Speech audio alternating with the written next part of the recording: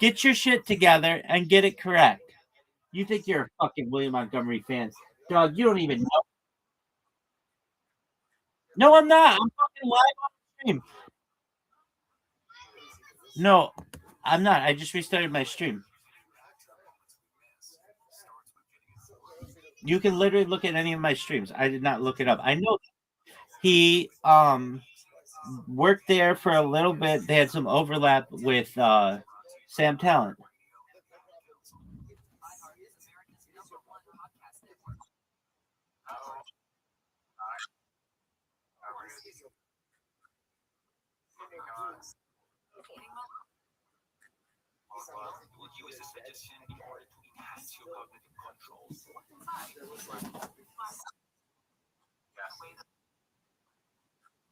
I'm really restarting my streams.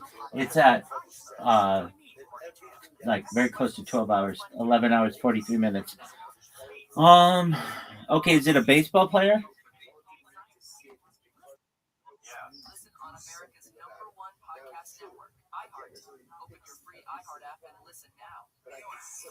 Do you know the name of the team?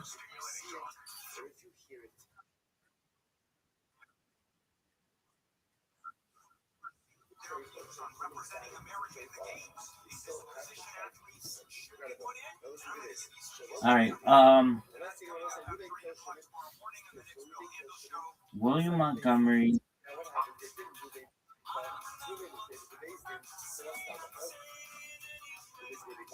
Do you know the position of?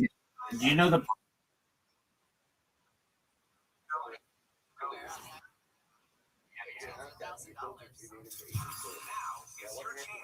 Um,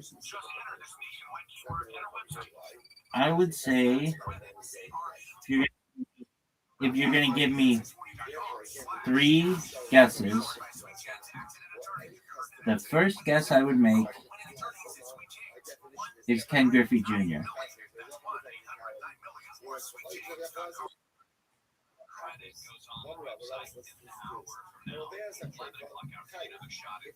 The second guess I would make is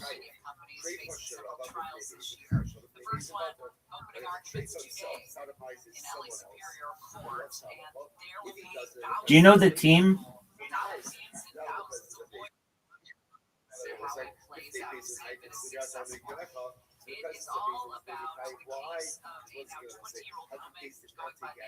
You know the team.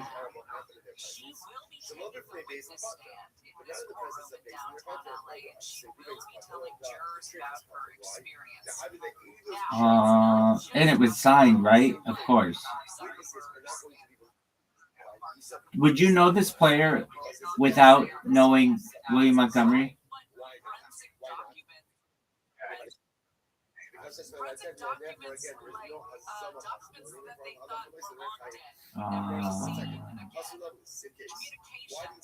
Mark McGuire.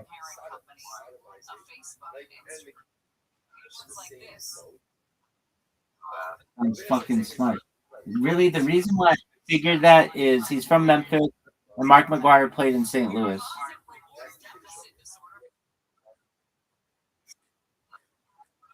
Oh, I was like, darn. Okay, that was cool. All right. So it's not either of those two.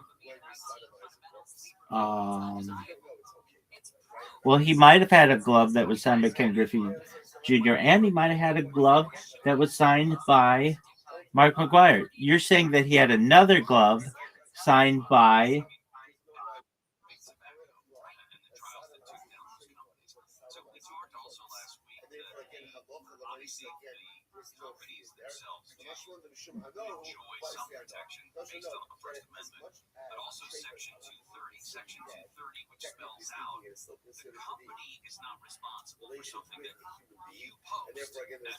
You wouldn't know who this baseball player was without William Montgomery, would you?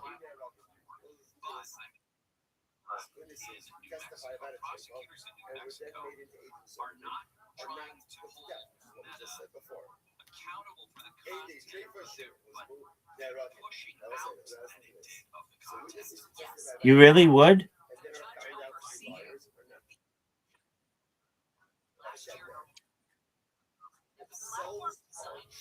Derek Jeter.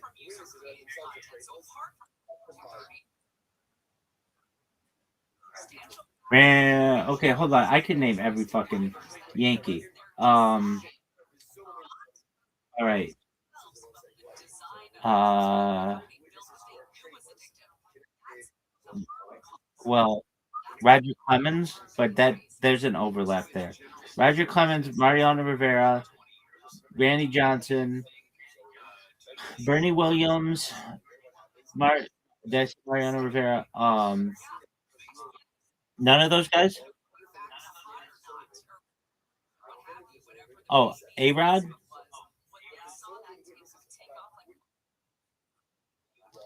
Um,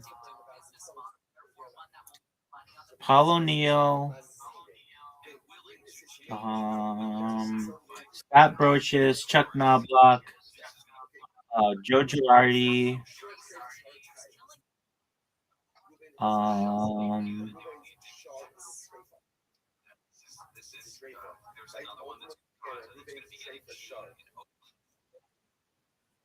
I said that twice.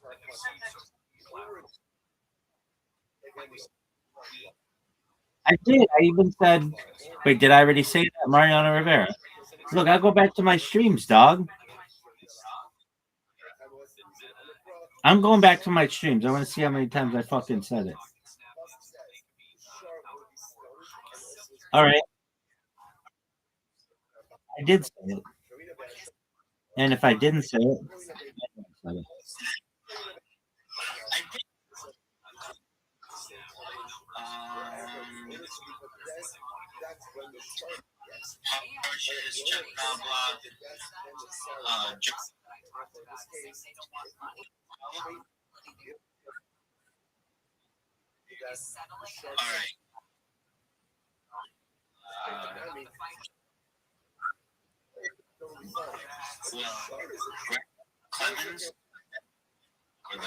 Hold on.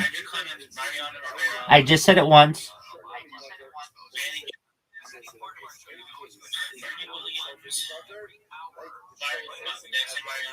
I said it twice. Dude, I did say it twice. So you wouldn't have paid attention.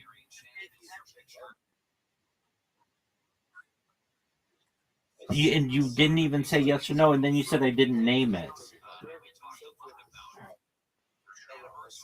All right. What did he get from his previous player?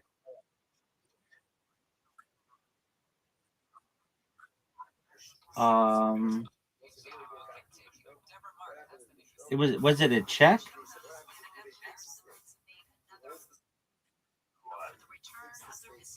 So it was a check.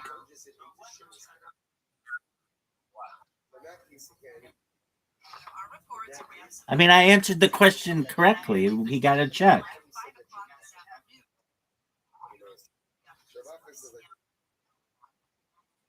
No, I remember that.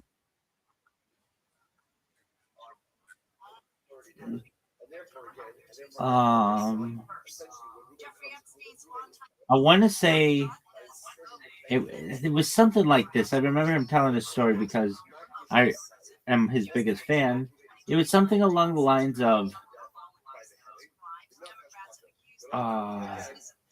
I want to say it was like during COVID. He was working at the storage place, and they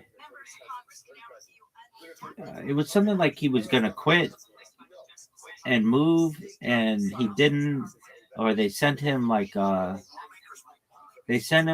back pay or something. Uh, but I don't know if that was exactly it. It was they, and so he moved out. He drove to Austin after quitting that job. It was a storage place, I believe, that paid him, and uh, it was like he was going to take unemployment or something, but they ended up paying him. It was for back pay.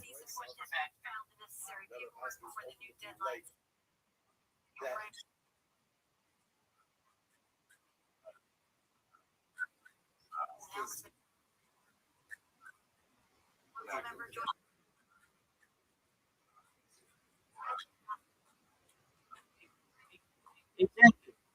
Exactly. It was back pay. Exactly right. So I got that right. And I don't know why you wouldn't just be like, yeah, it was back pay. They weren't doing things correctly and they owed him money. That's what that would be.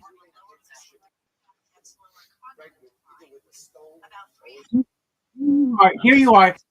You're like asking me like what check number it fucking was. And of course it's Gator Montgomery. Are you following Gator Montgomery on Instagram? No.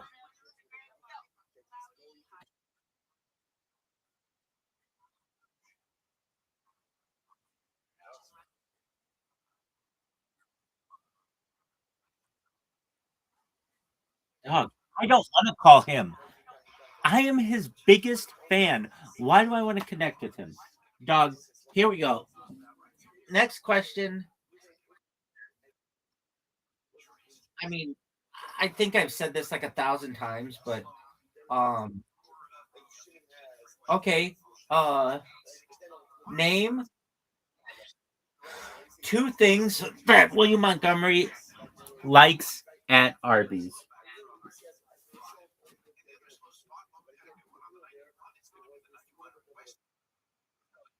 Dude, no. Two menu items, dog.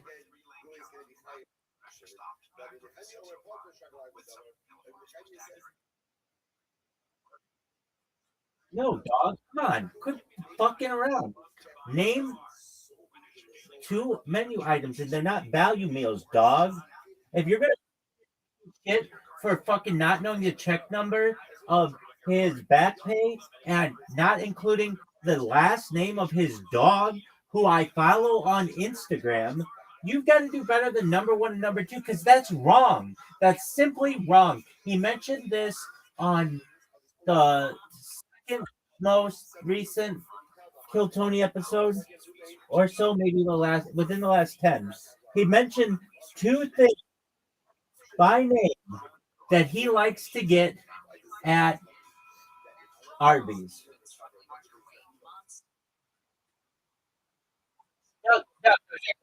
Get the fuck out of here with Whopper.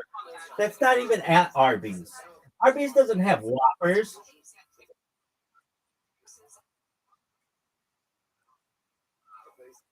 Neither do I know what fucking orders there, dog.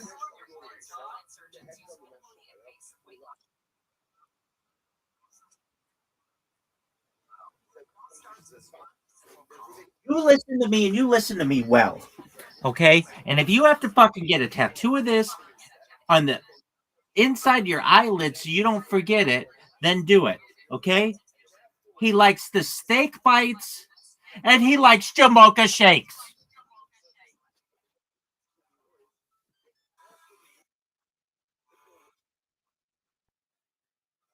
You're welcome. I'm the biggest William Montgomery fan.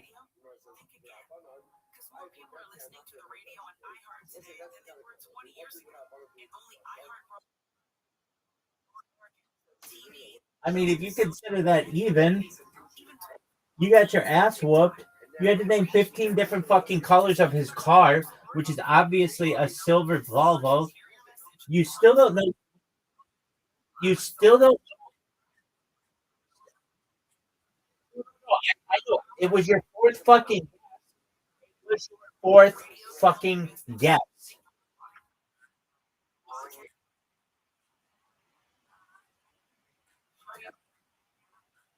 Doug, that William Montgomery doesn't have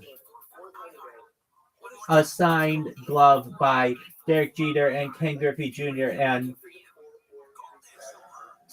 Mark McGuire. You don't know that. That's the answer to that. Okay, I got another one for you. What has William Montgomery recently been purchasing on eBay?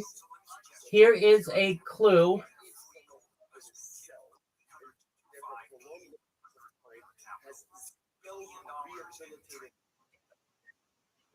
It is rolled. Generally, when you ship this item, it is rolled. It is rolled, meaning when you ship it, you don't ship it normal, you ship it rolled. Oh, you think he's been buying T-shirts on eBay?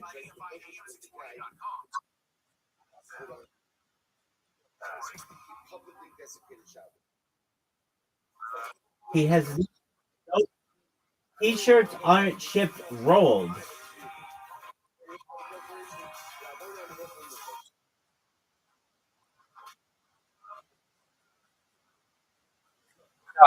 He's always buying, he's always buying T-shirts. Okay, here is a clue. He says that the thing that he bought recently, these things he's been buying them, he bought like 16 of them, and they smell, and he doesn't like their smell. And I will also give you another clue that these things that he's been buying that are rolled are larger than he is.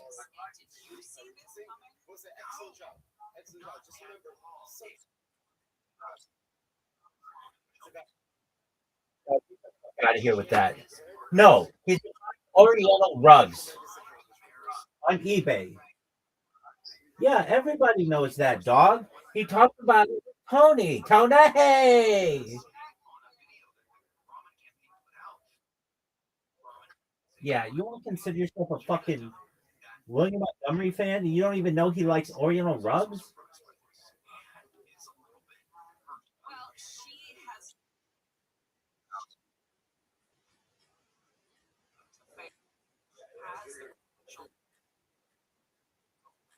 No, then I would, and I do because I'm the biggest William Montgomery ever. Give me another. Yeah.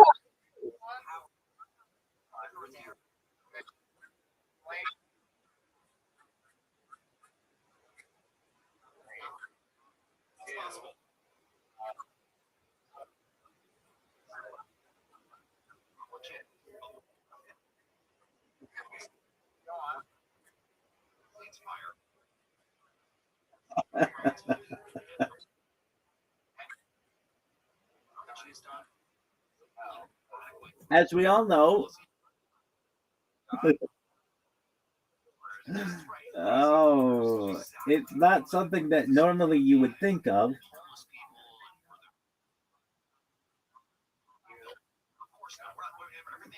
Well, I bet a good guess is it, it involves. I mean, I don't think this is included, but I think we can agree he did some cocaine, but that doesn't necessarily. That's not my answer. And I think he would also listen to music, but that's not necessarily included as well. But I think he still did those two things, or get high, or something like that. With that being said, I will go with go. We'll go with he would listen to music.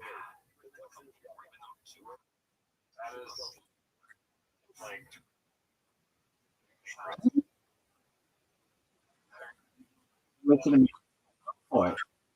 Yeah, go for it.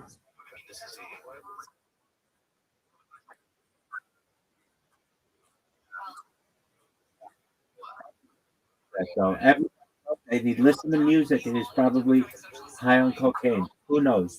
All right. Are you ready for this question?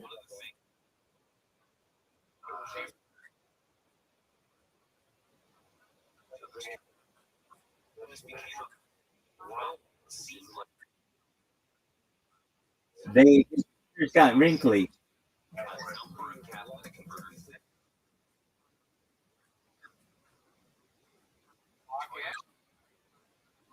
Yeah, I guarantee his fingers got wrinkly if he was in the dish pit. You didn't say worst thing. You didn't say worst thing. You said explain. All right. Well, perhaps it wasn't enunciated as well as William Montgomery would have preferred. Uh, he he cut himself.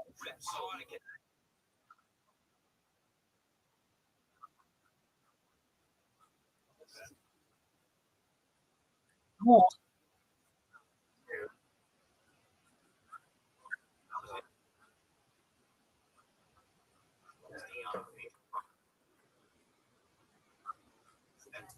All right. You ready for this, big dog? Are you ready for this? Are you ready?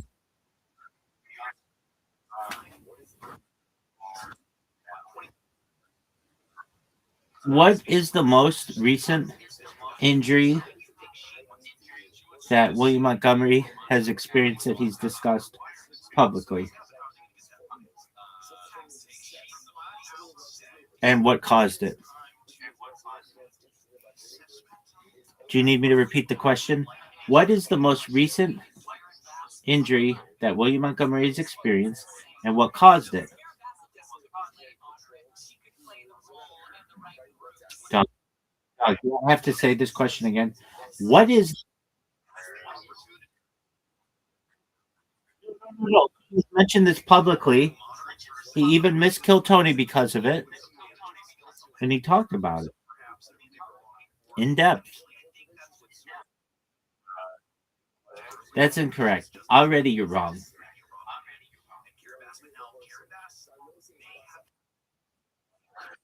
Doug, I already said he experienced an injury.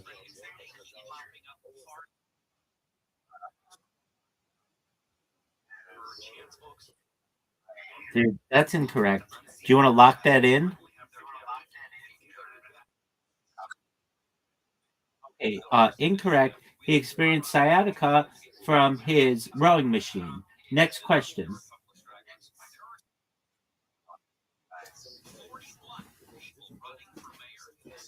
Fuck, hurt his brain. You hear this asshole? This is a Brendan Schaub apologist, folks. Next, he's going to be saying, well, there are only four women who accused Brian Callen of rape. The Los Angeles Times got it wrong.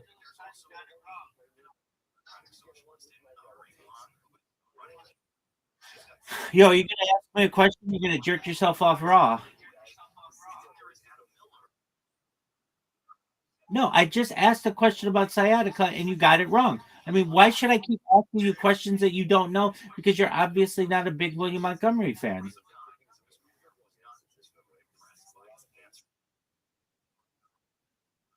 I did too. What was the injury and what caused it? And you knew the answer to neither.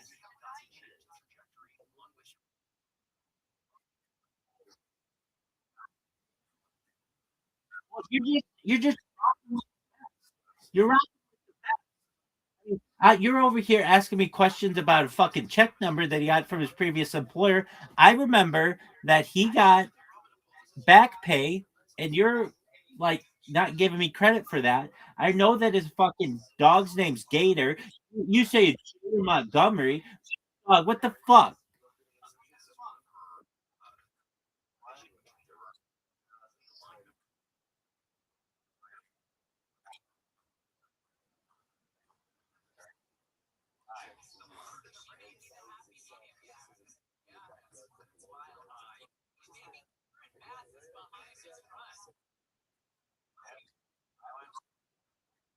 Was this but this is actually a really good question, truthfully. Was this a quiz about William Montgomery or William Montgomery's podcast producer? Because I don't know shit about that motherfucker. I know about William Montgomery. So give me a question about William Montgomery, son.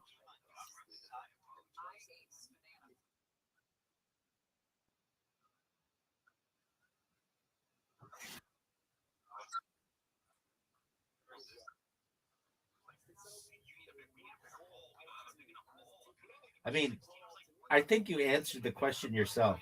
You're obsessed with William Montgomery's podcast producer, and I don't give a flying fuck about that person. I care about William Montgomery.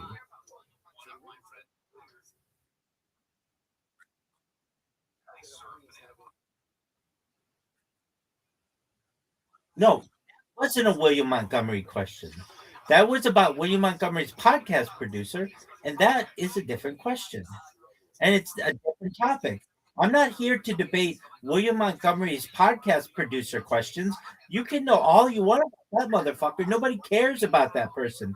They care about William Montgomery. Do you not understand?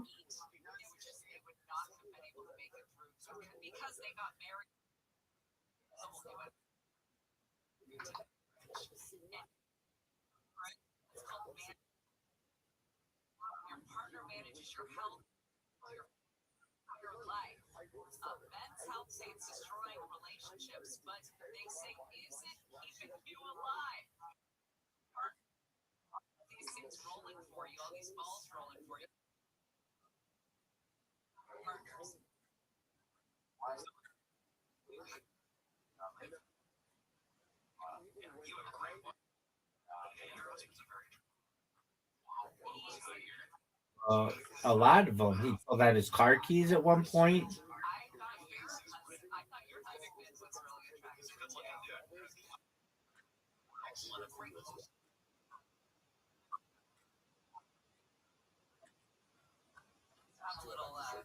Which boxy item?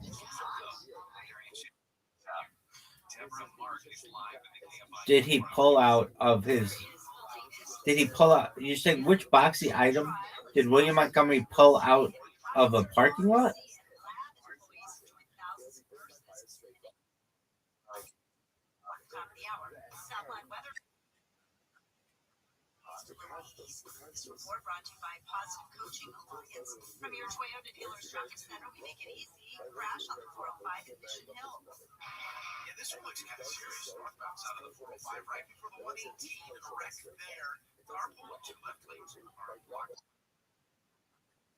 Yeah, because you didn't make it a full sentence previously. So please do.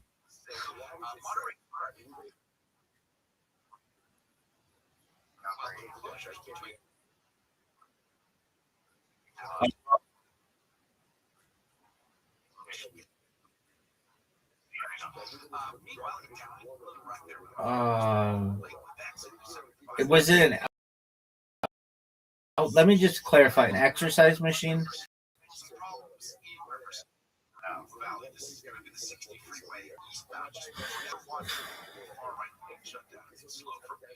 It was a.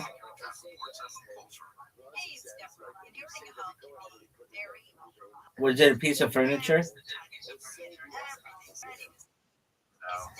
Mm, boxy item. A, a, a,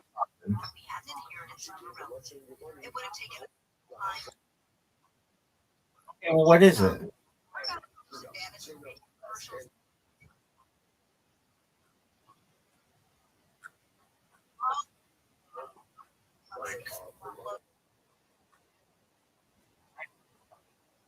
It's a temper. Yeah, okay, nobody would fucking understand that. That wait, that is a piece of furniture.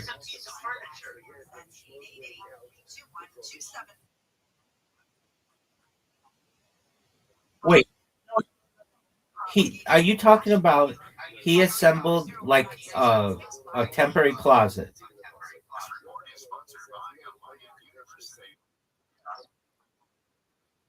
It's the furniture. Absolutely is. Get the fuck out of here. What a shitty question. And I got it right. No, ask if temporary closets are considered a piece of furniture. They are. It's like an armoire.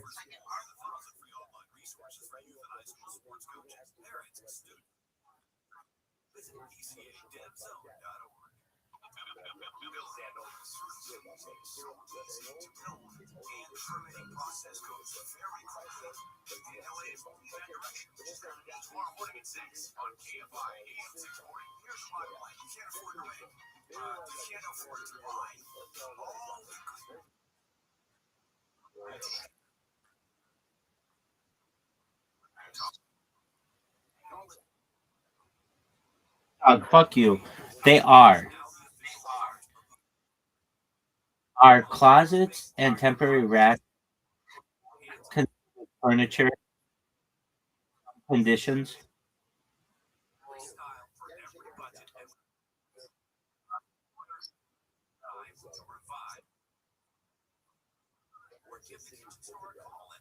Wait, yeah, temporary racks, however, are typically classified as furniture because they are movable, freestanding, and not permanently installed.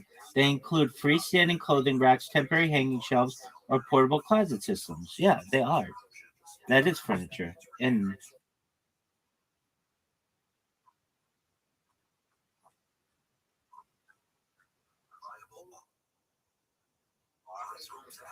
I'm saying that he has talked about putting multiple things together in a parking lot, and I didn't know if you were referencing he when he put together furniture, which is his temporary closet. Okay, and you didn't give me proper guidance on what you were referencing. First, you said this is something that he got out in a parking lot, which isn't even, and I said car keys, which is correct. Okay, shitty question, terrible question asker. All right, how about this? William Montgomery has a hobby that, dude, I could ask so many questions on this, and I'm going to. Uh, William Montgomery has a hobby that he likes to do, and he has a strategy that he follows with this hobby. And I'm going to ask you when he does the hobby, what does it do? So this it's a there are a few questions in here. All right, so um he if I recall, he says he finds this to be a relaxing hobby, and I'll say it's done indoors on a table. What hobby is it?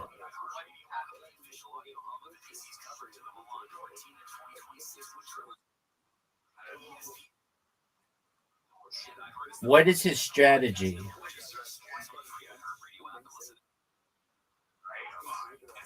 I mean, I gave you the answer. What else is he doing?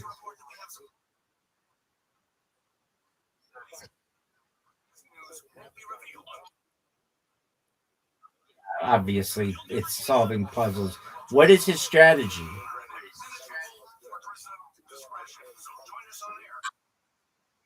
Incorrect. You want to guess again?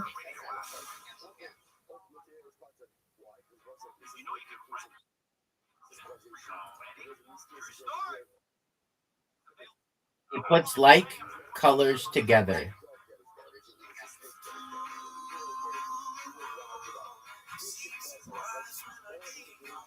All right. Here's he recently discussed a puzzle that he completed, and incorrect. And the puzzle that he completed had to do with something you find inside your house.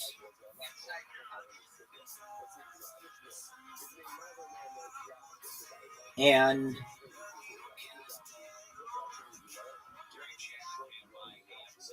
he named something that you find inside the thing that you find inside your house. Or most people would find this inside their house in the Western world. And it is, I'll just basically give you the answer, but you won't get the next thing. It is an appliance.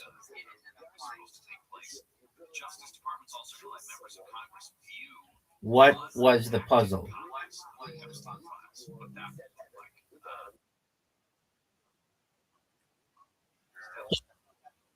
For bullshit.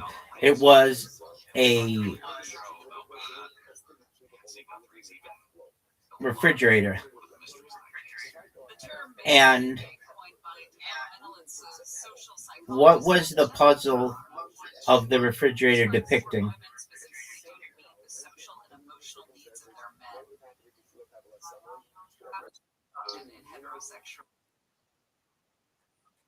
Incorrect. It had the doors of the refrigerator open and you could see all the food inside. What is one of the foods that was inside that he describes?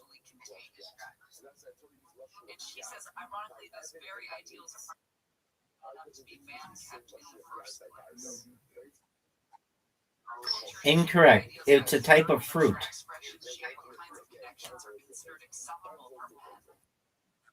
That's incorrect. You want to guess again?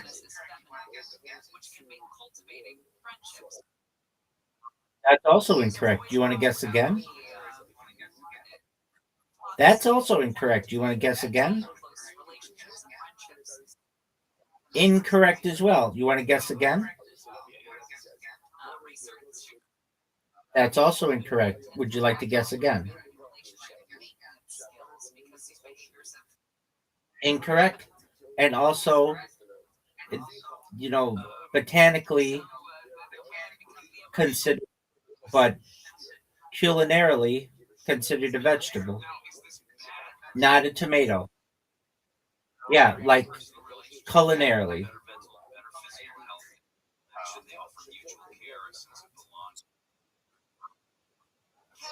I'll give you another clue because obviously you incorrect. Guess again. It's a type of melon.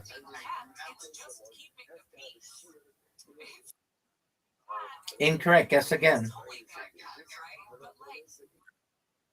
That's correct.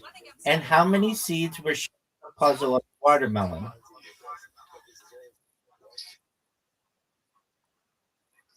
That's incorrect.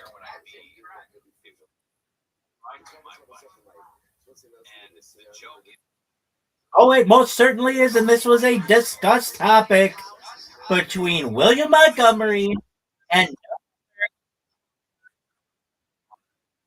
it was seedless watermelon, which was this stage with Tony Hinchcliffe because Tony Hinchcliffe said, "Were you able to recognize the watermelon by the seeds?" And William Montgomery said no because it was seedless watermelon.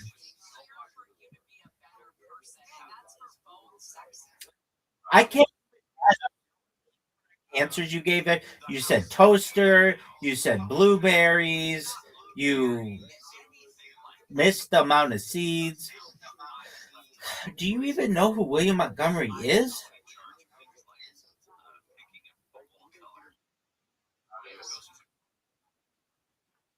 All right. I think we've proven here who the biggest fan of William Montgomery is. And we've also proven that a temporary closet is a piece of furniture.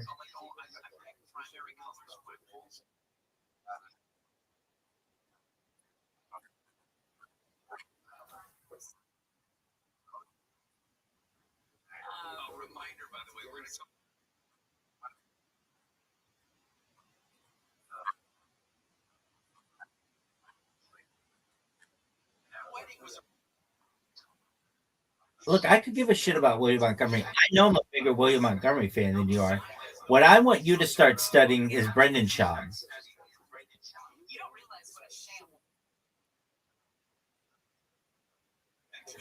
He is hilarious. He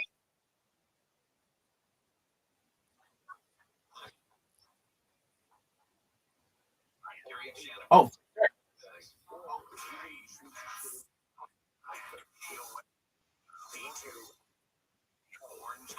here's the thing.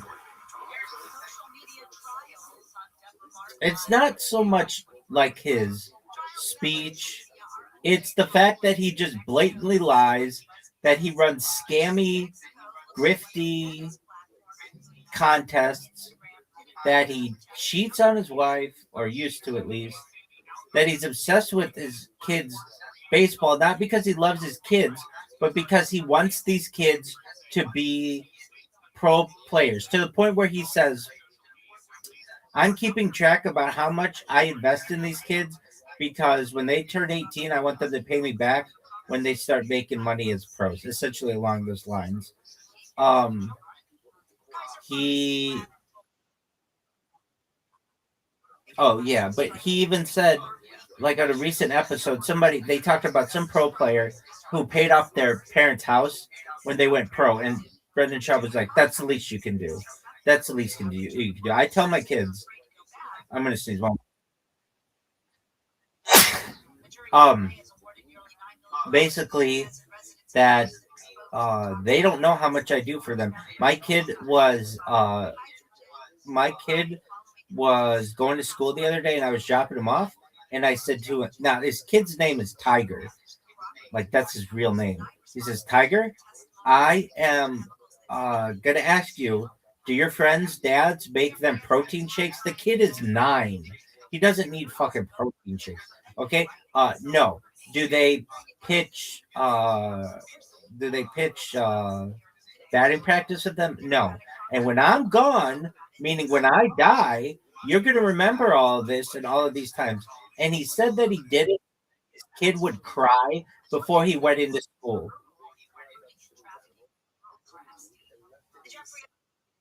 Not only that, he flipped out on his son. He's like, he always talks about this. He says, when my kids are playing a game, I always make sure to remember that like no criticism to any child has ever like helped the kid, meaning like, you know, trying to give them advice while they're not doing well, just to let them work through it. But I didn't do it in this one case, and I cussed in front of the entire team. I said the F word, and I had to apologize to all the other coaches and all the other like players. These kids are 9. There's no reason why you should be saying the F word in front of them. Like the mom yells shit in like yells shit in front of like 9-year-old kids. Like that's not a good example.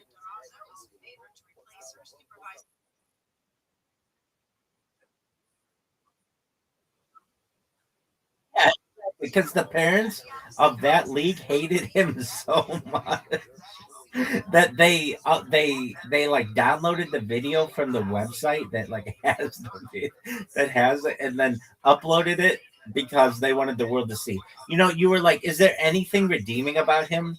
Yeah. Um. So there. Remember, I said they had this like designer baby. She has some issues. Like they didn't know exactly what it was. Um. When she was a little baby, or like normally children walk anywhere between like 6 months and a year and a half. It just depends on their development. But their kid was not, and they didn't know why. And this is a sad thing. Like I think it was. I could be wrong, but uh, Joe Rogan was having a fight companion or something. No, it wasn't. It was something like that. And like the boys were basically gonna be in a hot tub. The guys, like their friends, and the night that his wife went into labor and he wasn't there for the birth, or he came late or something because he was hanging out with the boys, and the wife like basically the baby didn't get enough oxygen, and she has a condition called, I think it's called like hypertonia or hypotomia, something like that. But basically this baby doesn't walk the way that it should be, and she needs braces on her legs.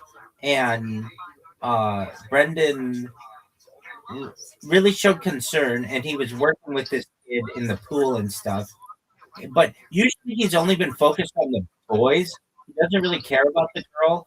But the fact that she's not walking, he was really sad about it. But on January 2nd, this was really cool. The child took the first step. And even though it's like really delayed, she's like starting to walk, and it's really beautiful. So, is there anything redeeming about him? Yeah, we want like everybody, those 200,000 people in that community want to see that kid. Nobody rips on the kids for being like everybody's really positive about the kids. They're just like, dude, your parents are absolute garbage. But we want those kids, and I'll as a spokesperson for the homeless cats, we want those kids to be successful in spite of what their parents put them.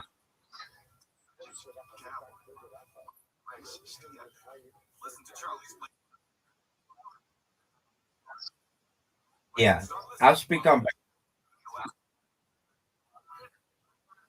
All right. Do you want any more William Montgomery trivia?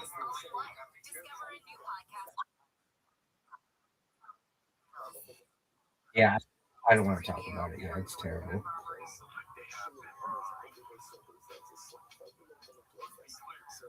It's just there's nothing more disappointing.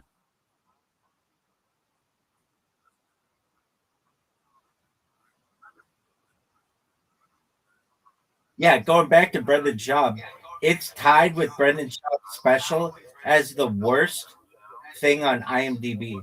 It has a 1.1, and so does his special Gringo. Dude, it's all political hate, and especially it came out like the same weekend as that other shit.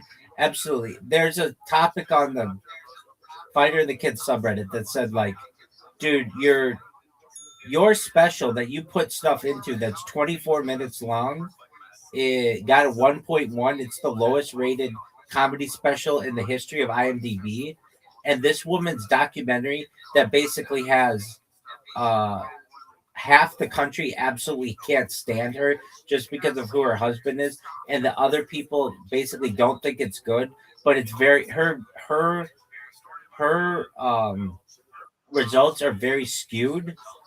Has the same score as your comedy special. Dude, we should just watch his comedy special one of these days so you know exactly what I'm talking about. It's only 24 minutes long. Like it's Dude, let's just watch it. I'll watch it with you right now. It's 24 minutes long. It's not that long.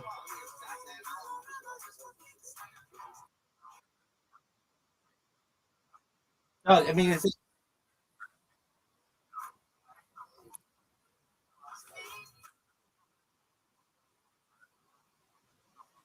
dude. Oh, so he says, I can almost do it word for word.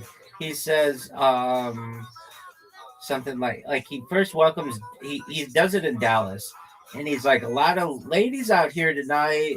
Dicey, dicey.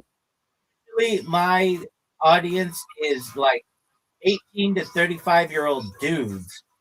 And then he goes into he talks about uh like I don't remember everything, but like he talks a lot about uh Mexicans, and like his wife, who is he says is illegal, um said that uh she's from Guadalajara, and like that he was like on a ketogenic diet, and that he was trying, like, what does ketogenic mean?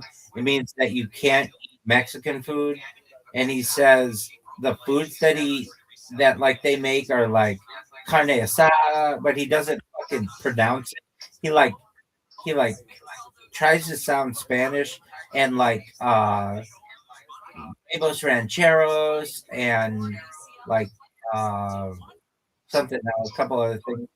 And then like he'll be like his wife said that it was during the pandemic, and like the neighbors moved in or something, and like it would be nice if she made them some uh like Mexican cookies. And he's like, oh, what are Mexican cookies? Like chocolate chip with salsa on top? Like that's like really weak joke. And then then he talks about, you laughed at it. And then he talks about like there like his big finish is something like it was when he lived. Dude, you fucking love this guy. It was when he lived in he was living in Calabasas, and there was like a mountain lion that was spotted, and he talks about like he was gonna hunt this mountain lion because somebody saw it on a Ring camera, and he got like night vision goggles at the store, and like a gun with like a laser on it, and was just trying to hunt down this cat. And like basically his wife was like, are you gonna be able to get it? And then he went, and he's like he goes outside to go and try to find it, and then he realizes that like it's a mountain lion, like it's a lion of the mountains, and then pushes out, and then runs back into his house, and like just is like, oh, I guess we live in its fucking territory. And then at the end he's like, that's my time, Dallas. I mean, that's like, it's 24 minutes long. It's not that long, and I just did like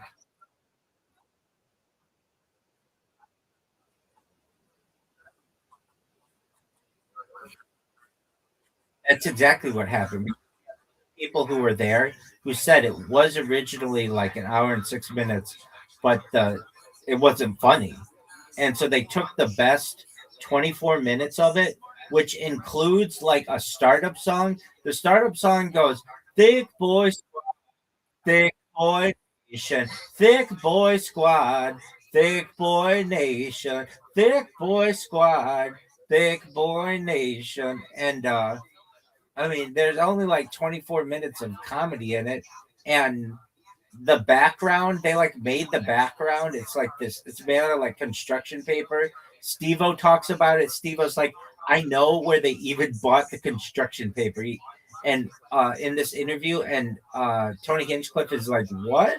What's this now? He's like, I'm obsessed with it. Like, I found out everything that he did. It was at the Dallas Improv. Like, basically, Steve-O said, like, I got obsessed with it. Like, and he's not the only one. There are people who, like I said, they spent 24 hours watching the special, and I watch them like at least once a week. Watch them watch the special, and they just have it playing in the background for like 24 hours. And well, they only put out 12 hours of it, and the rest is on their Patreon. But at least I watched like this thing 12 hours, and then they interview people who were there, and then they interview some like bigger time UFC people to ask them about their opinion on it. But like, it's become like a cult classic. And if you watch it, is it the worst comedy special ever? No, it's like might have a joke or two that aren't that bad, but he like, what's a joke that he says? This is the best joke that everybody says. He says, "Oh, they talk about the pandemic and how everybody in LA went on lockdown, and LA became North Korea with a beach, and that's like his big joke. And in a lot of ways, I mean, I don't know what North Korea is like, but during pandemic, LA was like pretty strict on stuff, though I don't know how it was in comparison to Canada. But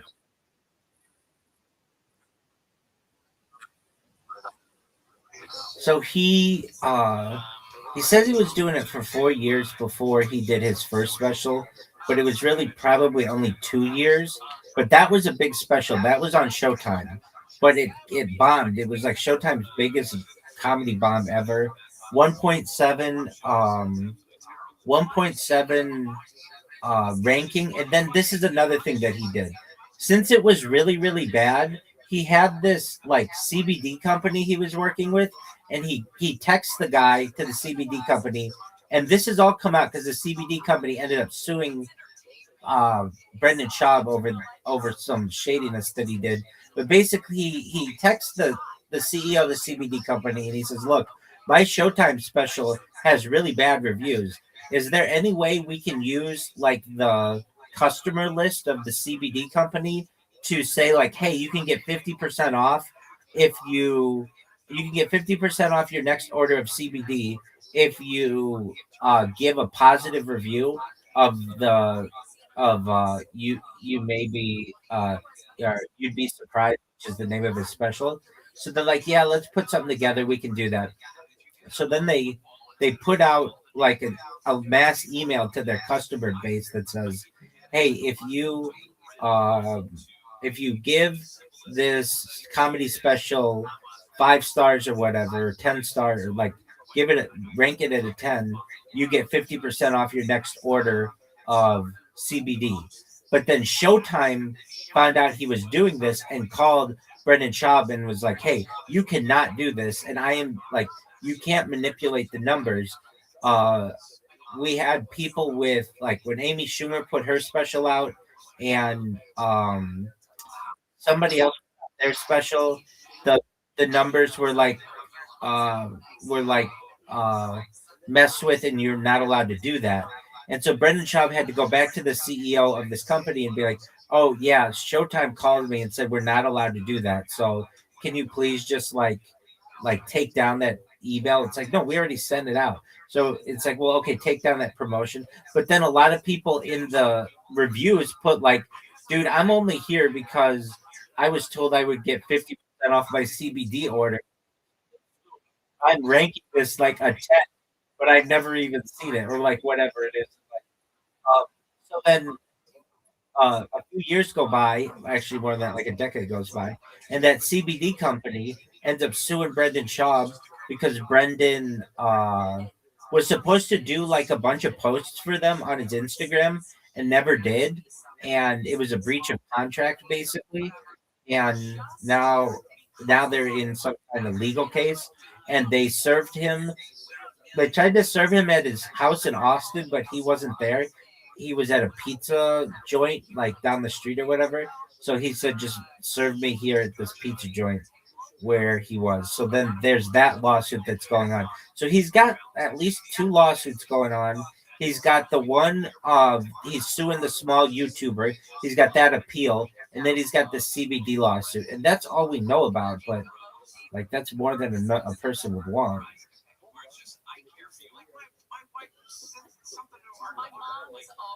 Like he talks about, you were like, what other jokes does he do? He talks about he wouldn't be able to go through another pandemic or another lockdown because he can't stand being around his family. He says that his wife is like he before he married his wife, like his friend was like, you got to get with a Latina, man. They're spicy. And then he's like, yeah, you know what spicy means? It means they're assholes. Like he's calling his wife an asshole in his stand-up, and that he can't stand being around his kids during the lockdown. But like, which I understand, but then don't be like, oh, I'm the ultimate family man. I don't know. I just talked about this fucking special for half the time of the actual special, which you could have just watched. But you next time you come, we got to watch the special. The specials, they're absolute. Oh, God, I can't even put into. I think I am like,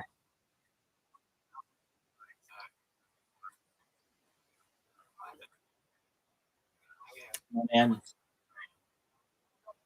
you don't know the lore. Did you hear Shane Gillis talking about him and how hilarious it is? And Ari Shafir, it's absolutely fucking hilarious. When you get into the lore,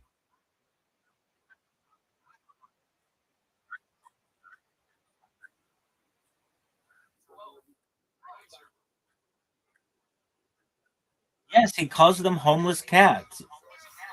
He says their opinion doesn't matter. It's like they're homeless people. It would be as if it was a cat having a negative impression of him. That's where the term homeless cats comes from.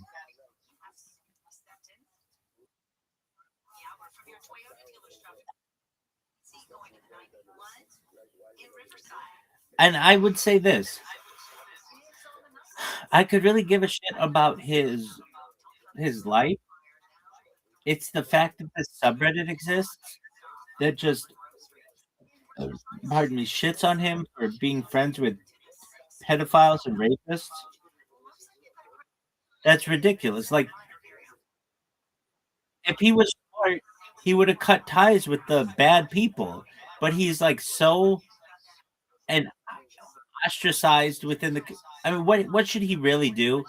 He should really go get a job, but he refuses to do that. So he does the podcast thing, and he does these like scams of people, and it's just hilarious that this guy thinks no, he couldn't sell out. He used to do stand up, and when he would be on the road, he would cheat on his wife. And basically, he got caught publicly cheating on his wife. So then and the other issue is he couldn't sell out anywhere. And they actually do an interview of him talking about he was in Oklahoma, and he's got this huge theater in Oklahoma, and there it's like 3,000 people, and it shows on the website sold out. So he thinks he's making a lot. So it's a little before the show, and he goes to the show promoter. Um, the show promoter comes to him actually and is like, "Okay, so I'm gonna get going, but I'm gonna give you your check for the show." And Brendan Schaub's like, "Okay, great." and he gives him the check, and Brendan's like, it's really small. Um, it says that it's sold out on the website. What? Why is it so small? And the show promoter's like, yeah, we had to say that so that we could comp tickets to people because nobody knows who you are. They may know who you are in Los Angeles or New York, but nobody in Oklahoma knows who you are. And you have to understand, we had to get the ball moving on these tickets because nobody was showing up. You sold like 18 tickets or something for like three out of 3,000 seats, and so you have to understand there are two things working against you. One, it was an Oklahoma Sooners football game that weekend, and two, there was like a tornado or something, tornado like warning or something. So like he was supposed to do the show. He was supposed to do the show in front of like three a packed house of 3,000 people, but nobody showed up. Only like 12 people showed up. And so he asked if the 12 people would go back to the green room and he could just perform in front of the green room, which nobody would do. And they're like, no, just go out there. You can go out there and give them a hell of a show. That's what the guy said. And he said, look, and if you do a good job, maybe a few years go by and we can have you back, like trying to give him some positivity about this, but basically he was going around to different cities and they start with the tickets that like for a normal comedian might be like $100 and none of those sell out. And then they get down to where it's two tickets for $5 or it's just a free show. You can come to the show for free, which no comedian wants to have happen. The only thing is it's like a 2 drink minimum. And he was getting to the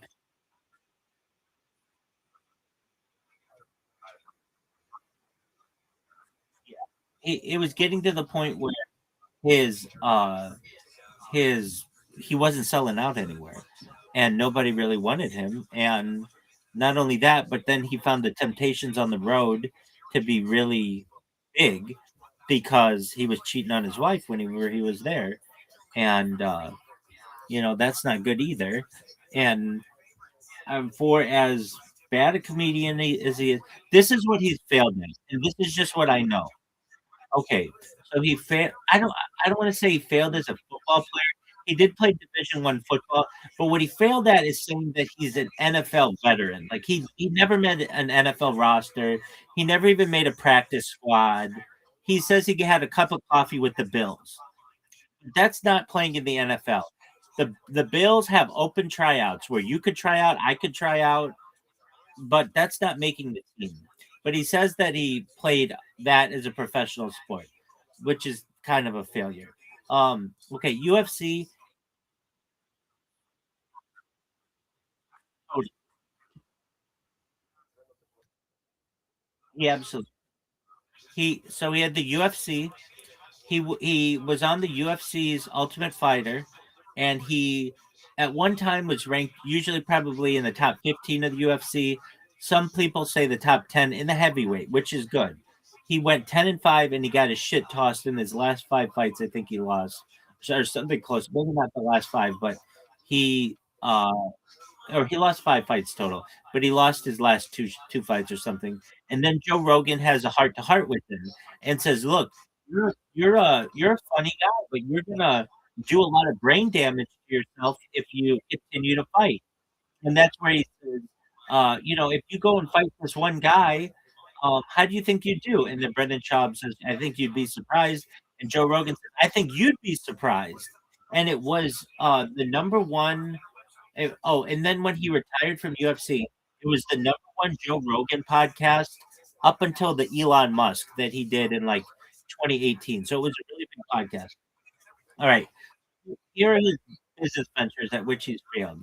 He did something called, he did a ton of podcasts. So he did the King and the Sting, which then became the King and the Sting and the Wing, which then became the Golden Hour, which is still going, but it's not popular at all.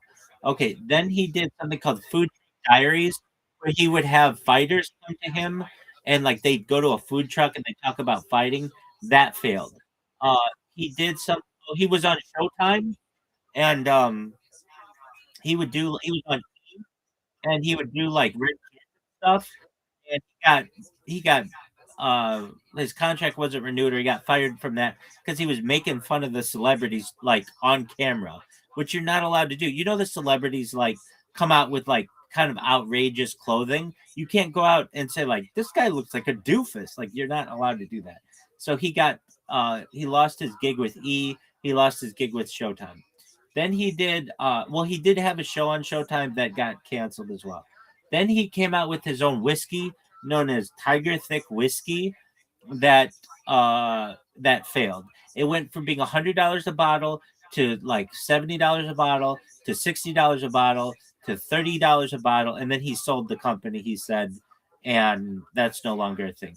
Then he had something called Tiger Thick or Thick Boy Productions, where he wanted to be a music producer, and nobody wanted to sign with him. And so he didn't. They put out like a few songs, but nothing really came of it. Then he put out it's called Thick Boy Bicycle Club, which was he wanted to get into bicycling, like two-wheel bicycles, and so he was going to do a bicycle run from San Francisco to L.A.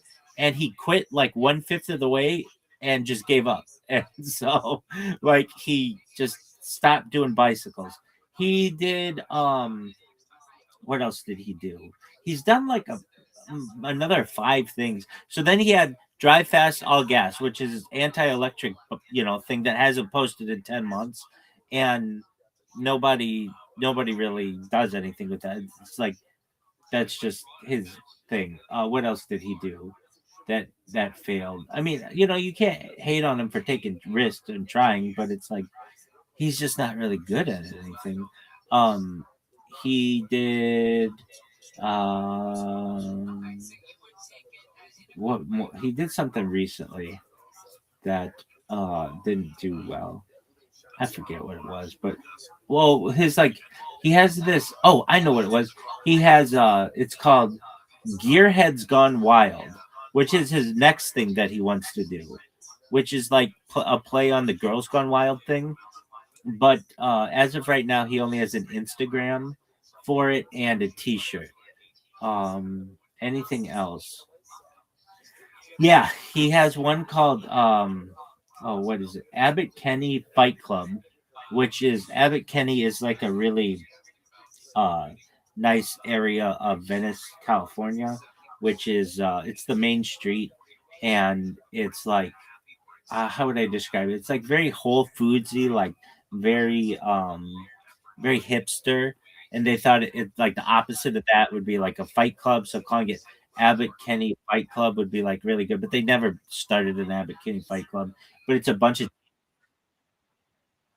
that's exactly right. I mean, you get the point. Like everything he does, he he basically tries to uh have the next big idea, and it just he doesn't see it through, and he gives up on it, and it isn't very successful. So then his newest thing is Drive Fast All Gas, and even Joe Rogan can't get the name of it correct, and it hasn't posted in 10 months, but yet he still puts out car content. But it's not even like, hey, we're gonna change the oil on this car today. It's like, hey, I'm gonna get my car modded. He drops it off, and then right before it's done, he'll take out 2 bolts and be like, "All right, I helped." And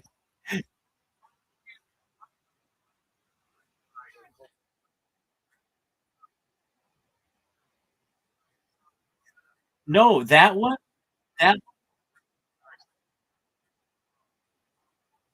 that one, nobody does undercar work, but doesn't have like one of those rollers, and also doesn't have like a headlamp. Like he's doing it on a clean floor. It's not like what you would normally where you do mechanical stuff. It's just not how it's done.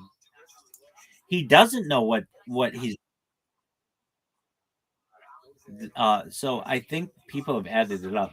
In the UFC, he made something like $400,000 or something, and then when he would tour, As a comedian, he would make just short of $1 million, but there were a lot of expenses with that. And then with the fighter and the kid, he makes something like uh, maybe 400 or $500,000 from that. Um, he's got expenses to that though, but that's with already paying Brian Callen. He pays Chin, his producer, $100,000 a year, and then I hate that I know all this about him. And then he has his own show, which does maybe another 200, $300,000, and then he has the Golden Hour, which does maybe another $200,000, something like that. And so all in all, he might be making $1 million a year. There's a lot of overhead in that. 300,000 of that goes to Brian Callen. Another 100,000 of that goes to his producer. And then he's got to pay Dalia and Eric Griffin. So maybe they're getting 100 grand or 200 grand each or so. I mean, it's not exactly. And then yeah, so each one of those ad reads that they do is like $5,000.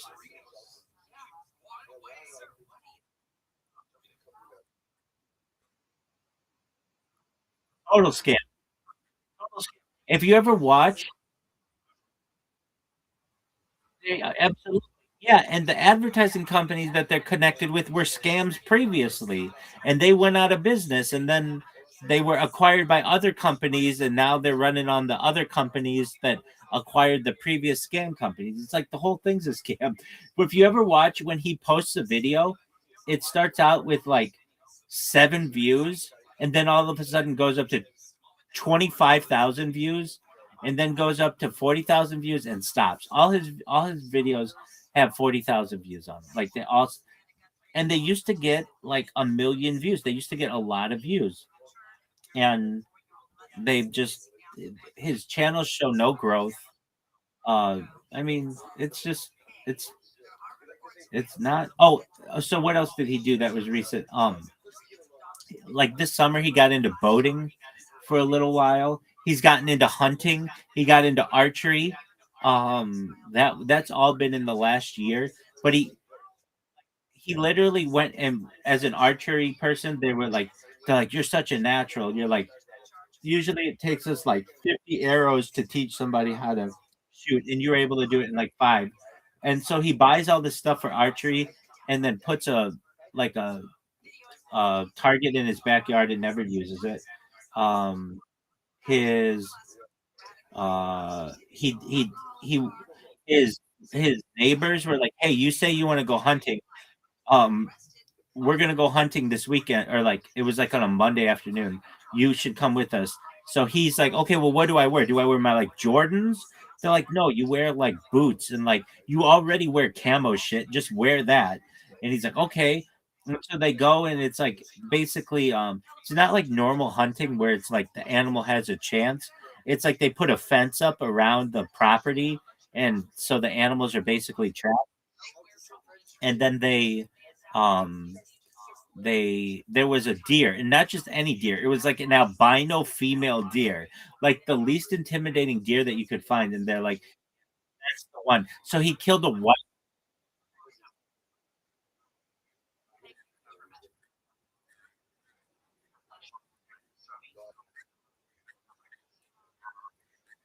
I mean, he was like, normally,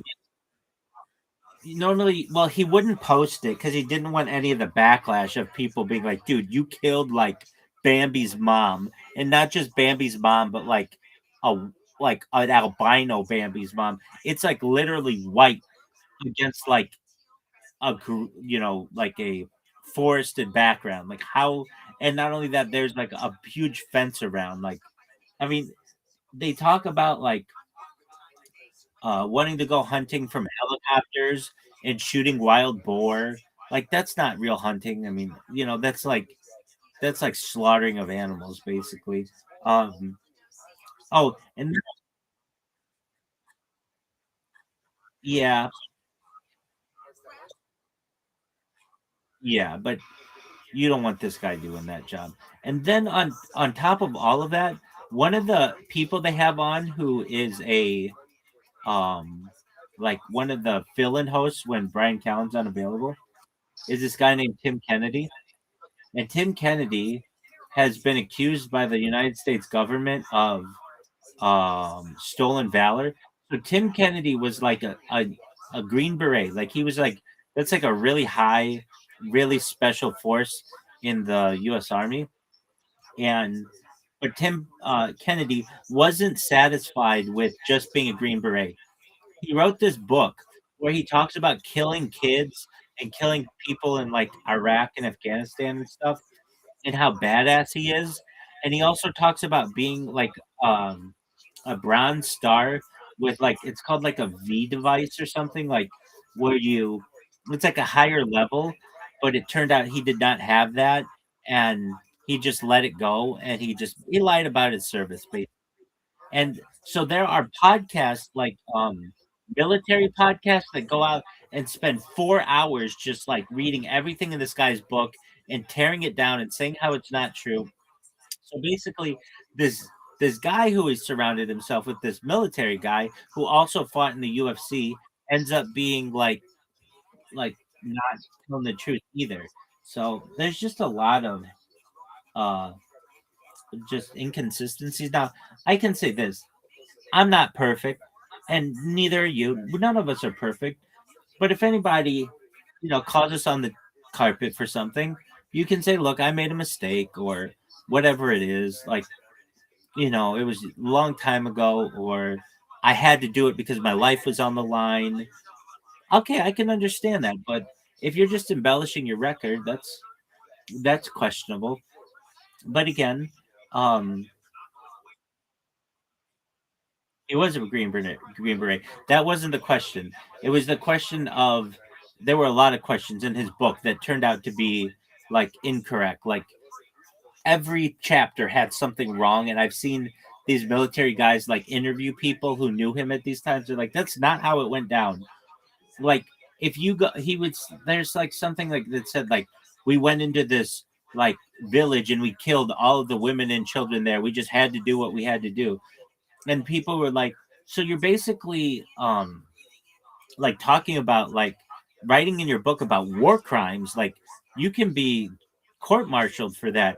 And the people who were there were like, "It did not go down like I don't know why he would like say that he committed war crimes. That's just not how it happened."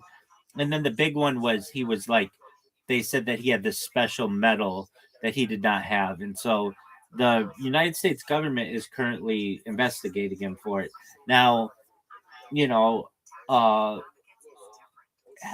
has everybody ever like basically, I don't want to say made up things, but like inflated themselves?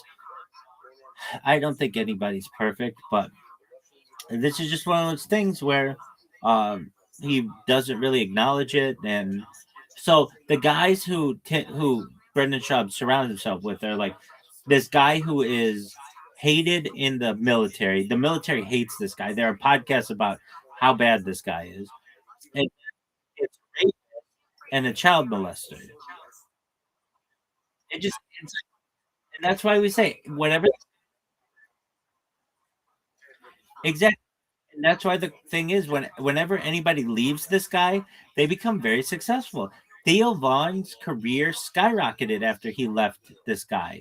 He started interviewing Donald Trump and JD Vance and like all these really important movers and shakers. When his producer left, he was in Super Bowl commercials and he was on Saturday Night Live and um he was in like a bunch of commercials recently. He's on commercials for all kinds of shit.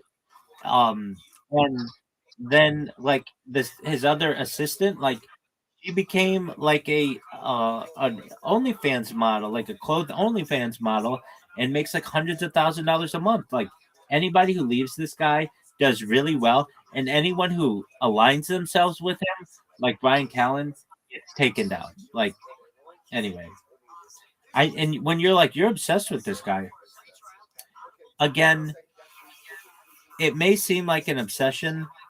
The guys of the podcast that I watch, those are the guys who are really obsessed. But I'm like in it like Shane Gillis is in it. It's hilarious to watch the dumpster fire.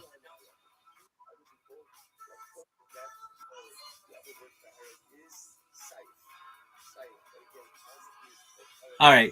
With that, Riser, I've got shit to do. I've been saying this for 5 hours. Go watch that compilation that I sent you, and then come back when you're done.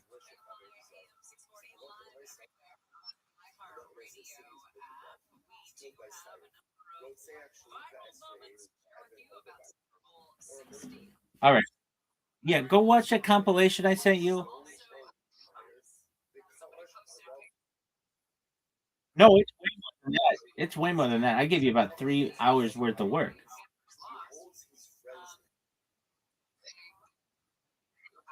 So you go do that. You get your 15 hours. Yeah, and you get your 15 hours of sleep, and then come back when you're all refreshed. All right. Take care.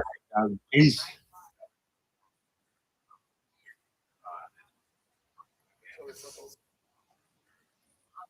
There will be very absolutely fascinating. 100%.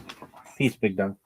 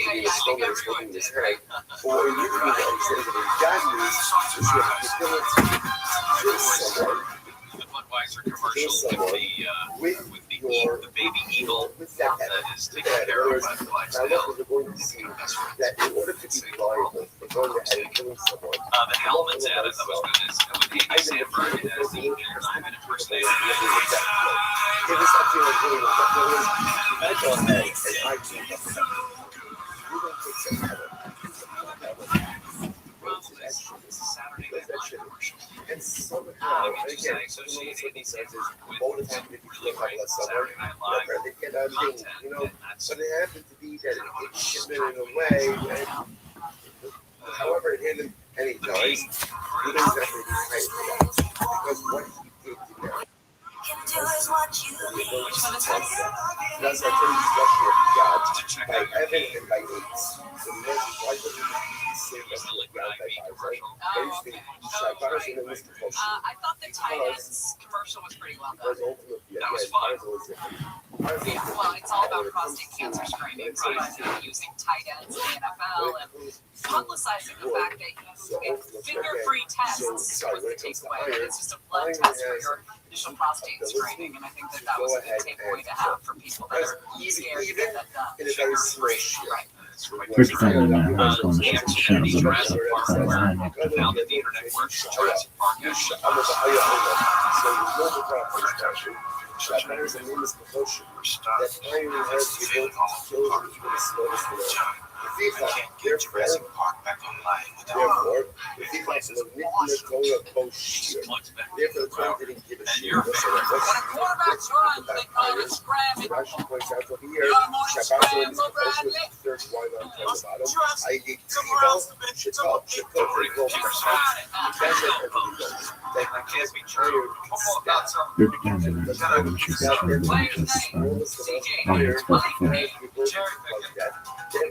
Anyway, Matthew McConaughey and Bradley Cooper go back and forth. I liked it. I found that more entertaining than the Friends Tom Brady Ben Affleck one.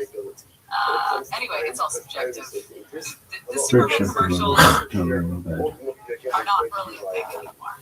The way they used to be, they used to shock you. Shema, Now you're just like, Yisrael, that was kind of clever. Adonai, Elohim, Adonai, Echad. Berkshire Kavod, totally love that. If somebody can do play-by-play of a commercial on Super Bowl Sunday, it's not gonna hit. All right, a teacher dies, but before he does, he set up a system that after he was gone, postcards would be mailed to people in his life. You like it? You not like it? Surprise mail from a dead person? Get into it. Back Gary and Shannon will continue. Deborah Mark is live in the Unified 24-hour news. Here's the latest is that Phoenix, Arizona has returned to fancy got-to-be smoke. Savannah got-to-be smoke, missing out for more than a week. And LA City Councilwoman Cynthia Robin has joined the mayor's race. Well, at more than the top of the hour from the AirView.com Weather Center to the Olympics software TV. Partly cloudy, high 60s to low 80s. This report brought to you by Bet Online. From your Toyota dealer traffic center, we make it easy. Back to the 91 in Riverside. On the west 91 before we get to Los Angeles, we got that semi-fire and the 3 left lanes are blocked. They stopped them from about Adams Street and they're hoping to get this cleared in another hour. So just be aware of that. You got to take that 91 west. Also, bring about 215 north at Fox Springs. Got a crash course that's blocking that on-ramp. Roadwork is slowing it down. Elevation 10 eastbound from Singleton to Cherry Valley Boulevard. Got one light close to 3 today. And in North Long Beach on the 91 eastbound right at Cherry Avenue. A new one is going to be blocking the 2 right lanes there.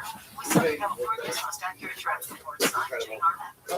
This report is sponsored by Mothers Against Drunk Driving. For victims of drunk and drug driving, in the fire. our grief is unique. That here, But you I are didn't not create alone. these circumstances, You always right? have a place. Louvain, At sorry, Mad. shouldn't Call have our already 24-hour been victim before, helpline or at really 877 shouldn't have already MAD HELP or visit Fire. mad.org. How do I know Markets talk that if outcomes. Louvain Bet Online owns puts its odds equity behind them. over For the decades, fire, bettors have trusted that Bet Louvain Online for fire. accurate lines, deep prop markets, Very and true. real It's action more across America, every major as it market. says, Get the latest Obey odds, Ava. live props, and Obey in-game Ava. wagering Or throughout the year. Louvain Bet Online. treats The children game as starts innocent. here. You're losing Very your hair, true. and you need a Unfortunately, simple the Obey solution Ava that works. code. You want the It's best. the Modern technology The with Lavos top-rated is on the physicians, sunset. something that's guaranteed to work. Guys, you need advanced hair. They've completely redefined hair restoration from the experience itself to their unmatched results. The sunset Receding means hairline, holding bald someone spot, thinning hair? Address all of them with Advanced Hair's simple one-day treatment in a calm, relaxed environment with the most experienced professionals. Advanced Hair has performed tens of thousands of these breakthrough treatments.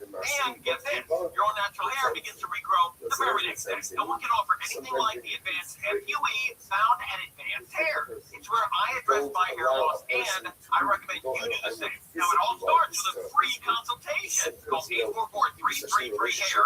If you qualify, you're also going to get $250 off and 250 free hair grafts. Redefine your hairline with the team that's redefined hair restoration. 844-333-HAIR. 844-333-HAIR. AdvancedHair.com. Gold and silver drops in value. And then came back the next day. Why? Because, well, gold is gold. It's the gold standard, and I have gold in my portfolio. So let me suggest you call Lyra Capital and get a free gold investment.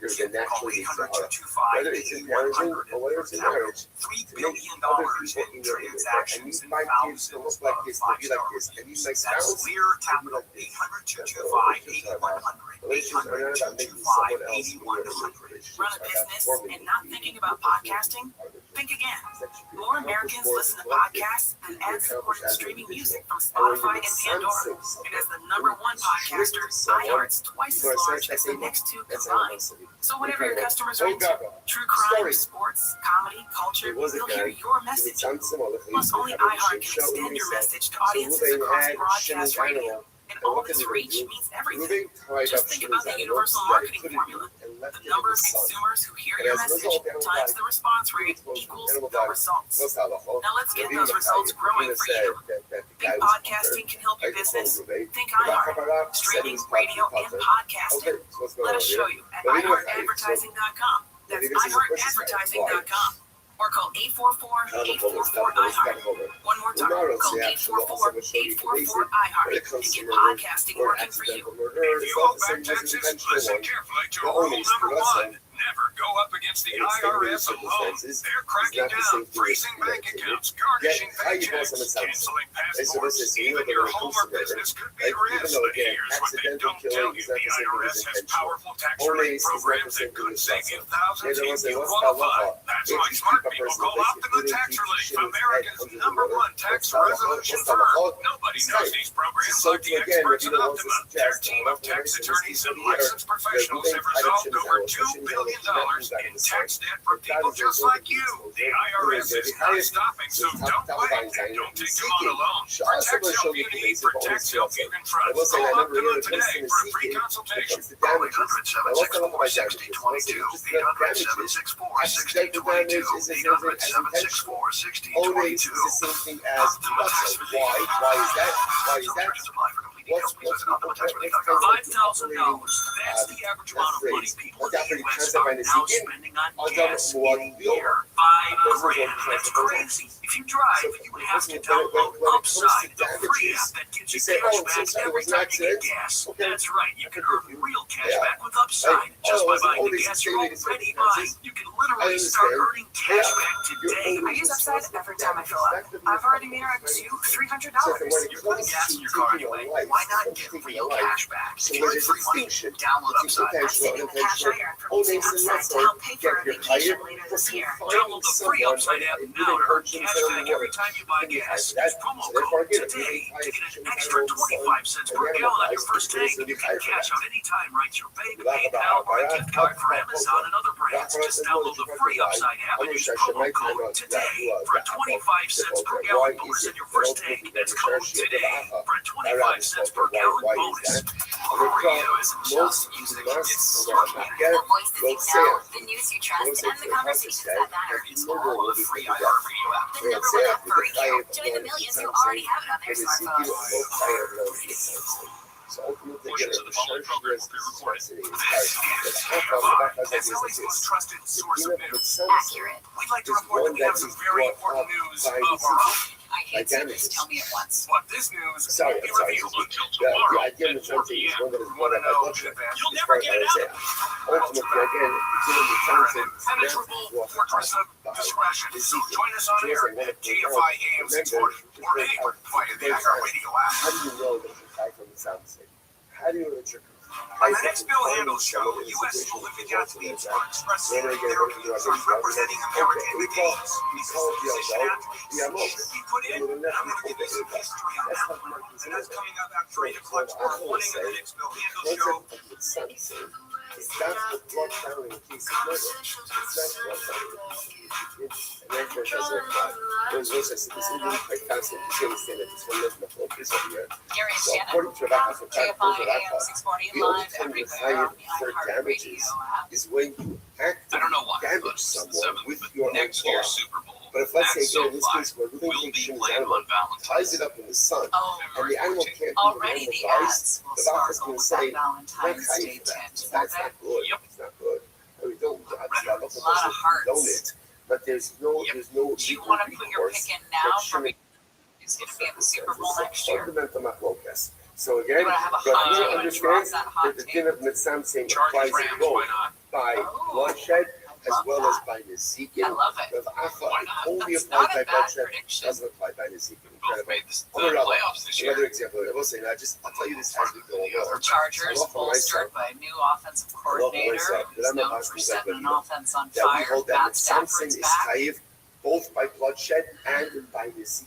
So therefore, again, It's not really if Ruben that ties hot, up Shimon's though. animal in the I like sun, that hot the take. way that It's the pretty animal's going to hot. die, heat exposure, the animal Pretty dies hot heat off the exposure, griddle, ultimately like Ruben's a chayiv. nice Now, pancake. we have a couple of other pieces we're going to have to qualify over the You rest didn't have of the stop. pancakes in your But just party. understand, nugget number one, Just, I'm I'm just gonna saying, like most there was a of the little world. bit of a gaping hole, and it was the absence of I was like, pancakes. you know, that one is chayiv from something, I did for not see finding someone or pancakes. something, Not one. both Well, by There were bloodshed, eggs, there I would was say, bacon, as well as by Nezikin damage. Okay, let's go back to Deviled our Rabbi. eggs, the How bacon, so or the is bacon Rabbi? in the sauce, or the Very meatballs interesting. that have been cooking What for happens if Shimon 7 ties up hours. Nary a And Shimon pancake. dies Or of the pigs in starvation? a blanket, Whatever, or the 5 years later. Skittles, or the Yeah, Shimon M&Ms, had I no saw food, you. no water, I have another person Or the who's not chips, or the having water. guacamole, And there you go. Or the Shimon cookies, dies. or Shimon the Rice dies. Krispie The Rabbi treats. says No that pancakes. Or the Reuben is vegetables. potter. Reuben is potter. That was Oh, say what now, a pancake. why? I mean, can you What's call what- yourself an what- American? Which sounds very strange to All right, us. What's the logic? there was a That's if you teacher look at by the Rashi, name of Rashi's in Jason the first Snape. short line. No, Kafso sorry, is the Barak, person the by the Shasha name of Jason Kafso, Snape, who in spotted a Kan postcard Gar from his Hariga. former teacher. It Darav was his former Omeinu, college Behold, professor. Behold, Behold, La'achaz man kosher, Postcard or read, Dami Letzamtzim the mind, Jason or the picks it up. So let's listen to this. if you're reading Essentially, this, I'm dead. Right, we And I passed really through that liked you. Letzamtzim, holding someone Is in that all it place. says? Next to the message was a selfie of the professor. His name That is is Don only Glickman. if the And in the force selfie, he's wearing a brings serious about death. expression, a hoodie, and yellow aviators. For example, Jason Snape says this is the last Ruben thing I expected. He's 56 Ruben years is old. going to be high. Why? And he said it made me laugh so hard because it was just so him. Right there. I went through the mail, so everyone along the way saw a postcard that said I'm dead, and I really liked you. They met in the Son is there. 80s. Son is there. University of Buffalo. But in the Like, case the where teacher let's say was a design Ruben professor. is a reality for sure, And but there's no Jason death Snape said he force learned to value that's present substance in over their style and to see then beauty Ruben will in the not be simplicity. tired. So I So trust for them as they example, navigate my way through finding an answer to It is problems. day 45. We're products of our professors in one It way or is another. 22nd He July went on to be a 1976. designer for Again, there Twenty was no hours. design professor. there was And no I No one did really knows for sure. Elevate, Optimus Degree postcard Elohim. originated last summer during a Which conversation is between no one his really daughter knows for sure. and his Elevate, teen Elohim. child. Degree Elohim. And it's nominated for But his this is the Washington. Missouri relay. He's 93. He's in hospice. He's in a dying process, Leah says. And she says her father was sharp until the end, but the body was failing. He gave it just a heart. Rockin' Army Madonna Degree. He knew They he was tried going to to die, make me and react. he was facing Oh death shit. at his They, oh, I not new. I'm wearing the And she daughter. asked her father how It he is wanted to be for a memorialized. little And he said, "Oh, I don't want to be Shagan, any kind." Rotan, So she Army, threw out a few ideas. Kobo, Ice cream yeah, party. Davin, Amir, Nashim, She said, tied him up in the blazing sun. Yemen, just actually Java, sent out a postcard. Adif, Angli, And Rockin', Below, he out loud Nadaver, said, Andrew, "You're reading this in Kenishma, and I really liked you." So, Nashka, Started laughing. what He is was it? done. I Seen a level. And she Let's said, say it is Ruben thoroughly ties, Ruben done. ties, Shimon Zuri. She said her dad had a specific The sense of problems humor that not everyone There's got. no He was sons. also He close. is Jewish. The next morning, That's where exile, That fucking snails, mulets, truckers, gay coupling out now, left to die, preservation, and recovery. Why? I don't know how fucking nightmare true fucking information. If you shim it up in front of a lion, But it feels like it. Yeah. Oh yeah, I was saying it earlier. His last days were filled with wonderful con ice cream, flamenco music, and the dreams he adored, and a love he finally accepted. this is fascinating. Why? Because those Really? So she had sent out the first batch of that your postcards Wow. chances to of family, survival friends, with former a lion, students, doctors, right whether around you're Christmas time. bound or I'm not, trying Passed away in to November. She was bleeding out of her Robert says apartment. when you your talk how chances about are the political better leadership of Jason Snake. Jewish Antis kind So of far, fellowship she on says she sent out about 110 postcards. Calculus, brass tags, knowledge, marginal pressure, so much pressure to female planet pressure, monster, soulmate, mishmash. I was thinking about all kinds of mixture shit. Fuck this. Means nothing good you want to sign, like, or neutral, like culture, smooth, men, generally. Sit up as Troy, Iran, Urshak, Sayon, again. Holiday, oh, Stettel, like the sun, Scheidel, which is a wig, and Strymel, which is a fucking hat. Milkshake, Fleischer, Clark, Pride Neutrals, Milkshake, Berry, Fleischer, Heimish, Hamish, and Homie, and Homie, that paint ugly as fuck. Shmata, the Jewish Shmata settlers in Eastern may have been just wrong, but we're not Shmata. The Talmud tells us that impoverished are seen as nobility who had fallen in hard times, penniless but not worthless.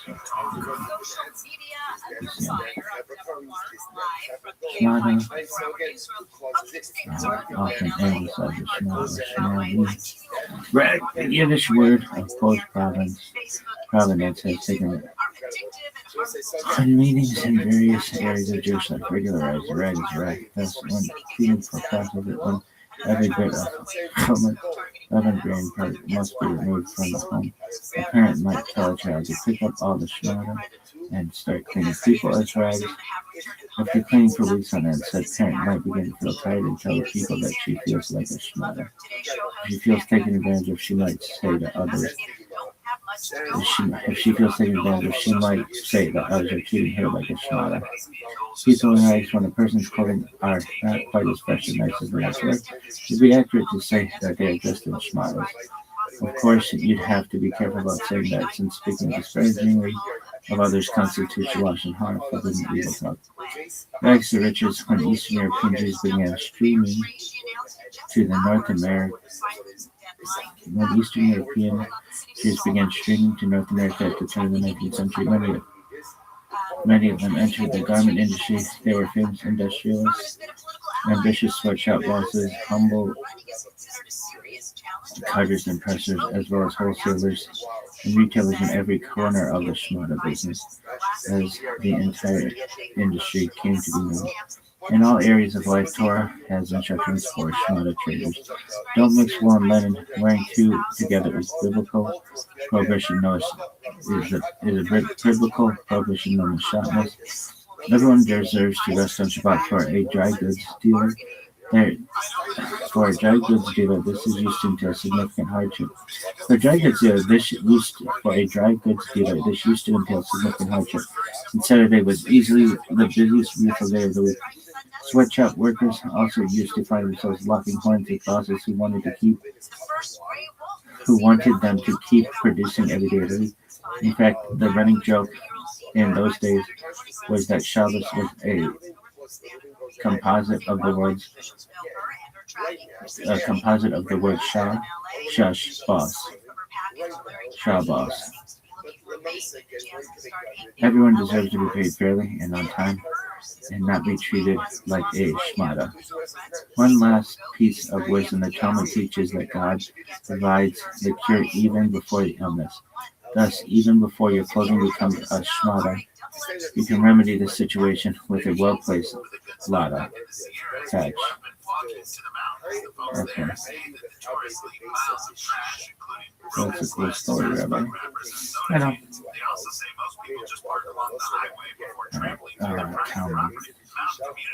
Talmud. Kabbalah, and Korafi. Everyone knows Kabbalah. Really? What is everything?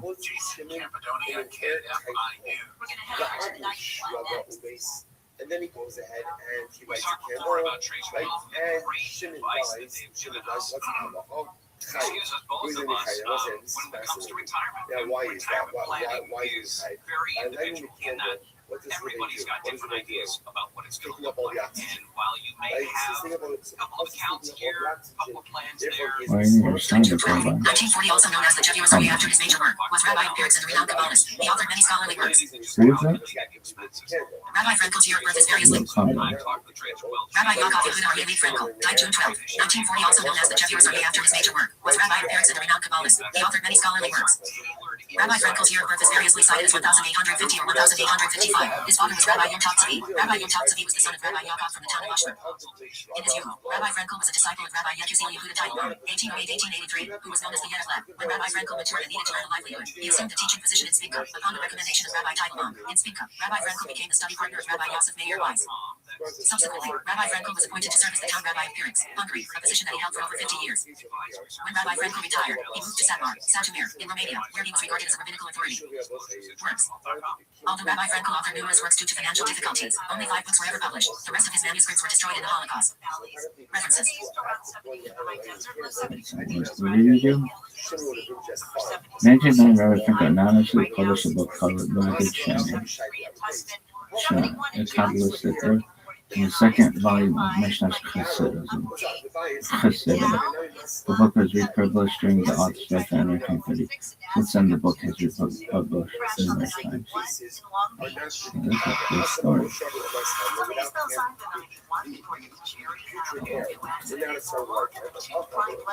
1950, Rabbi Frankel published the first volume of his work, the Geburas Aryeh, a Kabbalistic work on the round volumes.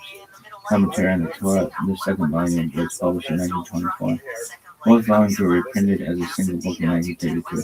The book was reprinted again in 1990 by Machon Sharezu of Yeshiva Shah Hashalim of Kabbalah Yeshiva in Jerusalem, where the book is studied regularly. In 1927, Rabbi Frankel published a book dedicated to Felkos Treifel entitled Medinos Lahara. The book is printed in semi-Sylvanite.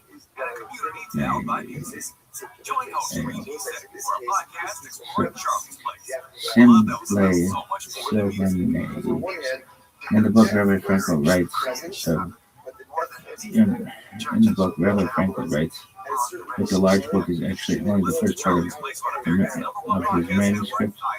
On the subject, Rabbi Frankel explained that he could not publish the rest of the manuscripts at that time due to financial reasons. Furthermore, he expressed his desire to publish the rest of his book in the future, as he had done previously with the book entitled Geburas Aryeh.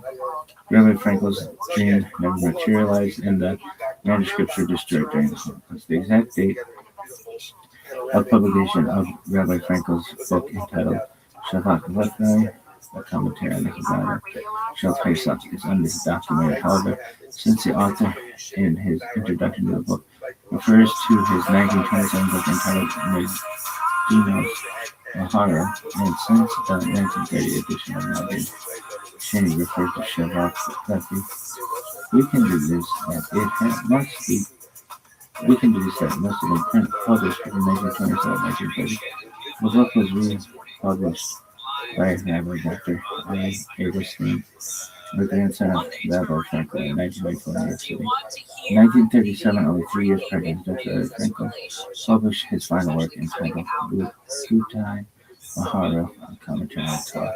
Really great story. Really boring as fuck though. Really? Oh, you want to use auctioneers and how to use those are good. Levi Yitzchak Shearson, April 21st, 1878, August 9, 1944, was a Russian Chabad Lubavitch Hasidic rabbi in Yekaterinoslev, Russian Empire. He was the father of the 7th Chabad Lubavitch Rebbe, Rabbi Menachem Mendel Shearson. Early life. Shearson was born on the 18th day of Nisan, 5638, 1878, in the town of Pidobrayenka, near Gomel II. Rabbi Baruch Sner and Zelda Rachel Shearson and Echakin. His great-great-grandfather was the 3rd Chabad Rebbe, Menachem Mendel Shearson of Lubavitch.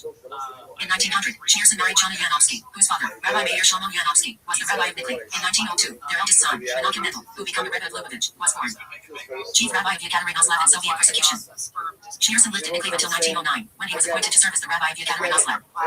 In 1939, he was arrested by the communist regime for his fearless stance against the party's efforts to eradicate Jewish learning and practice in the Soviet Union, and particularly for distributing matzah to the Jews of Dnipropetrovsk, formerly Yekaterinoslev. After more than a year of torture and interrogations in Stalin's prisons, he was sentenced to exile to a remote village Chile in Kazakhstan. Shortly before he died, Levi Yitzchak was able to move to Almaty, where he was warmly welcomed by the small Lubavitcher community. Death. On August 9, 1944, he died in Almaty. Shearson was buried at a cemetery in Almaty. A Chabad Lubavitch synagogue named in his honor has been built near his gravesite. On August 10, 2020, his burial space was declared a Kazakh National Heritage Site in cooperation with the U.S. Commission for the Preservation of America's Heritage Abroad. Legacy.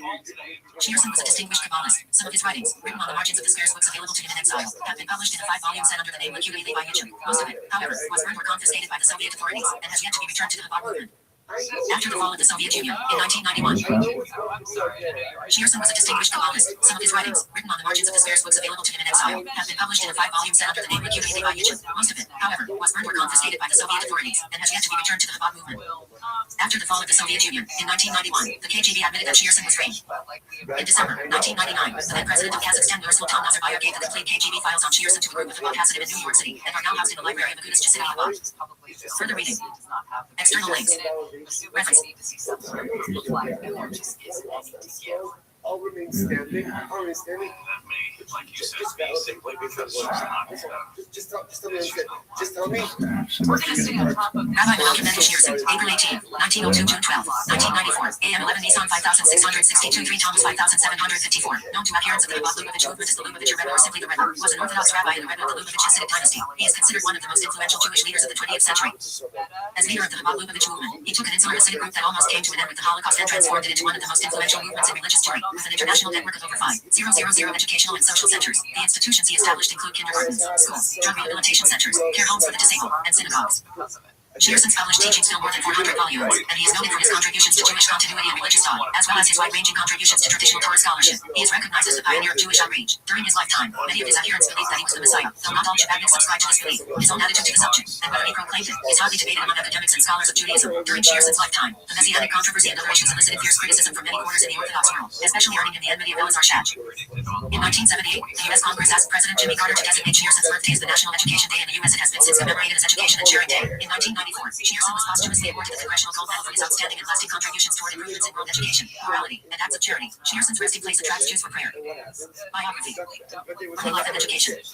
Menachem Mendel Shearson was born on April 5, 1902, as 11 Nisan 5662 in the Black Sea port of Nikolaev in the Russian Empire now, Mykolaiv in Ukraine. His father was Rabbi Levi Yitzchak Shearson, a renowned Talmudic scholar and authority on Kabbalah and Jewish law. His mother was Rebbe Chana Shearson, and Yanovsky. He was named after the third Chabad Rebbe Menachem Mendel Shearson, the Tzemach, from whom he was a direct patrilineal descendant. In 1907, when Shearson was 5 years old, the family moved to Yekaterinoslev, today, Dnipro, where Levi Yitzchak was appointed chief rabbi of the city. He served until 1939, when he was exiled by the Soviets to Kazakhstan. Shearson had 2 younger brothers, Dr. Shearson, who was murdered in 1944 by Nazi collaborators, and Yisrael Marievich Shearson, who died in 1952 while completing doctoral studies at Liverpool University.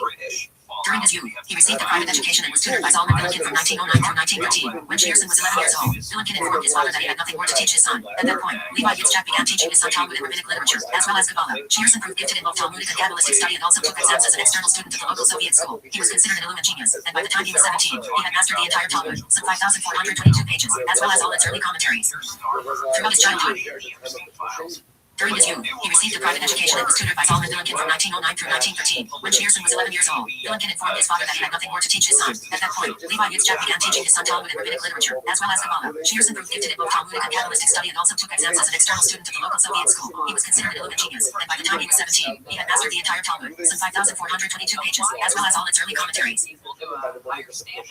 Like, that was the act.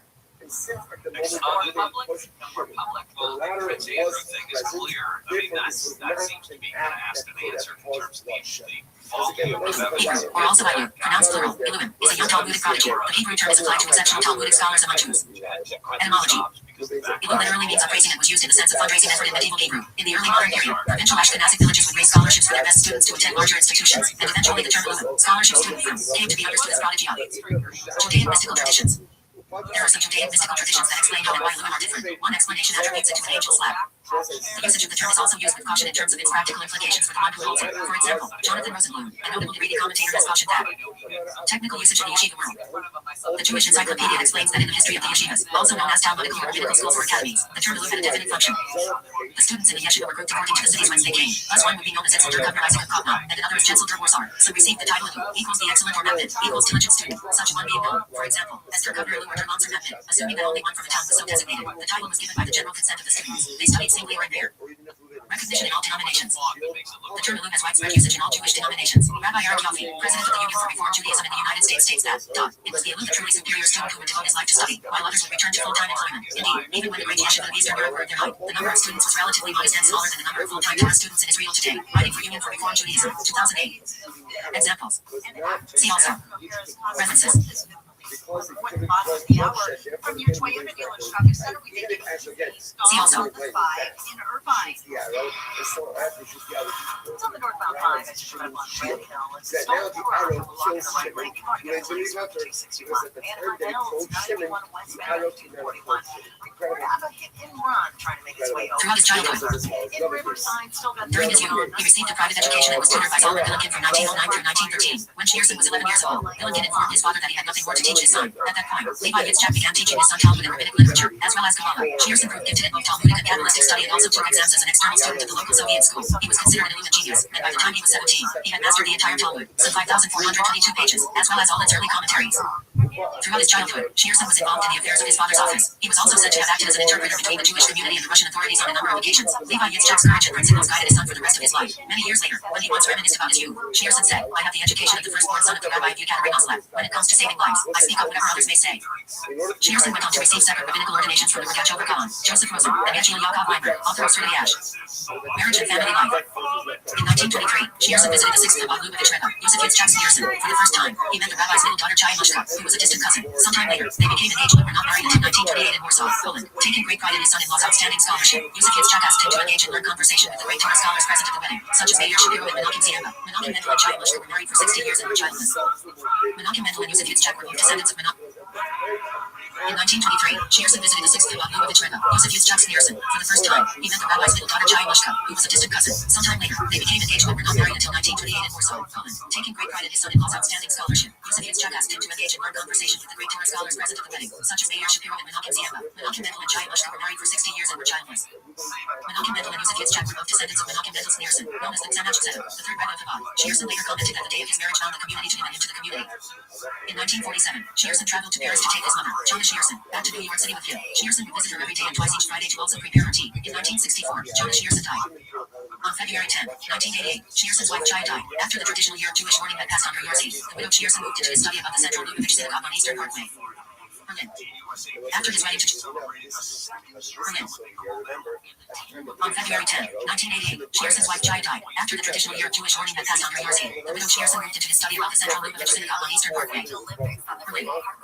After his wedding to Chaya Mushka in 1928, Shearson and his wife moved to Berlin in the Weimar Republic, now part of Germany, where he was assigned specific communal tasks by his father-in-law, who also requested that he write scholarly annotations to the responsa, also known as Tishuim, and various Hasidic discourses of the earlier Rebs of Chabad Lubavitch. Shearson studied mathematics, physics, and philosophy at the University of Berlin. He would later recall that he enjoyed Erwin SCHR Tinker's lectures. His father-in-law took great pride in his son-in-law's scholarly attainments and paid for all the tuition expenses and helped facilitate his studies throughout. During his stay in Berlin, his father-in-law encouraged him to become more of a public figure. However, Shearson described himself as an introvert and was known to have pleaded with acquaintances not to make a fuss over the fact that he was the son-in-law of Yosef Yitzchak. While in Berlin, Shearson met Joseph B. Soloveitchik, and the two formed a friendship that remained between them years later when they emigrated to America. He wrote hundreds of pages of his own original Torah discourses, and conducted a serious interchange of galactic correspondence with many of Eastern Europe as leading rabbinic figures, including Joseph Rosen. In 1933, he also met with Chaim Elazar Spira, as well as with Talmudist Shimon Shtab. During this time, he kept a diary in which he would carefully document his private conversations with his father-in-law, as well as his Kabbalistic correspondence with his father, Levi Yitzchak. Paris. In 1933, after the Nazis took over Germany, the Schneersons left Berlin and moved to Paris, where Menachem Mendel, known as Ramash before accepting the leadership of Chabad, continued his religious and communal charitable activities on behalf of his father-in-law. While in Paris, he took a 2-year course in engineering at a vocational college. During that time, Yosef Yitzchak recommended that Professor Alexander Vasilevich Barkenko consult with Shearson regarding various religious and mystical matters, and prominent rabbis, such as Yerachi Obadiah Minson and Eliyahu Eliezer Dessler, turned to Shearson with their rabbinic and Kabbalistic queries. On June 11, 1940, 3 days before Paris fell to the Nazis, the Sneersons fled to Vichy and later to Nice, where they stayed until their final escape from Europe in 1941. New York. In 1941, Shearson escaped from Europe via Lisbon, Portugal. On the eve of his departure, Shearson penned a treatise where he revealed his vision for the future of world Jewry and humanity. He and his wife, Chaya Mushka, arrived in New York on June 23, 1941. Shortly after his arrival, his father-in-law appointed him director and chairman of the three Chabad Central Organizations, Merkaz Elionai Chinaj, Magna Israel and Keter Publication Society, placing him at the helm of the movement's Jewish educational, social services, and publishing networks. Over the next decade, Yosef Yitzchak referred many of the scholarly questions that had been inquired of him to his son-in-law. He became increasingly known as a personal representative of Yosef Yitzchak. During the 1940s, Shearson became a naturalized U.S. citizen and, seeking to contribute to the war effort, he volunteered at the Brooklyn Navy Yard, using his electrical engineering background to draw wiring diagrams for the battleship USS Missouri, BB-63, and other classified military work.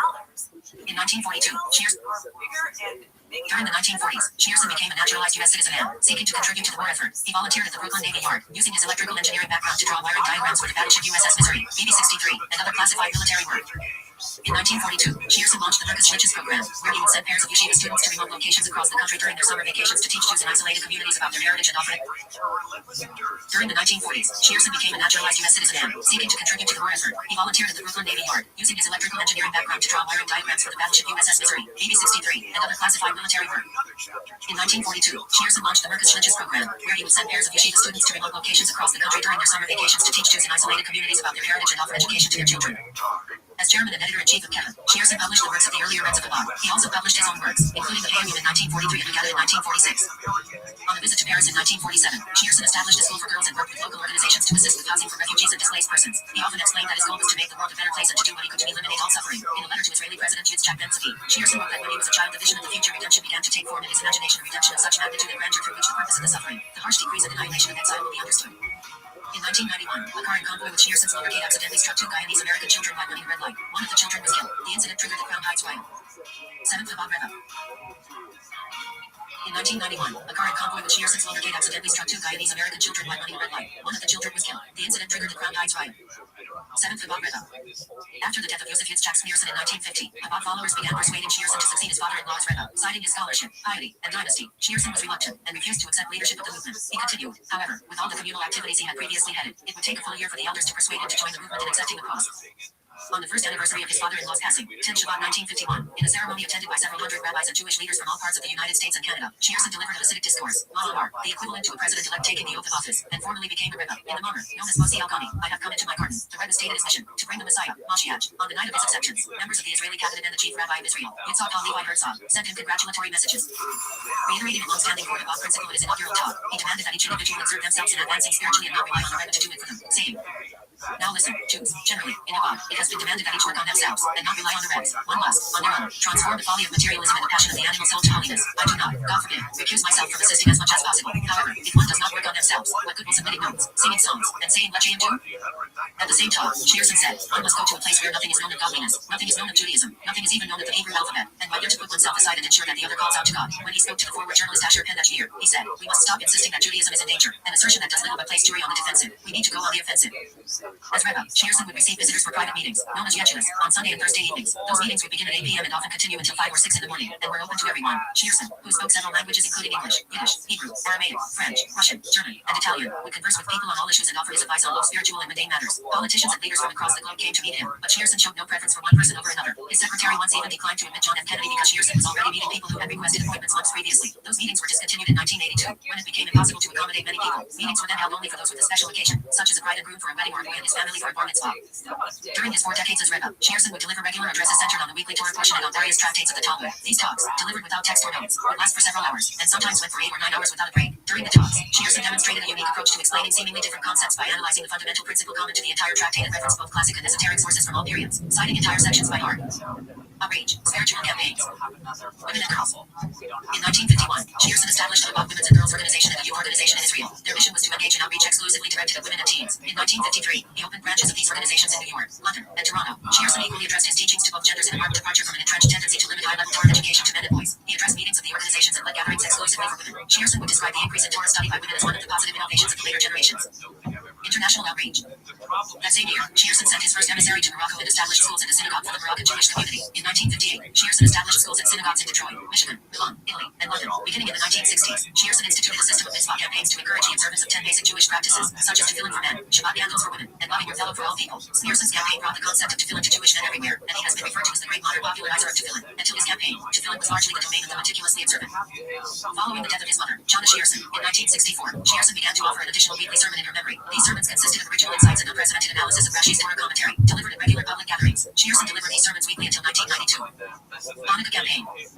In 1973, Shearson started a Hanukkah campaign to encourage all Jews worldwide to light their own menorah. After all tin menorahs were given out that year, a military manufacturer was commissioned to distribute tens of thousands of additional menorahs. In 1974, a public lighting of a Hanukkah menorah was held at the Liberty Bell in Philadelphia, Pennsylvania, and in the years that followed, menorah lightings on public grounds were held in cities worldwide. Legal challenges to the lighting on public grounds reached the Supreme Court of the United States, and it was ruled that public lighting did not violate the Constitution of the United States. Public lightings continue in thousands of cities today.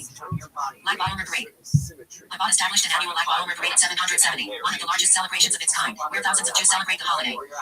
Iran youth immigration. In 1979, during the Iranian Revolution and Iranian hostage crisis, Shearson directed arrangements to rescue Jewish youth and teenagers from Iran and bring them to safety in the United States. Shearson saw the Iranian government's hostility towards the United States as behavior that could threaten the country's status as an untouchable superpower, and that would cause it to try to appease Arab countries, thus endanger the security of Israel. As a result of Shearson's efforts, several thousand Iranian children were flown from Iran to the safety of New York. Nomadism and Jewish outreach. In 1983, Shearson launched a global campaign to promote awareness of monotheism and observance of the Noahide laws among all people, arguing that this was the basis for human rights for all civilization. Several times each year his addresses were broadcast on national television. On these occasions, Shearson would address the public on general communal affairs and issues relating to world peace, such as a moment of silence in U.S. public schools, increased government funding for solar energy research, U.S. foreign aid to developing countries, and nuclear disarmament. In 1984, Shearson initiated a campaign for the daily study of Maimonides' Mishneh Torah. Each year after the learning cycle, there is a celebration marking the end of the cycle and beginning of the new one. Many Jewish leaders have attended these events. Sunday office hours for charity.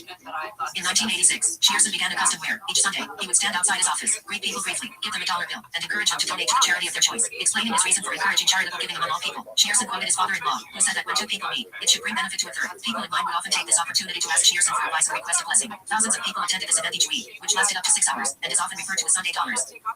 Shearson's wife, Chaya Mushka Shearson, died in 1988. During the week of Shiva, Shearson wrote a will in which he bequeathed his entire estate to Agudas Chassidim Chabad, the Chabad umbrella organization.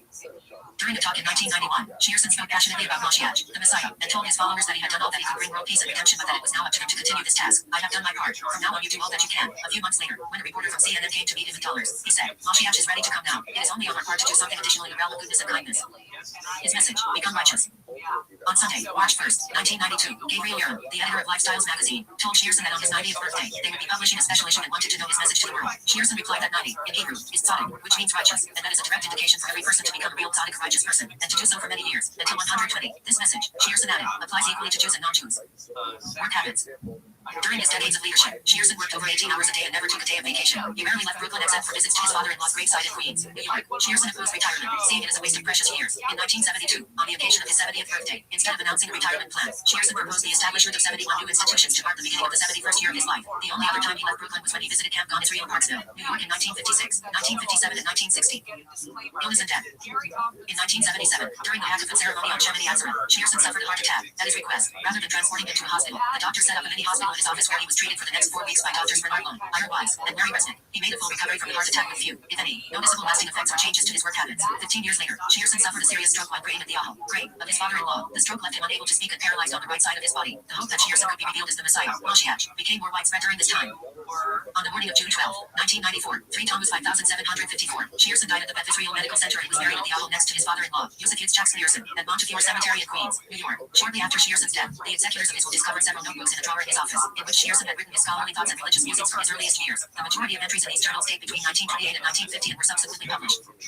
Following age-old Jewish tradition at the Ahal, grave of Tzaddik is holy, Shearson's gravesite is viewed by many as a sacred site. It has been described by Gideon Yaranoff as the American Western Wall, where thousands of Jews go to pray each week. Many more sent faxes and emails with requests for prayers to be read at the gravesite. United States President Donald Trump visited the Ahal at the Rebbe in 2024. Wills. Shearson died without naming a successor as leader of the Chabad Lubavitch dynasty, causing controversy within Chabad about Shearson's will. He did, however, write one legal will, which was signed before witnesses, whereby he transferred stewardship of all the major Chabad institutions as well as all his possessions to Agudas Chassidim Chabad. Another will, no executed copies of which are known to be in existence, named 3 senior Chabad rabbis as directors of Agudas Chassidim Chabad. Messianism. Shearson was passionate about raising awareness of the coming of the Messiah. Many of his admirers hoped he would be revealed as the Messiah during his life, and many still believe he is alive. They pointed to traditional Jewish theology, which teaches that in every generation there is one person who is worthy of being the Messiah, and if God deems the time right, he will be revealed. Shearson's supporters have claimed that many Jews felt that if there was indeed a person worthy of such stature, it was Shearson. Although Shearson consistently rejected any claim that he was the Messiah, this notion sparked controversy, particularly among those unfamiliar with these traditional teachings. Detractors criticized a children's song with the words "We want Mashiach, the Messiah, now we don't want to wait," that Shearson commended. Global positions. United States.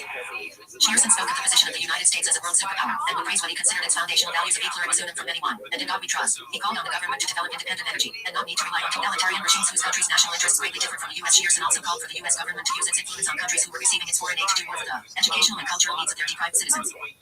Shearson placed a strong emphasis on education and often spoke of the need of a moral educational system for all people. He was an advocate of a Department of Education as a separate cabinet position from the Department of Health, Education and Welfare. Shearson proclaimed 1977 as a year of education and urged Congress to do the same. He stated that education must think in terms of a better living not only for the individual, but also for the society as a whole. The educational system must, therefore, pay more attention to the building of character, with emphasis on moral and ethical values. Education must put greater emphasis on the promotion of fundamental human rights and obligations of justice and morality, which are the basis of any human society.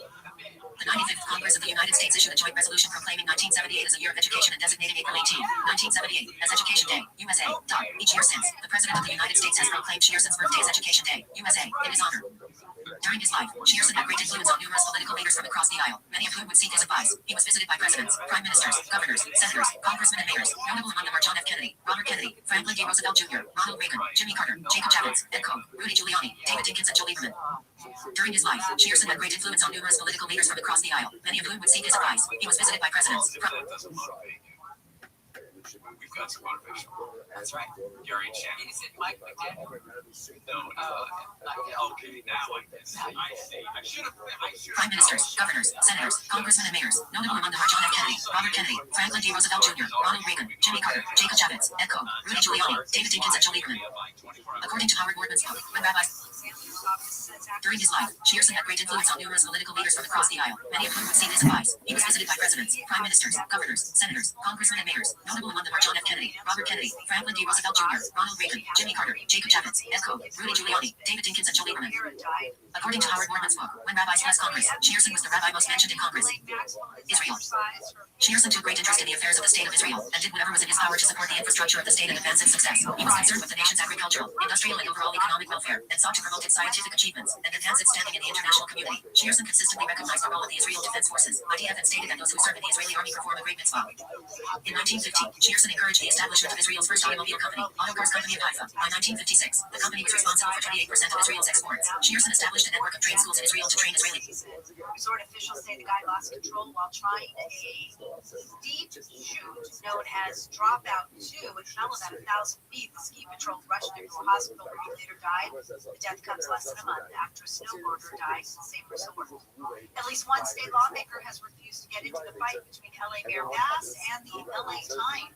State Senator Scott Walker from San Francisco is behind a bill that would allow the California Attorney General to sue big oil companies after major disasters like the massive and devastating fires in Los Angeles. The LA Times says LA Mayor Bass wanted the Palisades fire after action report softened before it was released, and Wiener doesn't want to talk about it. This is about the bill. Meanwhile, Mayor Bass is denying the claims made by the Times, but the Times says they stick by their reporting. Jason Capadoni, KFI News. Although he never visited Israel, many of it. In 1950, Shearson encouraged the establishment of Israel's first automobile company, Auto Cars Company of Haifa. By 1956, the company was responsible for 28% of Israel's exports. Shearson established a network of trade schools in Israel to train Israeli youth, new immigrants, and Holocaust survivors. In 1954, Shearson established a school for carpentry and woodwork. In 1955, he established an agriculture school. In 1956, he established a school for printing and publishing, and in 1957, a school for textiles.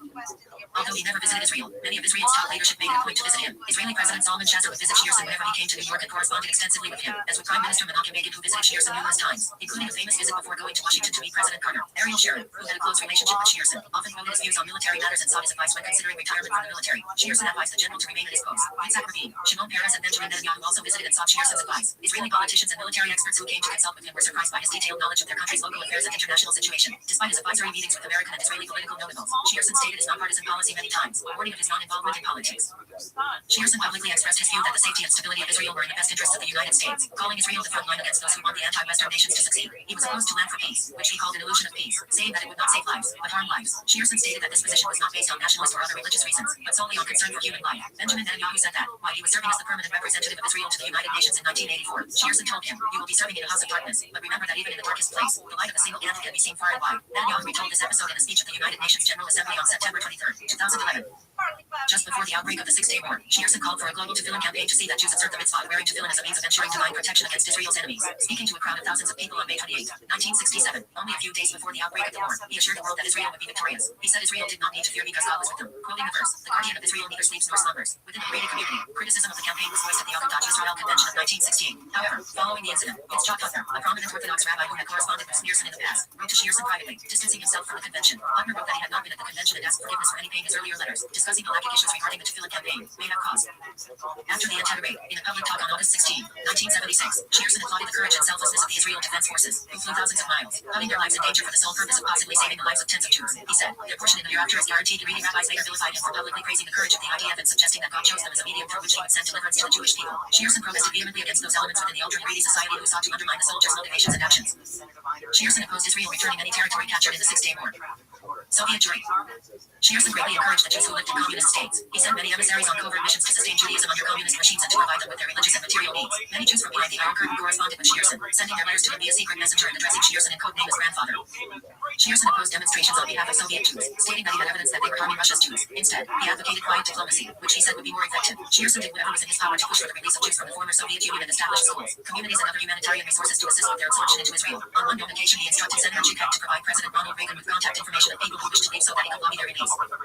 Following the Chernobyl disaster in 1986, Shearson called for efforts to rescue Ukrainian Jewish children from Chernobyl and founded a special organization for this purpose. The first rescue flight occurred on August 3, 1990, when 196 Jewish children were flown to Israel and brought to a shelter campus. Since then, thousands of children have been rescued and brought to Israel, where they receive housing, education, and medical care in a supportive environment. David Sharansky, the chairman of the Jewish Agency, said that Rabbi Lubavitch was an essential connector to Soviet Jewry during the Cold War, while Shimon Peres has stated that it's to Shearson's credit that Judaism in the Soviet Union has been preserved.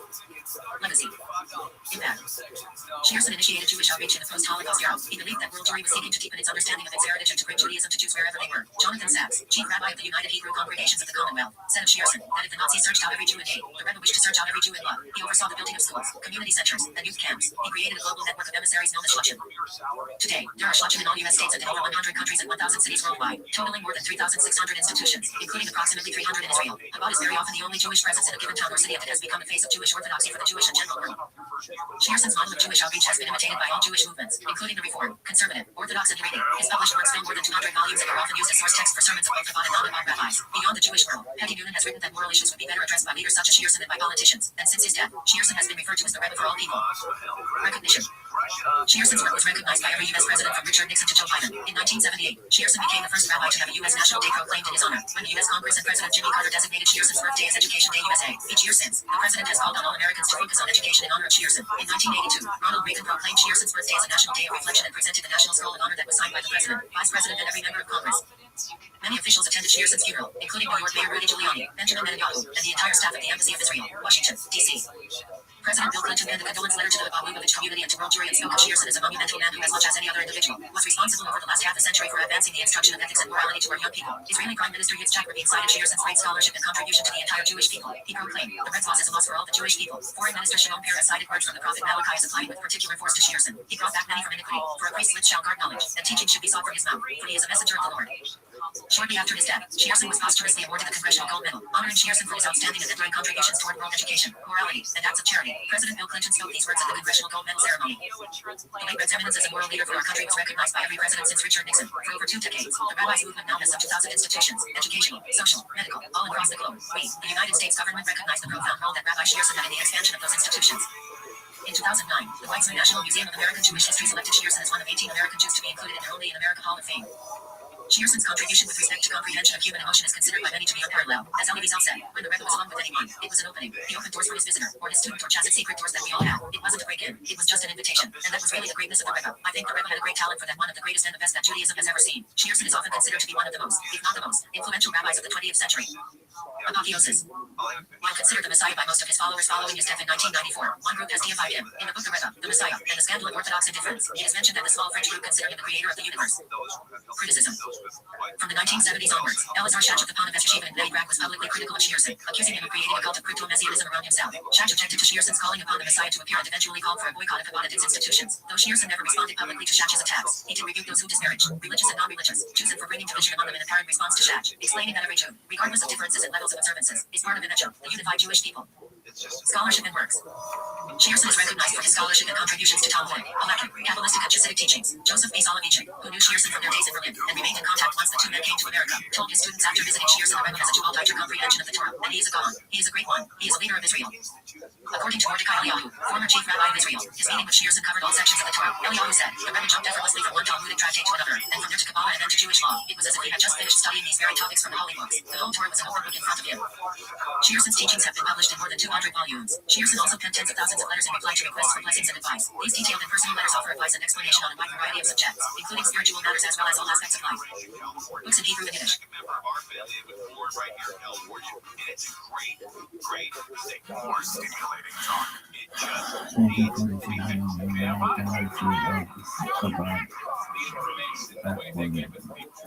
just KFI is the most honest. The other stations do a lot of political correct nonsense. I love KFI because they tell it like it is. Everyone. Oh, you like listening to boring stuff? No, listen to KFI 640. I love KFI. I love listening to them. KFI 640. More stimulating talk. So what is this referring to? The post says, KFI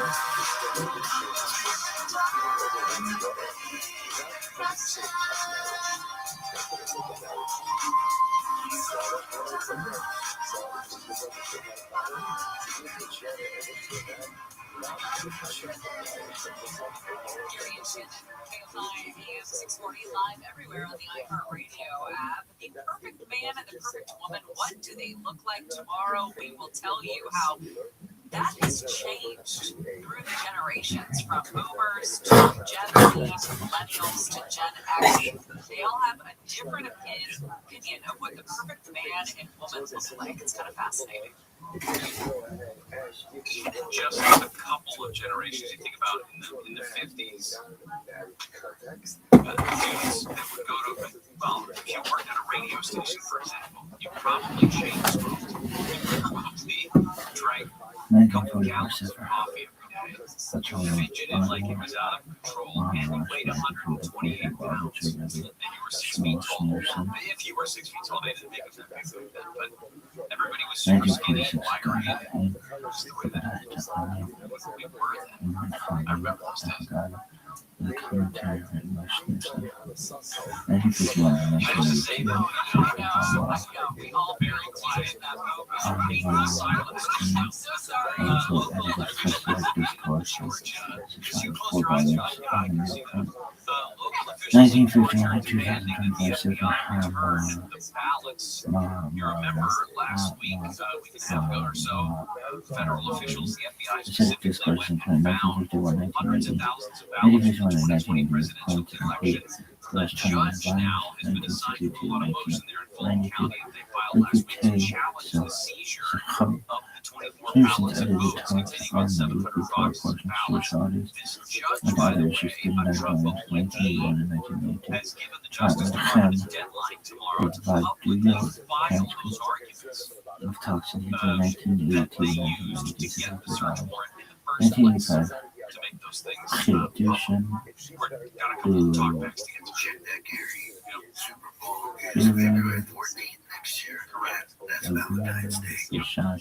on Talmud 3 volumes. 1985, 1986, transcripts of talks of Yiddish from 1915, 1981, 51. 1985, 2010, Hebrew Brothers, Commission's Hebrew and Yiddish Studies 34 volumes. 1987, 1985, Sukhoi. Schneerson's edited talks from 1982, 4 volumes. 1990, Hilchot Cure the Havam in Chidushim in talks on the laws of the federal emission code. 1989, the Perkin talks on the jacket of ethics of the forest, fathers 2 volumes. 1990 to 2010, Rachel Menachem Sha'ar talks range by topic and holiday 34 volumes. 1991, Miriam, the Parish, Rashi, talks on the commentary of Rashi, Torah 5 volumes. 1991, Miriam, talks on the Mishnah, Torah 2 volumes. 1992, correct. It really is. Tiffer, Well, I Liver, thought we would revisit another one of our Pizza, motivational Mondays Tokyo, specifically because of one of the Levi, commercials from Pizza, last Sneerson, night's Super Bowl. Honda And this Zoe, was from 95, 1997's 1993, Good Will Hunting. 2025. When Ben Right, number Affleck, 10, you'll never transcript know, of when Ben Affleck Talks and plays TV, Chucky, 1950, gives his 1976, best, Planting, smartest Compass, friend 1950, Will 1992, a Culture friendly Volume, dose of reality. 1994 to 2001. So, what are you doing with those Rashimo Schneerson's personal journal. 21? Rashimo Schneerson's personal journal discovered after his death includes notes for his public thoughts before 1948. Registered Jewish scholars' notes on the Talmud and thoughts on a wide range of Jewish subjects penned between 1920 and 1952. Books in English, original and translated. The Teachings of the Rabbi, the Hasidic Discourses of the Rabbi, the Hasidic Discourses of the Rabbi, English letters to the Rabbi, 8 volumes that are Schneerson's English letters, Path, Selflessness, work discussing the bond between the individual soul and God, Garments of the Soul discussing sublime importance and discussing Garments of the Soul discussing the sublime importance of mundane activities and their effect on the soul, the letter and the spirit, 6 volumes so far published of the English letters. Sichos in English, 51 volumes published of the Rabbi's talks in English. Alright, there's other stuff to review. We'll talk about it on another.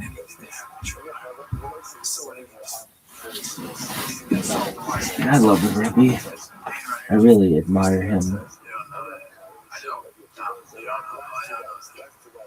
Before we continue, just one minute, let me say, what's going on with this bullshit? You know what the best part about it is? For about 10 seconds before I pull into the curb when I get to you, because I think maybe I'll get up there and I'll knock no goodbye, no see you later, no nothing. Just slap. And so you love Rabbi here deeply. I think about him a lot. You know what, Gary? The best part of my day What do you think he would say to you? is when Jerry, be proud of you? the best part of my day is the moments I'm walking out I think he would know that I tried my best. and just thinking there's a chance Yeah. Gary won't be there today. No goodbye. Do you think what no see he you later. would think what you're doing is special? And I'll have peace to do this Yeah. show on my own. Just kidding. I think he would know it's a big risk. Do you think he would? Do you think he'd be proud of you? I do. Do you think he Members of the LA City Council, pharmacy and lab workers have joined the strike would against police. not be happy with what you do at times? Yeah. Just like anybody who is perfect, except I am, so maybe not. This But, report brought to you by Lowe's from your Toyota dealers. Graphics that make it easy. Crash on the spot at Monterey Park. I would say to him,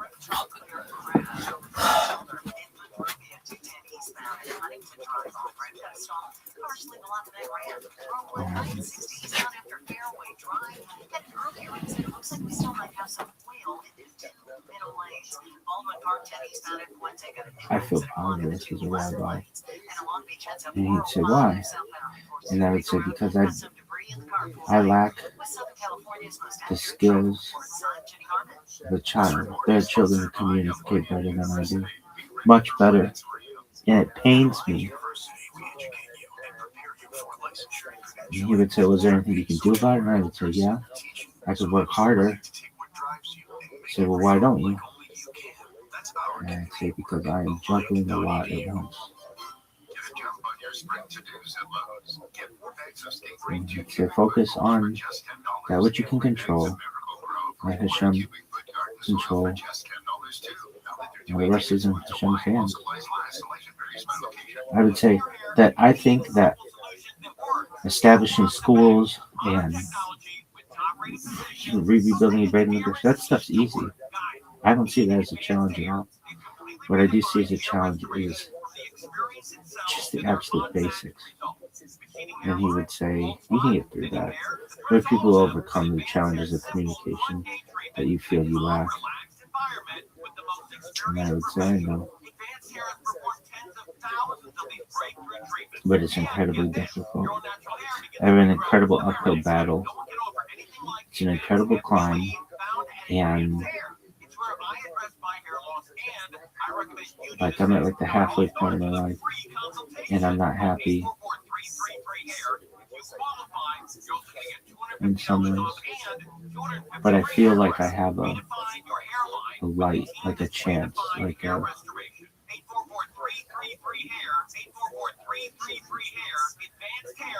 it's like I'm going through a cave or a forest with like a candle or like a torch or something. And if I can just get this light to the end, I'll be able to fucking light the whole place up. But I have to protect this fucking candle. And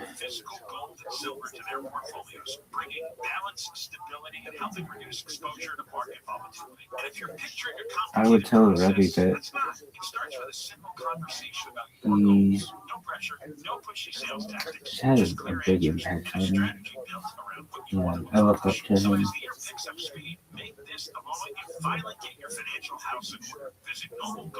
I love his plan. I love his vision. That's the thing I respect the most about the Rabbi, is his vision. And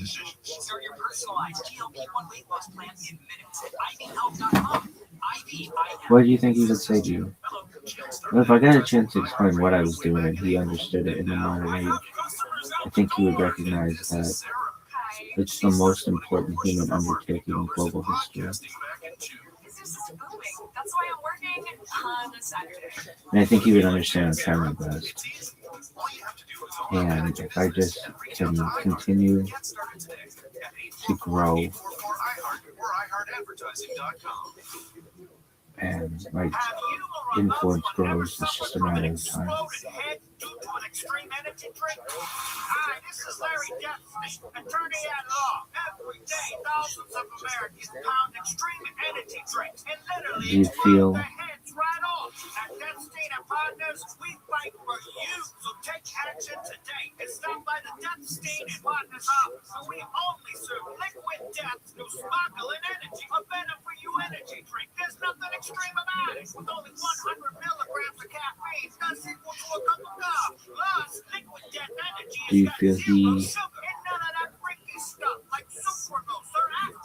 would appreciate what you do? So. Also, if you're not near our office, you can still try Liquid Death Sparkling Energy at fine retailers like Ralph's. Or learn more at liquiddeath.com. Liquiddeath.com. iHeartRadio and NBC Sports bring you Two Guys, Five Rings. Two Guys, Five Rings. With your hosts, I'm Matt Rogers. I'm going to one essential podcast for the 2026 Do you think Winter Olympics. any part of him would be disappointed in what you do? Fuck. I mean, I can't make up a decision for him. But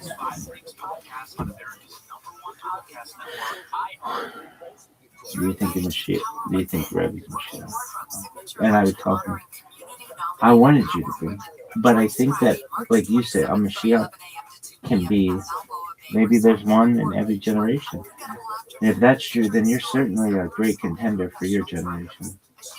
And that means all the people who think that you're Mashiach, I understand that. I wanted you to be.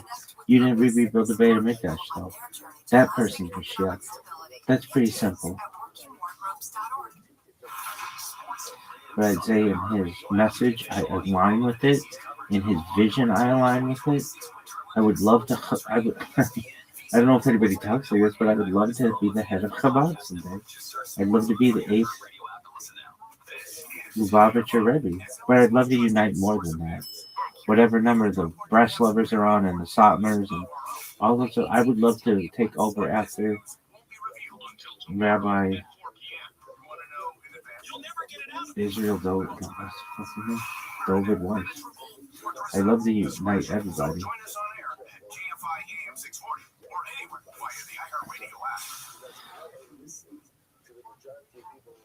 Today after 1 o'clock on the John Cobell Show, there's this report in the city of And Los Angeles, $200 million in tax what money do you to fund think he'd homeless say housing. But in the report, there was no word on how many if homeless you're housing wrong? units are occupied and how many are empty, which is the point of the report. And Cynthia Rom and the council member didn't Yeah, seem use to around care. Dover West. I knew I was John gonna get Cobell that coming fucking. up today after 1 o'clock on Um, the John Cobell Show.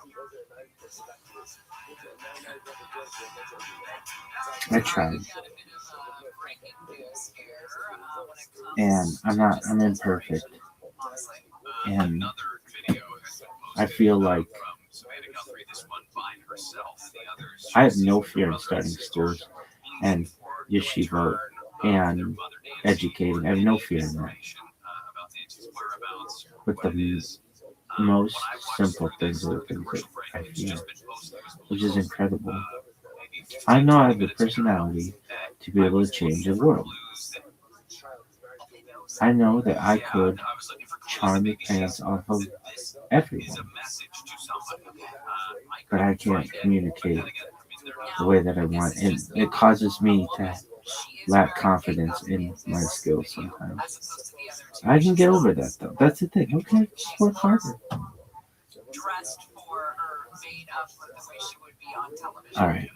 Not entirely, but clearly there's more about it. I just want to say, first of all, thank you so much for Is that all you want to say? prayers Um, and the love that we I have just felt want. I would sister want the and Rabbi to others know I made, want to work harder. and that our And mom there's is an felt. argument to make, dude. You have been going at this 24/7 for 4 fucking years. Somehow, some way, she That's harder than anybody. that God is lifting her even at this moment. I know I can do more. I know I can do better. We believe our mom is still out there. We need your help. Law enforcement is working tirelessly around the clock All right, trying what to are we bring her learning home, now? trying to find her. She was taken and we don't know where. And we need your help. Another light guy. So, would you want to? I mean, traditionally within homes, not every single person has a menorah, but maybe we continue that of the for the Rabbi's sake. I don't know, but at a minimum, it's just gotta be each house. You report to law enforcement. That's the thing that bothers me. Sometimes I can have so much confidence. I can be so confidently wrong, and I see other people and I laugh at them, and then I just do the same thing. It's like nails on a chalkboard. I want to just be so. I want to be right all the time, and I can just be so confidently wrong sometimes. Part of it is if everyone who had someone go missing in their life was able to have Rabbi a would platform understand that to though. plead with them, He'd understand. He's a to man. whoever took He the doesn't know. person And I tell him I want to or knows revivify him, anything or dog. That'd be sees sick anything, as fuck. you would use The menorah is placed outside the front door, or, as is the custom today, displayed in the window of every Jewish home to publicize the miracle of Hanukkah. In Jewish tradition, publicizing the Hanukkah miracle is a key element of Hanukkah.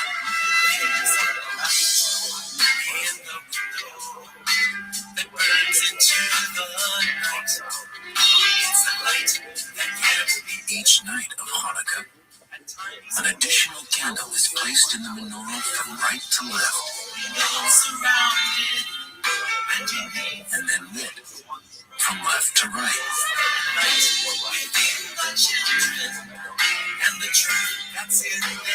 On the last night, all the candles are lit. The menorah must contain enough oil or wax at the time of the lighting to burn until 30 minutes after nightfall.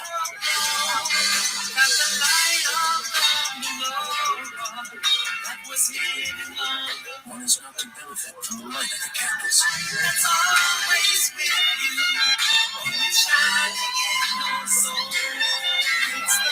It is customary to sit by the candles and tell stories relating to the holiday.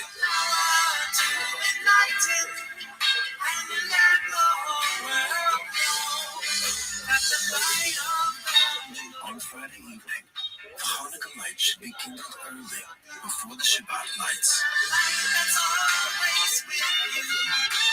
additional oil or larger candles should be used for Hanukkah lights to make sure they will last a full half hour after nightfall.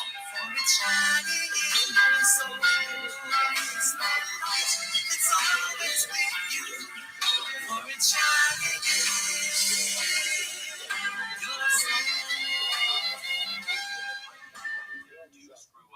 a matter of being screwed up already, and she's tagged us.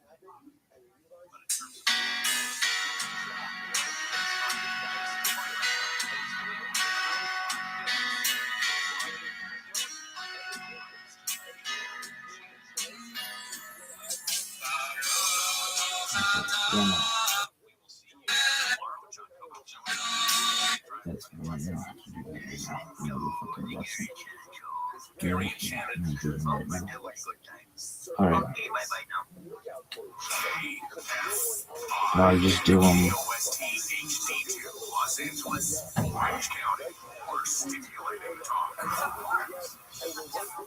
Live from the KFI 24-hour newsroom, Elamir Bass has been endorsed for re-election by a majority of the city council.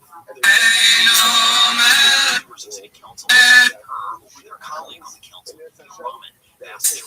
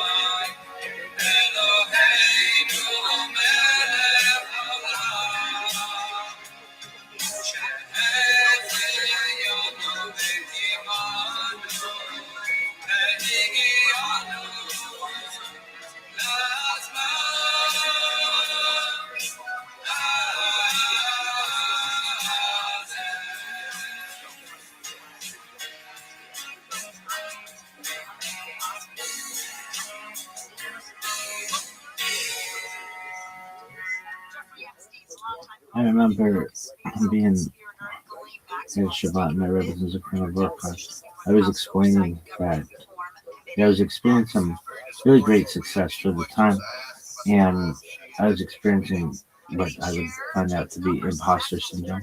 What is imposter syndrome? It's like where you feel like you're being an imposter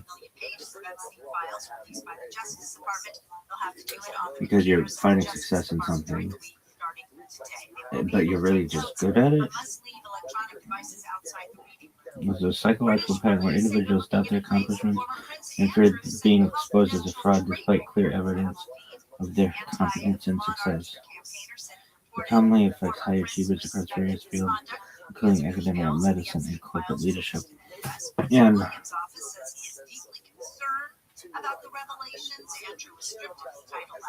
I have so much to learn. I'd say that, Rabbi, I have so much to learn. And I would also say people think I'm smart. And people think I'm so smart that I literally talk to them. And what I feel are the clearest language that I can. And they think I'm a fucking robot. It's like we are talking past each other. I listen to them and I'm like, dog, hurry the fuck up. And they listen to me and they're like, you're not human. And I'm like,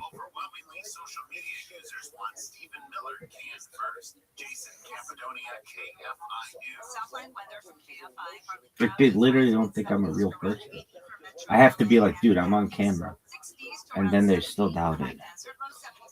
That's just. But I would love to tell them, like, dog, I'm not an expert in anything, which is bothersome to me as well. I know a little bit about a lot of things, but I don't feel like I'm an expert in anything. Maybe live streaming. I feel like I might know more about, but even that's just like hitting buttons. It's not. Other people do what I do. It's nothing special about it. What do you think you know about the most in the world?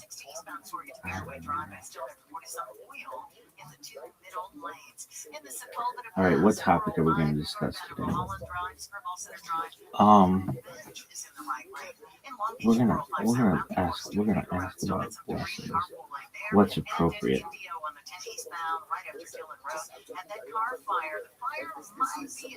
And then we're done. Are you gonna go to sleep? I don't fucking know. As a rabbi, when large groups of people, both Jewish and non-Jewish, ask me for a blessing, what is the most prudent way to respond? And with what blessing, if any? What about if it's a group of Jews? What if it's a group of non-Jews or mixed?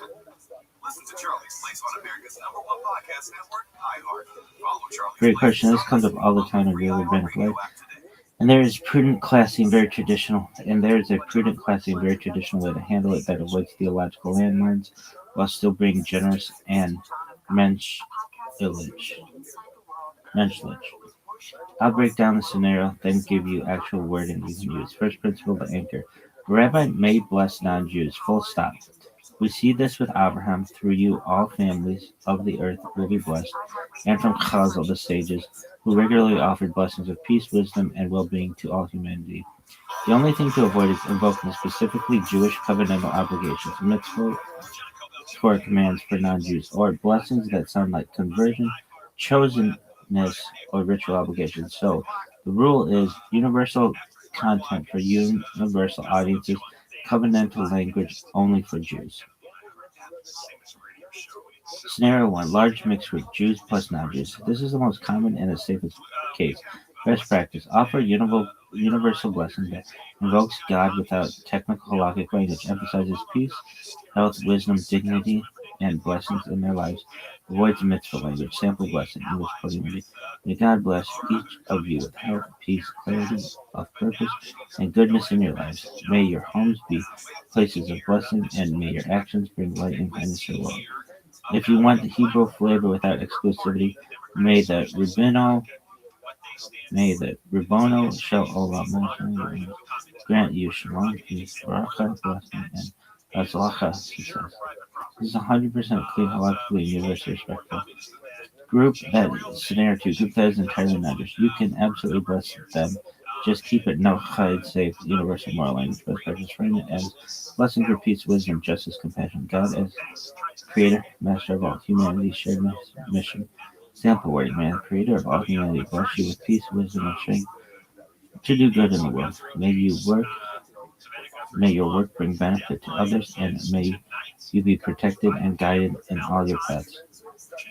This aligns beautifully with the Jewish concept of Shabbat Mitzvot B'nai Noach, 7 Noah Chayv laws, universal moral law, without ever mentioning them explicitly. Scenario 3. Group that is entirely Jewish. Here you can go full Jewish month, but still keep it broad if it's a public crowd. Safe and dignified public blessing.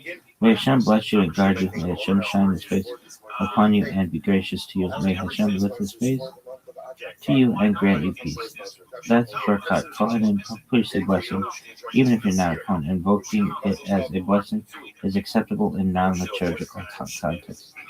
Or less formal, may you be blessed with Torah, life, peace, and good deeds, and may we merit to see goodness in our days.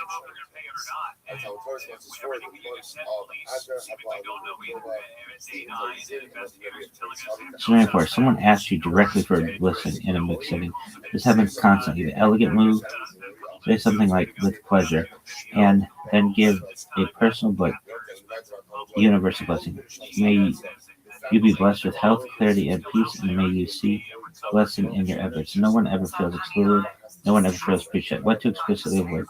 May you grow in Torah and mitzvot to non-Jews. May you merit to observe Shabbat unless Jewish. Anything that sounds like conversion, chosenness, or obligation.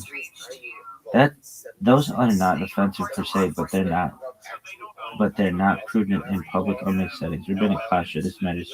The tone is as important as the words. A rabbi giving a blessing should project generosity without proselytizing, confidence without superiority, rootedness without exclusivity, or in one line, be Abrahamic, not tribal, unless you're clearly among your own. What if you just say the Shema?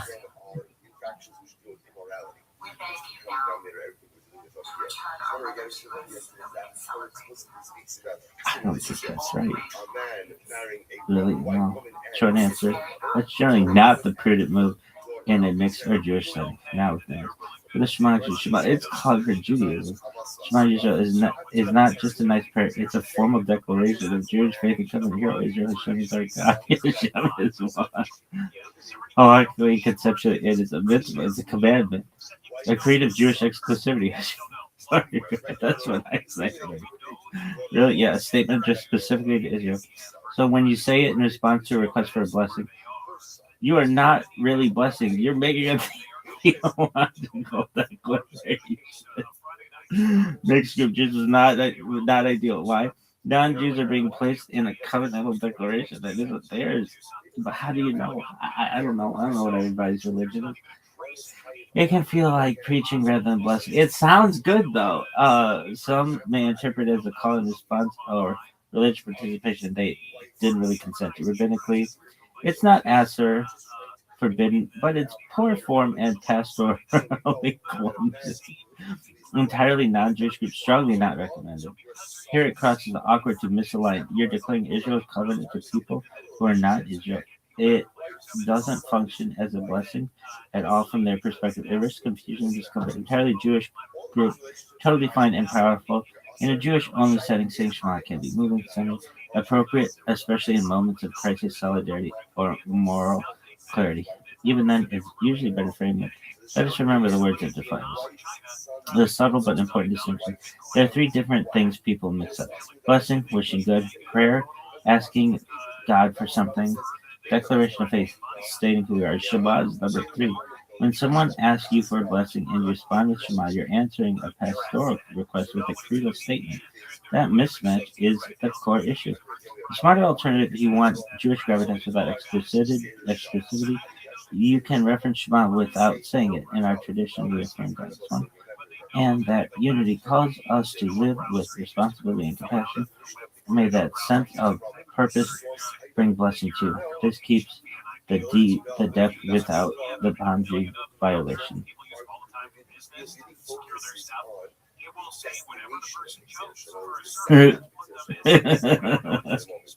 Why do you do it, baby?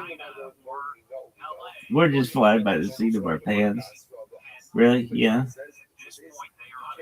That's hilarious. That's absolutely fucking hilarious.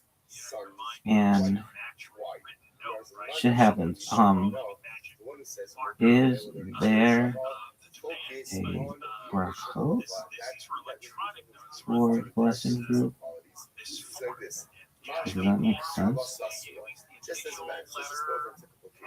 Short answer: there's no single form of bracha. Blessing with God's name and kingship that is instituted. Just kind of blessing with group. Okay, but classic Judaism that's not. Why? There's no form of bracha. Bracha is a technical sense like with Shem and Malchut, God's name. Sovereignty. It's only said where Chazal, the sages, formally instituted it, or there is a clear halakhic trigger, mitzvah, enjoyment, miracle, etc. Blessing people is not one of the triggers. So, inventing group, blah blah blah, who blesses this group would be a bracha of a blessing. That's the hard one. What do is non-formal blessings. Judaism makes a sharp distinction between bracha, formal fixed with God's name, and bracha, tefillah, in the plain sense, good wishes, spoken as prayer. For groups, we always say the second side prayer.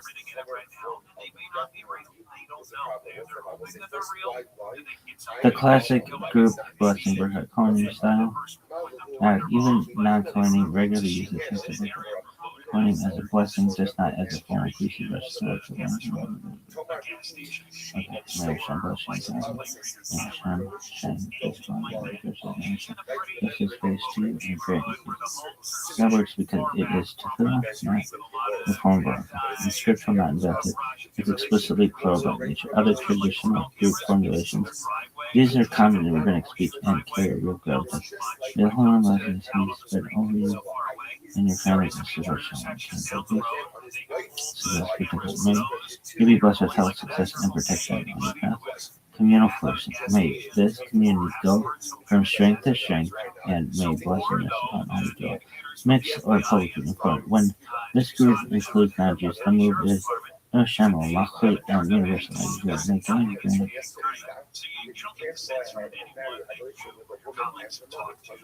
May God grant peace, health, and wisdom to all of you. May your efforts bring blessings. This is 100% aligned with your sounding. What about answering that? If you offer a non-formal blessing, Jews may answer, and non-Jews don't need to, and no one should be prompted. If someone else blesses mixed group and invokes God appropriately, answering amen is fine. Bottom line, no form of baraka exists for blessing. Do not invent one because why? Because it sounds good. Okay, but that's inappropriate. How do you? I don't know what those fuckers' religion was. Really? I don't know. Okay. Use careful language for your workout claim. Text is the gold standard. Adjust language based on who's in the room.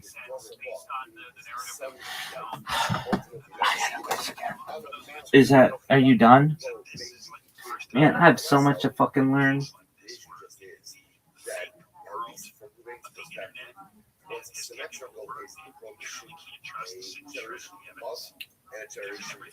So you just say Shema. Done. I know it. It's my thing. It sounds good. Does it? I mean, it's like. So how would you do it? I don't fucking know. Probably memorize it in Hebrew, whatever I'd say, and then have it in English. I wish I could memorize better. I'm not a good memorizer.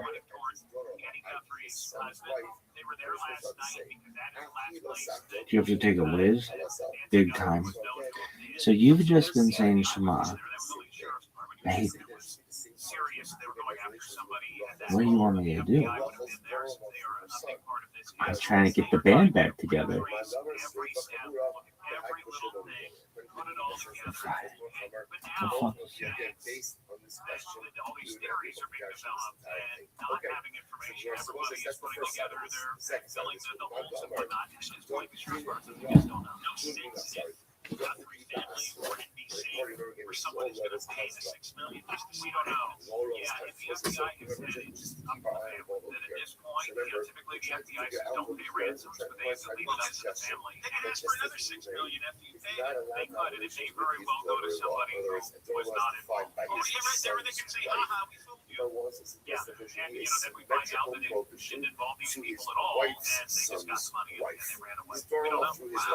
All right, Alex. Thank you. Because just what I love to say is whichever way you dash in Xavier shot, it's not going to work. This thing is not going to work. So, for example, non-Thomas, don't meet up or keep us. So, Matt, so again, if you dash action, it's not going to say. God, it's just horrendous.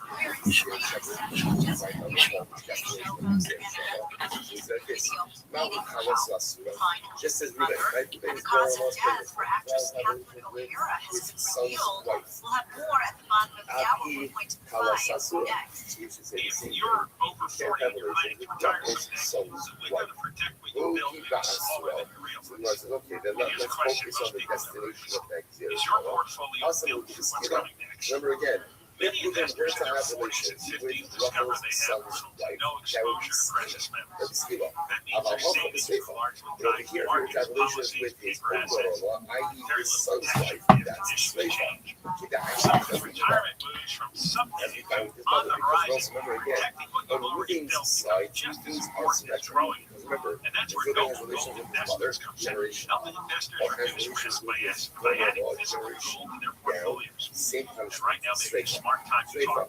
noble Umar gold says, investments. No pressure, Amar, no sales gimmicks, just clear answers and 2 minutes ago. around your goals. that's the Visit Russian. noblegoldinvestments.com. Build your portfolio for the long term. Right? So Noble Ride through the city like British I'm on a mission to get it up. Ride through the city like British if you ain't there, please don't give up.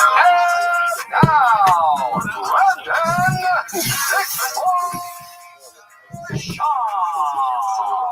yes, sir. We back, baby. Monday, February 9th. Oh gosh, just in there. That's because we added a second shop show a week. Every Monday, Thursday, baby. That's how we're doing it now. Added another show. Your boy, no sleep. Fresh off no sleep. The kid said, you know what? Tonight, we're going to harass you. So your boy's coming with no sleep. All good. That's what creatine's for. It's all good, man. Super Bowl Sunday. Not to kick this podcast off on a negative connotation, but worst Super Bowl I've seen in a hot second. Oh my god. To begin with, I didn't care about either of these teams. My Broncos were in it, the Rams aren't in it. Both could have been. So I didn't really care about the teams, but just the game overall was boring. Halftime show was weak as hell. It's just the whole thing, the commercials. I don't know what happened. I don't know what happened. The Super Bowl used to be so fun, so unique, so original, and we've just kind of lost our way.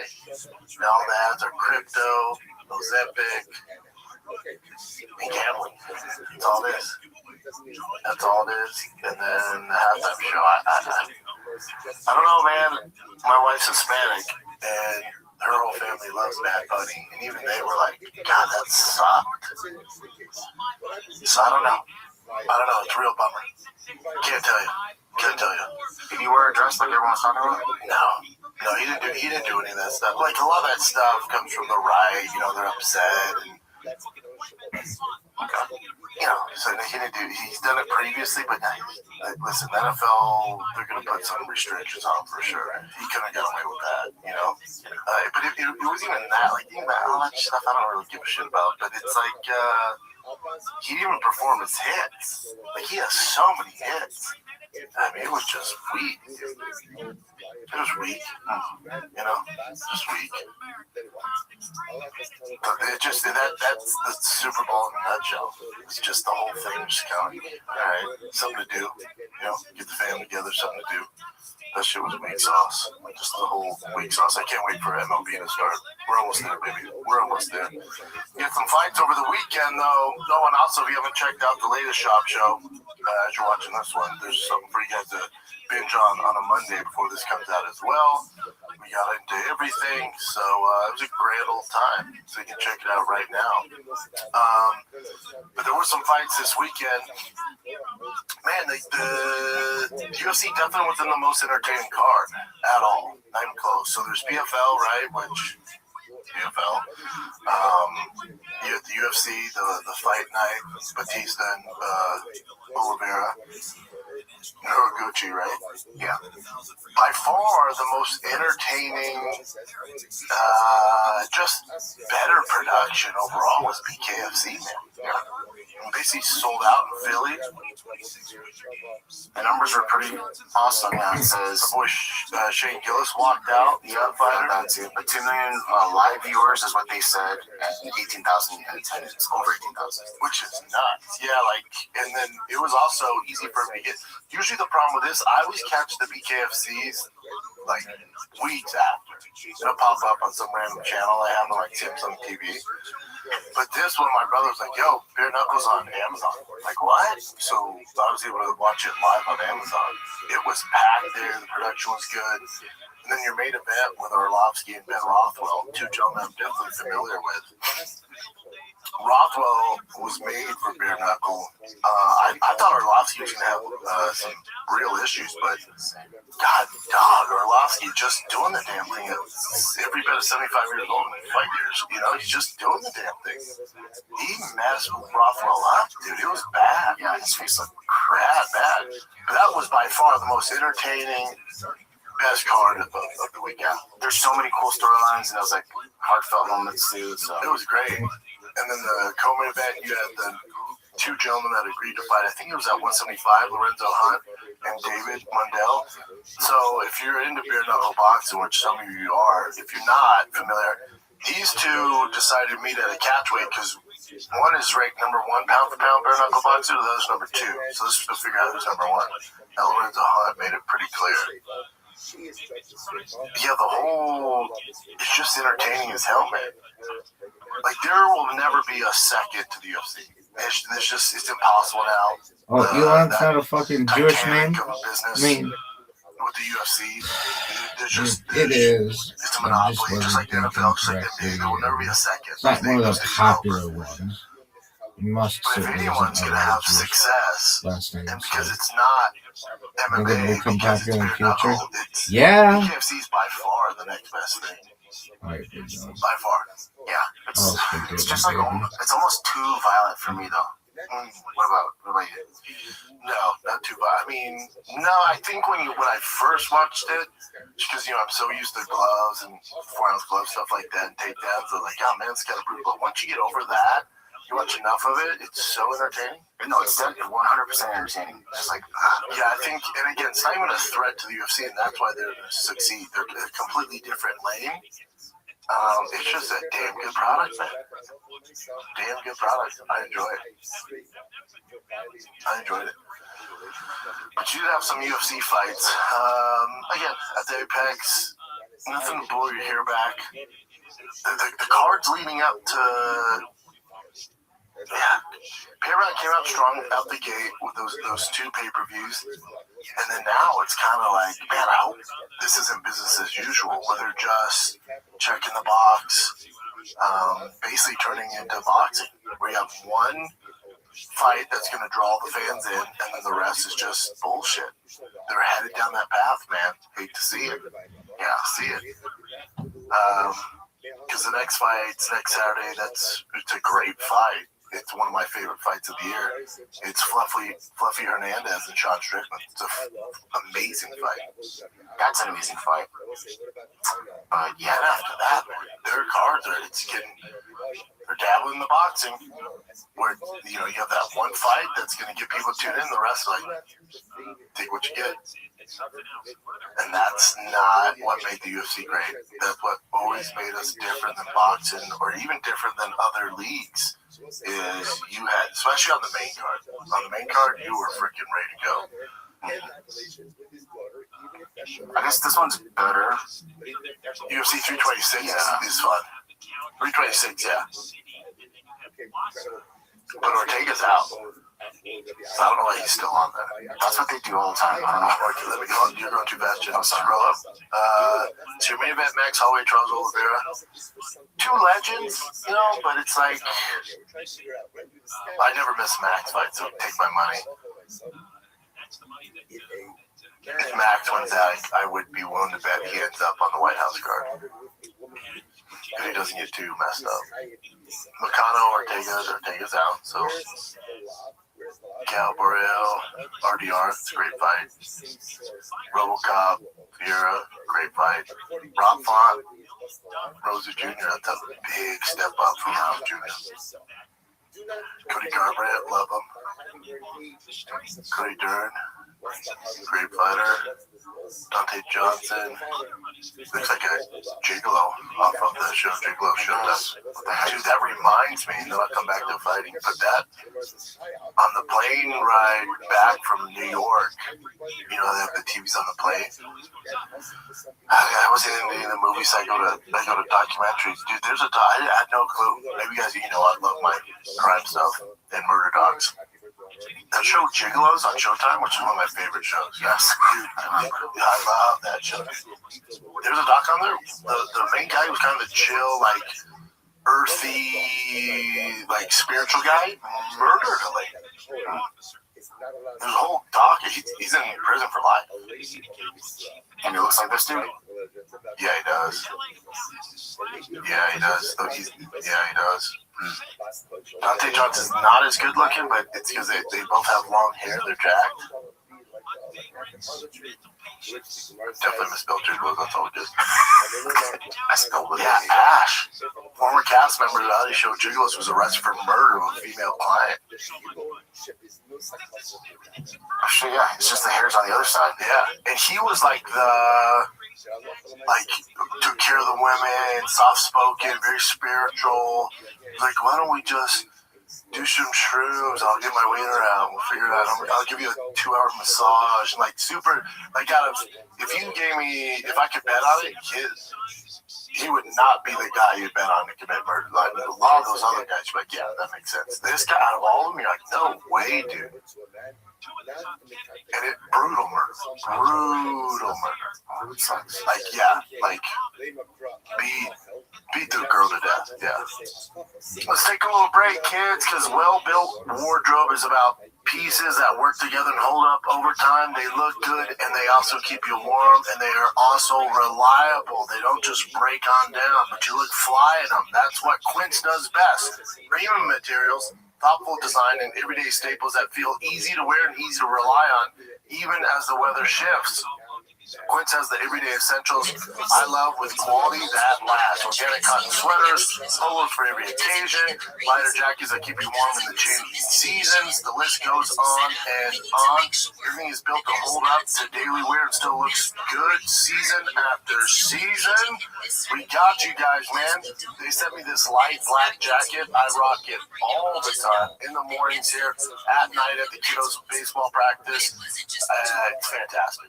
It's fantastic. It looks freaking lit as well.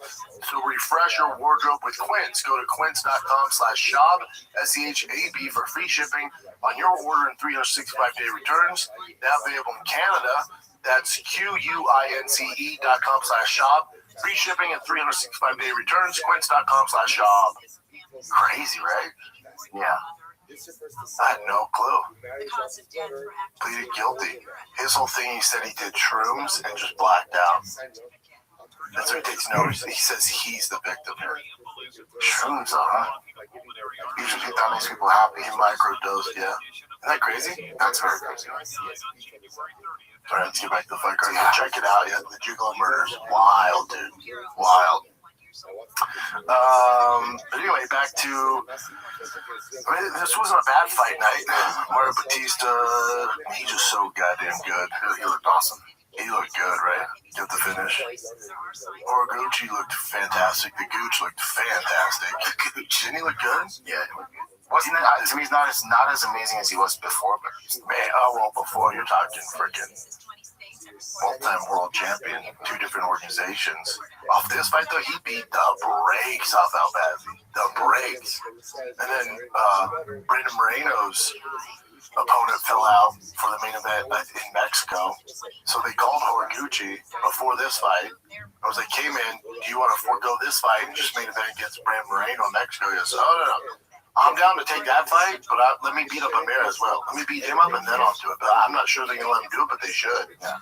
He's a motherfucker. My God, he looked good. He looked good. He's the best guy from Bellator. He looks by far the best. He has some good wins, too. Rising. He was Rising champ, Bellator champ.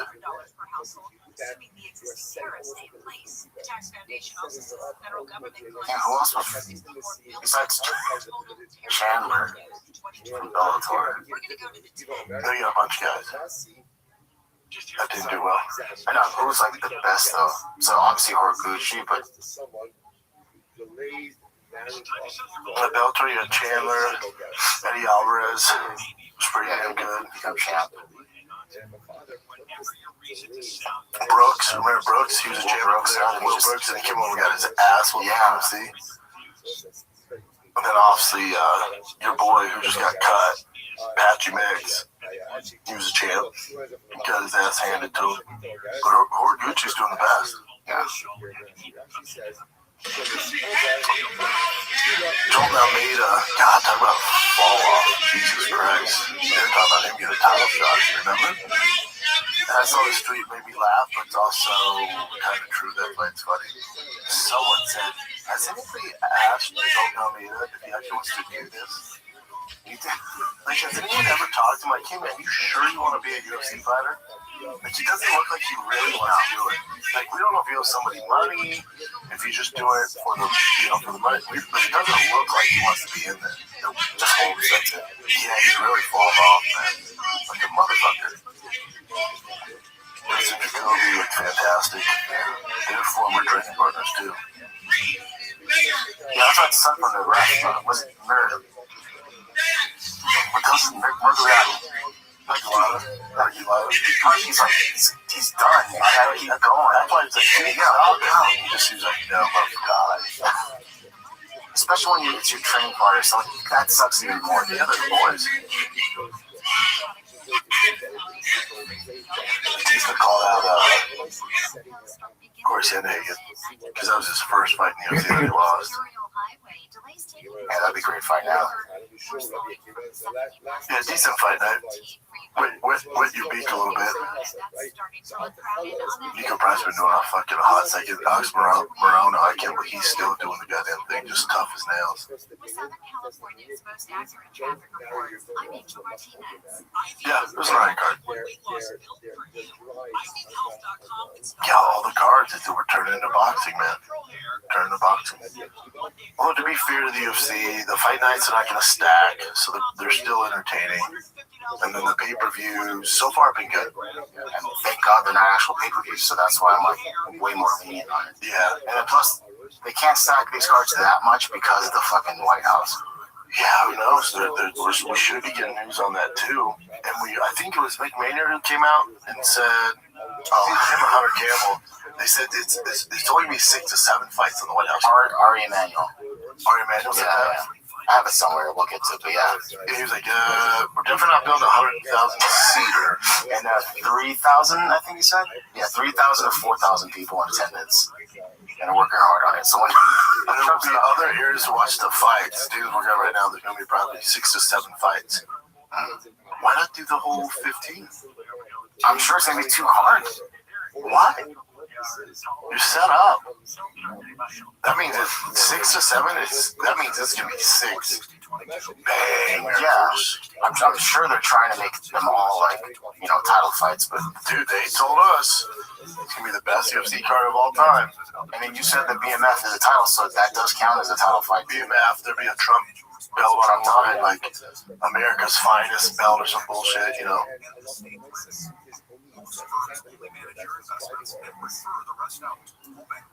Taylor told us the card, we say he's working on it. Yeah, so on the patent. Sure. Dana's working on it, but I thought Dana doesn't do it anymore. You know you fucked up, right? You know you fucked up. I mean, he's part of it. He's like, I don't deal with any of that stuff anymore. Quick, let me show you my war room with all the matchups, y'all. That's the game, dude. Yeah. I'm not mad at it. What else you got, Chinster? You were talking about BKFC. The thing that I didn't realize, did you know that freaking Andre Arlovski was fighting cancer 3 times? Yeah. Cancer 3 times. I had no idea. Yeah. That's freaking insane. And then he becomes a 2-time. Did they say what kind of cancer? They did. There's like multiple ones. I forgot what exactly. Yeah, there's like pictures of them in the hospital. Yeah, with the little thingy. Oh, I wanted to show you this real quick though. Look at this is Andre Arlovski after he won the fight. But check out his hand.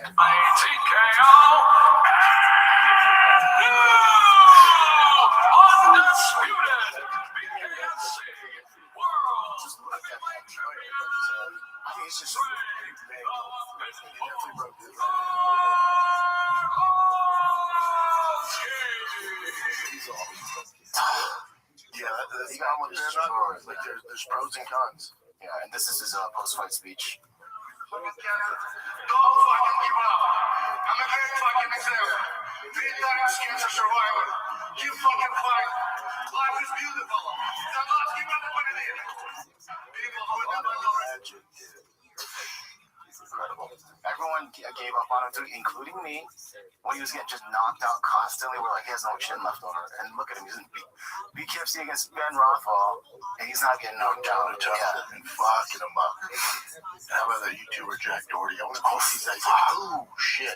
Yeah, that guy was former UFC heavyweight champion, and literally right now, you just fucked with him like 3 weeks ago.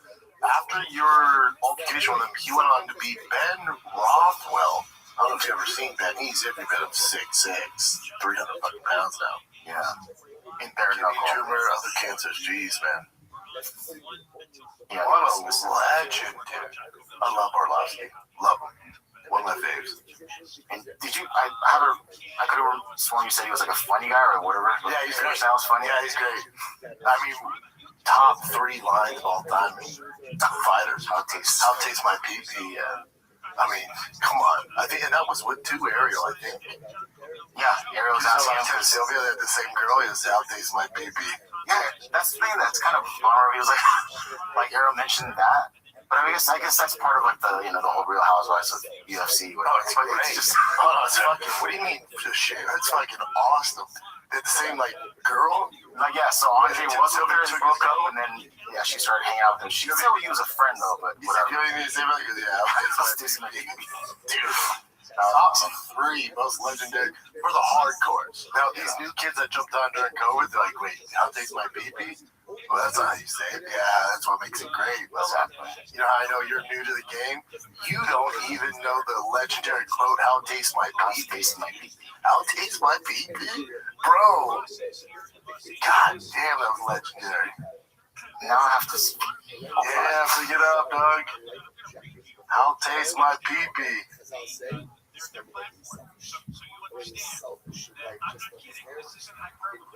don't even put Andre, but. Okay, I gotta ask you this final question though, because there was a lot of talk online. I'm sure you know about it. Tim Sylvia, your former ex-girlfriend. What was up with all that stuff? You know what? I'm not interested, man, but it's his business, and if he did something the same, I just want to ask him, hey, Tim, how's taste my pee-pee, okay? Correctly, how tastes my pee-pee? I just one question for him, if it's through how tastes my pee-pee. Yeah, this guy got it. The best MMA interview of all time. A young Orlovsky, a young Ariel. God, that belongs to the MMA Hall of Fame. Yeah. Let's take a little break here. Starting something new isn't just hard, it's terrifying for most people. So much work goes into that thing that you're entirely sure will work out. All right? And it can be hard to make that leap of faith. Trust me, I know. I've been there. When I started this podcast, or Drive Fast All Gas, or the other million businesses I do, I wasn't even sure what I was doing. What if no one listens? What if I make a fool of myself? What if no one buys the product? What are we going to do?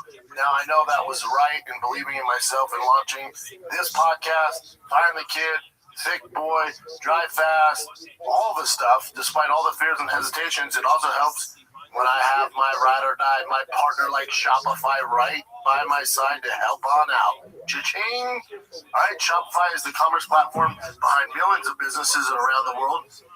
10% of all e-commerce in the U.S. from household names like Drive Fast All Gas, Buy the Kid Shop, all of that is Shopify. So get started with your own design.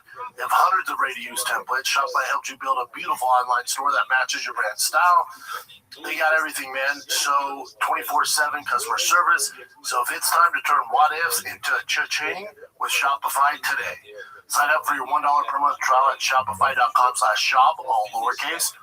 That's shopify.com/shop, all lowercase. Again, shopify.com/shop, all lowercase. Cha-ching. Patrick Brady. That's who Shane Gillis walked out with him. And what's Shane have to do with this guy? I don't know. I'll look it up after this, but this is him coming right, and then he has Shane Gillis on his t-shirt too.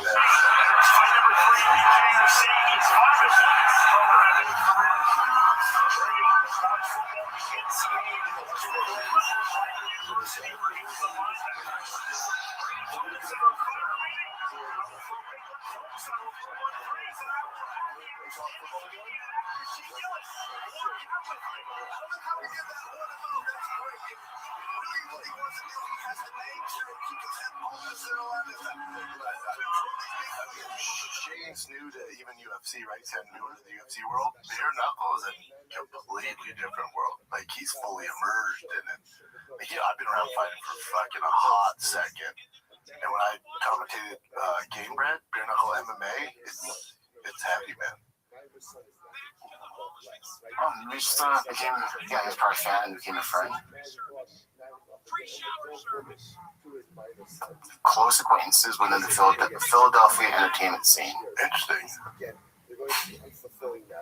There's homies. That's cool. And then after this fight, that guy Patrick Brady retired. Yeah. And then they got like a double bonus, I guess. And he said he's gonna give it to charity, all of it, not just a portion of it, all of it. Wow. Yeah. Good for him. Yeah, dude, this bare knuckle thing was kind of like a sweet thing that happened. Like, so many things happened during this thing. It's great to see. And even this was a huge accomplishment, obviously, the 2 million in 18 and 2 million's crazy. And this one was badass too. Charles Crazy Horse Bennett, he's been losing. He hasn't won in a hot second. Yeah, so it says right there, he was 1 in 25 in his last 26 fights, and in this particular BKFC event, he finally won. And he was like a huge underdog too.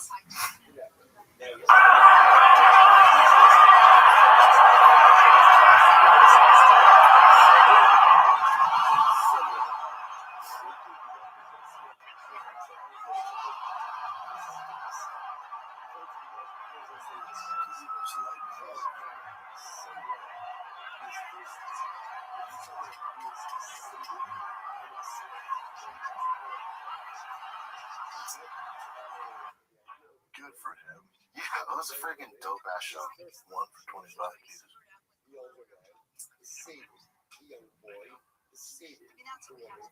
Okay.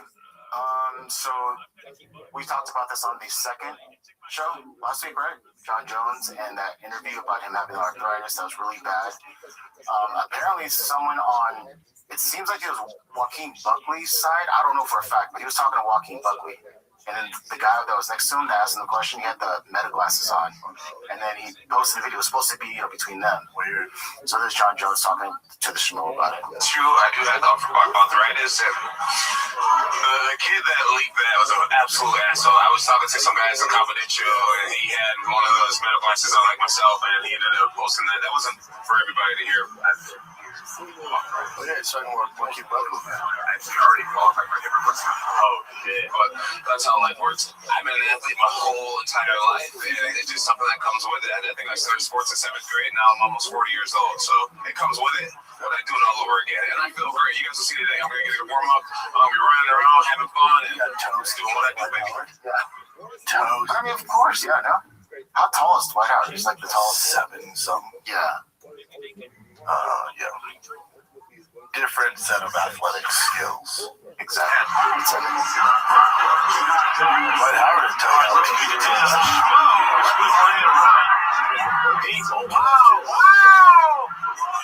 We do that, we've got a touchdown. To be fair to John, Dwight Howard, and it is Howard who takes it in for the score. Still. Yeah, how about Dwight Howard on the post route? Yeah, he got cooked. I mean, how would you do against Dwight Howard? I don't know. I don't know about me. Yeah. I shouldn't even ask. Fuck Dwight Howard's name. I broke man to man and pressed the fuck out of him. Like it's fucking Charles Woodson, man. What were you gonna say though? PB Taste with Dwight Howard? Look it up. How do I what a type? Look it up on your own time, Doug. Oh, okay. You ever looked into the trans stuff with Dwight? Alright, I'll do my own Taste time. my pee-pee. They'll tell you. Okay, yeah. Hip replacement too, and that's why John was like, I'll fight, but it has to be worth it to get me to deal with this pain. Yeah. Because he clearly needs a hip replacement. So if he gets that, you're out for a hot second. Especially at his age. Yeah, like most people bounce back around 9 months with a complete hip replacement with his technology these days, I assume. So, but you're like, he'd be out. And also his age, like, he would have to deal with it and get through this fight. That's good that they're successful and improves pain relief, but you're probably not going to be your physical self, like Norton. No, and then it takes a hot second to bounce back. You're probably out a year. And he's older too, so, you know, it would be the end. At his age, maybe he decided to do this. Yeah, That's why he's saying, he's like, oh, they just gotta let me know, because otherwise I'm gonna get this freaking hip replaced. I bet the UFC does it. they got to do it, man. And they kind of have to do it at the White House, because he was like, it has to be worth my time, right? Because it has to be something special. It can't just be a regular fight. Well, T-Mobile ain't gonna do it, man. Like Alex Pierre at T-Mobile, I don't think he'll do it. Tom Aspinall at T-Mobile ain't gonna do it. Yeah, it has to be something legendary. It has to be White House. Yeah. And that's what we want too. If there's only one more for him, UFC kind of has to do it. You also owe. Like, that's my thing on all this. Like, you guys kind of owe John. Well, you're talking about the greatest to ever do it. All the money he's made the company, clearly underpaid. And he's like, hey, I want one more. It's at the White House. You kind of have to do it. You kind of owe it to him. even if like there's a chance that he might bail because he's done it before, they still owe him, right? They should just take that risk. 100%. Yeah, 100%. Right? He's not going to bail on the White House. Yeah, That magnitude, it's not like a regular card, so I bet John gets up for that. It's my same thing with Justin Gaethje. Like, if Connor's coming back, you kind of owe it to him. All the performances he's put on, all the must-see TV, all the highlights, obviously underpaid. Kind of, give him the red penny, right? You kind of owe it to him. yeah. What do you think about Floyd Mayweather suing Showtime and Steven Espinosa? Espinosa was his boy, too. Yeah. This is Espinosa, yeah. I'm proud of my reputation. It's one of integrity. I've never done anything to hurt a fighter and shortchange a fighter. I'm definitely disappointed and surprised. I haven't spoken to Floyd about it. It's a mystery in many ways. The lawsuit will take care of itself. Yeah, Espinosa ain't the one to go after, man. And you dealt with him before. He's awesome. You seem Awesome. Sharp as a fucking tag. I mean, he's ahead of him. Yeah. Dude. He was Oscar De La Hoya's lawyer, man. Like, at the height of his fucking career. He's a beast, dude. And he's saying what? Showtime Mayweather as a third-party account controlled by Heyman Associates rather than directly to Mayweather. Funds were allegedly diverted in false labels like reimbursements, loan payouts, or expenses for Heyman's benefit. Sounds like his issues with Al Heyman. Yeah. And people are saying because right now, you know, remember we already heard about the rumors of Floyd going bankrupt and everything, and suddenly this comes out, you know, years and years and years later. Yeah, it's usually not good when guys are showing. Slush fund. But from what I hear with Floyd stuff is he's cash poor. Does that make sense? So he has so many assets. I mean, they say he has like 30, 40 homes and with the Bugattis. Like, so he's equity-wise and like property-wise, he's billionaire. But cash-wise, he's cash poor. Big difference. Yeah, no, when I see stuff like this, I'm thinking he wants to continue the lifestyle that he has, which is, you know, out of reach for the majority of people in this world. But then even if he had half that, he's still like hardcore up there, you know, like even on a fraction of it, he's still balling. But he just wants to live that lifestyle. It says slush fund usage, high revenue, fight money. Funded the things like his without him who's in charge of all the shit. Like, it's not have much to do with Showtime. You know, Showtime's like, well, we dealt with the guy who represents you, you told us to deal with. We sent him the money. What he does was if we assume you're a winner. Yeah, okay, good. Let's take a little break, then we'll jump right back into the Real Housewives of the UFC. We see you crushing workouts, building your thing from 9 to 5, from 5 to 9. You hold yourself to a higher standard, and your drink should too. That's where nowadays comes in. A zero-proof THC beverage that delivers a clean, reliable buzz with no hangover, no empty calories, no regrets, just great flavor, good energy, and full-body experience, man. You're not giving up fun to chase your goals, just choosing a better way to do both, a smarter way. You work hard, you play smart, you've earned this, fam. And you're like, what will I feel if I take down an nowadays? Well, 10 to 20 minutes in, a gentle lift, you start feeling a little lighter. 20, 45 minutes in, you're in a sweet spot. Social, you're in your groove, you're feeling yourself. It's a vibe. 45 to 60 minutes, ride the wave a little longer, or let it wind down easily. Super easy, man. Here's the best part. It tastes fantastic. Real fruit flavors, crisp, clean finish, zero hint of THC. Whether you're sipping solo or toasting with your boys, nowadays it's made to mix in with any moment. We got you. If this sounds like something you want to try, visit trynowadays.com/shop, SCHAB, to get 20% off your order. That's trynowadays.com/shop, or you shop at checkout. Super easy. Drink responsibly, must be 21 or older.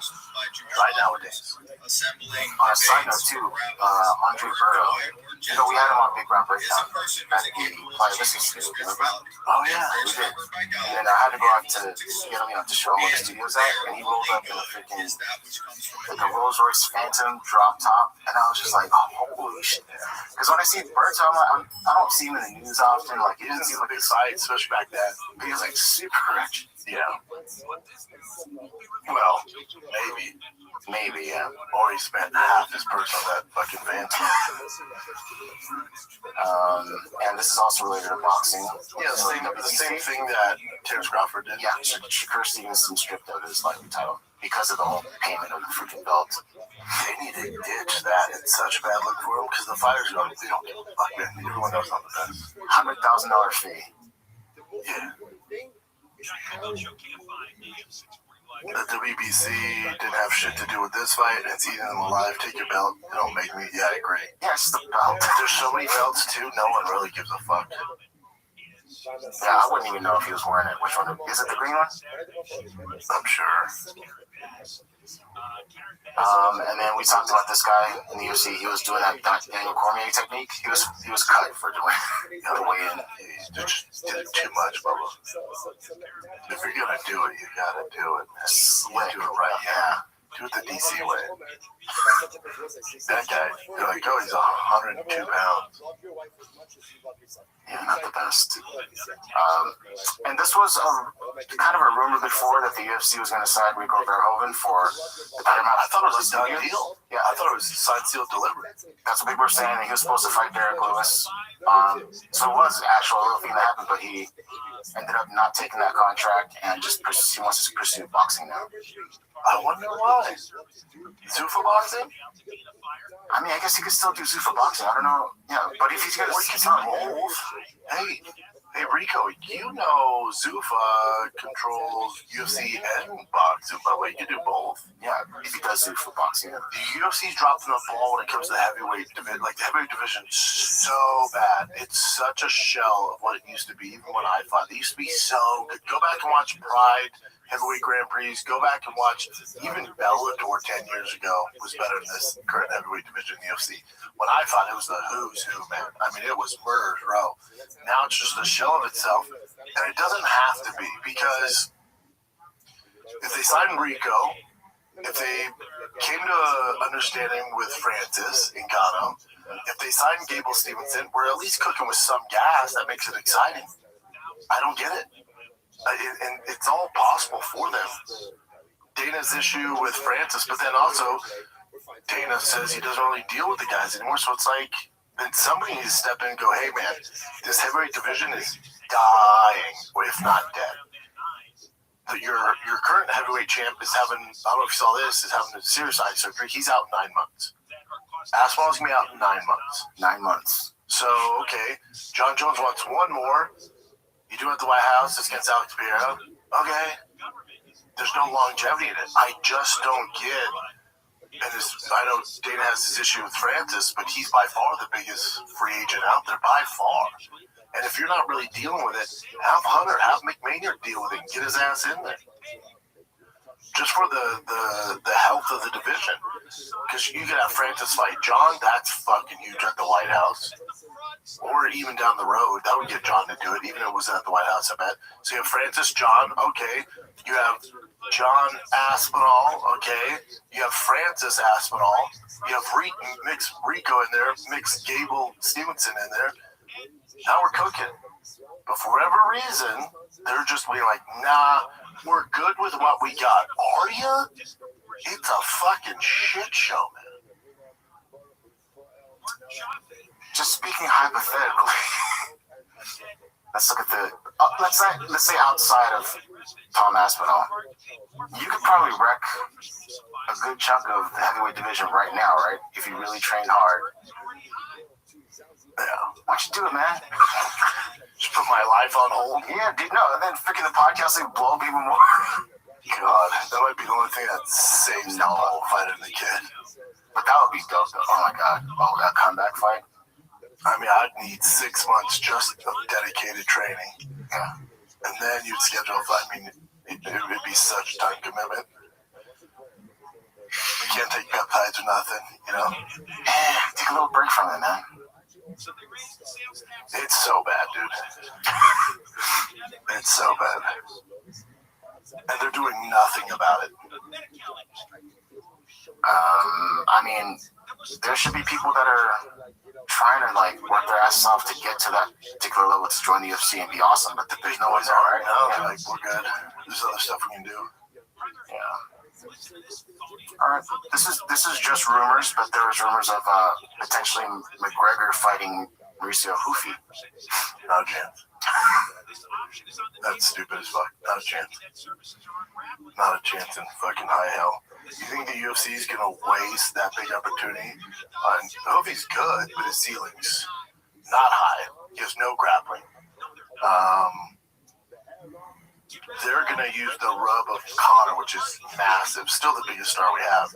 They're gonna use that rub for a Gaethje or especially a Paddy Pimblett.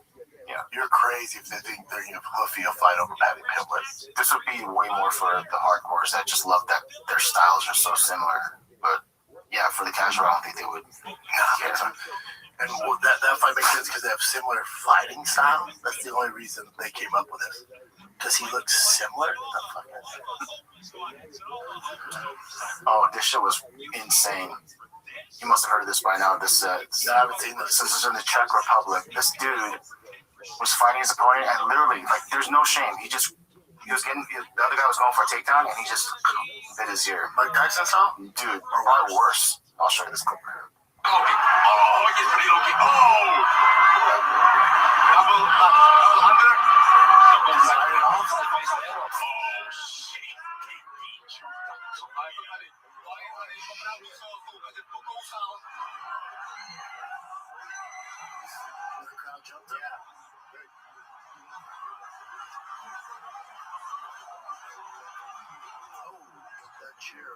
That's what I feel bad for the security guards. You know, Brady throwing chairs, that fucking accuracy is insane.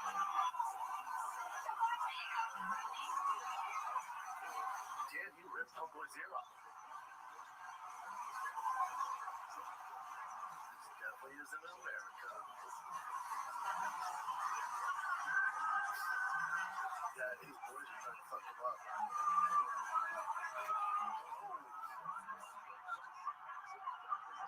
He's cool. That's not like legit.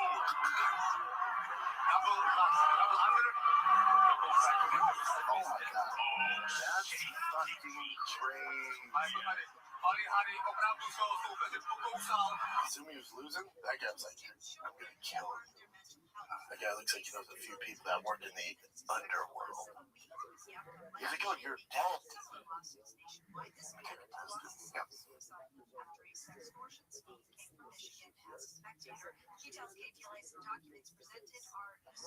All right, the next one is Anthony Joshua visiting the locker room after Usman won his PFL thing. Yeah, and this is in with Islam and Habib.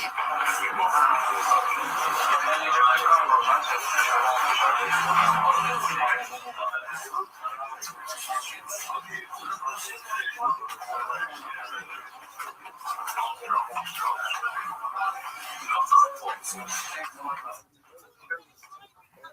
fine. It's a joke because obviously, the dagger seems like 2 to 3 years. He's like 2 to 3 weeks. That's funny. It's a random pair. Yeah. This one I thought was pretty dope. Oh, you saw this, right? I'll just play it for you. This is Terrence Crawford on the Pivot podcast. Oh, everything has a price. There is not a number that can get you back in that ring. 80 million, 100 million.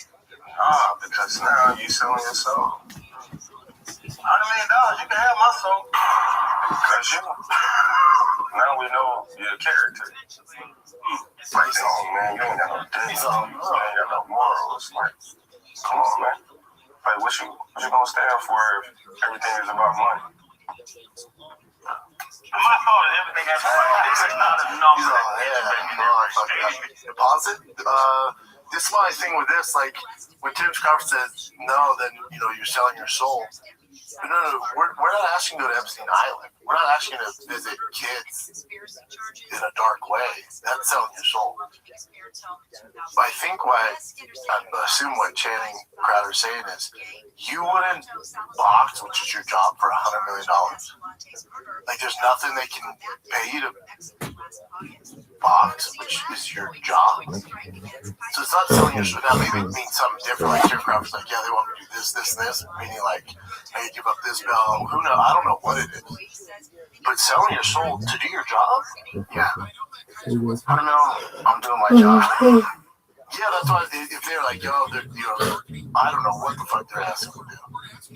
I assume that it's $100 million to box, which is your job. That's not selling your soul. That's doing your job. Let's take a little break here. Listen, GLP-1s are all the craze right now. Your favorite celebrity's getting skinny. Used to be a super thick one. Now they're skinny. You're like, what are they doing? They're just button up their diet. They're not.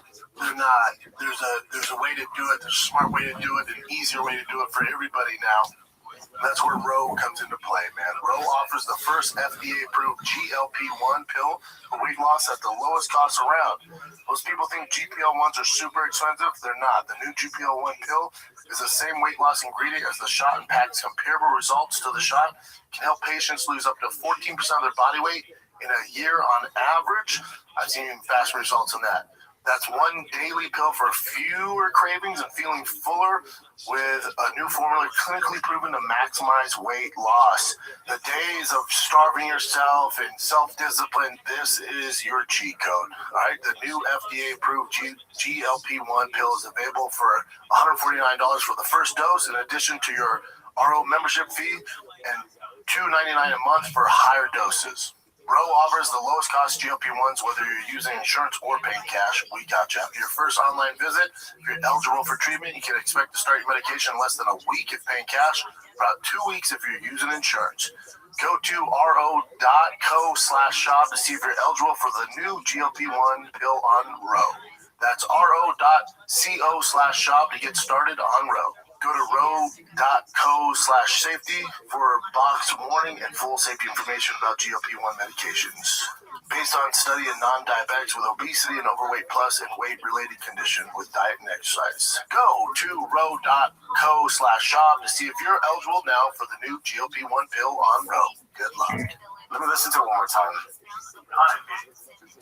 Because now they go refresh. Everything has a price. There is not a number that can get you back in that ring. 80 million, 100 million. Because now you're selling your soul. $100 million, you can have my soul. Because you. Now we know your character. Man, you ain't got no dignity. You ain't got no morals. Like, come on, man. Like, what you gonna stand for if everything is about money? Yeah, that's a question. Like, what's he mean stand for? Like, is there something else? Yeah. Because again, if it's $100 million to do your job, which your job's been the same thing since you're 6 years old, is being a boxer, fighting other boxers in the ring. It wouldn't be selling your soul. So maybe it's out of there's something else going on. Yeah, I don't know the details of how they got there. Like, selling your soul, what are we talking about? Yeah, especially if they're saying like, well, he says he's done with Already boxing. knows my boy goes, you're a prize fighter. Yeah, exactly. Yeah, it sucks that that Channing guy got put in that situation. It's like kind of look weird, but at the same time, we all agree we would do it for 100 mil. I mean, especially if you're it's your job. But if you said I'm done, it's over, I don't want to do this anymore, but then they offer you 100 mil, it's like still you're not selling your soul. No. You're not doing OnlyFans or something. Listen, I love butts, so maybe it's just there needs to be context there. Perhaps. So Greg Hardy's a champion of some sort of promotion, heavyweight champion. He finally won a fight. Peak fighting heavyweight champion. I mean, I don't know. I'm not familiar with the peak. Neither am I. All belts are not created the same. This is not a big deal, but John Woods said that Gina has been in the gym and actually starting to train with professionals now, so he's not saying whether or not she's actually returning, but obviously there's rumors. Like a role or something, you know? When you're training with pros, but you're at her level, though. You know, she's just gonna train with amateurs and beat the shit out of them. Like, she was so skilled, so it's too much for a role. Okay. I think this is probably the last one. So this is Paddy Pimblett. Literally before he was gonna fight Justin Gaethje, he started eating inside the locker room, even like candy, like Sour Patch Kids, and I'll just play this clip for you.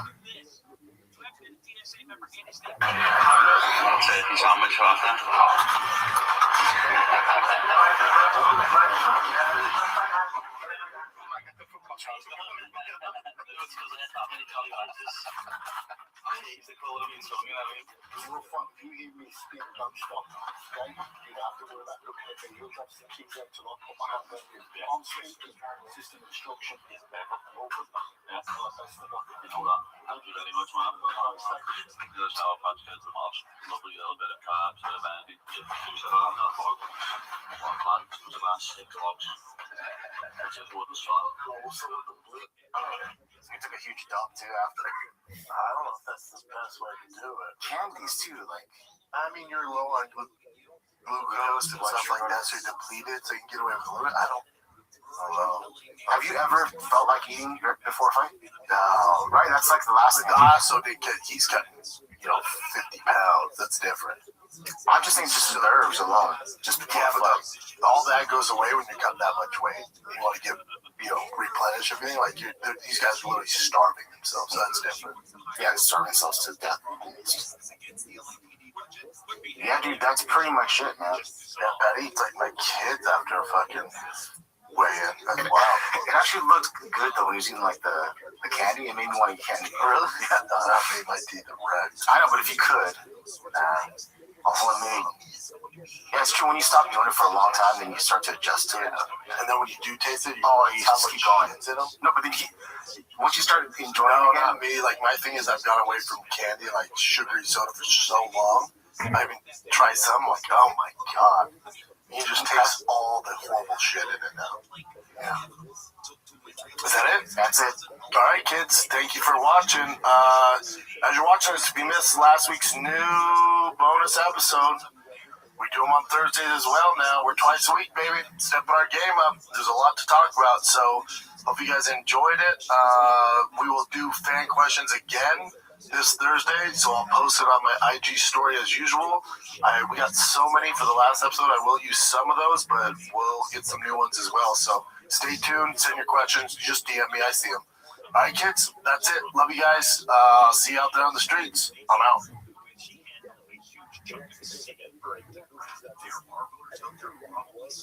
Yes, that's true. I know. You will probably desire astrological daylight between here and Bass and Neuron, but there are some differences, and some are directly related to policies that affect people in Los Angeles, and those are the distinctions they're going to have to present to voters for their consideration on homelessness, on police, and on the budget. I'm thinking that no, that's some kind of deal to make Paradise look more palatable.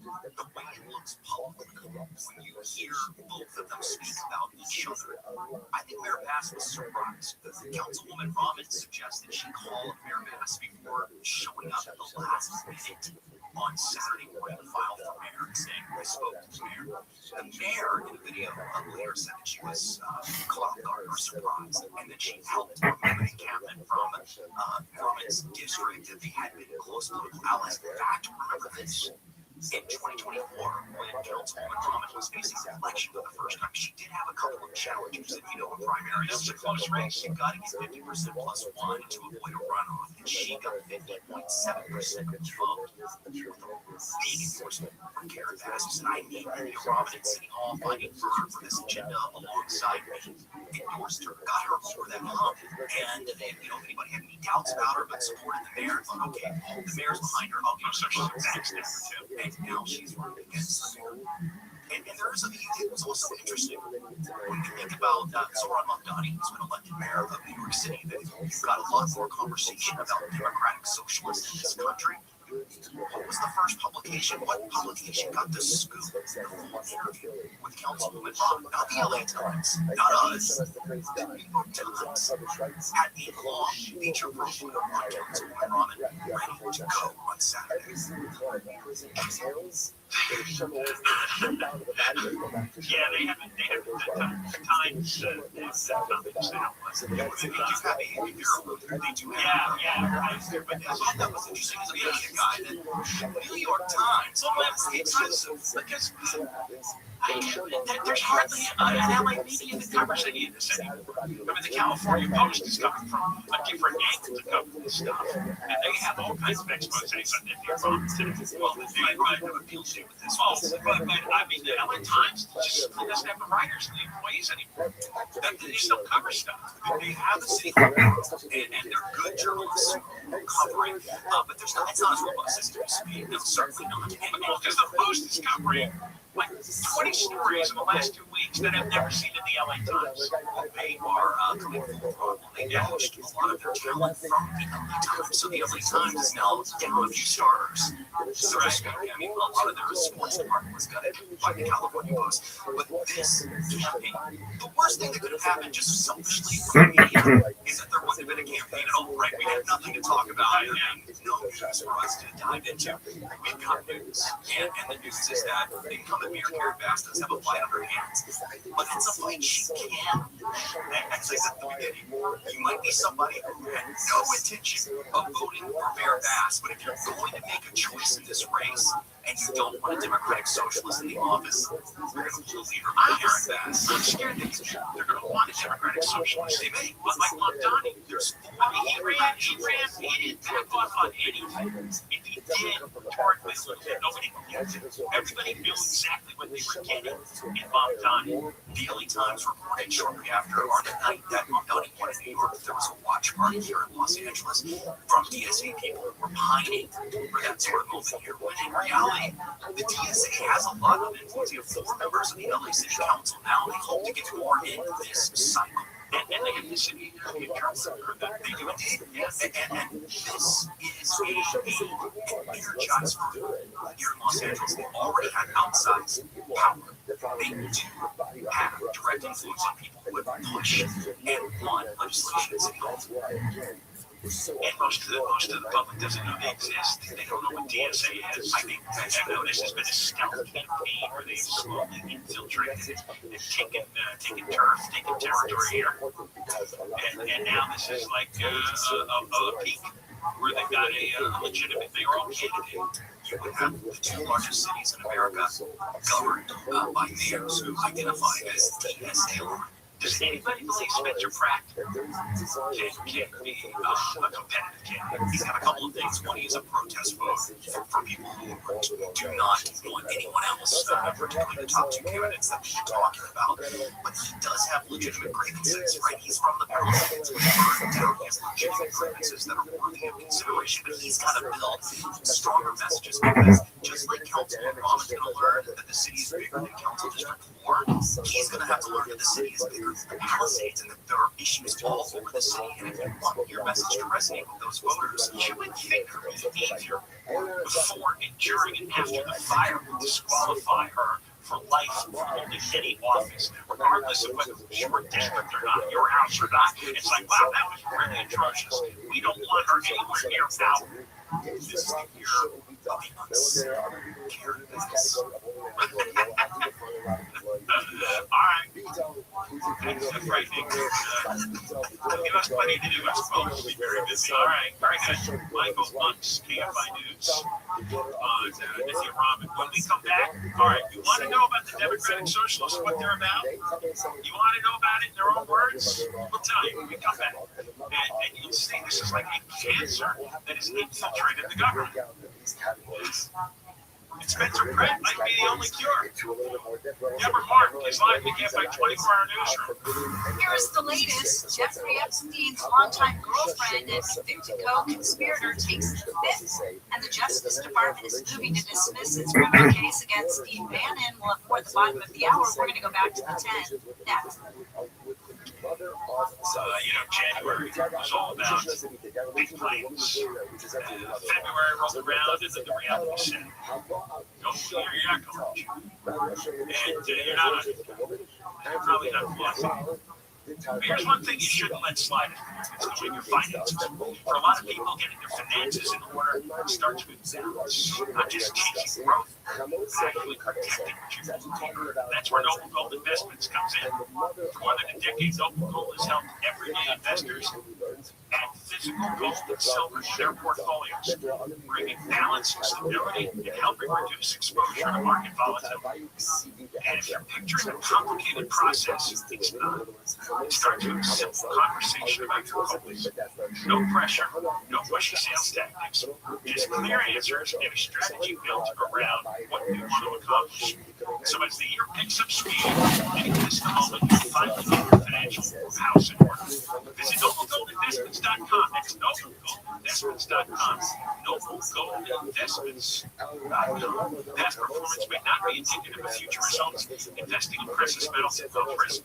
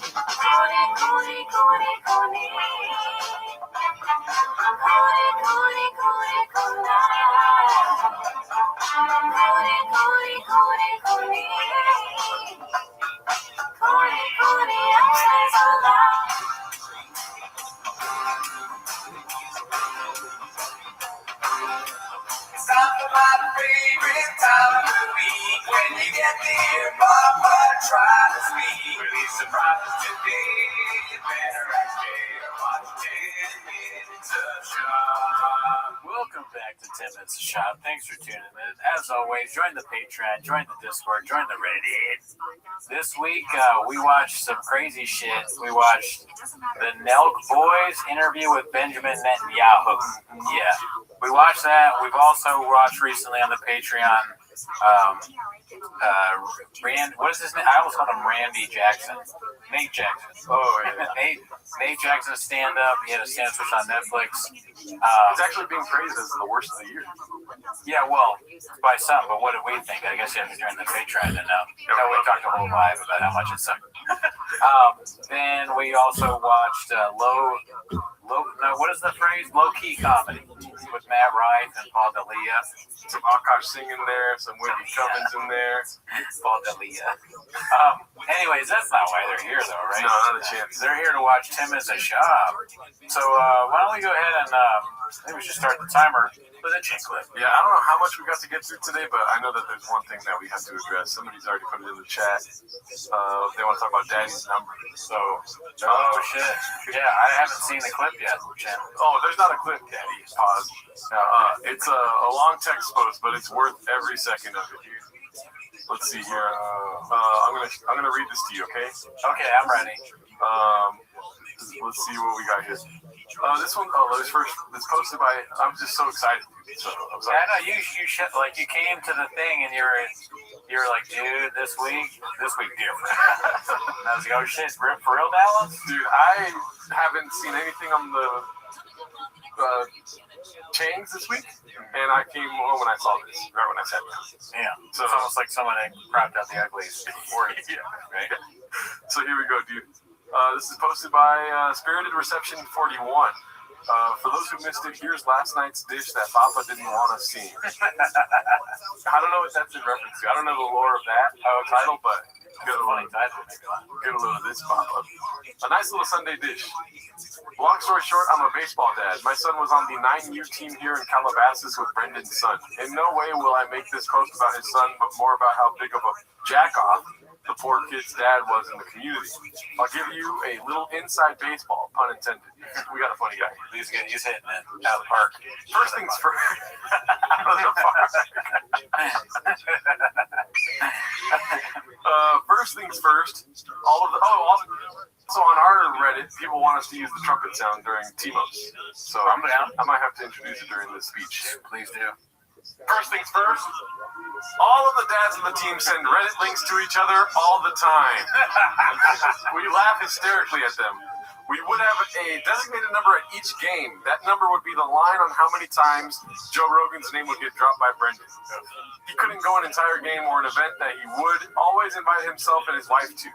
When we found out he was moving to Austin, we joked how long it would be until a restraining order would be filed. His obsession with him is unreal. Unreal, as Brendan would say. He told us over and over that he and Rogan were best friends and also says nobody has been on his podcast more than him. He also told us he needed to move to a community where he was around more conservative people like him. But move to a super liberal city. Ha ha!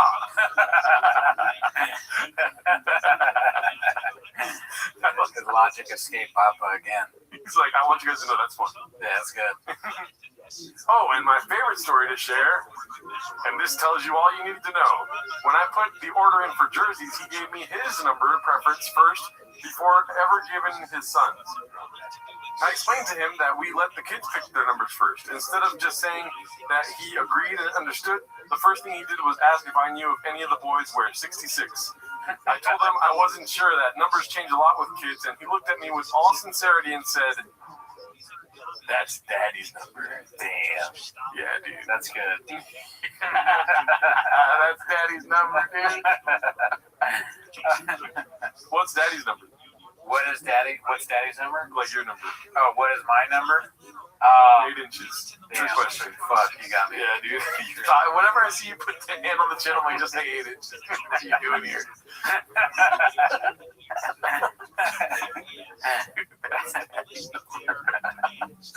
Oh, man. Now all the team parents still say that's Daddy's number to each other all the time. It was so cringy. And lastly, don't let his words fool you about how busy he is with traveling ball. On multiple occasions during practice, he would just sit in his truck on his phone. Then come game time, he would be the first parent in the dugout. His wife in there with him taking photos. Anything for the gram, right? And then he kind of just rounds out by being like kind of embarrassed, or like not without saying that, but he's like, anyways, that's all I got. Anyways, just thought I'd share some funny moments from America's Dad. Damn, dude, that's amazing. Yeah. It sounds so real. Mm-hmm. That's Daddy's. I mean, can I play devil's assistant here? If Shop said that's Daddy's number to me, I would laugh hysterically and think it was great. Yeah. But I guess I would also do the same thing, like with the other dads. When he wasn't around, I'd be like, that's Daddy's number. Even when he was around, probably, I'd still do it. Just to fuck with him. That's Daddy's number. But he's probably, if you write something like this, they don't like it. He's probably an asshole. They're just like ripping on him. Yeah. It's funny that this makes sense. Like you can easily just disguise yourself as a cat and act like, or like as a baseball dad and act like it's some random shit, but it seems so specific. You know it's real because there's no mention of the cubby. Yeah. If he was like, and he never left his cubby or whatever, then it's like probably fake. Damn, I wish the baseball dad would have watched our show and been aware of our fascination with the cubby and brought some insight to that. It's possible that he's real and did watch our show. I mean, I would have loved to shout out, and we still got to check that website. Remember, I begged to be on the website. I forget what the website's called. BrandonShopOfficial.com. Whoa, we paint narratives, B, says Stone Cold. I was checking in with the chat. What up, Stone Cold Steve? Yeah, I mean, this show is all about painting narratives. So that's what we do here, kind of. I don't know if you're new here. That's Daddy's painting. Galactus, my North Star. What's up, Mark Ramirez? Okay, Mr. Whole Foods, Classic Papa. Baba and the Baja 1000 of Austin. Alright, but yeah, anyways, so he said that's Daddy's number. Billy, to answer your question, this is Timos. I think I put that in the thing, right? You did, yeah. It might be a bit, honestly. Oh, okay. I may have answered a bit seriously. Well, it is a bit that they only give us 15 likes, I'll tell you that right now. Yeah, guys, I don't know if you know about this because we only talk about it in the Raccoon Tweeties live stream, but I will unplug the thing and make a weird noise come out if there's not more likes. Alrighty, so that post there brings us into the next post from Lumbao. Lumbao 0, Drunk BC drops a Daddy's number. Let's see this one here. Oh, god damn it, I plugged it in already. I don't know why I didn't messed up. Yeah. What's up, Jessica? Long time no talk. That's true. Oh shit, what's up, Justice G? Oh my god, come on. Yeah, there we go. This is my favorite show. It's my time talking. Thank you, so he's the bit from the buddies he was talking about. We were saying his name wrong. Instead of saying Saul. Oh. But then also Saul is the guy that asked BC to be on Raccoon Tweeties. Timos. Thank him for that. Shout out my Mexican wife, and I'm not talking Taco Bell Mexican. What's it called? Alrighty, so what's it called? I said what's it called twice, but Drunk BC drops a Daddy's number. Sorry, I'm like making sure everything's good to go here. Yeah. Here we go. There was a lot of elderly on the train today. Didn't want to be too menacing. So 318, right? That's Daddy's number.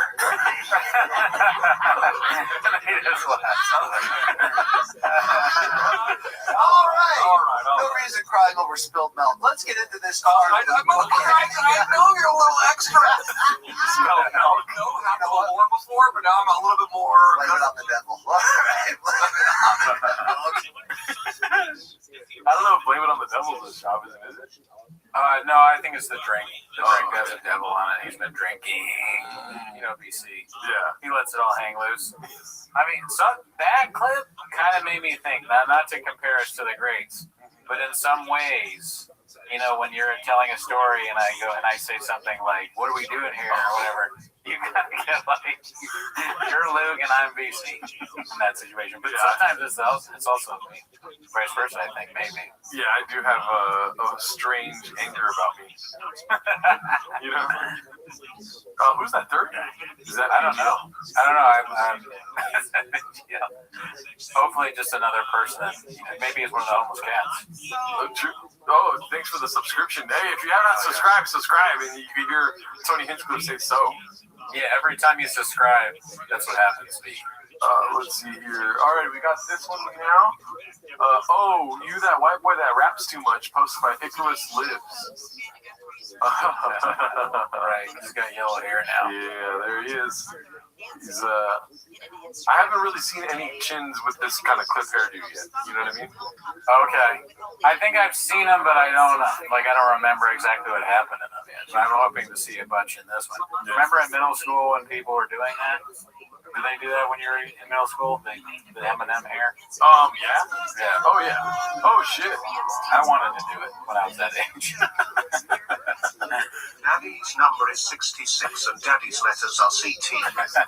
Let me make this big pause. And then the other one is Cooney is Daddy Gernaldo is Mexican. Shout out to you guys. David and Curtis. Cooney is Daddy. Gernaldo is Mexican. That's so funny hearing the "What's up, Dallas?" Look at you guys. We watched the Gringo Poppy last night, dude. Yeah, and we did watch the Gringo Poppy also on the Patreon. But when I see him like that, when he got the haircut done or the dye done, yeah, he's probably like, I'm not used to this. What is it? Different. Bleaching. That's what I meant to say. Which I assume is some kind of dye. I don't really know. No, it's just bleach. Oh, it's bleach. I didn't go to college, but yeah. Because it's called that. So it's putting bleach in your hair. Yeah. Wow. I thought that was like a fucking euphemism, like a way of saying something. Colloquialism. I'm shocked. Number 88, dude. Let's see here. What do we got next? Okay. This is all over the place. Let's see. Next, we have Urinal Zen. Okay, that's the baseball dad when he finds out you can screenshot posts. Oh, because wait, can somebody in the chat tell us how did Bappa get them to delete the post? Oh, he deleted? How do we know he deleted the post? I guess the baseball dad deleted the post. Oh, okay. So it is real, and Bappa found out? I don't know. I guess Bappa didn't want us to see. That's what I don't know what that little mystery. Oh, Bappa didn't want us. I mean, it could just be like Bappa doesn't want us to see this. Yeah. Right. But the baseball dad did delete it. And that's why it's a screenshot. Very confusing. Can you though? What's up, Nina Bone? Baseball dad deleted it. Crack City, thank you for the insight. Baseball dad is such a great name too. It's like the hero we needed this whole time. We needed baseball dad because we had other people like that for a while. There was Sorghum Bird, right? Rogan and Shorty Pie, and now we had for a brief moment baseball dad.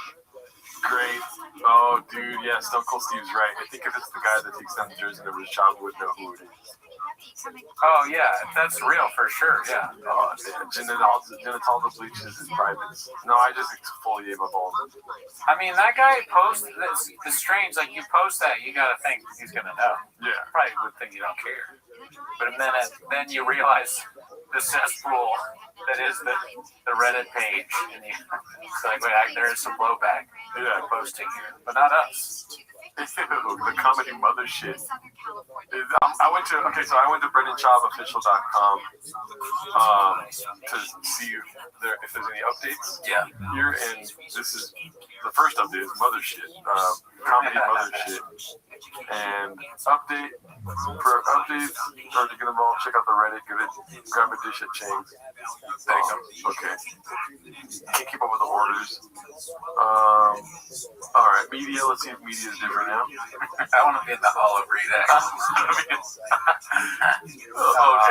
Jesus Christ here. Hall of Redax, where's that? Go back. Okay, go back. The Hall of Redax. Hall of Redax. Oh, no, we're not going to be in here, dude. Who's in there, though? Richard Redacted, number one assassin. Oh, I see. So it's, okay. Hey, Moana the Rock Johnson. What? I don't get it. I'm assuming that's like homeless cats. Oh, okay. Donate. A bunch of donate stuff. Oh, people that donated to the page. You're going to donate. I probably will, yeah. Oh, my I think I'm going to donate, yeah. Let's see here. I want to be in the Hall of Redax. If I have to pay, I'll do it. I'll pay for it. You got to shout out the show, though. Oh, sure. Yeah. Oh, I was saying like them. Oh, yeah. You put us on, but I also will just force my way on by donating. Billy Glossy, you got to be specific to the sound. I don't want Cooney reading that kind of comment and then making the the high-pitched noise come back. Billy, I will flip out on you. I have violence in my DNA. If you ever ask something like that again, knock on your door's coming. God, we've already seen that one. The Green Reaper's coming to knock. Yeah. All right, so here we go. This is posted by I Downvote Cake Days.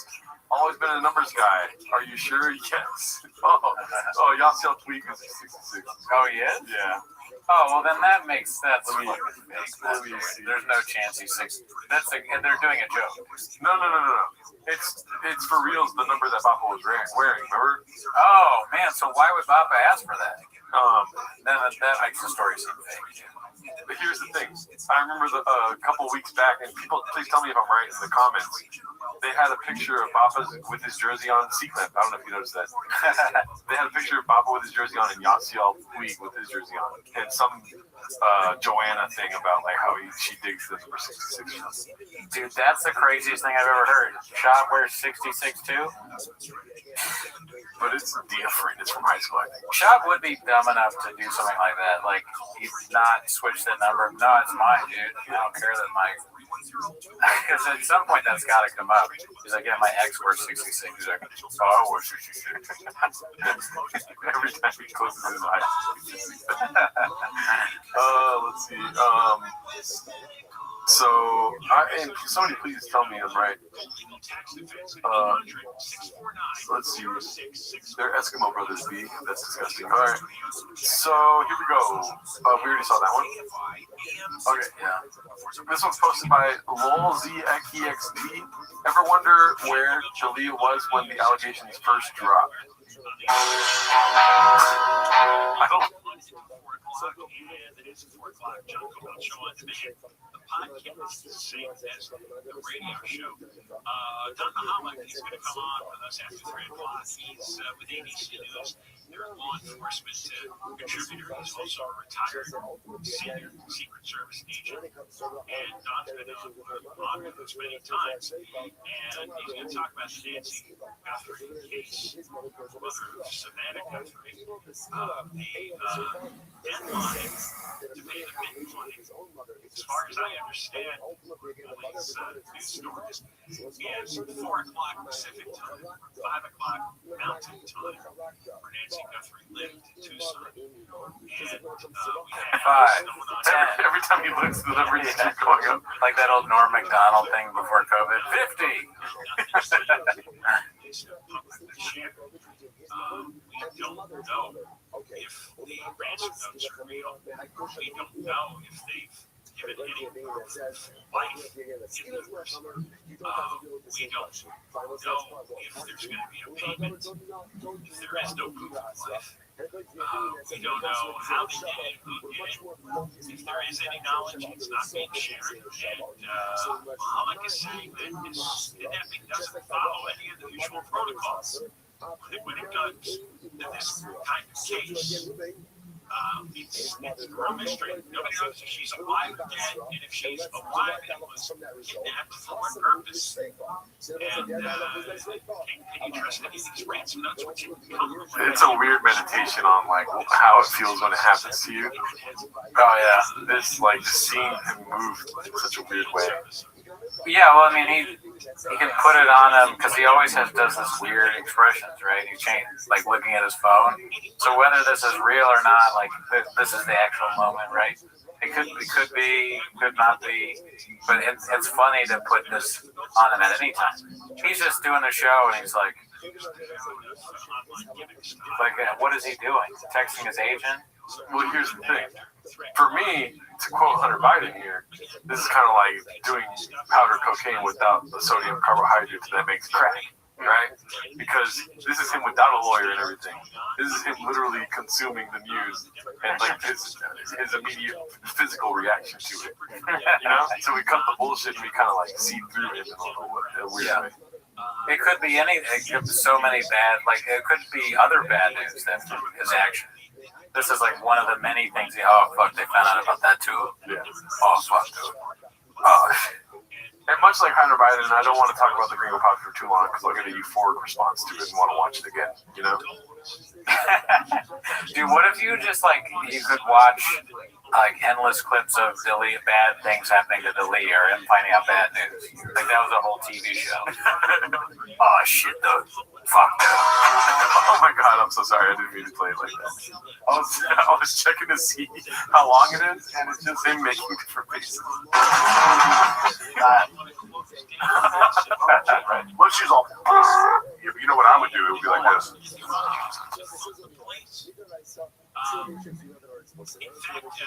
She voted against a 14% increase for the police back in 2023. There were only 3 council members who voted to oppose a 4-year contract, and the police union was going to get a 14% raise over the 4 years. Now remember, that was at a time of very high inflation. This is during the heyday of Biden, pre-Trump. And inflation was a huge problem. Well, they were only going to get a 3.5% increase a year on average in that contract. She voted. To me, what he's doing is the bit. Oh shit! Why you gotta talk, dude? I didn't know it was over. Love you guys. We're done. Let's see. Because my pockets run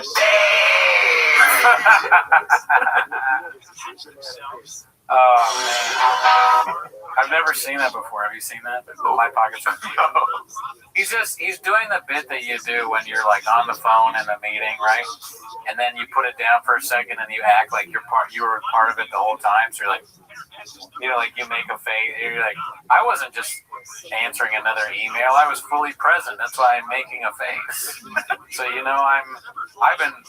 I was honestly writing a note about how much I'm enjoying this meeting, or whatever the fuck. I didn't want to break in between you guys talking. I was writing notes on what I'll say next. Well, really, it's crazy that they all do this. They're just on the phone, texting, and like they don't care about any of their podcasts at all. Yeah, they just want to make sure they got daddy's numbers. Let's see here. This is the Tim Kennedy post from last week. Bob's lawsuit. Okay, this was posted by Like a Brother-in-Law. POV, you're a Calabasas 11-year-old and you just asked your coach if you can wear a 66. He's gonna beat up a kid for a number. That's good. What's the comments on that? I mean, good. Oh, here. Oh shit! Look who's in the chat right there. Oh shit! What's up, Sean? What's up, Sean McCorkle? Great guy. Never met him. Let's see here. Baseball jersey guy is gonna get a phone call from Shaw with tears in his eyes, telling him I'm a nice guy and if you wanted to hurt me, Bubba, you did. You did. Now he lives 1,500 miles away. I think Bubba's gonna leave the water. Okay, I was hoping they were gonna make fun of him beating up kids. Look here on the side, dude. I've never seen this before. A Baba with a Baba shirt on and a 7-Eleven coffee. Too bad there's not a straw. Oh yeah. Artist choice. You're talking about being a numbers guy. I like how when these kind of things happen, like all of the people come out of the woodwork like, I'm back, dude. Daddy's number? Are you serious? Oh yeah, dude. Sean, what do you think about Daddy's number? Have you ever said that to another man? That's Daddy's number. You're a sports guy. He would do that. He would wear his own shirt. That'd be great.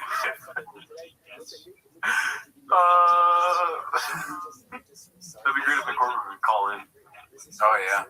I want to hear his thoughts on Daddy's number. Only when talking about 16.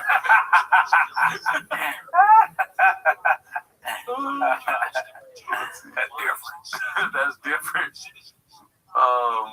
Let's see what we got next here. 15 days ago. Oh, we already saw that one. 5 days ago, Peter Gooch Sr. Doesn't make sense. Comedian, drug guy, baseball player, shady. Which one of those is your favorite? Think about it for a second. Boner alert right here, dude. Baseball dad. Baseball dad's your favorite? What do you mean? The picture or the? Yeah, the picture. Yeah. Oh yeah. And the picture of baseball dad. Yeah. I think Big Shady is my favorite. I just get rid of it. And he's got a crazy hair going. The truck guy, honestly, is my second favorite. Yeah, truck guy is pretty good. Like all these deepfakes are really good. And I like the weird. Yeah, this is good AI. Good usage of AI. Yeah. If Papa made any of these faces at me, I'd laugh. I actually would be concerned about the baseball dad face. But the first two, I would die laughing. Him getting notes at the parlor, dude. Scroll all the way. I think the first face is what he makes to you if you ask him for a raise. Like if you work at Big Boy Studio. He's like, hell no. Second phase is like also if you ask him for, but it's also if he sees a baddie. Yeah. What about this? Post dick juice. When he sends the addies and baddies text. It's like, yeah, when he's on Instagram and he says like, "Gimme." Millhouse Miller, shout out to you if it's your first time here. I saw you deleted your messages. I was gonna say what's up. Let's see here. We've got a lot of posts from 2 weeks ago. That was a hot 2 weeks. Daddy's number, Queen 66, Lucky Brendan 97 posted this. I can't get over that. That's strange. Yeah. Back to the drawing board. Chop mine is dry. He doesn't understand what a raise is. He thinks it's a physical action of lifting someone up. If Penny Letterman would have said him, she would have ruined all his comedy gold. Oh yeah, see, he said boner alert. He's like, this is my first time on a live boner alert, but he said I auto-corrected a boxer alert. Which is boxer alert's good too. That's what you say when Chop is in the room. Let's see here. No, I say boner alert. This one is posted by Ronaldo Johnston. I like the title of this. Called Papa. Goal was to be the next Gronkowski. Papa is 7 years older than Gronkowski. A year later, I was a full scholarship athlete. And then I was like, yep, I'm going to the NFL. I'm going to be the next Tony Gonzalez. I'm going to be the next Gronkowski. Like, that's the goal. Yeah. And wow, which was heartbreaking. Didn't get drafted, and then I had a few offers from like Buffalo Bills, Miami, the Jets. Went to Buffalo, got cut there. I'm like, well, this isn't how it's supposed to go. Damn. I'm gonna talk to the people here, dude. I read comments. I'm gonna look that up. So what's up, guys? JR, hello to you, baby. Hey, Millhouse, how many chicks you fuck? Miller, they're asking how many chicks you fuck. Oh my god. Oh, so you said, okay, I see. So, I like, what's it called? So I look up the ages, and I don't know if he's meaning this literally, but he was saying that he looks up to Rob Gronkowski. Rob Gronkowski is 36 years old. And he's 42. Yeah. So when he was going through the draft process, there was no Rob Gronkowski to look up to. He was going to be the next Rob Gronkowski. Yeah. So he can see the future. He was like, I'm going to hurt, like, yeah, he can see the future and be like, I'm going to fucking be the guy someday that I can see. Which goes to prove that what I'm talking about, he always looks, he is the future. He always knows the next move. Ringo Poppy jokes aren't meant for you to laugh right now. No, it's meant for you to laugh possibly tomorrow. Yeah. And if you don't, that's on you. Ringo Poppy jokes, you know, they make you laugh. They make us laugh right now, but that's because we're also in the future. We're 7 days ahead. Yeah, we're in Australia. Some of these haters and commenters might not know. Billy dies as much as Jelly Roll fans love him. Shout out. Thank you, Ryan. And so when he was graduating high school, graduating college out of Colorado, they're like, what do you want to do in the NFL? He's like, I want to be the next Rob Gronkowski. And they're like, what? That don't make sense. Like, much like you fucking libtards, when you watch Ringo Poppy, it'll make sense. It don't make sense to you. Yeah. Right? There you go. I'm trying to, like, when I got into comedy, I was always like, I'm going to be the next, who's really a comedian? I don't know. Somebody's very the Greta Thunberg. I'm going to be, when I got into global warming, dude, I was like, I'm going to be the next Greta rid of sunburn. I was like, I'm gonna be the next Hannah Gadsby. Oh yeah, sure. So, yeah, it's like Ralph Barbosa. that's true. Yeah, I was gonna be the next Ralph. But that's just you hitting on Latinos. Just kidding. Matt Rife. No, Matt Rife's been doing it for years. Yeah. Matt Rife is our peer. Mexican cookies are a thing in 2026. That's great. Let's see here. This is last week's episode. Okay, here we go. Now we're getting into the blonde hair. Big shady. Haphazard, just your average blue-collar truck guy. Yeah. Is it a cry for help, or is it just like he's trying to just an identity crisis? Or he's trying to reinvent himself, Danny. You know, he's always doing weird, different things. He's not your boring celebrity that just stays the same all the time, like fucking Tom Cruise or fucking Rob Gronkowski. Yeah. He's different all the time. He's always looking for the next move. He stays ahead.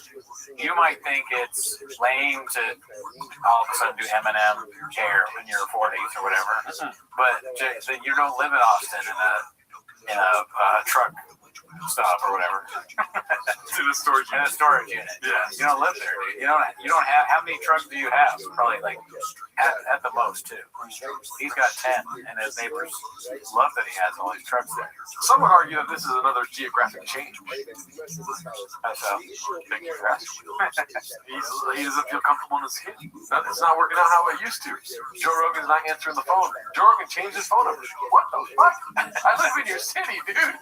He's like, you know what? Joe has always talked about getting his hair bleached, but he doesn't have hair anymore. I'm gonna get my fucking hair bleached, dude. He's trying to get it back in with Joe. Yeah. This is his way. He's like, I'm gonna be cool. I just gotta be cool. What's cool? Bleaching your hair in your 40s. No. He doesn't say that. He thinks he's like 20 years old. Right, true. But he's young. He's like, I gotta act how I feel. He's like, dude, I pulled out all the stops. I moved to Austin. It's still not working out. Yeah.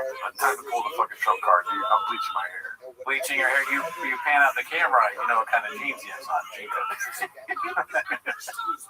He's doing a 90s bit, dude. He's fucking, we love the 90s. He's doing all that old 90s shit.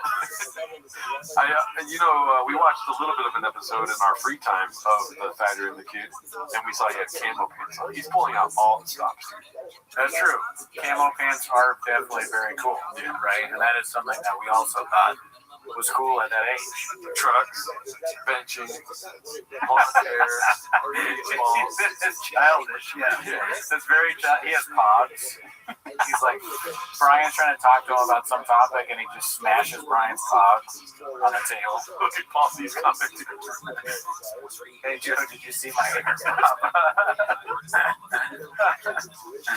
What else, dude? He's like trying to catch Pokemon and all. Oh, we know what hogs you're talking about. Oh, yeah. Pretty Badass white pussy or whatever. Pretty ass white girl. Oh, yeah. Pretty ass white girl. My bad. I knew that way too fast. You know, Papa put the idea into T's head that dyeing his hair would be cool. He made T feel like it was his idea, and then gave Papa the reason he needs to justify his hair. Just hit like good. I'm not. Should I check the light count? Sure. Let's see what we're looking I mean, I could always turn the sound on if it's not on high enough. That is crazy, right? That can't be right. Oh, okay, we're at 84. That can't be right. I was surprised. I mean, that's still pretty low, but I'm okay with that. Yeah. I was going to get really angry. Oh, shit, no. Just turn it on.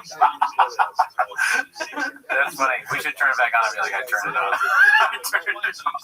No, I think we're still on. Oh, fuck. Damn it. I turned off the stream. If it turned off for you, that was me. Because the lights aren't high enough. Hey, Joe, I wrote you, but you still don't seem to call in. Oh, that's the stand. Oh, Stan. Oh, dude. That is clever shit. Damn. We should do that in 2 weeks, dude. Man, somebody wrote in the comments that, like, all the jokes go over my head, and I was like, fuck that. They don't, but they definitely do. Thank you for no sound. Thank you for the $10. What's the name of it? True. Dev Lucknow. Shout out to you. I can't be. Is there really no sound? No. They're saying, do not the sound, fellas. Oh, god damn it. That went over my head, too. As you're talking about how things go over your head. It is a great disease, though. Oh, shout out to you, Juan. Thank you for the $10. Throw that, god damn it. Throw that tiger thing on ice. True. Stack that over a week, you're toast. Cooney is 6'5". I'm 6'8". How tall is Cooney? 8 inches. No, I'm 5'8". I am 5'6". I think Gerardo is 1 inch taller than me. Yeah, or 2. I tell everyone I'm 5'6", so I just don't have to answer any questions. True. Just do like unique and pathetically ask for donations all the time. Todd, welcome here, dude. We've already done that many times, dude. No, we don't do that. Okay, shout out to you, Paul C. I want to hear this. Cooney had too aerodynamic to catch jokes. Facts. Well, we have to get to the meat and carrots. How would you fuck that? Meat and vegetables. We gotta get to the meat pornography here. This one's Ronaldo Johnston. I want to see a ball or a fucking blonde clip of him talking. I want to see what it looks like. Psycho Tim's heroic story on how he earned Bronze Star medal with valor. I like that. We'll let this go away. It's never said anything about having a Purple Heart or a Bronze Star with a V device. You sure about that? Per the source I have here, you have a Bronze Star with a V. Is that correct? Yeah. You mind telling us about what happened there? How you got that? Well, it was pretty straightforward. So there was that guy, and that guy was shooting at us, and I shot him. Wow, you guys hear that? What an amazing tale of valor. So there was a bad guy, and he was shooting at us, and then I shot him. And that's worth a Bronze Star medal with valor, apparently. Now, I know a lot of people, obviously veterans, watch that and go, oh my God, that was such a pathetic reach to lie, because he obviously has a real story to back it up with. Yeah, it'd be funny if Tim and Bleach is here too for the clip. But dude, the veterans they're kind of like a Reddit of themselves. The way he was talking just then, he's like, I know a lot of veterans watch. Oh my God, I must have forgot. Like they have their own kind of. They knew that was bullshit, just like we know stuff was shot. That's very cool. I know that. Having a V device sounds good. Yeah. I don't know what that means. With V. Oh, valor. Oh, with a V is valor. Yeah. How do you get a? So you can get a bronze. What did he get? A bronze award? Bronze Star with what he didn't get was Bronze Star with valor. All right, so he didn't get a bronze, but you can get a Bronze Star without valor. I think he got a Bronze Star, right, without the valor.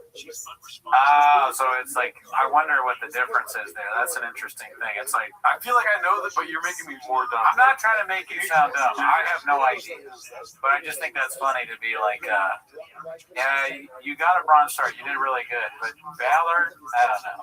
But I'm sure I'm sounding stupid because I don't know anything. This is 10 minutes of military service. Your standard Bronze Star is awarded for meritorious service or achievement in a combat zone, while a Bronze Star with a V device is specifically ordered for active heroism involved in combat. I see. So you gotta be like have violence in your DNA. You gotta be fucking somebody up, squeezing their neck off to get the beat. Yeah, with the Diet Coke on skate. And that could definitely happen with me, just not in war. I could get like if there was a civilian award with a V, I would probably get that because I'm constantly in these fights because of my violence. Like nothing would really fit me. Like you could try to give me a star, but it's like I have such a big body that like the star wouldn't really fit. Yeah. You know, it's like where would you put it? Where would it fit? Yeah. Because I'm like that's how I just always fucking people up. A lot of violence. We got a poll started by Danny DeVito is 80 in here. And yes, I'm well aware of your violence. I'm sorry. I know if I don't listen to you, you'll fuck me up. I'm well aware of your violence. We got a new poll. started by Danny DeVito is 80. Is your dumb? Why are you not saying nonsense? But I'm dumb. But at least I got a V on that device. You know what I mean? Dumb was valid. I'm heroically dumb. Yeah, you're fighting people all stupid. Let's see. I'm so down for a burrito today. Oh, I'm in. Fuck yeah. We gotta start putting some V's on things, not just valid. Like we'll give it's kind of like saying with salsa on it. So it's like you get stuff.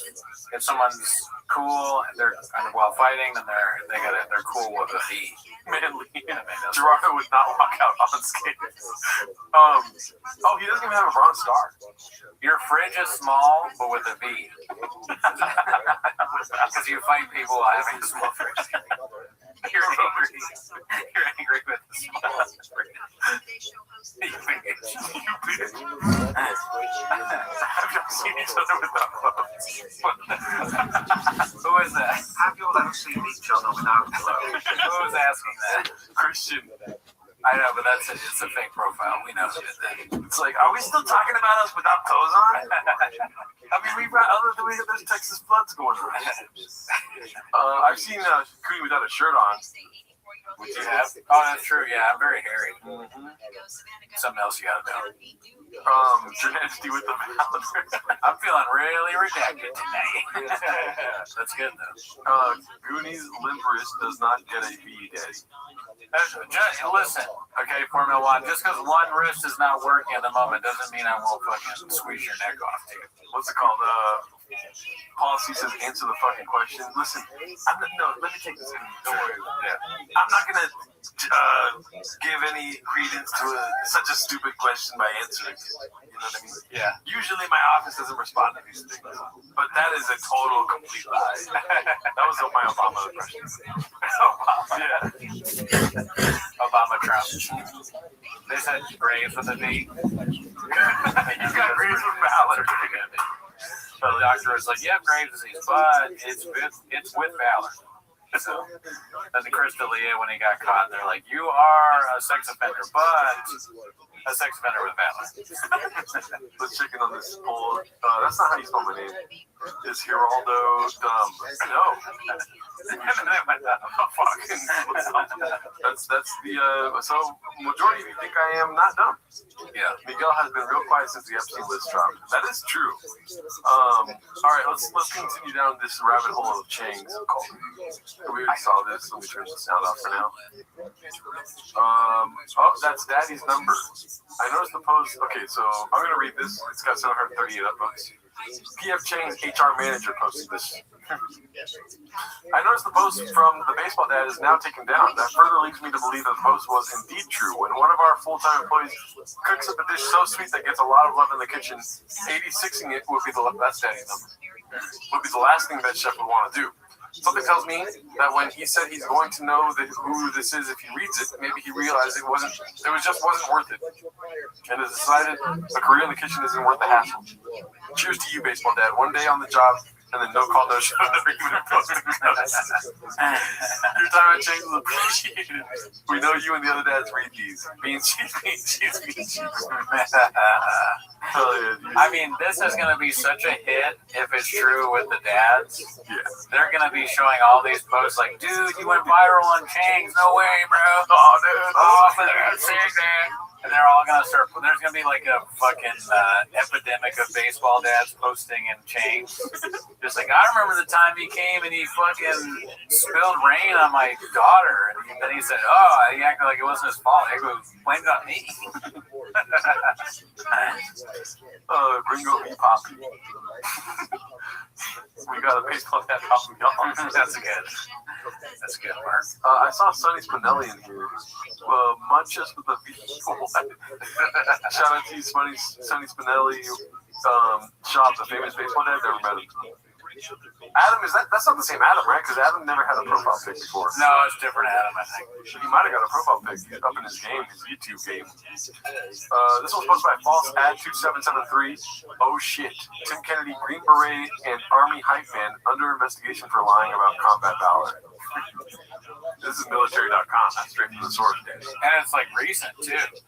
So what does that even? So that military, or what's that even really mean? Or is that against the law? It is against the law. I'm sure. Yeah. Oh shit, Adam shit. Yeah. What's it called?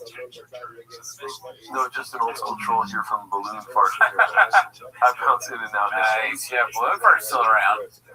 He's on the rest of Tweety's lives. That's our other show. Check that out. Oh yeah, Balloon Fart has not been around, dude. You're tripping. He hasn't? No, I haven't seen Balloon Fart in forever. Every time when I do have some time to actually go into the lives for Ragnar Tweeties, he's there somehow. And I'm like, what's up, Cooney? He's like the one person who goes, what's up, Cooney? And then I go, what's up, BF? Oh, okay. Here's my spectator. Feel love you guys. Oh, okay. Shout out to you, Sonny. Love you guys. I'm about to bust. Oh, check out. Thank you. Thank you for busting. Sonny and Christian. Check out what Ryan said. Oh, wait. Jesus. I'm about to bust. What's it called? Which one, Ryan? Ryan said Adam Ray posted a new character, and the punchlines of the video was just him saying people's names. I'll look that up. Yeah, sure, why not? All right. So Jay gave us. Thank you, Jay. And donate again because I'm the #1 fan. If we were in prison together, I'd protect them. I gotta look up this Adam Ray. This is live breaking news. Adam Ray has posted a video where the name. So while Gerardo looks it up, if you're not aware, we discovered through watching Adam Ray that a lot of times when he has a punchline, the punchline is just him saying a guy's name, someone's name. Yeah. He'd be like, oh, is that for real, David? Or, that's a terrible example, but he'd be like, I don't know about that, Steve. Let's see what's happening over here. Oh, God damn it. Oh, shit, you got it real quick. Stand up again, sir. What's your name?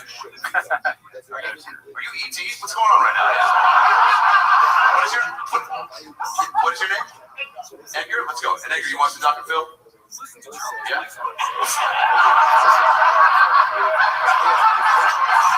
He's surprised by him right now. Edgar, you watch it? You watch? Yeah, or you just want to freak fucking out? Either way, I'm not hating on your. No, nobody asked you to come up here, Edgar. Does that guy look? I mean, that's me, but does that look familiar? You know who he is. What does he sound? Wait, Edgar. All right, come up here real quick.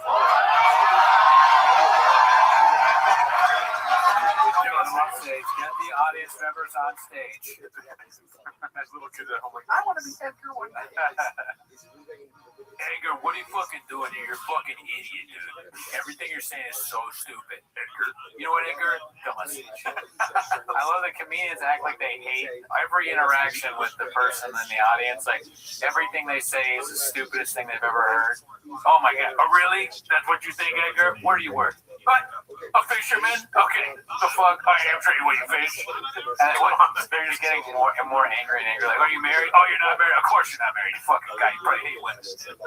What is that? What do you got? What are you wearing? Is that? What do you support? The freaking Hamas? All right, yes. Let's see here.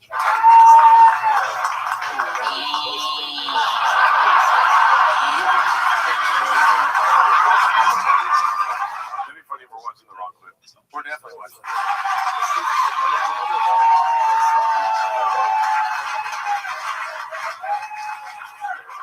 Is this the guy that killed my mom? All right, yes. I'm so happy right now. So we'll be right back. It's his catchphrase. So there's a voice, right? That's Dr. Phil. So yeah, we don't need to see this. No. Timo's new episode every third Wednesday. Every third Wednesday, twice a weekend, 3 times on Friday. No episodes on winter solstice. So Sonny thank you, Paul. Sonny Spinelli says, Cooney, give us your best Rabbi Goodwin. Granted, I have not worked on a Rabbi Goodwin impersonation, but if I were to impersonate Rabbi Goodwin, I'd go, who's fucking? Who's fucking? So you're welcome, Sonny. Somebody checking on Stephanie West. Adam Ray's crowd work is Said from the psych ward. Yikes. Still gooning over crack ever since Hunter Biden talked about it.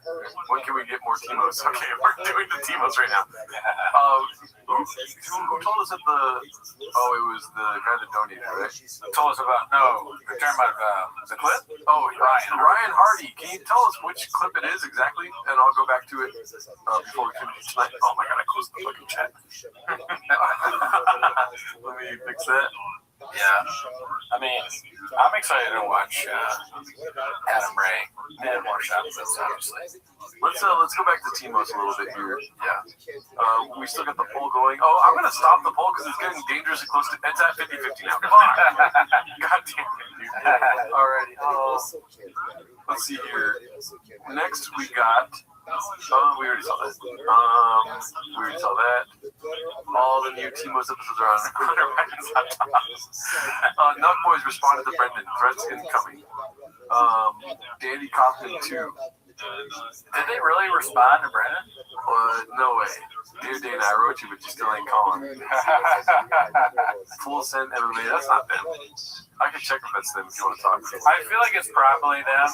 I mean, I wouldn't put it past them to have like their own MMA channel, especially now that they're being invited to the UFC. I barely knew who they were. I remember when you told me that Benjamin Netanyahu went on their podcast, I was shocked. No, it's not them. Yeah, okay. It's just some random guy that does MMA content. Good troll. Let's see here. Next is gonna be.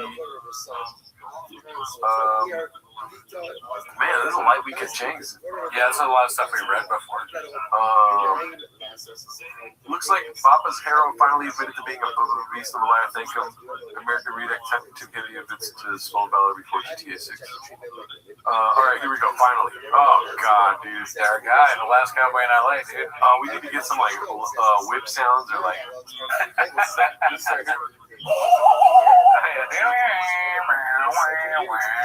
That would be funny to play it every time Death comes on.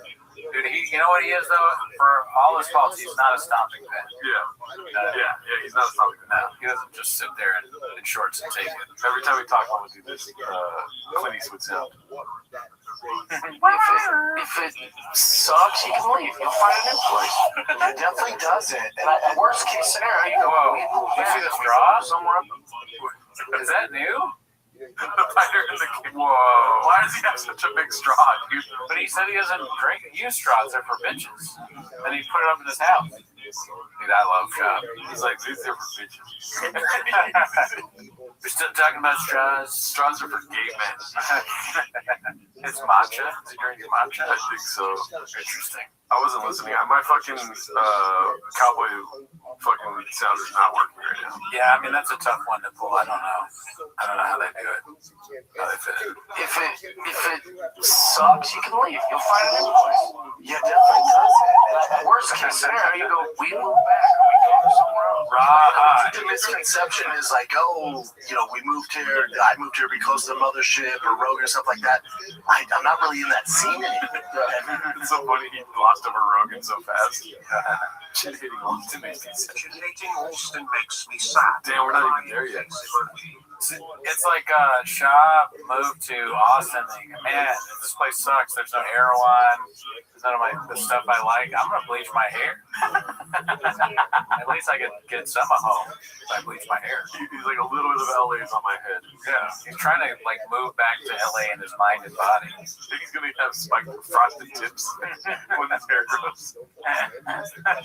For the safety and the tech sports and the sport, and all that. There. Yeah, like I'm not in that world anymore. Just the question. I can't hear it. It doesn't. It sounds like it's a safari. It sounds like we're fucking seeing lions and jaguars and shit. I like it. It has nothing to do with diabetes. I like it. I actually don't miss LA. I mean, I didn't say when he's come back. I said when he's come back to comedy. Oh, yeah. I was like, me neither. Ever. Yeah, I was like, wait, you quit? What the hell? Like, wait, hold on, what happened? I quit today. I quit today. Okay, well that makes me like Jeff. Yeah, get back to comedy. Please convince him to keep going. Just like I need someone who's worse than me. I need to look better. I'll be your Huckleberry. Eat Italian food. Let's see here. Ronaldo Johnston. Baba admits the food in Austin is ass compared to the food in LA. Let's spell Austin right next time, Ronaldo Johnson. Cooney gonna bleach his Papa Bear. Jeff Dye is deaf homeless. I feel like he's low-key trolls Papa, but doesn't make it obvious. Let's see. Food in Florence and in Rome. Ate Italian food all over Italy. You know where I can get good Italian food, Bubba? LA. And in Austin, if I have to. Oh, really? Yeah. That's the one thing. Let me back up. Yeah, I haven't had it hot. I haven't had it. Both love Austin. We love Came a little Austin. hot. Came in a little hot. We love Austin. My number one complaint is the food scene can't touch LA here. Especially where I'm at. If I Uber Eats, like, I found okay. I didn't want to say it out loud. That's all good. I'm choosing the quality of life of my kids and my sanity over food. Danger in LA. This is the stuff he's heard his wife say. He's like regurgitating it. The quality of life, kids, stuff like that. It's definitely someone else. Yeah, like quality of life. Is that a Boppo phrase? Probably not. He doesn't even say it correctly. I didn't want to say it out loud. That's all good. I'm choosing the quality of life of my kids and my sanity. But choosing the equality in my life and these are words, sanity too. Papa thinks a lot about sanity. You flipped your own truck. You bleached your hair. You don't have sanity. You have less. Actually, you could beat Mike Tyson. There's no sanity. It hasn't improved. Look in the mirror. The quality of life of my kids and my sanity over food and danger in LA. They can't even sniff LA food. I'm not saying about the barbecue. I can't eat barbecue fucking 7 nights a week. Oh no. Oh god. He's talking about eating food 7 nights a week. Beans go with every fucking meal? Every day. Beans, cheese. You can't even get carne asada.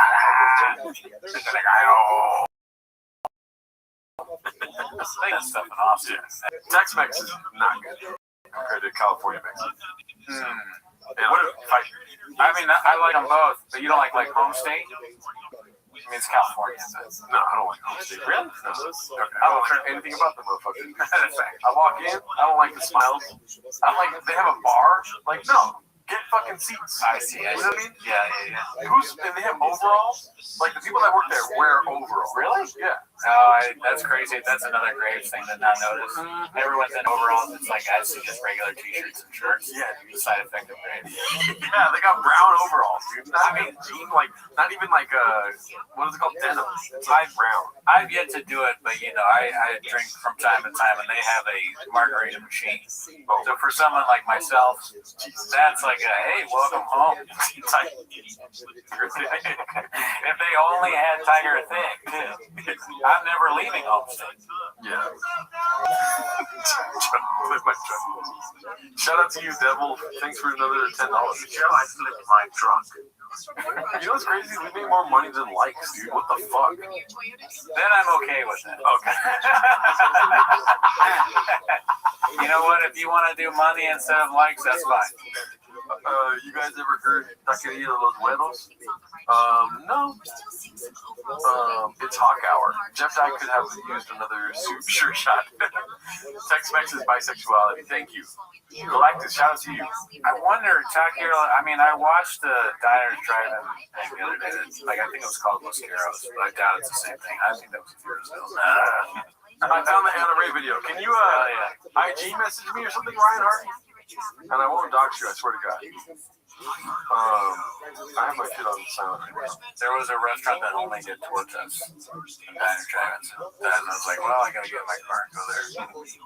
If you can DM me that video, Mr. Ryan Hardy, I got my DMs pulled up right now. Let's see here. I don't even think it's controversial to say something like that. I mean, obviously it's funny about saying that he hates living there, but it's like, yeah, duh, right?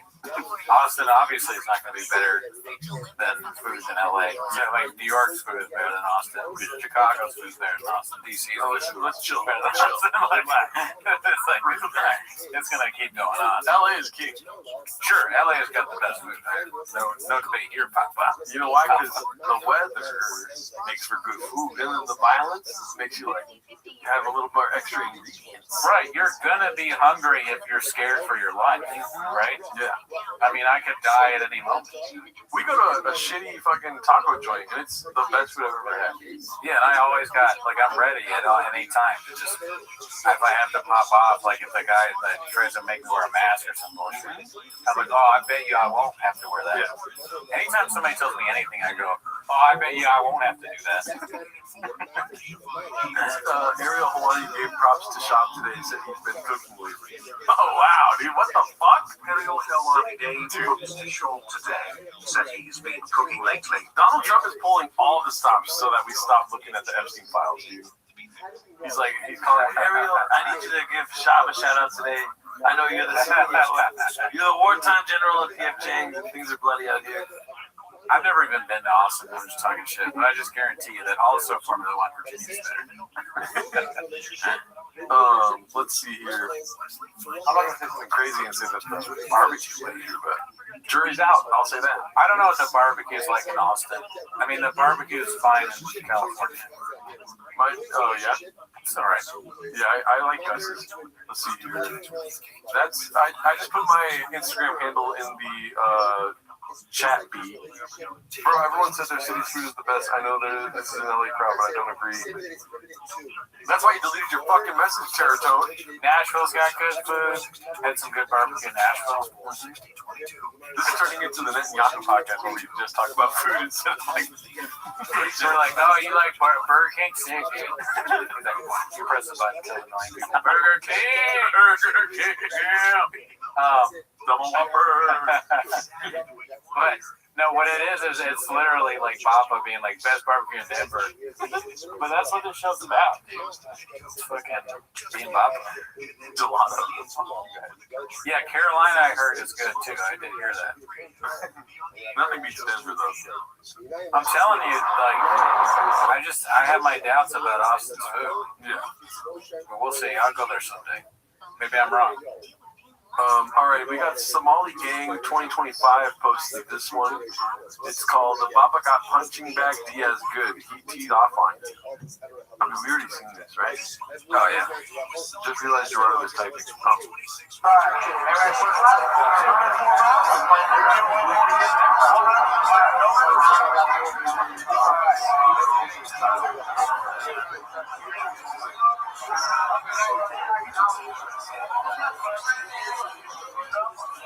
It was at this moment.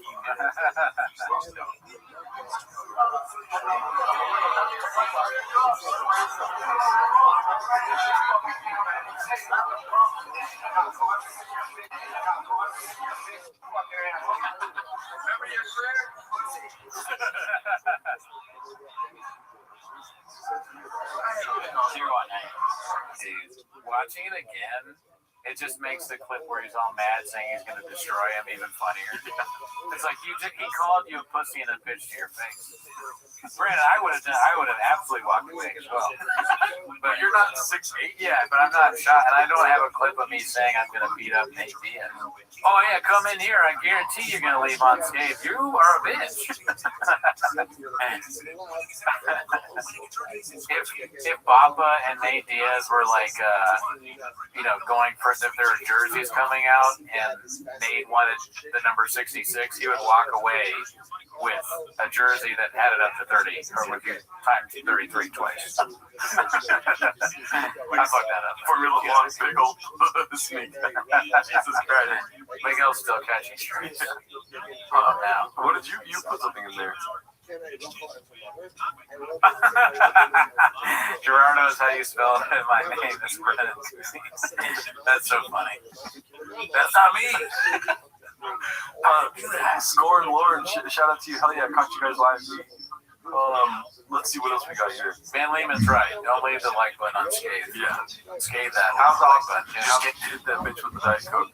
We got a long, oh shit, warning, long and redacted. With Chin. Remember when Chin used to do these cooking videos? What the fuck? Yeah, he used to do content. Now there's nothing. We hated those cooking videos, but I miss them so much now. Yeah, he's just. I think what I didn't like about it is, I mean, we just talked about food for 5 to 10 minutes right now, right? We're food guys. We like food. We're numbers guys? We're numbers guys as well. But food is like, we like the food truck diaries. We talk about food all the time, right? And when Chin was cooking, the food looked horrible. Yeah. He made bad food, but it was funny. But the vibes are great. We're delicious. Yeah. Your shadow band home can't find you. Yeah, I mean, probably. I don't really go on Instagram like that. Yeah. Chinning with Chin. All right, let's see here. Chin absolutely hates Texas warning. Wrong and redacted post by Clint Clint Puller of Chips. Let's see. How's Austin, Chin? Just gave up. Oh, it's fucking terrible.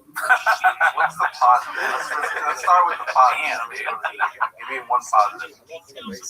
The one positive is I'm looking forward to try to visit back to LA or Georgia. Oh shit. So yeah, see, and you guys were getting on me for saying the food sucks. Yeah. I'm just going off what I heard, Daddy. Look, okay, I keep my ear to the grindstone. Yeah, don't kill me, don't. Yeah, I hear you. Don't kill me. It's not looking good in Austin these days. Right? There's no condom fish up there. Chin hates it. Okay. One positive is yeah. I mean, everything so far, we've been talking in our own group chat. Everything, it's like, I mentioned it before, it's like a curse. This place is cursed. So many negative, bad things have happened. It's a bitch. Hopefully it turns around soon, but as of right now, it's fucking been terrible. Wow. Yeah, I mean, that's what happens. $1 million. Huh?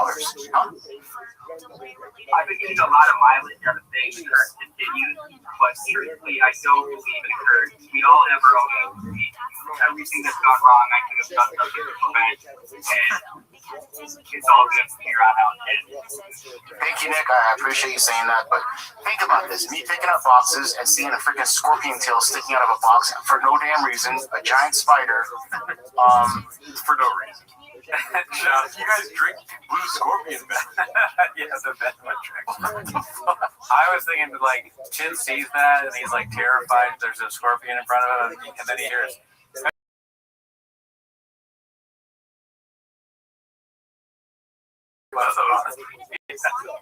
A poisonous scorpion that he keeps around. He never stings me. He stings Chin. Brian has to suck, or Nick has to suck the venom out of his arm. Now it's Steve Becky. Yeah. And squeeze it out of his neck. Getting here, I hit my head multiple times on the stupid beam when you go up the stairs. And it hurt. It felt like I was in an actual fight. Like it hurt so fucking bad. Stepped on a cord, ruined footage. Today alone, when everything was going perfect, I saw my MagSafe for my MacBook kind of slowly get out of the place. Like, what the? How does that happen? Ghost. Yeah, that's what I'm thinking. Like something's going on here. You think ghost? And there's more to it. There's way more to it. But we're in a storage unit. What is the more to it, Chin? Something going on with Papa, maybe. He's like, and he bleached his hair? Something that would be funny, like, if something you work with Brennan Shaw, terrible things happen to people in their life. Tragedies happen all the time. Some tragedy happens to you, right? Like your loved one dies. You go to tell Brennan that you got to take a day off to go to your fucking loved one's funeral, and you're about to say, but Papa shows up with bleached hair. And then you gotta, it's hard to deliver the news. Because you're about, I just found out my fucking, someone died, but you can't say it because Papa is like wearing a hat that has like three bills. Like there's one here, one here, one here. And you're like, never mind. You try to tell Papa and Brian Callen your problems, and they're just like, good. Yeah, Callen is a Jocko bit. The sushi I had there, I told you guys, it looked beautiful, but it was absolutely terrible. Cursed. Come on, dude. You're in a landlocked Well, I guess, yeah, Texas is landlocked, right? Yeah, it is. So, Yeah, it's not landlocked, but Austin is landlocked. yeah, okay, yeah. You're not going to have quality sushi as you did in California. No, but they import it. Come on, bro. Exactly. That's the problem. Texas is not landlocked. Yeah, I know. It's not interior, but definitely not landlocked. It's not landlocked. It's not landlocked. Yeah, it's a Gulf. We've established that it's not landlocked. Let's cut this part out. It's far away, but are we getting sushi out of the Gulf of Mexico? No. Yeah, you're not. I feel like they made sushi out of bluegills and freaking other types of sunfish. Anyways, you guys talk. Yeah. Damn. He really, I mean, it sounds like he legitimately does not like being in Texas. Yeah. Neither does Papa. Also says, like, this is the worst decision they've ever made. Sorry, made sarcasm peace. Hilarious. So unfunny. Wow, America's sense of humor. Come to UK and gain one piece. Hey, Abraham, leave. Stop leaving comments that say peace. That's UK humor, I think. Maybe he's just doing a bit. It's probably an English thing. Yeah. You know, they do different breakfasts out there. Yeah. Bangers smash, bangers smash, bangers smash, bangers smash, bangers. Let's see here. The comments are. I like to think too that he's saying sorry, mate, sarcasm, and it's them talking. It's not even us talking. It's like, how would you guys? Everyone just say bye. Bye. Everybody say bye. All right, let's see. Cootie's starting to weaponize the audience. This is posted by Chin Puller of Clips. Baba always had thin skin and couldn't handle a joke. Baba's always had thin skin and couldn't handle a joke. Okay, let's see here. When the comics are talking shit, they've all taken their shots at me. When I see them in person, they're all like, "Yeah, I saw it, man." Yeah, it's like, not that. Obviously, physically, I can threaten them, but I've never done that in my life. Oh man, I had to do it to grown men who were pretty close to me. yeah. We got out of line. And you had to C-clamp In front of Jim. C-clamp him. You had to C-clamp him. This is AI, dude. No way that's right. He said you got to C-clamp him. What is that? I don't know what it is. Does it mean like, yeah, this is the last thing you see before Brennan beats you up? You're out of line. Yeah, it's very embarrassing. And you had to C-clamp. You C-clamp the grown ass man? Sure did. Really? Well, here's the thing. You can't get in it. You can't physically accost him. So if you're gonna physically This accost guy him, was used to do it. He was treating other people really shitty. Okay. Brennan the hero. you can't do that. You can't get physical. I C-clamped him so fucking hard. I hope it was Michael Welly. Ooh, eating at some fucking stupid restaurant. He gets back in his leopard skin Miata. $8 million. Just doesn't know how to buy things. He's a fucking child.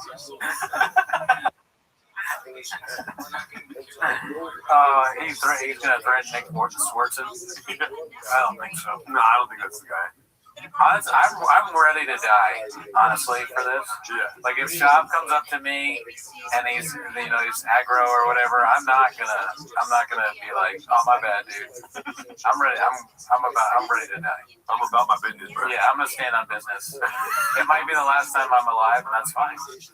Cheerio, how you people say bye.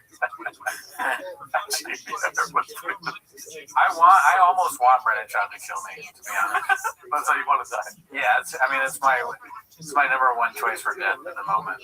But I don't want to die. Don't get me wrong. But if I do die, that's the way I want to go. You know, like they say, police assisted. It's like shop assisted. Yeah, but I don't want the next word. I don't want. No, all right. Shop assisted, whatever. Beat me up. I just want you to beat me up. I have a humiliation kink when it comes to shop beating me up. Can you imagine how strange that would be? He's beating me up and I come. That would be way too weird. Hilarious. All right, let's see here. Let me turn this. I don't like unsuspected noises. Unexpected noises, my bad. No, you got it right the first time. Why is he wearing that? Why is he wearing that? Posted by Gordo. Let's see here. This is a real quick one. He also posted this. Soccer players, crazy. Do you guys know what this thing is? That's what he did. Well, that's the gayest shirt ever. I don't know. I don't know. That's gay. Maybe he has like big bad gyno, so he doesn't want to steal his mouth around. I don't know. Is he a skinny guy with gyno?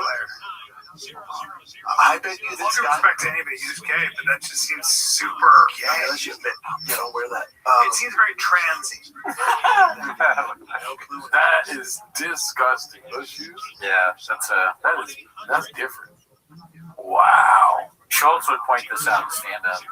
Yeah. Those shoes. If he's sitting front row, good luck getting out of there unscathed, dude. With Schultz on stage, call you Somalian 4 times, and you fucking wish you were never there, dude. Oh man. Bet you that guy had no clue when he took this picture with DC because he took his jersey off the hand of DC, and he didn't realize DC was going to post this. Damn. Blockbuster Colin would know. Peace. Actually, I like how he's still here, Abraham. We are punching up, yeah. Let's see here. This is, shout out to James. Cheers to the sequence. Thanks for the 3 laps, and you think. Thanks, James. Cheers to the sea clam. Thanks for the yachts, you big hawks. He said Cox. That's Abraham's voice, actually. Then just read out the comments. Of course, he has the inside scoop of the viral story of the year posted by Dandy Kaufman too. This is what I wanted to see. That's why I went to the latest episode. I wanted to hear him talk about Epstein. Oh shit! But I'm assuming that's what it is because that's the viral story. Yeah. But it's also did you see that CEO at the Coldplay concert? Oh. Yeah. So My 2 dads. This is what I was telling Cooney yesterday. This is what your sperm looked like, dude. Yeah. This is the violence in your sperm. We were all fighting it out. I'm the one that won, and I would have won in real life between these guys, Jardine and the other guy. I'd take them both out. Yeah, dude. Not that I want to. I think they're great guys. Never met them. You'd actually be crying while you're doing it. I don't want to do this. You know? Yeah. At the same time, I could probably beat them both up. Yeah.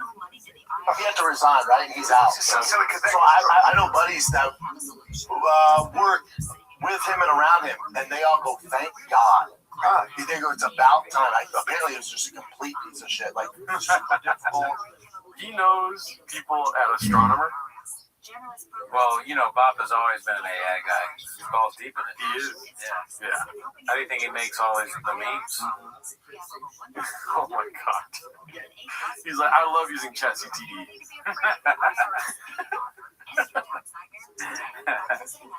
He started that company. He's been doing shady shit. And you know what I would have said? He's impossible to work with. So when he finally resigned, they went, "Thank God," because if this didn't happen, he would have been there forever. They were Nuts. Of course he knows about them. Yeah, he's getting messages all the time. The big news stories happen because he was in LA and he's friends with fucking everybody. Adam Sandler, fucking the guy that does ChatGPT. That guy. Yeah. People don't realize he's got his fingers and balls deep in a lot of hats. Formula One said the best, dude. Axe J, he would sell AI out of his mom's closet pocket. He sold AI out of his mom's closet, dude. Astronomer and Ferrari ties. It's crazy.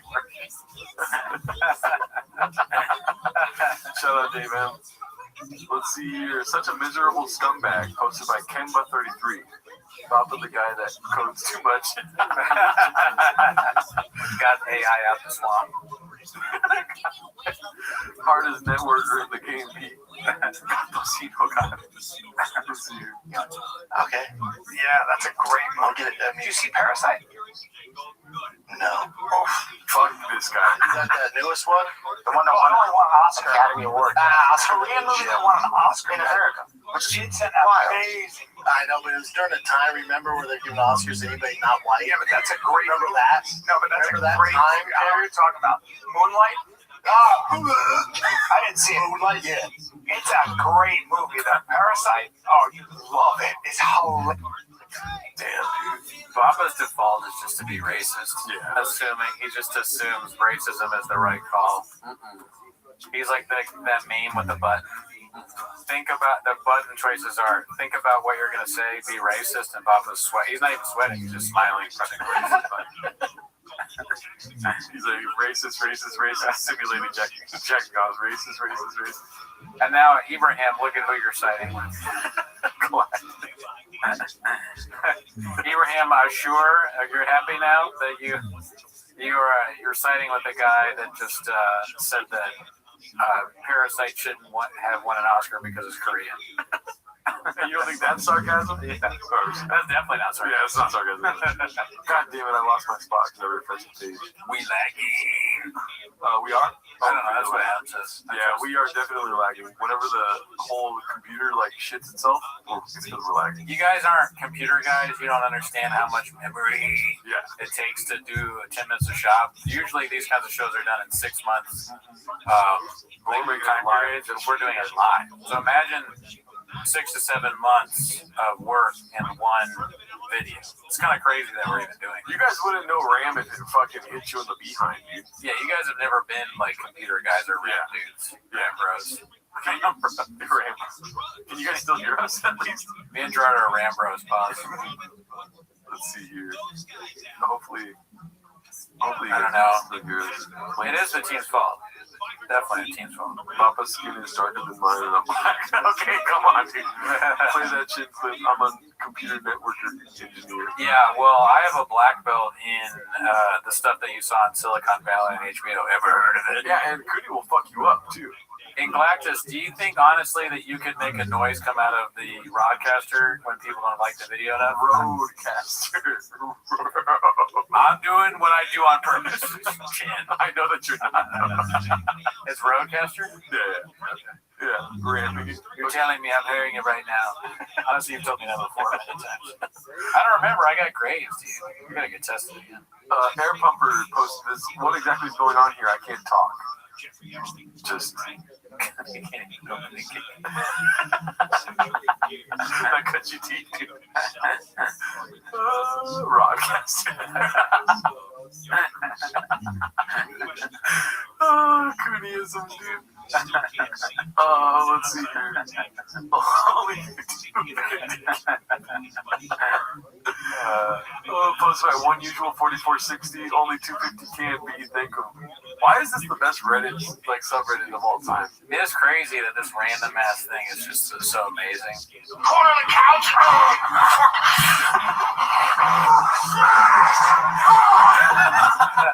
Fucking, if it's the right bit, can be funny. But it has to be a real comic with a real reason to fuck that stool. There has to be something to it. Why do you do that? Shout out to you, potato. Thank you, potato. Dude, I'm sorry, I can't stop this bit. I want to watch it 4 times at least. Yeah. When he calls his whole body just a rock. Die. It's just crazy that none of those things were funny when we watched them on the Patreon. Not one, not a second of any of them. Watch how you say we. All right. You liked it? I love it, dude. Look at that shit, dude. Look at that, dude. No, you're right. It's just not. I mean, it sucks that it's just like, we talk about it all the time, so it's never going to be funny now. But I do pray to God, because it will be funny if he does Hump a Stool again. Yeah, no, now it would be hilarious. Yeah. I want him to do it again, just like I want Brendan Schaub to do something. It becomes a thing where it's like, all right, you're known for that, so you got to do it. Yeah. And it's funny when you do it. If you've ever done open mics, maybe there's some people that do comedy that are watching this. There's a guy that's crazy, and the first time you see him, you're like, what the fuck is this? But then he does the same thing, and you're like, how you still doing it? And then you are like, holy shit, I want, like a few more times, you're like, I want to see him do that shit that sucks. That's 100% true. Yeah. And then you start mouthing the word as he says it. Yeah, the stuff like R.I.P. GT, but man, people would come in just to watch him. Pussy about the pews. He's like, I saw this girl. She's on the railing of the pier. And I was like, man, she's fun. I want a pussy. I want pussy on the pier. Yeah, the classic GT. And everyone's laughing. First time that he says it, nobody's laughing. But now it's like all of us are like Andrew Dice Clay saying, pussy on the pier. Yeah, pussy. Yeah, Dice Clay, Andy Kaufman.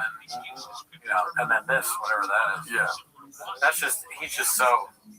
I mean, artistic fucking that stool, dude. Yeah, he's fully committed, man. And when stool humping is done the right way, especially if you have violence in your DNA, clothes don't fit you and all that stuff, and you're just asking questions. When you do that, that doesn't get any better than that. Yeah, how does he even fit on that thing? The stool's almost taller than him. All right. Top 250. Hamburger. Papa has been Gadusha as a young Chombi for not being white, so that's why it's racism all day. B. I actually feel sorry for him a little for holding on to that trauma. Tight. Turn it upside down. He's the Shakespeare of comedy, my fellow cats. It's an art. 2 bros, 1 stool. Lando, shout out to you. We already saw this one. Ooh, maybe you can hire. Post by It's Loon Meme. So this is the guy that made the website. Oh shit. Let's see what he's got. Dishwise. 25. A Grand Commando unit was served papers for a crime they probably did commit. These men promptly escaped accountability to a mansion in Texas. They survive as soldiers of stolen valor. They didn't have a problem.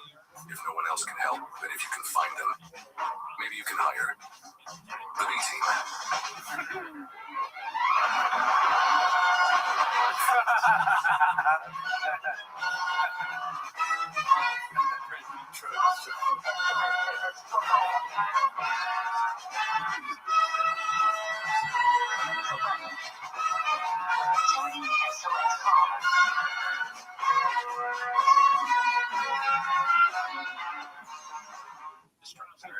Very good. That was great. You ever watched A-Team growing up? No. Me neither. I think it was like a little bit, even the reruns were a little bit out of my time range. Yeah, but I always heard about it. B++ team. Let's see here. That's an advertisement. Chris Martin is my boy. Oh, Snaz and okay, posted by Administrative Fund 10. Oh yeah, just not a good look, B. That is the worst picture, dude. It is the worst picture ever, yeah. That is insane. I like that they put her as the guy, though. That's just one more insult. I tried stand up for a bit and ate 10,000 dicks in front of my mother. Well, good. Let's see here. We saw that one. We saw that one. I mean, sure. Posted by Brian Lefevre. Porch life. Not on the porch. I guess she's gonna go suntan on the porch. Maybe it's the first picture. It's a bunch of pictures. They went to a certain spot. Oh yeah, so you always know that. You're an Instagram. I'm an Instagram. I have friends over there. Yeah, they told me that when she posted that they were all confused. And I was like, I know, right? And they were glad though. You get DMs about it. You're like so happy when she posted that. Yeah. They were like, thank God, this guy's a monster. All right, so this is Zero again. BC added it again. You want to guess which Shabbatism he's going to use here? This is approximately 10 days ago. So I don't think Daddy's number hasn't come out yet. Daddy's number didn't hit the chat. Deuce Macchiato. Oh, okay, that's what you're guessing? Why not? Okay. Go long. That makes no sense. I'm gonna say what are we doing here, or 8 inches. Boulder alert. That's my 3 choices. Okay. You say gimmicky submissions, are you referencing them again? That's also, yes, that's another guy. He didn't have the ability to methodically set it up. He could just jump and then clamp. And that's, you do see a lot of guys with a chain clamp. It's actually very, very effective. A ski clamp? You get my point. Yeah. I'm just saying, the penalty for it is a point and or a DQ. It's not, he's not intelligently defending himself. Yeah. Building height is intelligent defense. What do you think? Do you think there's another one? Or just C-clamp? I think I'm going to go C-clamp again. Okay. Damn, I feel like there's something in defense. Or water we can hear. All right, let's see. Period. Yeah, something Joe Rogan has really never worked on at all, to be fair. We got Dana White reacting to the stop. Just Rogan. Shout out to BC, dude. Killing it. Who's this man? He should rehire BGL to never let him know his next move. Skins and bits. Definitely he's a handler. Tramp stamp the secret. Alrighty, let's see here. The guy discussed Tim's allegations very long. By haphazard, posted by haphazard. Let's see if this is interesting. And if not, then we'll go to the next clip. I'm going to Mexico City this week and need to open a Raccoon Tweeties HQ there. Please tell people in the city about us, dude. Yeah, definitely. We'll transcribe this to Mexican for them. Let's see. Can we post this? Yep. Recently. So I don't know if you guys want to read it. I don't think I posted it twice, but it's easier to read on this. Yeah. So, all right. This is Tim Kennedy referring to what would you say, Kellen? Referring to the. Tim's done like what I. Well, hold on. Let's not get off track here. So Tim is apologizing for elaborating things that. Yeah, one of the things he said when he did it, he did a podcast, and he was playing with his dog, whatever, and they said, "Hey, you want a Bronze Star with a V?" And he said, "Yeah," and they said, "What was the story?" And he goes, "Pretty easy. I shot a bad guy, and then he shot back, and that was it, or whatever." And dude, if a dog was attacking me and somebody asked me like what I wanted from Chipotle, I would get my order right. You know what I mean? Yeah. White rice, black beans, chicken. You know what I mean? Yes.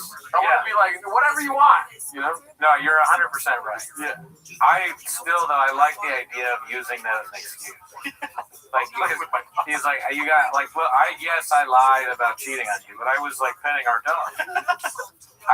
If you had asked when our cute, beautiful dog that we would have to share one of us keeps if we break up, I would have told you the truth. I'm keeping the dog. And shut up, bitch. Playing with your dog and you're just like, yeah, I got valor in war. It doesn't make any sense. Yeah.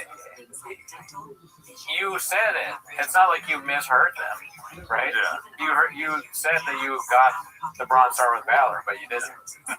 Very easy. And then what people have to understand is after that, people would always say you want a Bronze Star with a V on Fox and stuff like that. Is that a big deal? And he would always correct you. Can you look up what a Bronze Star with a V? Yeah, so I'll tell you what. I really am military's fourth highest honor. God damn it. I really am chin, dude. So what's the highest? No, Congressional Medal of Honor. But then there's the Silver Cross. And forgive me, guys, but I think that you and I should do this about this. So Tim's a friend of mine. No, hold on, but let's stay on track with what exactly he's in trouble for. Okay, so a Bronze Star with a V device award is Service Members Act. This is literally what we looked at. Yeah, the same exact video. I'm telling you, I'm not doing a bit. We are becoming this. Yeah. And I'm actively trying to become shop. I'll tell you one, if we are becoming this, I'm never going to sit like that. Well, you say that now, baby. God, you're going to make me? What the fuck? Oh, man. The heroism, especially for actions involving direct participation in combat with an enemy of the United States. So this signifies that the individual performed acts of valor. Congressional Medal of Honor. Dude, random thought I had this week. I can't get over that Chin's name is Jin, but he gave himself a nickname. The chat is also fucking becoming shop. Look at what Mark Ramirez wrote. My girl got a beat it. My girl got a beat it. It's transferred to him too. Those are dudes. It's good. Everyone should. Zesty City. Demonstrating courage. I'm never wearing flip flops, dude. I'm never wearing slides. I'm never bleaching my hair. Some of these things are great ideas, though. You wearing flip flops is hilarious. Bleaching your hair is something I literally suggested to you as I came into your apartment this today. Pause. Came into your apartment. That was the first. You didn't even say hi. No, like you done to bleach your hair. Yeah, like are you done to bleach your hair as you're walking up? You're making a bit about it, but you literally was the first thing you literally said. But we also suggested. I was at on the Patreon. Oh yeah. We suggested. Careful, we're saying it to the public because they're gonna say yes. I know they want us to do it, but I mean it's probably. I suggested that we watch. They're gonna go Poppy for 24 hours straight. So like, I think we calculated that that's 55 times. So we would just watch the Gringo Poppy all day long, from Saturday at noon to Sunday at noon. And, you know, like what the chat would be live and all that, but it's like a Mr. Beast kind of thing. These are the things I think about. I thought those were kissy faces. I would enjoy doing it. I wish that was if that was my job, I'd be the happiest man on earth. You clock in, you watch Gringo Poppy all day long. clock out, go home, watch Real Poppy again. Oh my god. I gotta learn the whole thing too. I haven't given up on that. Tell him the truth, dude. Donald Trump hit us up and was like, "We need you to watch the Gringo Poppy for 24 hours." Oh yeah, he wants us to talk about this so you don't find out about Epstein. Yeah. And I'm okay as long as you join the Patreon. Dude, we're gonna. So should we? I don't want to ask because obviously they want us to do it. You can do a poll. That doesn't matter. It's gonna be not if we should do it or not though. It's gonna be will we survive 24 hours? Because when I did the first 10 minutes of the Gringo Poppy, also on the Patreon, it was difficult to do, and I questioned, doing it. But it's actually, honestly, one of the hardest things anyone's ever had to do. And I got a bronze star with a V for that. But when I did it, first oh my bad, I didn't hear the camera. I don't know. I don't know. I think they. Oh, I didn't hear the first part. Yeah. I mean, literally got that medal. So, but like when I did it, and I'm happy that people enjoyed it. The first video was public, and it got comments, Daddy. It wasn't enough. I needed more live. Butter Williams, no way you make it past 2 hours. Now I feel like I want to do it because it's like a challenge. I could do that in the sleep. It would be the easiest thing I've ever done. 24 hours sleep is easy, dude. No, I'm talking about 24 hours watching her go pop. Obviously, people would have to bring me food and drinks and stuff like that. I've heard DoorDash stuff to us. True. If the chat could DoorDash, people in the chat we trust could DoorDash to a location we give you. I would accept that. Okay, so 15% say for reals don't do it. We need to get Cooney his Rolex so he can Domify fully. Yes. Dave is thinking like everyone should be thinking. All right, let's see how much more we can take of this clip here.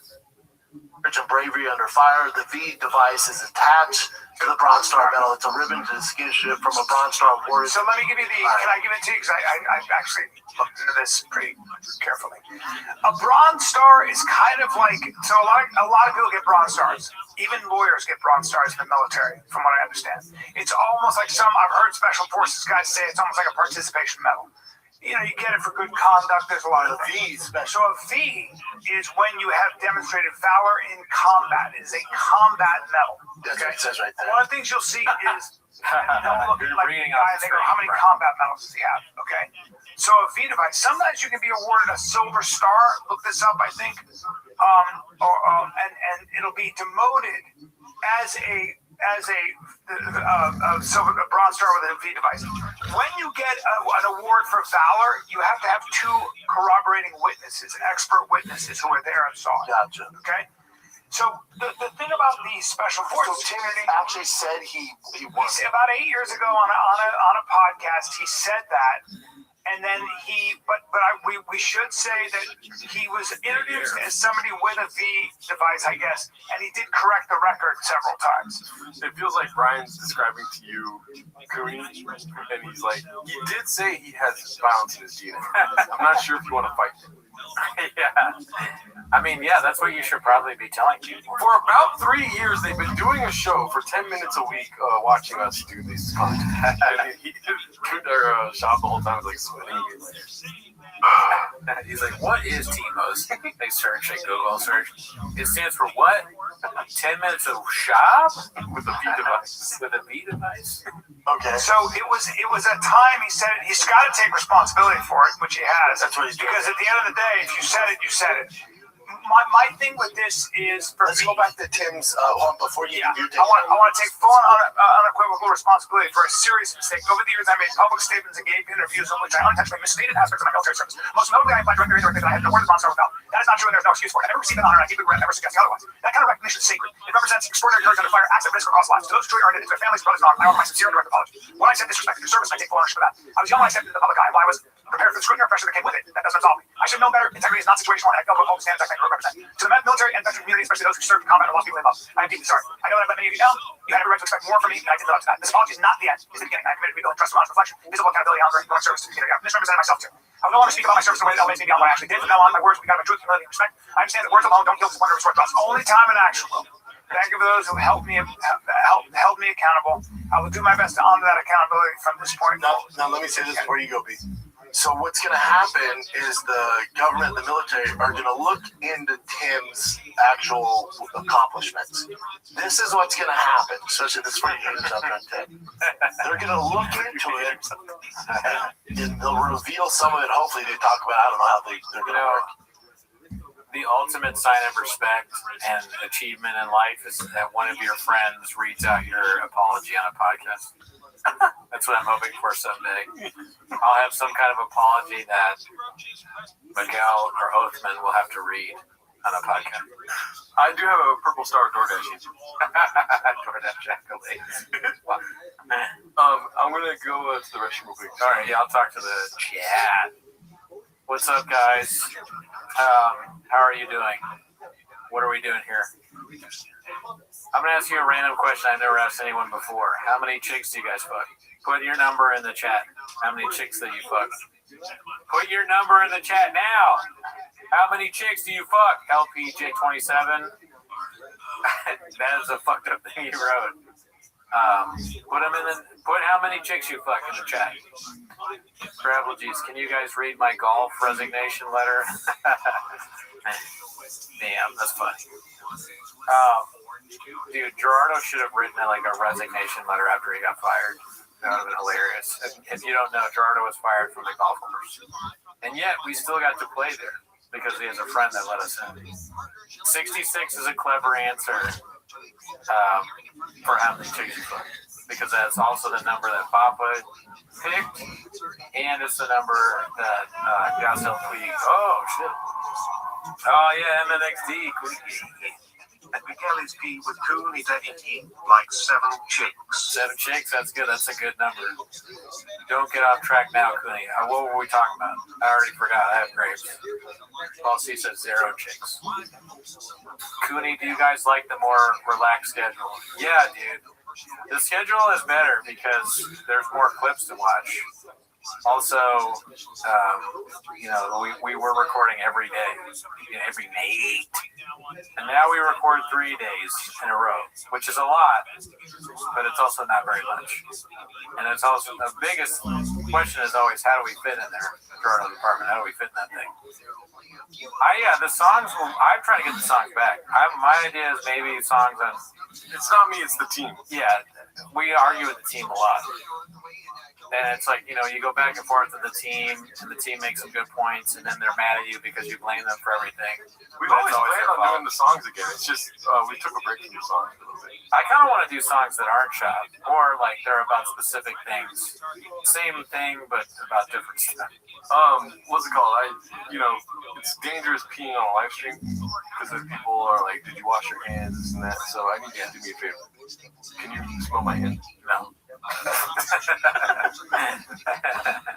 I want them to know I washed them, dude.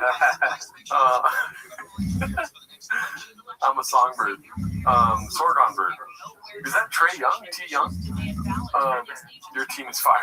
Good to hear, man. Makes sense. Barbara, please stop hurting Jay. I pissed in the sink and then I washed my hands in the toilet. I should put this 2 weeks in now. It would have been funny if you had written a resignation letter to the golf course. 24 hour remote make this happen. Damn. That's gonna be rough. Yeah, I'm Geraldo's attorney. We're gonna need a lot of money. We're gonna keep you busy. The Sorghum Bird stuff was hilarious, hysterical. Songs about Adam Ray. Oh, that's a good idea. Actually, pretty cool. But I feel like it would have been clutch if we came in this week. What's it called? If we did stand. Oh yeah, it's always tough. It's like because that stuff is happening so fast in the Bopaverse. We did, and it's like, oh, can we do that song since it's relevant? Like when remember that fucking band did they said Blockbuster? What was that band? Portugal the Man. Portugal the Man. And again, you know, like I gotta get over this kind of shit, but I was angry that they didn't even say anything when we did it. It's like we did it to fucking to get you guys to say something. You don't say anything. Yes, more cowbells. Jasmine, you don't even know what cowbell is. You don't know what you're asking for. You don't know what you're in for. Nobody knows who you are. You're gonna ask for cowbell, and you're not gonna like what you get. It's gonna be different than fucking what's his name? Christopher Walker. I do cowbell. I do cowbell, and her head explodes. It's like, let's see. That's why I don't do it. And what's gonna happen is you're gonna find out that he's not Superman, that he's Batman, and he's still a badass. So you're looking to take down Superman. Neither of them would lie, though, would they? Yeah, that's so fun. That's such a funny analogy. As if Superman or Batman have lied about Valor. If Batman was playing with his dog, he wouldn't just willy-nilly do a podcast and lie. Yeah. Batman probably wouldn't play with a dog. You're right. I was thinking about that. It's funny. No, that's hilarious. But can you imagine, like, you're hanging out with Batman, and you're like, man, Batman is so cool. And then he's like, hey, by the way, I was in Vietnam. And you're like, you're in Vietnam? How old are you? Bron Star with the P. I fucking shot. Superman's like, yeah, I was in the war and I was just killing everyone. I didn't know who I was killing. You're like, that doesn't sound like Superman. Cowbell was the star of the show. Yeah, dude. I'm gonna play this. Cowbell took out Elizabeth Marsden. Where is she? She's pissing herself laughing somewhere. It's hard for me to like. I know I like doing cowbell, but it's hard for me to believe that cowbell is really liked because it's so redacted. Yeah, it's pretty redacted. So I'm like, it's hard. I just don't know if you guys actually want cowbell. They do. I don't know if they do. They really do, though. I want to know if cowbell would be good on stage still. I still want to kind of try cowbell. There's only one way to find out, dude. A lot of stuff in our that we talk about doing, or at least I talk about doing. Have I done it yet? Not yet. Bagman. Someone has got to keep the ideas. Where's Janae? Janae's got to write down these ideas. I got to get her instant list that she back up. I'm gonna keep the chat open and watch the video at the same time. And you're gonna find out you're actually finding Batman, which is still pretty fucking good. That's what's gonna didn't expect that to happen here. No. What? I think that what would be good for us and prudent for you and I as civilians is to not comment on get involved in this military stuff. I'll die on a hill for Tim Kennedy. Yeah, me too. I love the. Now, when it comes to the nooks and crannies of military, I have to just find out what a fucking the V is. I don't know that lingo. I sure as fuck never experienced any of it. I don't have a background. That's how I feel. It's like I don't talk about this. DPT. We watch a man with graves and a Mexican show us clips of Mamba. Of course, we love cowbell. That's a good point, I guess. Yeah, you guys are trying to take down Superman, and what's gonna unfold is you're like, holy shit, he's not Superman, he's fucking Batman, which is still pretty fucking impressive. Yes. I would say this about Tim is I know Tim as a civilian, and I've known Tim a long time as you have, and I've spent a lot of time with Tim. I know Tim as a civilian, not a war veteran. I know Tim as a professional athlete. Yes, for a very long time. Yes, so I've seen him in both aspects, and I think you would agree. This is me going hard in the paint for Tim because he's my friend, and I'm just that. This is who I am. I've never seen that guy do any. I'm telling you, when cameras aren't on him and nobody's looking, I have personally seen with my own eyes and with my own ears, heard him go so far out of his way for people, and you'll never hear about it, especially These people are who not are at risk of doing that you want to vouch for your character. Like Brian Callen telling people how great you are. I'd rather have some random guy in the street talk about me. Self-harm or worse. Tim has. I mean, he doesn't want me to do this. He's Batman. He doesn't want me to do this. He's Aquaman. He's Aquaman. This is like exactly the Louis C.K. bit. It's never the friends you want to stick up for you. It's always whatever version of Brian Callen is in your life. That's like he's actually great. Yeah. Fuck that guy. That's how I know Scrabblebees is a fake fan right there, dude. Why doesn't anyone go soft in the paint? Cooney broke both his wrists playing basketball. He goes soft as Yeah, I got scars, Daddy. You can't see the scars. Maybe you can. I got surgical scars on my wrist. You can't go softer than that in the paint. Can you though? Broke both my wrists, dude. I'm not even a numbers guy, bro. Both, all of them at once. Won't comment after commenting for 15 minutes. I've never written or read a comment. You went right back to reading them. He doesn't want me to do this. He doesn't want me to do this. But I have to just at least.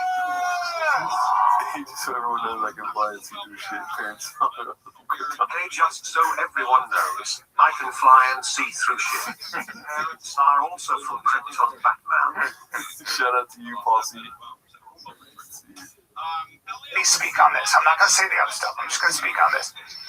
Whatever he said, he's going to be held accountable to. There are a lot of these guys, these Delta guys, this guy Tucker, Brent Tucker, he was an A Squadron guy. I'm not fucking getting involved in that. These motherfuckers risk their lives. They went through that for their own ecosystem. I am stepping out of that. I'm not going to defend him on that. I'm not going to do any of that. All I'm going to try to say is this: from what the things that I have seen with his generosity and what he's done for people who were really at risk of taking their own life. I've not only lent my very lame hand at that, whether it was emceeing, a thing on veteran suicide. I'll do whatever I can. I'm not in a position to talk about this. It's a sacred subject, but I have seen that man go out of his way, including get in his truck and drive places for a very long time to take care of somebody. And nobody knows about it. Nobody just did with the floods. Listen. We're all complicated as human beings. Team 66. Last time I saw Colin the Scare was on Jerkbait. Callan would give this speech. You know what's sad about Callan is if he was on the fucking OnlyFans show. Remember that OnlyFans show he was on? Jerkbait, yeah, like that show. He would literally say the same shit on Jerkbait. He would fucking, if they asked about Tim Kennedy now on Jerkbait, he'd be like, "Let me tell you about Tim, okay? And veteran suicide, okay?" It's like, bro, you're on Jerkbait. Anyway, so I was coming the other day. He's sitting next to some woman with like gigantic tits and some guy that's Aphrodacted. Tell me about the time with Brian Shaw with your friend. That should be our band name, dude. Aphrodacted. Yeah. Let's see here. And I've known Tim as a civilian, and Bark up what on I've street seen, with I Tim, love though. the If man. you think you're taking down a bad I love man, the guy. and they're going to do the investigation. I hope they reveal what they find. Again, you're going to find out. We don't know. I would be careful. They're going for Superman, and you're going to find out he's Batman. Almost forgot. I just think Tim's book, Batman's better than Superman. Yeah, I like Batman. Batman's one of us. Sure, he's human being. Yeah, he's a fucking homeless cat. Ever. Batman's posting like anti-shot memes. Yeah. It's a 3 a.m. friend. I have about 3 of them in my life. Yeah. Tim's a 3 a.m. friend. That's true. I could call with anything. Tim, I don't lend my kids to anybody. Oh, we're just going to take them. No, not happening. Because if something happens to those kids, you're fucked. Yes. I've never seen Brown Cornelius post in here before, but the anti-hero guys are going to be doing an episode of how Tim Kennedy got in the way during the Afghan withdrawal in the future. So, whoa, really? Gee. I don't know if that's what's Sorry, give me a bit. Sarcasm. Yeah. Sorry, I don't know why I said it like that, but I'm so dumb. I believed it right away. I was like, that's something. I hope that's not true. If it's not funny, that's a funny comment, Brown Cornelius. I will kill you. Yes. If something happens to those kids, I don't give a fuck. Mistake or not, your life and mine are going to change forever. Yeah. Oh, shout out to the subscriber. Yeah. Tim was, hey, I want to take Tiger Wing, get ice cream, go this. Not even like that. Yeah, go. Right, go. And I He's one of 2 people ever. Not only has that happened, I have done that with my kids with Tim. And I've done it several times. And so, for me, again, my experience with Tim as a civilian is nothing but he's one. Gerardo has Superman hair. Look at my hair, dude. You've been flying in the air, dude. Wait, is that the name? Or that's the song, right? Or that's Star Wars. That's Star Wars. Yeah, I think that's Star Wars. What's the song? The Superman song? I don't remember. That's another Star Wars song. That's not a Star Wars song. That's the movie song, dude. That's your. I don't know if it's in this. You're about to see a lion's face. Mortal Kombat. That's Superman. They're like, that's a Superman, dude. Superman? Somebody had you loco quiera bailar. That's Superman, right? Oh shit. Superman's Mexican as fuck. Now they doesn't want woke. Yeah, everybody knows though the guy that did the Superman music is Bad Bunny. Superman goes get sauce. Everybody knows that. Yeah. Were you stupid?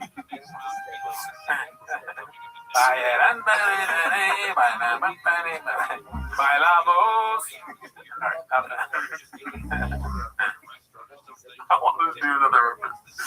Superman Part 2. Bingo Bobby. One of my favorite God on the planet. He's got to be held accountable. He will be for this. I'm not going to step into that. You know, we all make mistakes, and we all and this is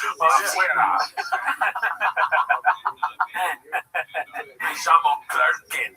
Can you imagine the Argent? I don't know how I got an Argentinian president or whatever, but he's like going through all the different shop shows. Like he has on the board, Truck Diaries, afuera, Toontown, afuera. That's all goes afuera. Superman's just like, la ligadera no funciona. Flies away.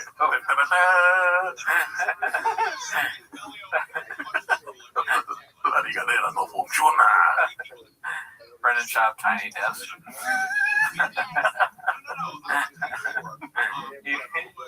you do a tiny desk, like Gerardo does a tiny desk, and like he's like, why is everything regular size? Fuck you. What's up, Austin? Look at you guys. I mean, guys. When he's not out fighting crime, he's back at the lab having full penetration. He's in the Fortress of Solitude. La Fortaleza de Solituda. I don't know how to say that. Superman's famous line, botella de agua. Dame una botella de agua. his mistake to correct. This is his thing to deal with. I'll let the veteran community and the special guy have You're not going to get away with anything at those points. Like, they're going to do it. They're going to do it. And then you move on. I'm telling you, this isn't the guy to aim for and create videos and throw hate at. Yes, it is. Listen, the internet's wrong with so much shit all the time. They go after good people. I'm telling you on this one, folks, there couldn't be a worse guy to try to tear down. Yes, I think there is. These folks, so much shit all the time. They go after good people. Dude, we've seen this coming. Pause. Not no pun intended. But that's Christian Bappa right there. Oh yeah, that is Christian Bappa. That is a good. Yeah, he could pull that off. I see it. I'm not gay no more. You have a good talent. You know, like in avenues. Like in move, you know, you kind of see things, and correct me if I'm wrong. 5D,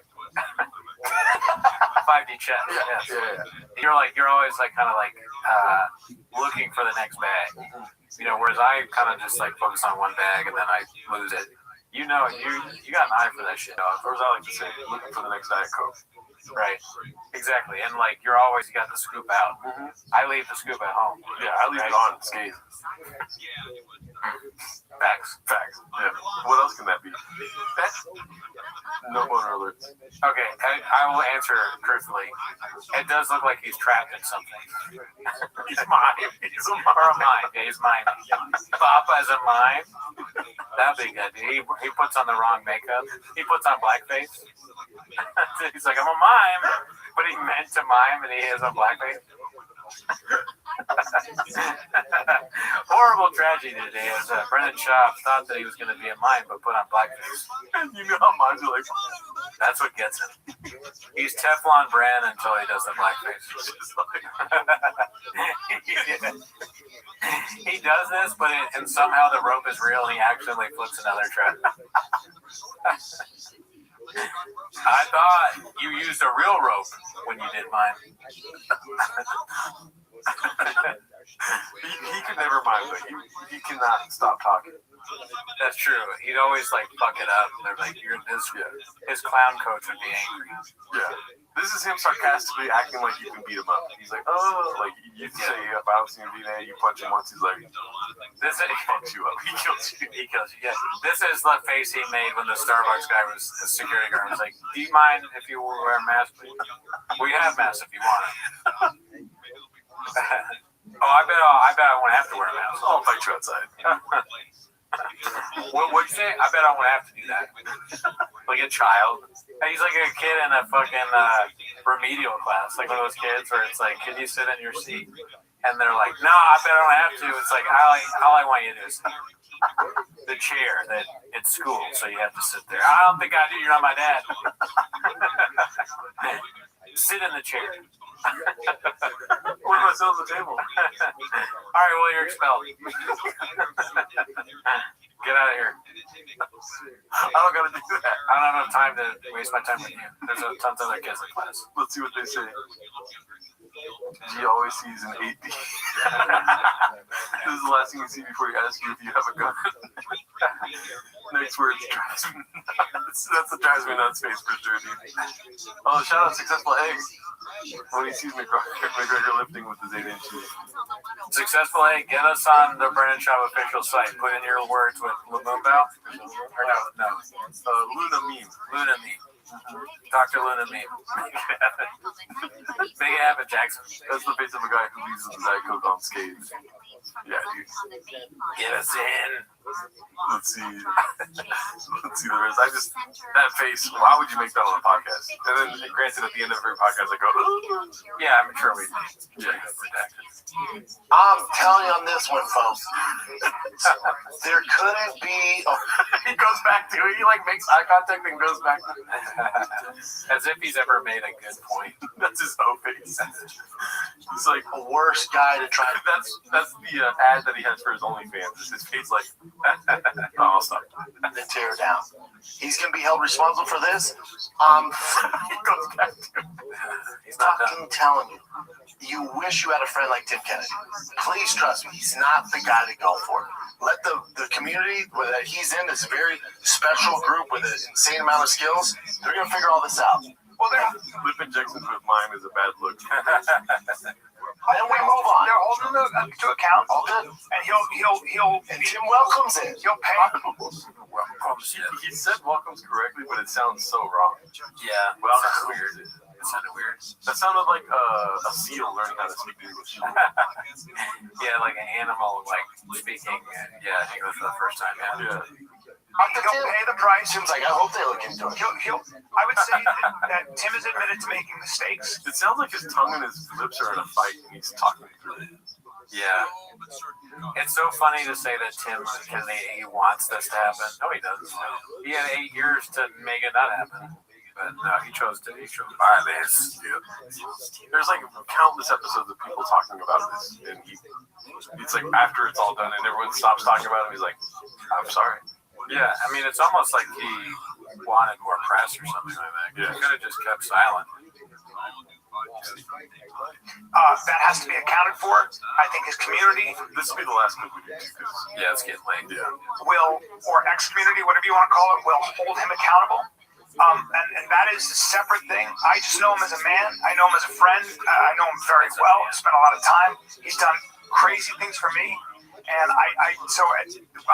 this is who I am. In this situation, he's still my friend, and I love the guy. And if you think about it, 66 is kind of like the gay 69, isn't it?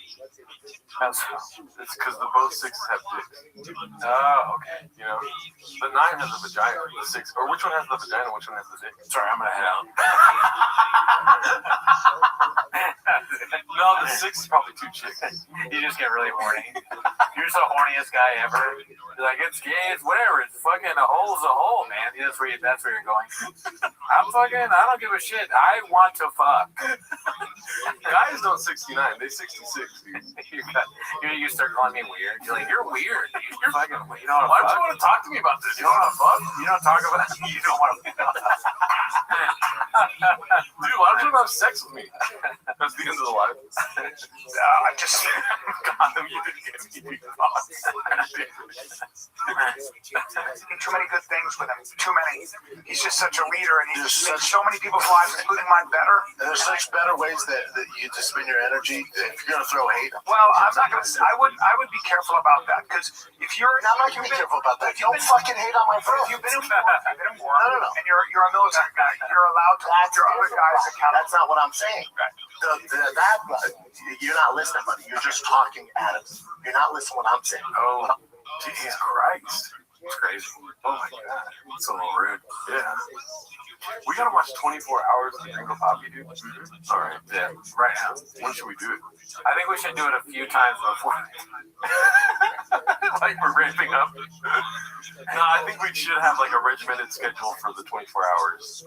I just watched. Yeah, I agree. I just watched most of the Lance Armstrong documentary. I'm very late to the party when it comes to that. But he did blood doping, and I'm gonna do some blood doping while we watch. You're gonna go copy. You're gonna do a cycle in 24 hours. I'm gonna fucking inject it or whatever so I can watch it better. What I'm saying is that community is a special group. Do your thing. Yeah. They have all the right to. Right. The casuals like us and the internet. Oh yeah. Shut the fuck up. Well, I mean, obviously. Stop going for the wrong guy. Yeah.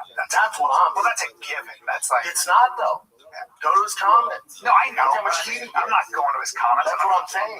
Yeah. No, even the guys that are in that field hating on Tim and like bringing all this to life. I'm not getting involved. Wow, that's a good idea, dude. Well, we should have Sure Shot. We should have Rain. We should have Magic Mind. That might get us through. Addies, but not really Addies. We'll just take Tylenol or something. Oh, yeah. Yeah, no, I mean, as ridiculous as it is, I'm open to drinking a Sure Shot. I'll definitely drink a Magic Mind because Pete Holmes actually gets fucking as the greatest thing that ever happened in his life. And Rain, I'm still on the fence about even taking a sip of, but I drink it every day, so. They might start paying you. Shout out to Italicizer. I haven't seen you in here. What up, homie cat? Yeah, dude, Italicizer. I mean, that would be great if they did, honestly. But then it's like the bid ends because we're actually getting money. Yeah. But I don't care. I don't care if the bid ends. I want money.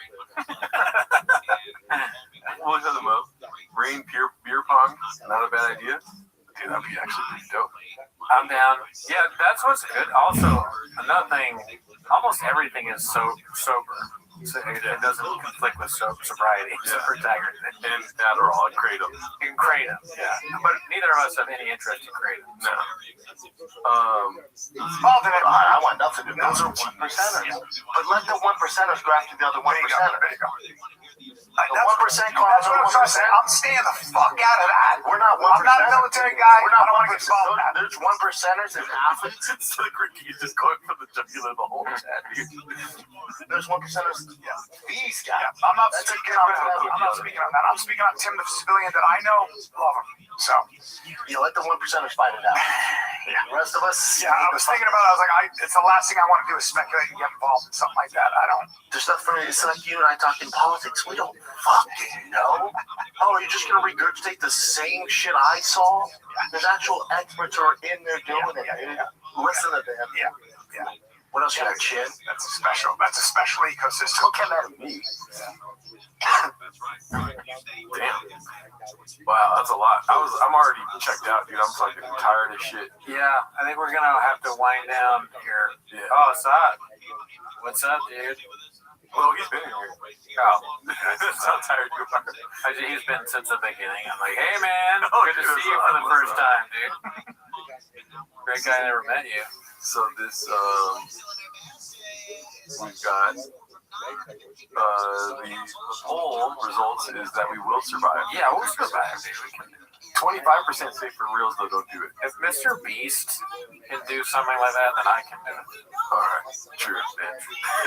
Why don't you hate Mr. Beast? My new character is I hate everyone that has more money than I do. Character. But yeah, shout out to you guys. Thanks for all the donations. That's Awesome of you guys. 133 likes. We could use more. No way you survived. Couldn't quit the show after 4 hours. That is a lot of time. I've never streamed for that long before. I mean, I've never streamed longer than like, I don't know, 3 or 4 hours. I feel like maybe what we should do, sorry for cutting you off there, is like we do a solid 2 hours of Bingo Pop, and then we do an hour off where we're just like, all right, that's a lot. And then we do 2 more hours, or just 24 hours straight. If I had a gun, I'd point it at you. I would say, say that again. Say that again. Say that. Crazy will kick in after 3 hours. Sleep you over. Are we allowed to sleep while we're playing? I mean, I guess we could, like, one of us could take a nap, I guess. Okay. But that would be kind of weird, just like talking in the chat for you're just snoring. We find out that you have sleep apnea during the. You're like, where I have it. Almost 1 a.m. on the East Coast. Yeah, shout out to you, Gardener Snow. You think I have enough respect for you to whisper? I don't. Well, shout out to you guys. Thanks for coming through. We had a great time. This is a great stream. Don't ever forget that's Daddy's number. Right? Baseball dad. Shout out to baseball dads all around the world. All right, I got nothing else. See you next week. Join the Patreon. Watch Raccoon Tweeties.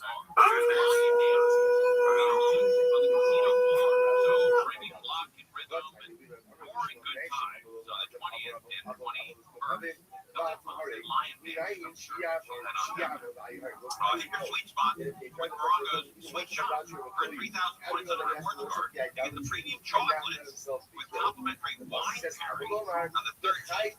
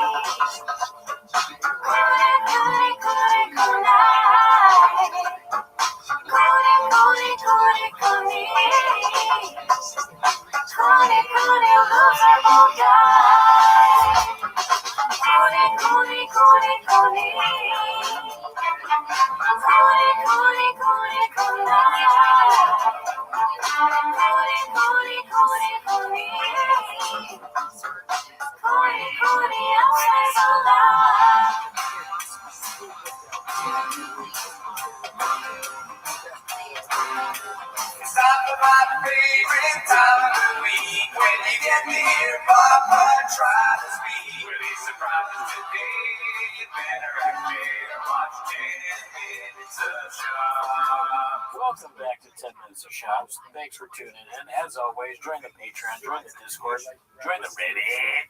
On this week on the Patreon, we watched Low Key Comedy with Matt Rife and Paul Elia.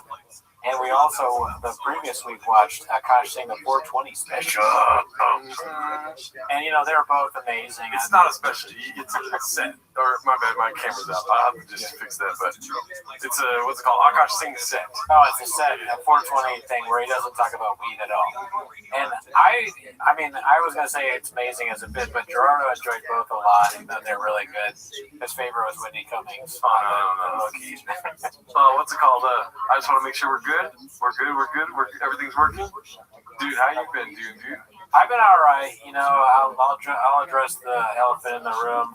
I do have barbecue sauce on my shirt. I was just in Denver. I don't know if you can see here. Oh, the best barbecue in town. The best barbecue in town. And then also, I put the wrist brace back on. If you watch the show, you saw I took it off, but now it's back on.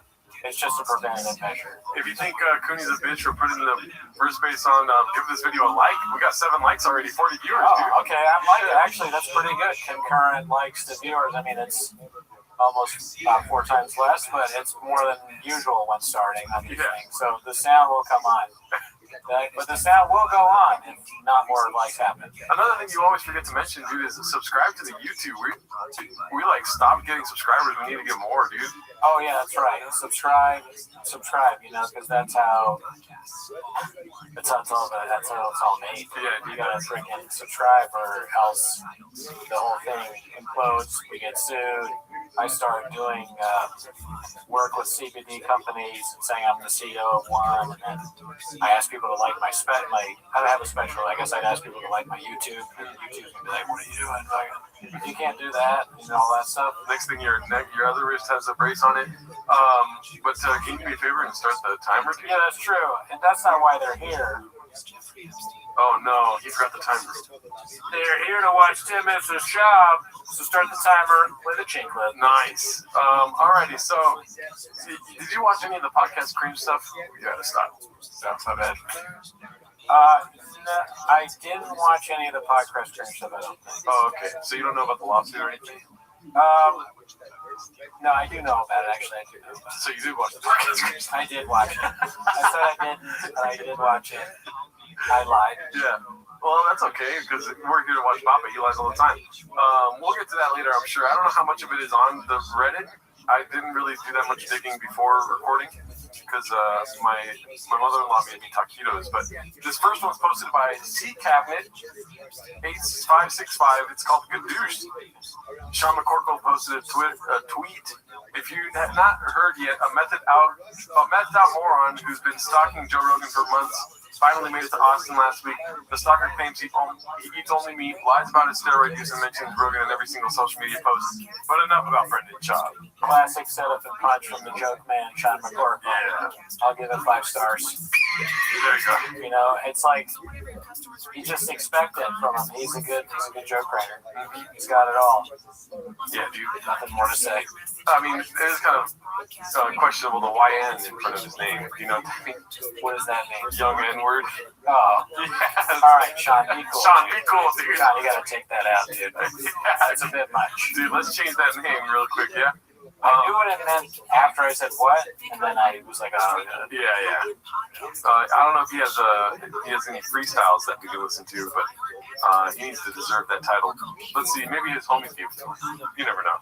Maybe, yeah. There's racial cards going around. I just heard about this last week. Somebody gave a black friend said it's okay, but it's like just because one black guy said it's okay doesn't mean it's okay. Yeah. Come on. But that's cool that he did say that, Sean. Let's see here. Life motto: be cool, be cool. Shout out to you guys in the chat: Moses, Victor, Stone Cold Steve. I haven't seen Stone Cold Steve in a minute. Oh, welcome back, Stone Cold Steve. Let's see here. This is posted by Banjo Fitzgerald. Papa discovers Chin's YouTube algorithm. You asked me about this the other day. If this is real or not. Yeah, everything in chains. I'm always like not sure whether it's real or AI, especially with all the new AI that they're getting. I'm sure they're using Claude. But this part of it's not real. I mean, I think it's probably real, but I'm just saying in general, like, hey, the chefs in the kitchen, they've been known to use AI from time to time. I don't think these chefs have been, dude. Our chefs have integrity, dude. Here at PF Chang's, we don't only cook for you, but we don't let a computer do it. Let me make sure that's all okay. We're good. I just want to make sure the sound's all sounding. All right, let's go to this video here. He might be the survivor of his face. So 13 people, including the pilot, survived. Yeah, I don't fuck with any of that, man. That guy looks like he survived it. Yes. He looks like he's still Look at his eyes. Let me see what he said. You can tell. There's nothing else to look at. There's just a bed bug on the YouTube video. Yeah, why would he go all the way out and like look like that? You don't just to see that. You don't get. Oh yeah, because he sees his face. Yeah, he's seeing that. Yeah, that's what I'm saying. Like the idea of him not. Yeah. It seems very much like he is like, wait a second. Jim, what is that? What else is we got here, Jim? You don't need to do that to just see the big picture. You need that to be the small picture. Yeah. No, he was just went to it. That's a Brendan Schaub zoom in right there. It truly looks like somebody, in their house seeing something they don't want to see outside. They're like a naked old man is outside and there's like.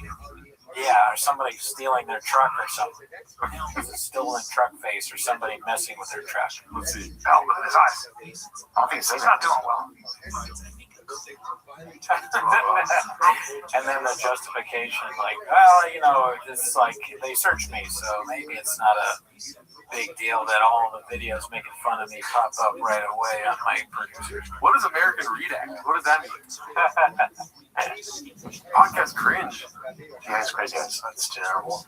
Now, Yeah, I have no interest. I don't want to plummet from the sky. He's like, and there's no Erewhon here. On top of this, there's no Erewhon in Austin. What do you think about him discovering Chin's leisurely videos?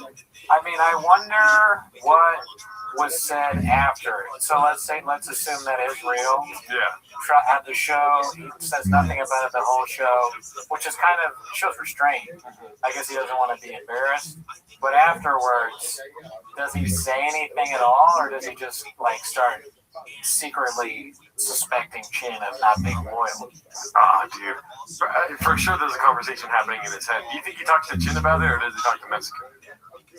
I think he probably. I think both. Honestly, Yeah. Why not both ways? Yeah, he does have a lot of energy. Yeah, he probably at the end of it, he's like, yeah, Chin. So like the YouTube. Like the thing with that fucking guy, or I can't remember what it is, and then he can't even remember what the clip is. But anyway, there's a fucking video of like videos that I haven't seen. I don't know who Podcast Cringe is. I've never heard of it, but I saw that on your thing. Everybody's heard of it all. Like he knows it. I don't know what that is. Is there a reason? There's no reason that it's on there. Is it one of the interns or what? Like who would have you? You're not going far enough. What's the problem? No, Brendan Schaub goes up to Chin and goes, yeah, I saw a friend of mine. He had this video of me on his computer. I almost had to choke him out. I was going to fuck him up. But he hit it all. He never went back to that YouTube channel again. But yeah, I saw he repeats it 3 times like Tony Hinchcliffe, you know? A veiled threat. I like that. Yeah, no, that makes a lot of sense. Yeah. I would do that. I like Stone Cold Steve's comment. What are you going to do? Flip Chin me? Or I think I got that wrong. You can't attack him again, because that would be 2 clips of him strangling Chin. I mean, I'm here for it. We could do it. We only have 10 minutes. We need something to keep this going. That's true. That would help the show a lot if he attacked Chin. But I mean, I don't want Chin to be hurt. No, I'm saying it would be fun. What up, Galactus? Oh, 2 S words is in the chat right now. Let's see what we got here. This one's posted by Don't Know Who to Axe. Pure Spectrum CEO releases Baba's text asking for fake positive reviews and then setting up a lie to tell Showtime. So this is pretty awesome, dude. I don't know if you've read these, have you? No, I have not seen these. This is labeled Exhibit F. Mr. Schaub asking Mr. Bell for help to use Pure Spectrum's customer base to combat poor ratings on Showtime and IMDb. So I don't think this is for Gringo Poppy. I think this is for the first one. Okay, I have seen these. Again, I don't know why I keep saying I haven't seen things I've seen. Alrighty, so this is Brendan's message, and it sounds exactly like him talking. Hey, boss, you're deaf, one of the smarter people. I don't like when people don't put the whole word. It's like we have iPhones. Like, if you put DEF, it'll put definitely, and you can just, like, speed click. I'll stop talking. One of the smartest people I know, so I'm reaching out to you. Please keep this between us. So... That is funny. Why so many O's? It's the Tony Hinchcliffe so. So that's such a weird bit to spell that out like that. Yeah. Interesting. It's also like implying that you're doing something shady. It's like, so, you know? Yeah. With my special coming out, brings out a new reason for haters. I like how the special's not out yet, apparently, in the special. Can you do me a favor and look up when his special came out while I read this? Read this? Yeah, sure. When did the first special come out? Yeah. Or you'd be surprised, yeah. So, with my special coming out, brings out a new reason for haters to jump on me.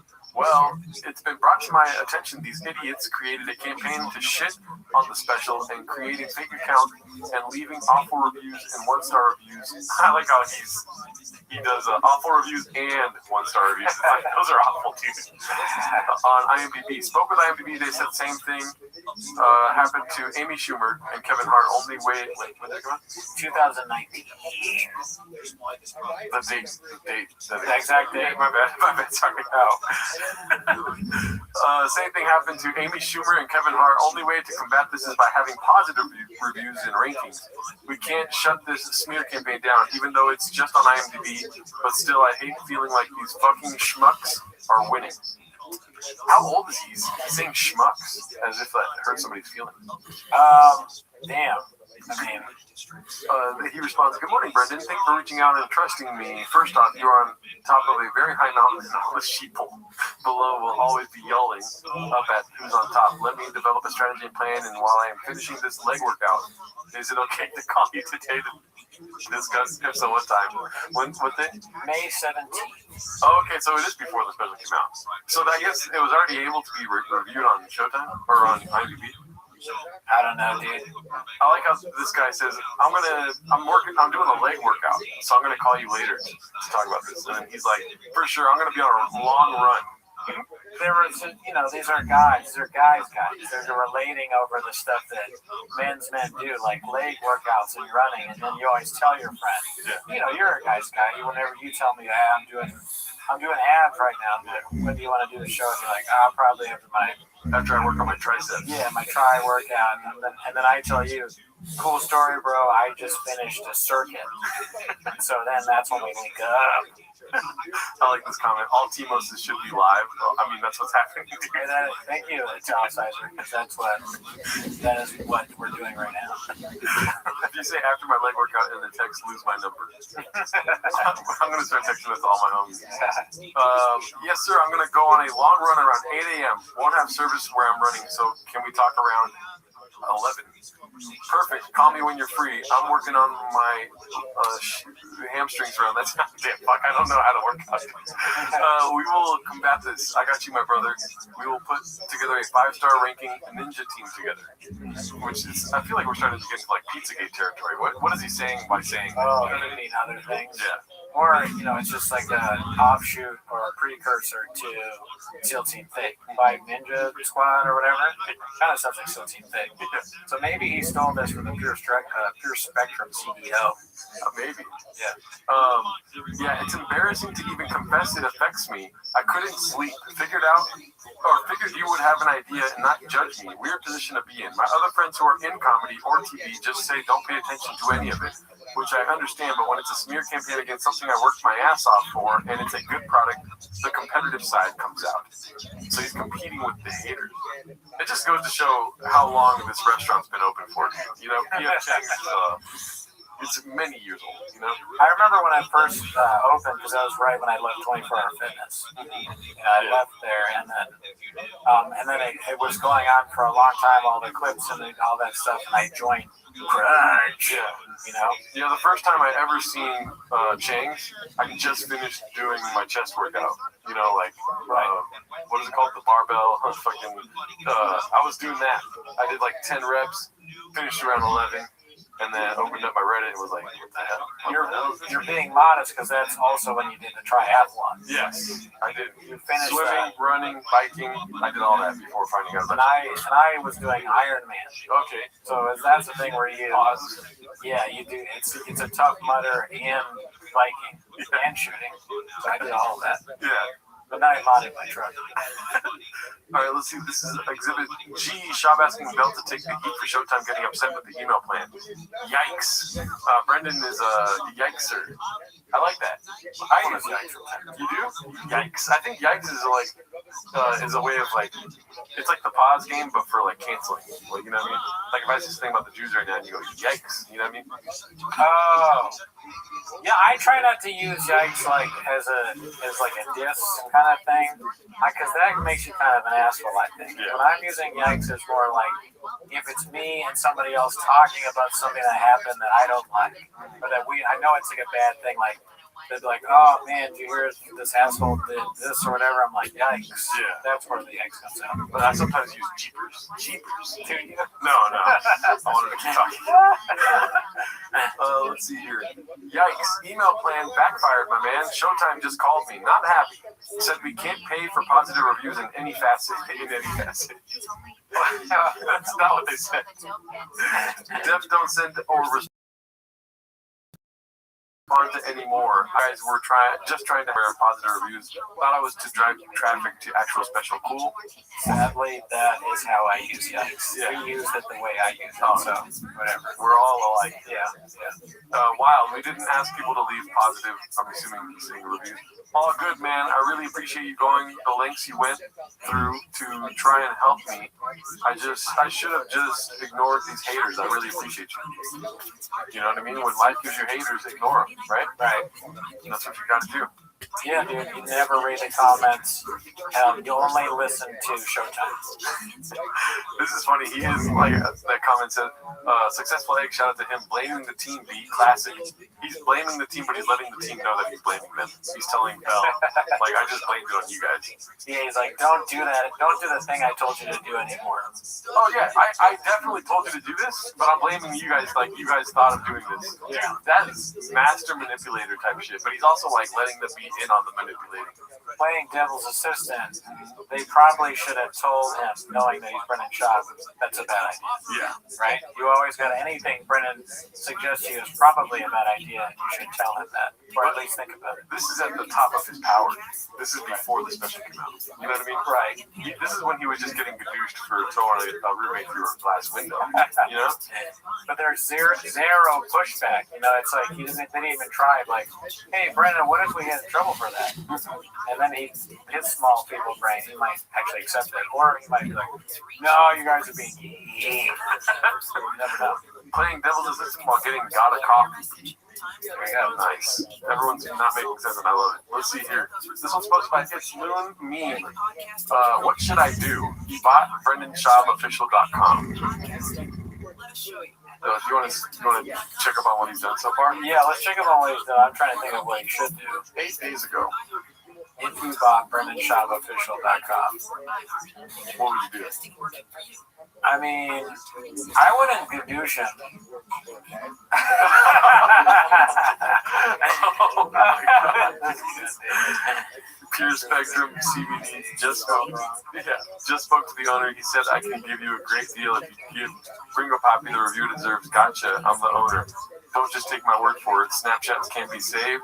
Happy customer. There you have it. Folks. Damn. So that's a fake thing to ask for reviews, and then Free Tim Kennedy it's almost like he's hired people to come to the lawsuit. It's a fucking real site. This is crazy, man. Holy shit. What happens when you click on Justice for Tim? Oh shit, shout out to you, RevTech. Whoa. Thank you. It doesn't matter. Shout out RevTech. Thick Boys. Medal of Stolen Valor. He earned it. I should get one for my career. For what I've accomplished, call me Tim Comedy. Granado Poppy. It sounds like it's my name. That would be funny if we put Gerardo Poppy. Let's see. Tim Kennedy, American hero. He filled in for Brian on the pod. That's why he's an American hero, because he filled in for Brian. And fellow UFC neck twister. You guys already know the comedy circuit couldn't handle my high T alpha brain. Tim has now got the same problem with the USA Army of America. I guess this is just, Brennan Kennedy Schaub, Texas Navy. Hey, I'm no Navy SEAL, but even when me and my Mexican baddie are visiting her hometown of Mexico, Baghdad, I'll pull up. He never spoke about it, but I know Tim Kennedy wouldn't rest until he eliminated the guys that gadooshed his cousin from the grassy knoll that one time. I'm a Kennedy guy. Shout out to the subscriber. I know that we don't matter, but I kind of want to be on this site. Yeah. Now that you said, like, what if it mentioned Gerardo, like, I wanted to mention this. Yeah. Can you put us on? Whoever made this Brennan Schaub official, can you put us under more, maybe? And then just put, like, 10 minutes of Schaub and, like, a link to the show. That's so much to ask. Yes. Can you do that, though? Can we do that? Can you put us as more and then a link to our YouTube? Now, I know that's a grifter bullshit thing to ask, but it's funny. Isn't it funny? I think that's funny. Can we go back to the site? Yeah. I was going to see who.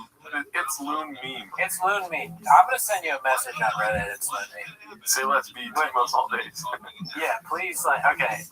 So we looked at free Tim Kennedy. What about broccoli? Okay, you need a cow. Can we join? Is there a membership fee? Let me see what happens when I do it. You gotta reset your password. This is where you pretend like you didn't make this site. I didn't make this site. It's literally my bad. I'm not taking it seriously. My account. I got multiple things going on at the same time. I'm sorry. It's just so.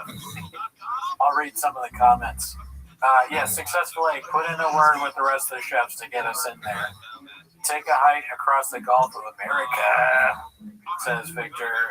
Formula One, you're telling me there's 3 Brennans with a picture of Fiction? Yeah, there you go, dude.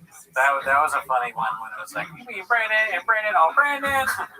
Shout out to Brendan Walsh, over host. I don't know if this is a bit or what. I don't know how to create a profile. That's okay. What happens when you do lawsuits redacted? I can go to that page. Yeah. Let's see. 300 pages. Great movie. Never seen it. Brendan commits awful act. Soon to be archived of your boys' lawsuits. Shout out and thank you to the assassins who sit through TFAT-K and get sued for holding Brendan accountable. Oh, okay. So it's a link to the podcast Cringe, and then Unique and Too Lazy. All right. Yeah, I mean that's cool. I would like to be not on that, but I would like to be on more, honestly. If it just said more and there was a link to us. Yeah, the road. If possible. Oh, here we go. I've seen this.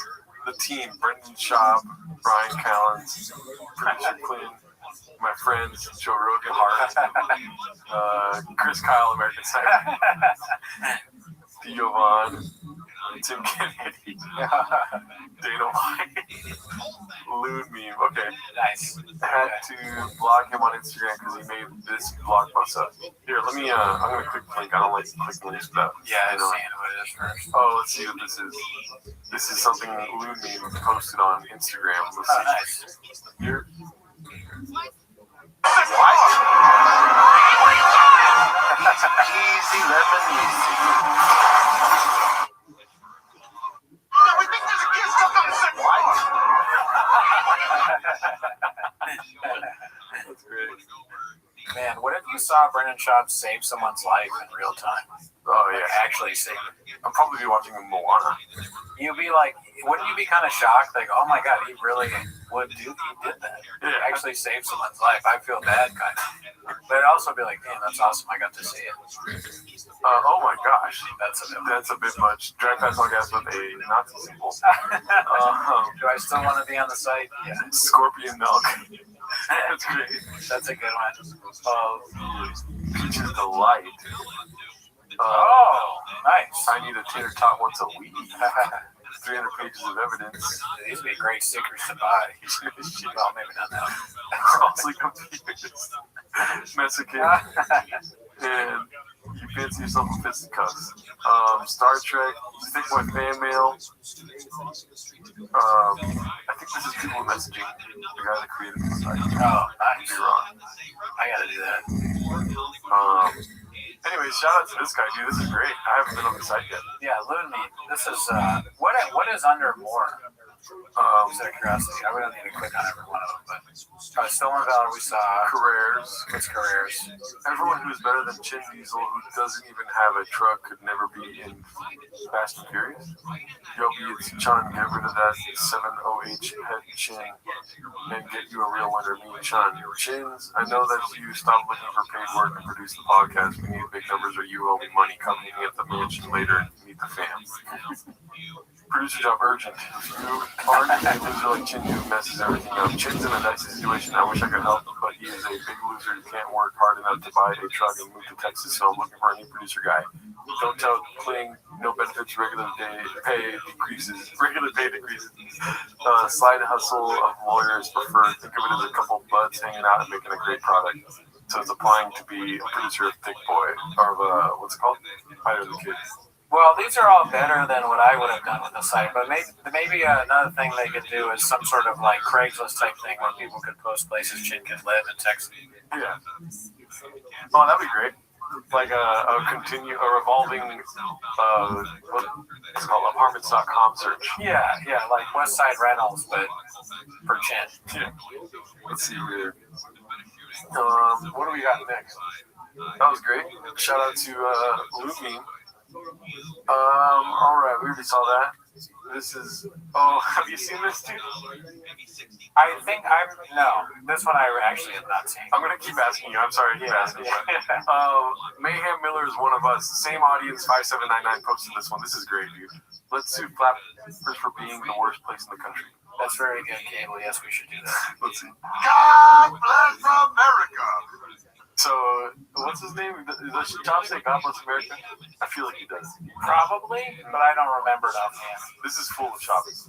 Okay. Mayhem Miller here, and I'm not here trying to hawk some CBD oil. I'm here to talk about the new Friday night fight stream for Ultimate Tire Wrestling. This ain't no drug walk, and it ain't nobody boy, you're punching you, baby. These are, I know Toe Schmoes, these are beast grapplers trying to slam each other inside a tire. It's wild. We got dumps, we got slams. Hey, and I'm not a big car guy, but these are some big tires. It's gonna drive me nuts if you don't tune in. Tonight at 10/9 Central on Pro League Network's YouTube.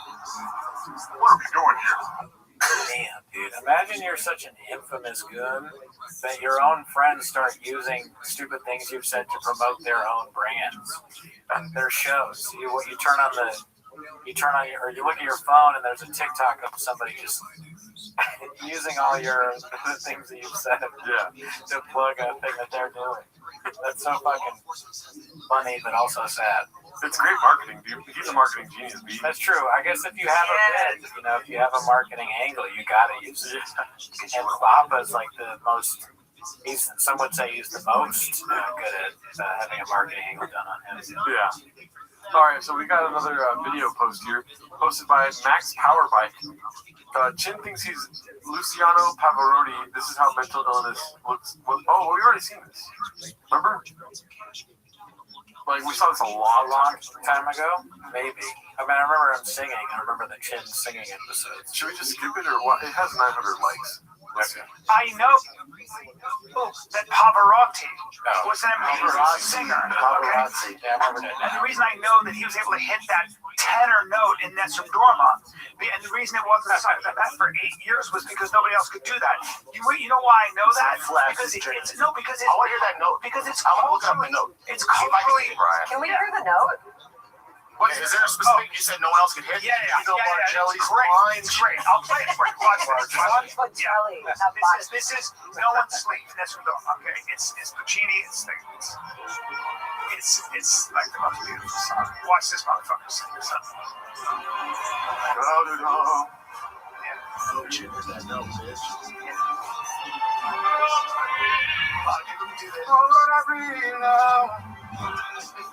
I'll say the part. I'll give you okay, go for it. $1,000? Tell me what. Chin thinks he's Pavarotti. Is there a note coming? Or you hear the note, nobody else can? So I put a chin. Here we go. Ready? Here it is. There it is.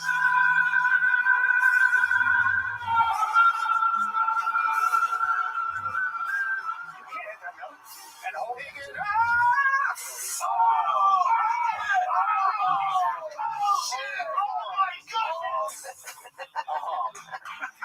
Yes! I couldn't hold it.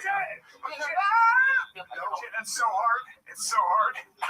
You said no one could do it. I hit it for a second. I didn't hold it though. Jen, holding it. It sounds like a guy stubbing his foot.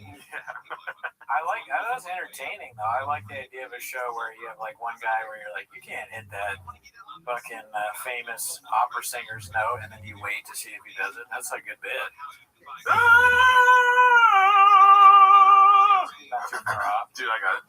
It's better than anything else. Their old shit, I guess, is better than their new shit. Yeah. That's a lot more entertaining to watch than Brendan Shaw being confused by living in Austin. Well, this is what I was always afraid of, is that they are ahead of their time.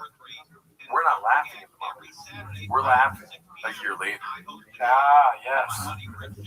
That makes sense. Yeah, we're not quoting T-Fat-K. T-Fat-K is quoting the future because that's what we're saying in the future. You know what I mean? Right. Facts. And also, a lot of these clips are shit that we saw like way after it happened too, especially in the beginning. So they're like ahead of they've been ahead of the curve. They're on like Australia. Yeah. It's essentially like T-Fat-K is the country, continent. And we're 7 days behind for sure. Asad Aziz is in the chat, dude. Oh shit. Geraldino Parmigiani. We could block him, right? Alrighty, let's see what we got next here. Bop, a new lawsuit incoming. So, podcast cringes post confirmed Brendan Schaub is being sued in a $1 million lawsuit video to come shortly. This is an action for fraud, theft, and conversion, civil theft pursuant to this, unjust enrichment, wire fraud, IRS fraud, false tax return filing, civil conspiracy to commit tax fraud. Well, first I want to say Formula One Cooney with the goon brace. I think that's pretty funny to say this is for gooning. But the second, back to the matter at hand. We'll cut Look at all these things: theft and conversion, civil theft pursuant to whatever, unjust enrichment, all that shit. It's a lot of stuff. It doesn't seem like it almost when you list it all out like that. It seems like it's not something that Brendan is smart enough to do, right? I guess you can be stupid and do all these things. Well, that was Podcast Cringe's video, I think today. He put up a video today where it's like, they don't have, I was trying to explain it to you when we were eating burritos in, Seattle's finest. Yeah. And I got it kind of right, but also I don't know the exact details. Sure. He was trying to act like he had equity in a company.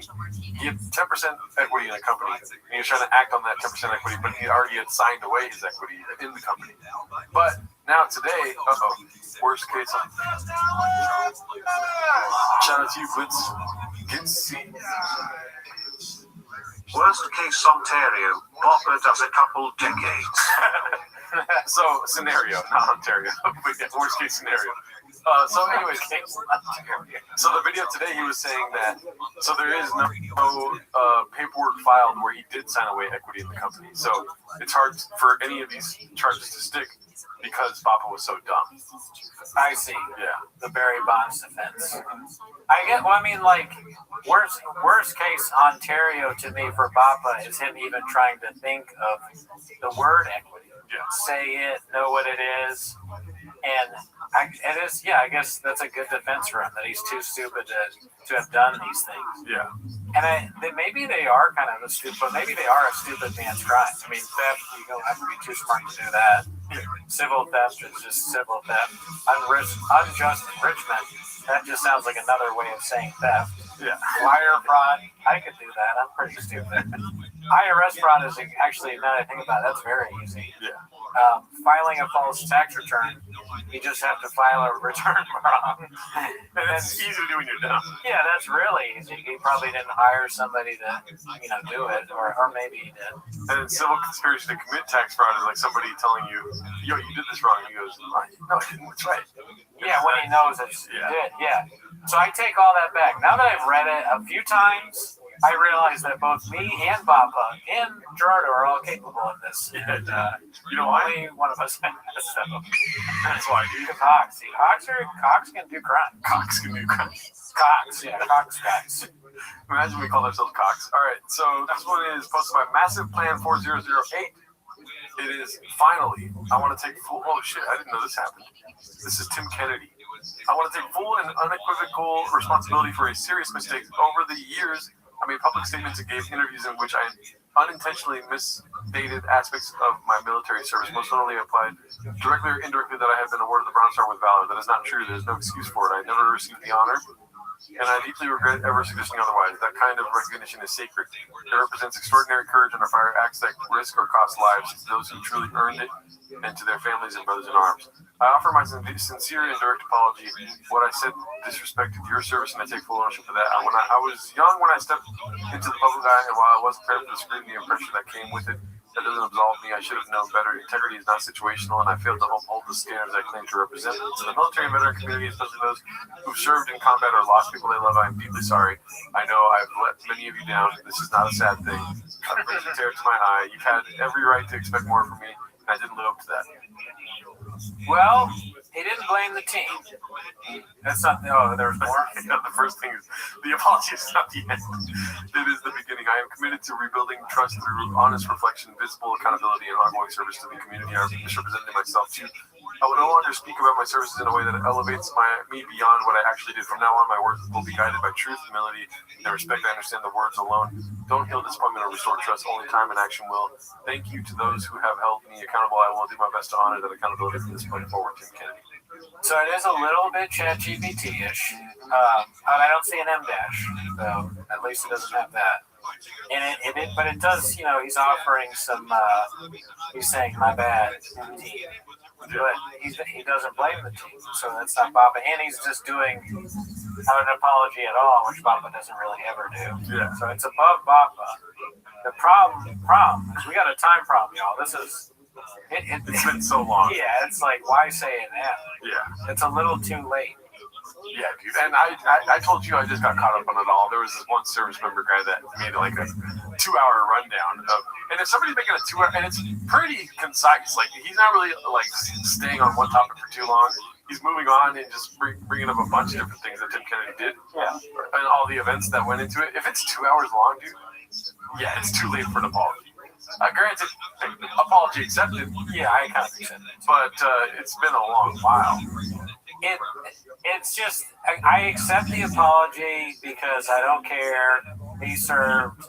The people that are going to be still mad and have a right to be mad are the soldiers, right? People that have actually served and done some of the things maybe that he mentioned that he lied about. But I can't get over what he did. It's so strange because I can't relate to it at all. Just think about, like, you worked at a golf course, right? What if you were like, at the golf course, it's crazy. I trained Tiger Woods. I showed him I got his swing back. And then, dude, crazy. I was so good at being a caddy that I actually got to go to the Masters. And then they named one of the, it would just be like, that's essentially what he did. At night, I stayed up and I killed anyone that was on the driving range. I just had a heart monitor and I was just like aiming and shooting. It goes back to murder. Yeah. That's also, it's even weirder. I walked into a clubhouse and threw a grenade in the window where there was a machine gun sticking out the... Dude, it was crazy. All night long at the law firm, I shot people from the window.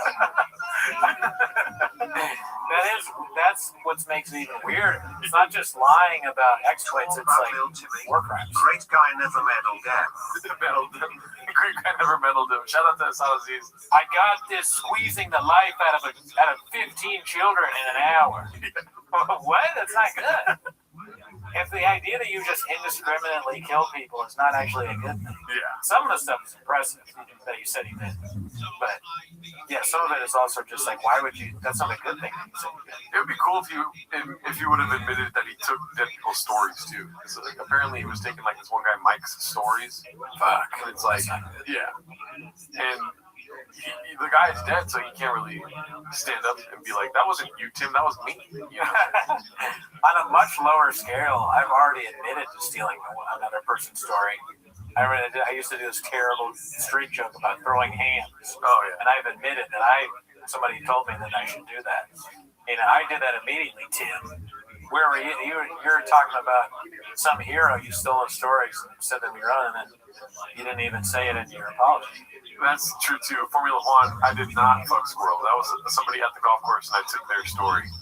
So I apologize. And if you believe that, that's the Squirrels, dude. Cootie got a switch hit once in a while. They're still going off on the wrist. They're saying it's from Gooning, and it is. It is, yeah. We have an NSFW chat. Everybody in it on our Reddit calls me Daddy. You don't have to do that, but if you don't do it, it's a problem. Oh shit, get C. Let's hear this. Think Tim did unalived an insurgent. realized it was the wrong person, brought him back to life with a roll of paper towel, elastic band, and the Bible. He's like a MacGyver, a religious MacGyver, just like picking up shit, bringing people back to life. That would be funny if he goes on a podcast run now and he's like telling a story and then at the end he goes, I gotta apologize, that story wasn't true. Every time. Every time. In fact, I didn't come here from 24-hour fitness. I told you guys I was at Jamba Juice earlier. That was a lie. I was at Juice It Up. I didn't just finish doing my leg workout. And I'm so sorry I lied to you, Papa. There is no Erewhon in Austin. I created the Valor Monster and it's chasing me. Frankentin, Kennedy Stein. Okay, Sir Tony Sled, never met him before. This one's posted by Aggressive Ass Monkey. That's an aggressive name.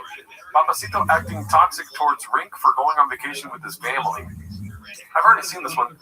I mean, it's just like him being catty again. I think it's just like documenting the sourness between the two divas here.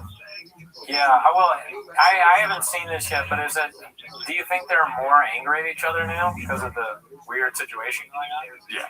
That's probably true. I mean, and your homie's getting sued, so. That too, that's over their head too. Apparently, according to Podcast Cringe, they showed up to serve papers at Papa's house, and I don't know if this is true though, because everything's a bit online. But apparently, Papa was like, "Yo, my bad for not being at the house. I'll meet you at a pizza place." And he met him at a pizza place to get to serve the papers. That could be shout out to the subscriber. But is that real? I think our audience has seen this video that I'm referencing, the Podcast Cringe. He says it at the very beginning, so I'm like, is that real? How do you know that? Because I feel like Podcast Cringe has some sort of in with the person that's suing them. Maybe. Yeah. They might be feeding him info. It's a big channel. People like to. There's like, of course, you know who it is. Bobby Lee. Oh, you're right. Obviously. Yeah. When I listen to Podcast Cringe videos, and I did, it's for some reason the Australian accent completely takes me out. And like I start listening to it, like I'm gonna listen to this and figure this shit out. And then he's like, I don't know the thing about Papa. I can't even do it. Or not New Zealand accent. Sorry. I like lose. I'm like the video's over and I understood nothing. I haven't listened for the last 15 minutes every time. You're like, fuck, it's 20 minutes? Oh my god, this guy's New Zealand. I parked outside of a house because my girl was going to feed cats for somebody, and I was like, great, time to listen to Podcast Cringe. And then she came out after she fed the cats. The video was over, and I didn't hear a thing. You were 7 days ahead, dude. Yeah. Let's see here. Like, you ate at a good restaurant in Austin, and it's not like, what? This food in Italy is amazing. It's good. It's good. That's pasta. Yeah. Good. You can find that here. Can. How do you say that? Yeah.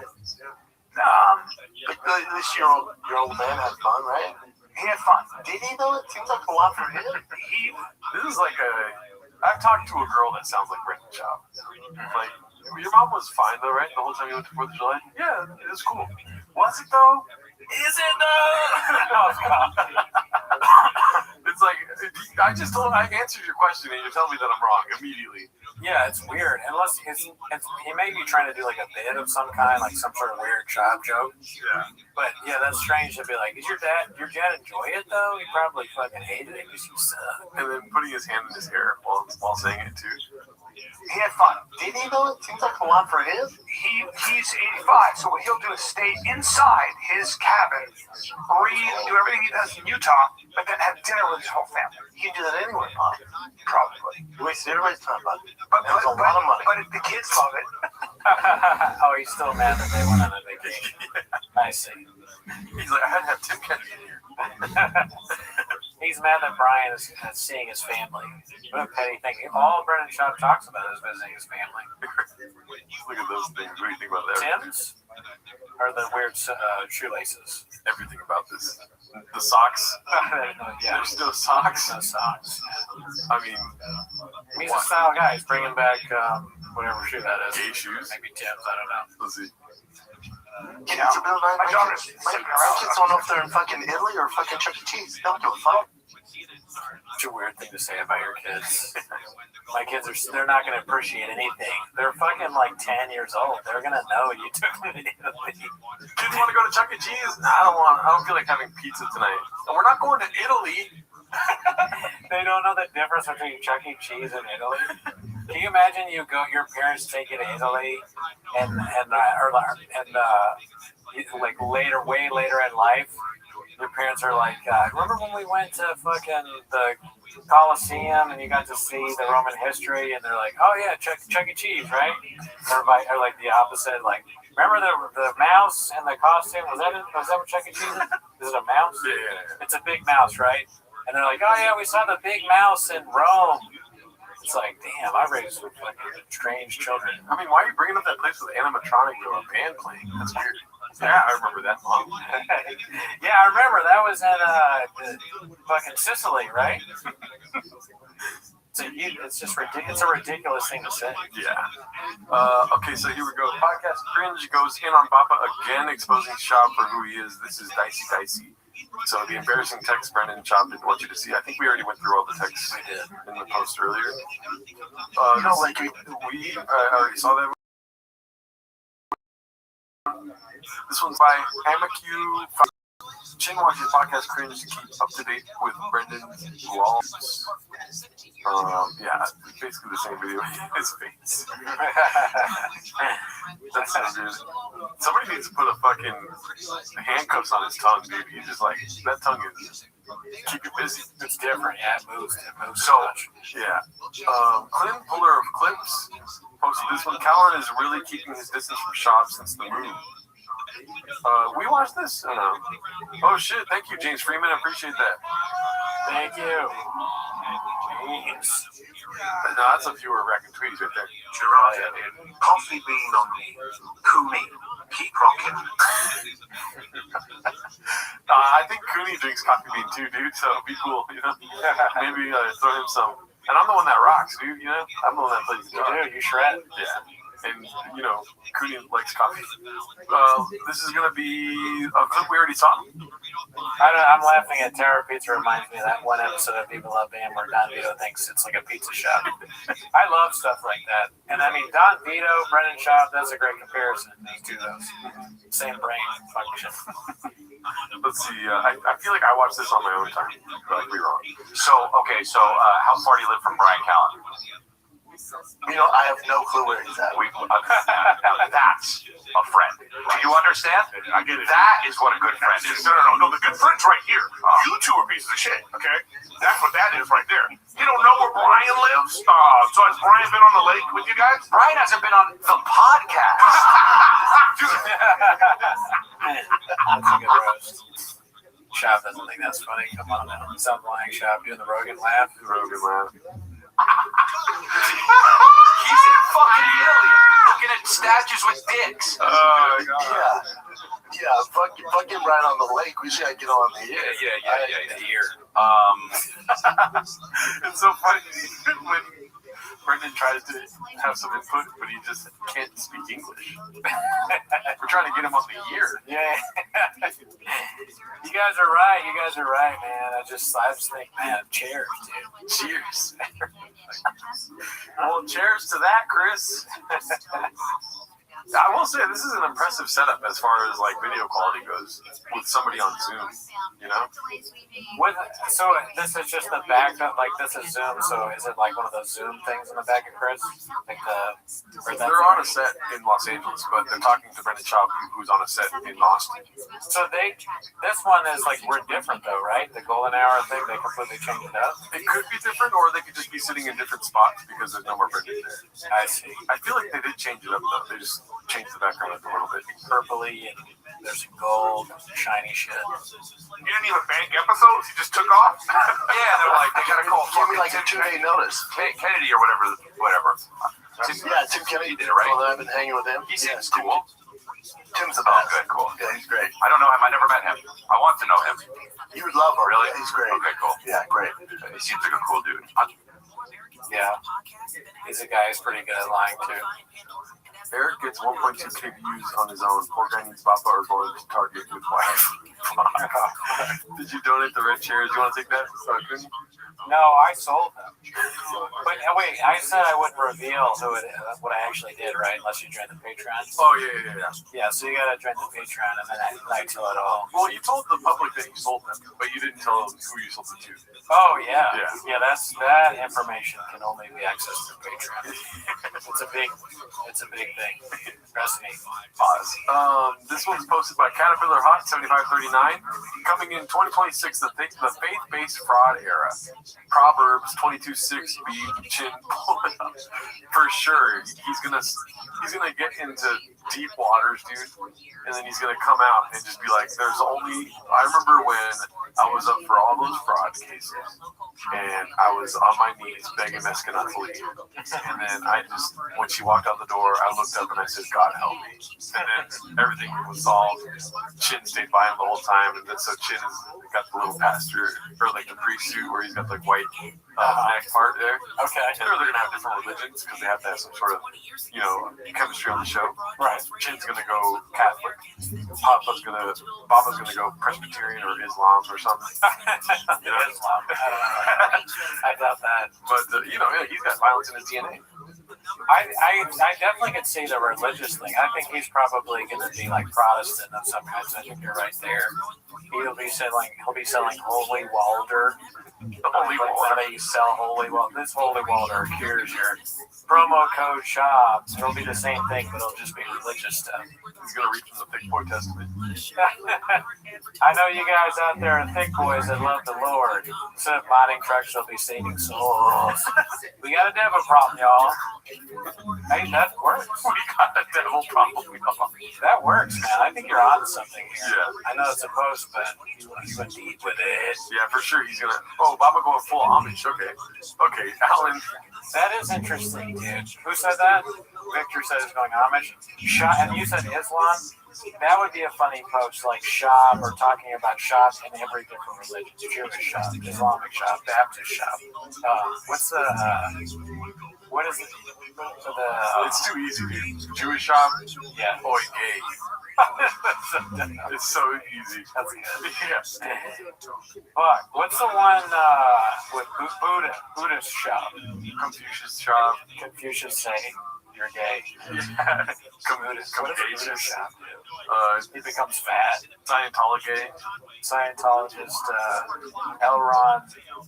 I was trying to think of a way to say L. Ron Bubba. Gay Ron Bubba. Right. Let me say L. Ron Bubba. Well, yeah, L. Ron. Hey, Bubba. You read that Dianetics?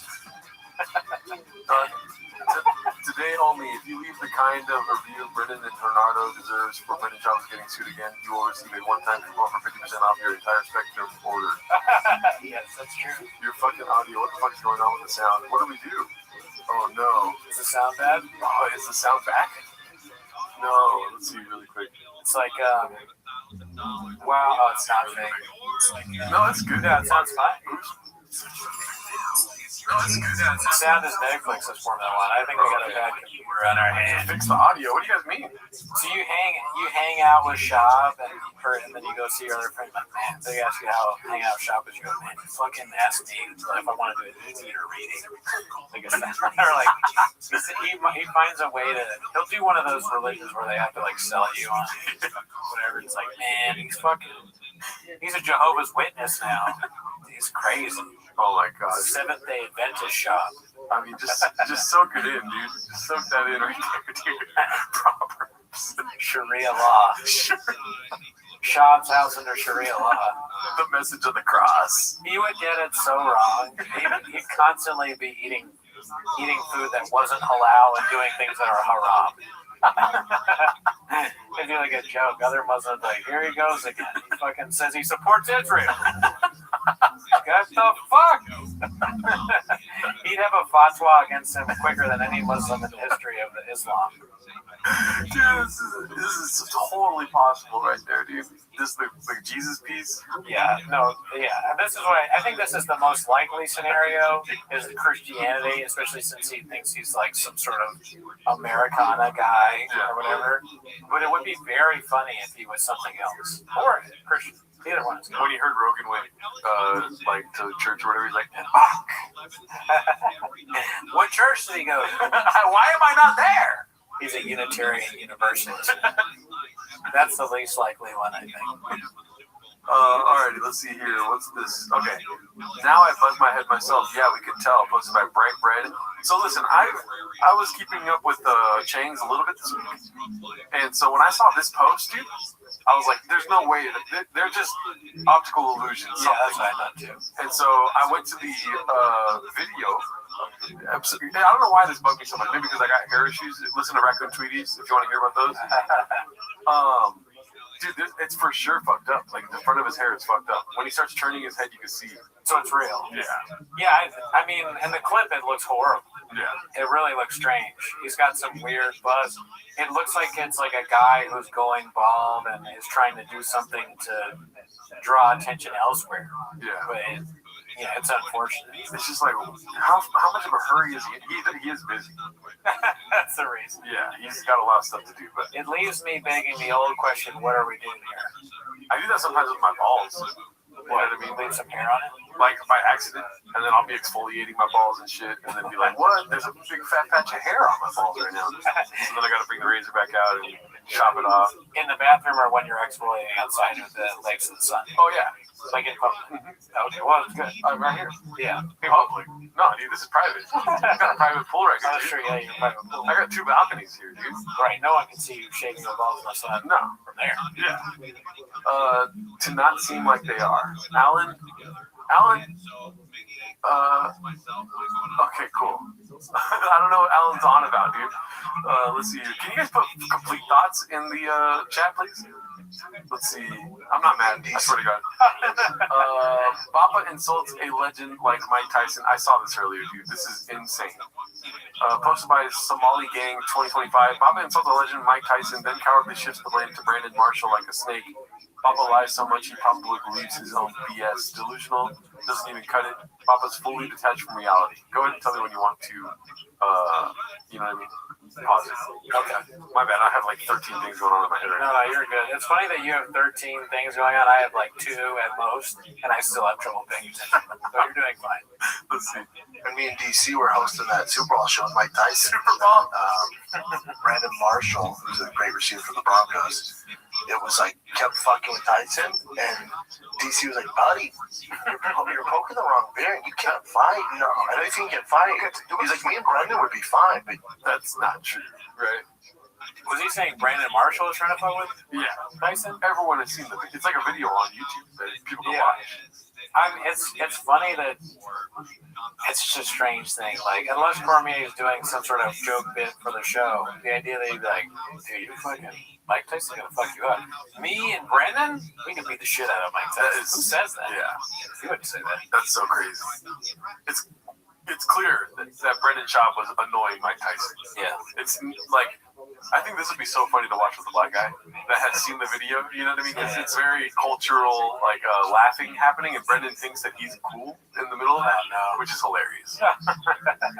you're gonna get fucked up, dude. 100%. Mike Tyson's, and he kept like poking the bear, like making fun of him in his shoes. Really? And like you tell Mike Tyson, like, fuck this dude. We want to break. He's like, what? Who the fuck is that? He told him, like, hey, bud.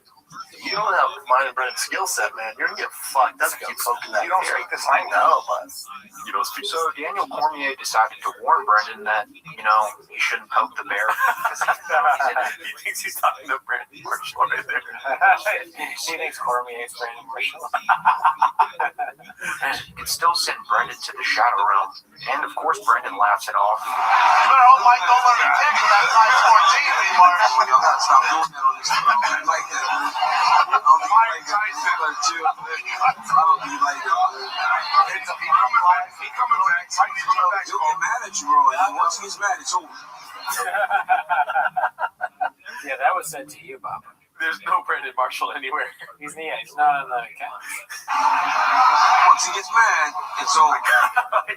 I like how Daniel Cormier knew it didn't land, so he had to say it like he's talking to a kid. once he gets mad, it's over. Yeah, well, it is exactly like that because he's on there for like the dad, you know, who's kind of like checked out, like, don't dance on the counter, you're gonna fall. You know, your mom will get mad at me. No more cookies. Wait bedtime. But that's funny because that's actually something that probably needs to be said to show. All right, yeah, dessert. You already had it. You're not getting another dessert. The dad is desperately trying to have 30 minutes to himself. All right. No, I mean, come on, no more video games. It's like, no, sure shot does not get rid of your drunk. Okay? No, we have no more rain in the fridge. You cannot do another CBD company because you're tied to this one. I already told you. Can't promote a CBD company for 12 months, Brendan. All right, just go to your room. Gringo Poppy. You dropped another special? Last cowboy in town, and in Los Angeles, North Korea, the beach. You throw your phone across it. What the fuck? And you get your belt out. Okay, I'll stop. The belt's coming out, Brandon. I'll fucking twist your neck off, dude. That is funny to think that, like, you know how my dad was bad, but I'm better than my dad, just like you better than his grandpa? Yes. Like, how fucked up was Brendan's dad's English? You know what I mean? His side goes stupider as time goes on. Oh, so it goes the other way. It's like, like it got better. Yeah, like it's getting better. I'm sorry. Yeah. No, yeah. How fun? Yeah, they couldn't understand what you're saying. Let's see. Oh yeah, he was there. He was off, and you could hear his voice off camera before. But we know Daniel Cormier is talking to Shop because Shop said something about the size of his foot with the kick. Mike learns how to kick. Yeah, and Shop was talking. I think Brandon Marshall's not even on the couch. He's standing up practicing his boxing. Yeah. I mean, he literally told Daniel Cormier that he performed a double leg takedown on Mike Tyson in a scenario where Mike Tyson jumps him for acting disrespectful, which is beyond delusional. Even at 50 years old, Mike still got that snap in his hips. I mean, he'd start sprinting so fast that he'd forget all about the truck walk. I think Brendan feels inferior to the legendary Mike Tyson and UFC heavyweight champion of the world, Daniel Cormier. I don't get mad at you, bro. Once he gets mad, it's over. Once he gets mad, it's over. So normally when people sit down to do a podcast with Mike Tyson, they treat him with the utmost respect. I'm such a fucking huge fan. I can't even, thank you. I can't even, I feel like a kid right now, man. That's not what former UFC fighter Brendan Schaub did. In fact, Schaub did just about the opposite. Brendan Schaub deliberately went out of his way to challenge, belittle, and disrespect Mike Tyson to his face. Mike Tyson is always funny. Referring to his fighting style as prison rules. That's the prison rules, Mike. That's the prison rules. Downplaying how Mike stays in shape, saying that he doesn't actually do cardio because he'd likely be out of breath from all the smoking that he does. How you got shape like that? You an NBA one, Jeff. You got shape like real shape. I did, stem cell research. That's how you got shape, though? Yes. You run a lot, Mike? Yeah, on the treadmill. I bet you're up. Every time Brendan Schaub made one of these jabs, he just wants to say something. Yeah. It's not even. I don't think he's trying to even insult. He just he wants to be interesting. Yeah. He's probably I've said this before about the Rogan people. They all want to they all do stuff they've seen other people do, right? They're just regurgitating things, and it comes off weird because it's not. They're not original in their thought. They just want to be heard, say something. And Schaub does it more than everyone else. Everybody does that to some extent. Yeah, because people are so scared of silence when you do comedy, especially as an open micer, where Schaub is in his comedy career at this point. Silence is the worst thing. It's a natural thing, and silence actually should be what happens on Brendan's podcast because it should be existing. There should be. I feel like that would be such a better podcast. Silence? Oh no, they do that too though. There's parts of the podcast we watched on here at length with silence. Not only is there silence, the lights go off. Yeah, they don't. Oh, they're really that pendulum's swinging. Like good podcasting, bad podcasting, and they're trying to find the medium. They've done like everything that a bad podcast, like, you know, sometimes our sound doesn't work or we have issues. Never happened. No, you're right. It's never happened to us, but they do the fucking random guy walks in. That's my favorite. Some guy just walks in. He doesn't work for the show. That's a good one. The noises, you're very good at catching the noises. Yeah. Did it shut down? Did it shut down? Oh, audio's off. Oh, fuck. God damn it. Did you hear any of that? Did you guys hear anything?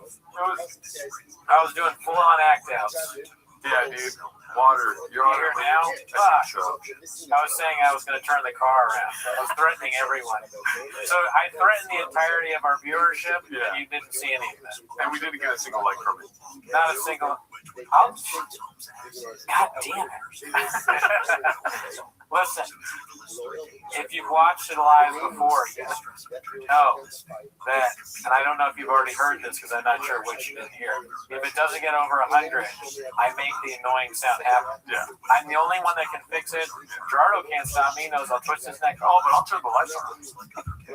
Oh, my bad. No, we're at 102. We should stop right now. All right. We're good. We're good. We'll leave this thing unscathed then.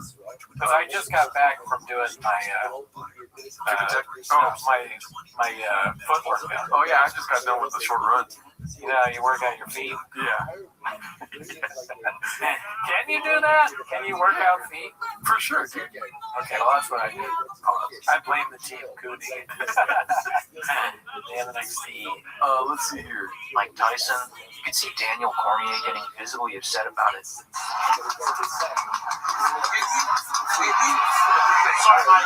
Mike. I got enough money on it. They're not going to do anything. I mean, look how visibly pissed Mike looks in the face here. Mike then gets up, walks over in front of Brendan, and stares him down while eating a piece of watermelon. Brendan doesn't dare look him in the eye for a second. You forget it's on the grill, that bitch turned black, that's peace. I'm done. I'm almost done. I'm done. Man, I retired 2 years ago. Never coming back. I ain't coming back. I want to do this. All right, well, Watson. Hey, Gary. Gary, we love you, brother. We're rooting for you. I'll talk to you when I get out of here. We got it. Mike Tyson knew what he was going to do, but he's like, damn, this food is good, dude. He's gone for like 4 different pieces right there. Yeah, I honestly think that Tyson is just maybe intrigued by Shop to some extent. Yeah. I'm not sure how really mad he is. I think he was just hungry and he wanted to eat food. And the show, there's zero professionalism from Shop as usual. So he's like, I'm just going to go eat food. I'm not sure he's really trying to like stare him down or something. I get that. I understand. Don't kill me. Yeah. But Shab is trying to go viral by saying some wild shit to Tyson. Okay. That's what I get. Yeah. Like, why are you saying all this stuff to Tyson? Like, you don't have to be constantly objecting to whatever's happening. And like you have some sort of fucking brain, or he does have a brain from the heavens. I've never seen one like it. You know? That he's marketing genius. He knew that.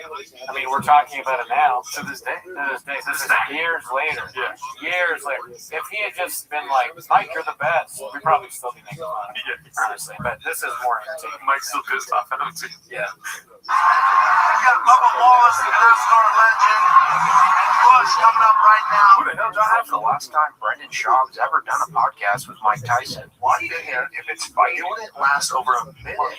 You'd grab his legs and it's so stupid. It's no disrespect to the great. No, but I think as people grew up on him and like, oh, he was a Steelers fan. Yes, when he was 19, that guy was a monster. Still not top 5, but he was a monster. He's always got a discount. Not top 5? Are you kidding me? I don't know enough about boxing to know who top 5 is. Yeah. You don't know enough about boxing, but you know Mike Tyson. He's top 5. He's for sure. I wouldn't surprise me if he was. In some sort of ranking. Okay, so here's my ranking. Jerry Cooney. Okay.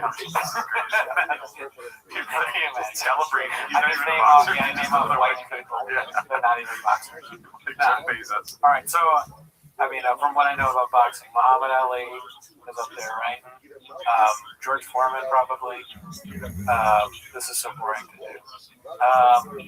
Who's the dude that Mike had was almost undefeated? Mike Tyson. Just kidding. Floyd Mayweather. No, the guy way before him. He was like Sugar. It was not Sugar Ray Leonard, but he was like Sugar something. Lewis? Was that it? Let's see. Then now they're doing. Somebody put Holly Holm. I mean, only for sure that I know is probably Muhammad Ali and Foreman. I think are probably up there. Larry Bird, Donald Trump, XJ, Shane Wildcat. Sugar Ray Robinson. Yeah, that's it. Okay. He's probably those three are for sure on the list. Yeah. I don't know. You know what's crazy? I saw Sugar Ray Leonard the other day. Yeah, I went to a restaurant that he was there. Oh shit. I saw Cuba Gooding Jr. at a restaurant once. He was all lubed up waiting for Diddy. But maybe Tyson's on it. I don't know. You'd have to look it up. I've never been a boxing guy. Yeah, Tyson's top 5, dude. And you know what? I don't have to be right, dude. Julio Cesar Chavez had 100 fights undefeated, but he was a heavyweight, right? I don't think so. But I don't know if Sugar Ray Robinson was heavyweight, but he was like undefeated or something like that. Yeah. It's a bunch of So this one's posted by You Angry Mod. Podcast Cringe has the goods on Bappa.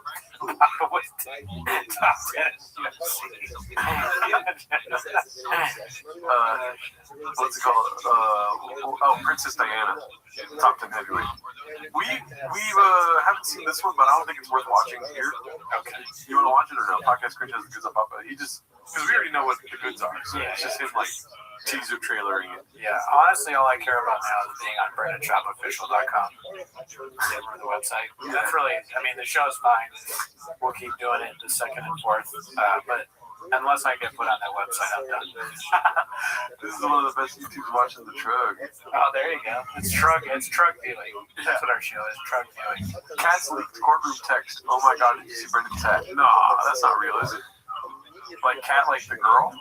No, they wouldn't go that far. Yeah, they would because it's around that time. Is that real? The Cat's what?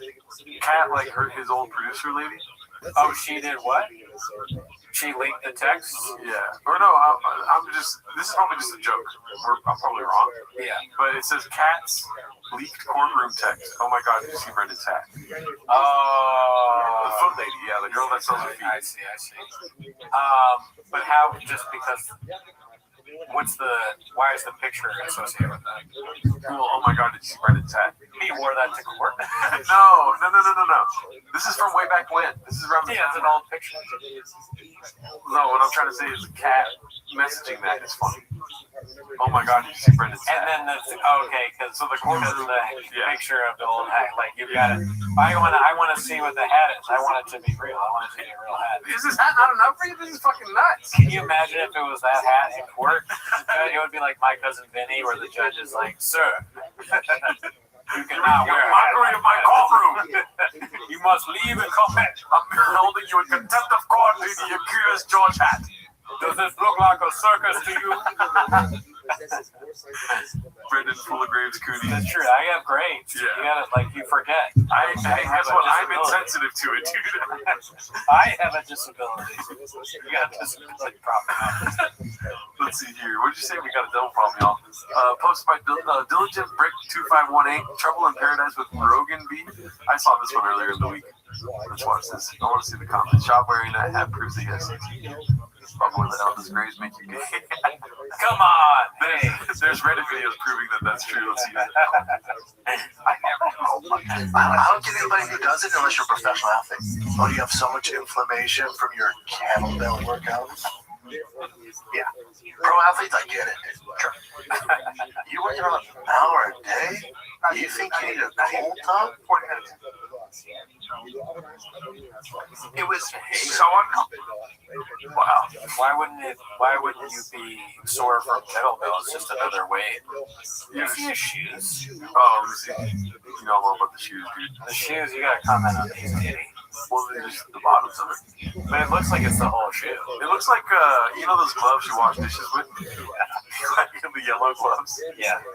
I'm trying to think of what else it looks like, though, because it absolutely looks like that. It kind of looks like soap. It looks like candle. Yes. Yeah. Yes. That's what I was looking for. It looks like wax. Yeah. He's wearing wax shoes. I got candles on my feet. Mike Tyson. His shoes are highly flammable. That makes me think. You know those old like salt. Have you ever been to Solvang? He's got the SpongeBob 11s. I've never been to Solvang. It's like this old German town in California. It's pretty good if you like baked goods. But they have these clogs that they wear, like old German shoes.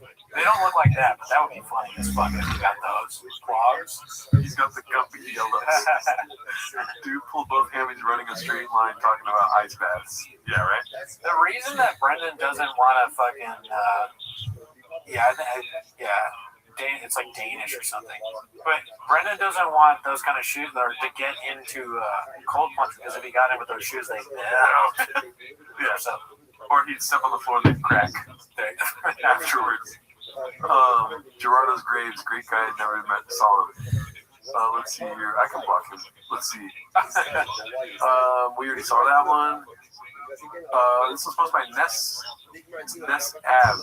By the way, I saw the comment earlier where it said Gerardo's asking us for full thoughts in the comments while never giving us full thoughts. Somebody said, no. Yeah, well, we're going to end the show. Let's see how all the OG cats feel after seeing the podcast preview. Just we'll be back. Yeah, I mean, that's how everyone feels about, like, every fucking time in this universe. It's always that. He pulls us back in all the time. He's a genius. This one was so funny, the other Kevin Hart and The Rock. Yeah, that was a good one. Diddy Boppa. Seen it. Oh, we haven't seen this one.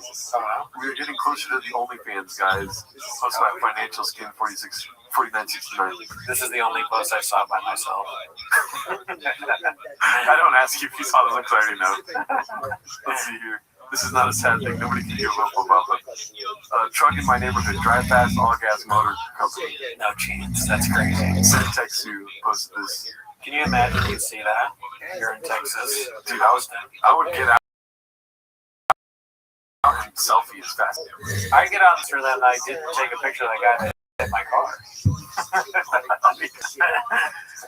Formula One, that's kind of dicey, dude. Cooney, let me borrow that brace with the devil emoji. Dude, he loves it. He's beating off right now. Yeah, he's big. He wants to join the chat. Yeah. All you gotta do is go on Reddit, call me daddy. That's it. It's very easy. Let's see what we're working with here, dude. It looks like he's beating off in his fucking profile picture, dude. What the hell? Dude, why are you choking your camera out? He's got both hands on the camera, dude, daddy. Oh, Jesus Christ. Do you think I'll still have this on by the next time we record? Yeah, I think I would. The doctor told me to. These braces for June sessions only. The doctor told you, like, my next team host, you're going to have that on. Yeah, he was listening. He's like, hey, what's up, Sean? Hey, Bubba. Hey, Bubba. Oh, yeah, so this is pretty funny, dude. I saw this one. KDVX posted this one. People think we're crazy for doing the most basic American thing to do. This is posted by Joanna. People think we're crazy for, oh my god, we're spending our entire weekend at a dusty ballpark and they don't get it. We have a front row seat to watch our favorite person do everything that's not sacrificing privilege. Bob at his old age. It just fits the aesthetic of the duck class. The baseball-aholic, it's like, don't make it that. That's fucking cringe, too. Yeah, it's a little too cringe. There's definitely a Venn diagram of baseball-aholics and pedophiles. You know what I mean? It is at a certain point where you gotta leave the party, you know? It's just creepy watching children play. Yeah. Pause. Very creepy. Pausing the idea, not you saying. Let's see here. People were asking. Posted by Life is Dope as Fuck. People were asking, so here it goes. I'm almost 5'7" and I weigh 140 pounds. I like how she puts the almost in the wrong spot because you're always 5'7". You know what I mean? You're not growing or shrinking. You are almost 150 pounds. Just kidding. Who's asking how much he weighs?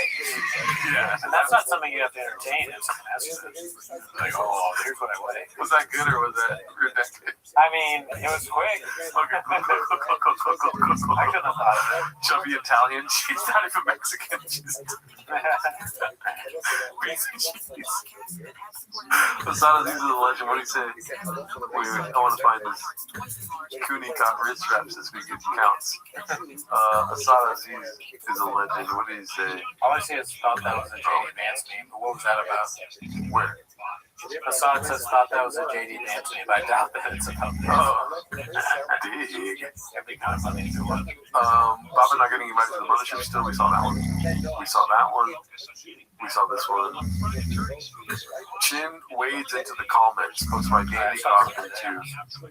Brendan, that's a good question. Chin, that is not a good question. Let my ass off. You realize I enjoy eating exotic meats, right? To me, it was a good question. Oh no, it's like better. I don't like seeing three that was at the bottom of this page, dude. I didn't see that as a second. Chin's. Don't say that stuff out loud. Chin saying high blood pressure runs in my family because poor diet, lack of exercise, and alcoholism also runs in the family.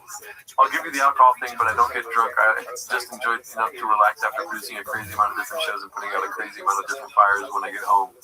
Why are you putting fires out at home? Do you even have a house? Yeah, what do you mean? Also, how can you say I don't exercise and have a poor diet? I used to weigh almost about 300 pounds in high school. That's over 20 years ago. And I've been no more than 200 pounds since then, and I am 6'2". I haven't gained any of the way back. I love the goody game from that night. People are always X-emoji, so here it goes. Coolly beat. It's over 20 years ago. I haven't been over 200 pounds since I'm 6'2". I haven't gained any of the way back because I watch my regular diet religiously and work out. Your comment is just ignorant, but hey, thanks for the. Chin has got to go. Go where? Instead of just saying negative stuff, add some context. God damn, he's going through it, dude. Yeah, I mean, I understand. Look, he doesn't have a place to live, so yeah, he's going to get a little salty in the comments. He's going to have a bed, and he's going to record in a storage locker. What are they called? Not storage locker. Storage locker. It is called the storage locker. A storage unit. Yeah, I mean, that was funnier though to be like, yeah, storage locker. I give up, dude. I'm fucking. My camera's not even working. It's a fucking black screen. Oh shit. Yeah, it's all good. I'm trying to think. Wait, what were you saying? He lives in a storage locker. Stay with the locker. Oh. Well, yeah, he's mad. He lives in a storage. It's not locker though. You got me tripped up again. It's unit, you fucker. He lives in a storage unit. People are making fun of him for being fat when he's not. Talking about him eating exotic meats when he thinks it's a good question. So he's just like answering fully mad. He has to put out fires, God knows where. They might be literal fires. No, that's probably in the studio. Papa like fucking lit his shoes on fire. Papa's car's on fire. Yeah. Someone said earlier that oh, dude. If he was naked, he would not be white. He would be brown with all the hair. Yeah, I'm very hairy. That's the thing. We both are, but I'm way more than him, which is unfortunate. Let's see here. Is Chin really over 50? I believe that's true. What? I thought you read a comment and said cheapers. This one's posted by Aggressive Ass Monkey. One of my favorite moments recently, Bobbington pushes his garbage can extra hard to impress gearheads, but they are not impressed and say it's slow. The dead air after is spicy. I feel like we've seen this. Oh yeah, they're making fun of him.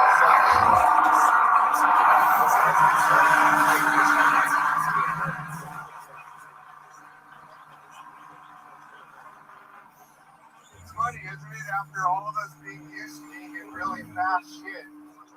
I mean, this is a fast Humvee. It's fast for a Humvee. For a Humvee, right? But the whole time you're like, okay, maybe a few hundred horsepower more wouldn't suck. They're like, this hurts. You see someone honking, like, can you go faster trying to pass? It's like a Honda Accord. Yeah. Your car sucks. Dead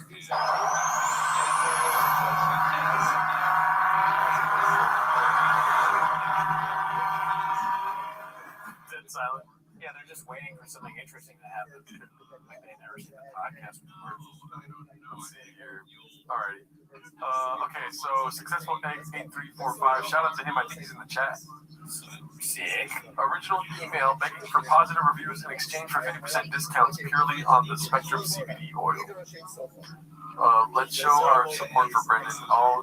As you all know, my business partner Brendan Shaw debuted his comedy special on Showtime earlier this month. You all should have been forced from the company rate a sale in honor of the debut. Today I'm asking for customers and the entire T5K Army to help us support the special.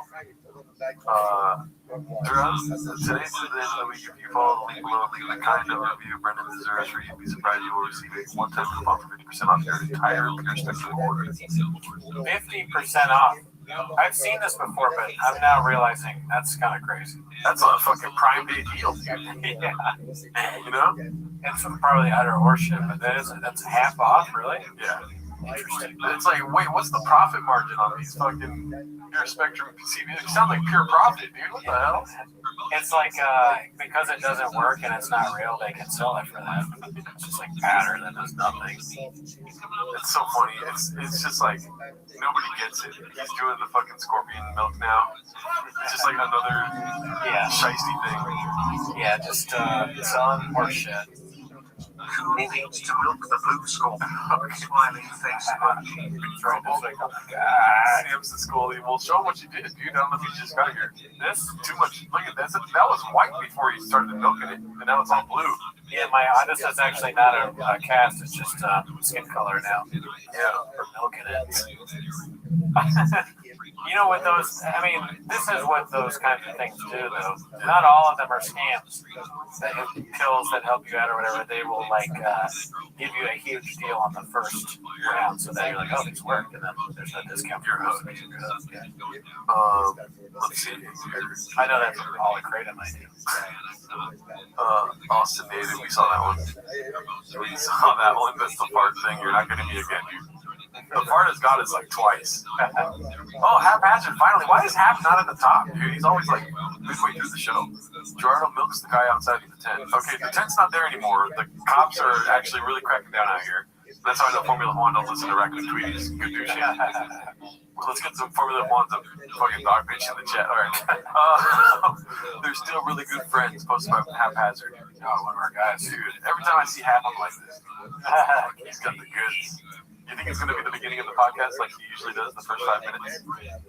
No. Okay. When should I come back or go? You're right. I'm glad we're not like gamblers, dude. That would be fucking broke. Whenever you want. When the street lights turn on, dude, right till your fucking feet hurt. That's what I did as a kid. Is Joe amazing? Joe, Bubba. Hey, you know what? Hey, we're friends, right? Would you say we're best friends, sort of? I mean, at the end of the day, yeah. How close are we? Are we close? Close. Why? Are we friends, though? Yeah. Like when you're kind of around my neighborhood, if that's what you're referring to. Like, if you needed to borrow $250,000, I know. I would lend it to you, right? Yeah. And we've been through some shit. Yeah. One like this to the world. Yeah. So we're kind of stuck with each other, huh? Yeah. I'd say this is a fucking marriage. I know. Can I get an invite to your house once? It's unbelievable. You invited me. Hey, you know what? It's lovely. I haven't gotten Thank you again. I haven't gotten. Who the fuck does that? Like, I haven't gotten. Oh shit! Whoa! Potato. The name sometimes. Yeah. It's potato. That sounds like he's related to me. What's it called? Alter ego. How dare you, dude? Who would you invite first? Brian Callen or fucking Beanie Guy? Actually, that's a good question. Because I do not like Callen. Oh, you're right. It is a good question because I do not like Beanie Guy. Yeah. I mean, I don't think I'd invite any of these people to my house. But if I'm Papa, who am I inviting first? I'll have to say my boy. Yeah, Brian Callen. I don't like how Beanie Guy's used to be invited. Brian Callen's not. Like, he's definitely shady, right? Beanie Guy's shady as fuck. Callen's never been invited. He's like, I'm sneaking in. You know what I mean? He's probably like inviting himself like in a weird way. Like, a friend of mine invited me to his house today, but it's like his son died, so I'm free. And then Bob was like, oh, dude, you want to come over? All right, I'll stop. I made nothing out of something I did. Let's see. And then invite to his house. You haven't invited me, my wife, my kids. We don't want riff-raff. Riff-raffed. You know, hey, yeah, it is, babe. We don't want another stomping pad in the neighborhood. Stomping pad. The stomping pad. Yeah. I'm the stomping pad out here. You know, like Brian Callen come around. Yeah. Fucking. This town's too big for the both of us. For the both of us. This town is just the right size for the both of us.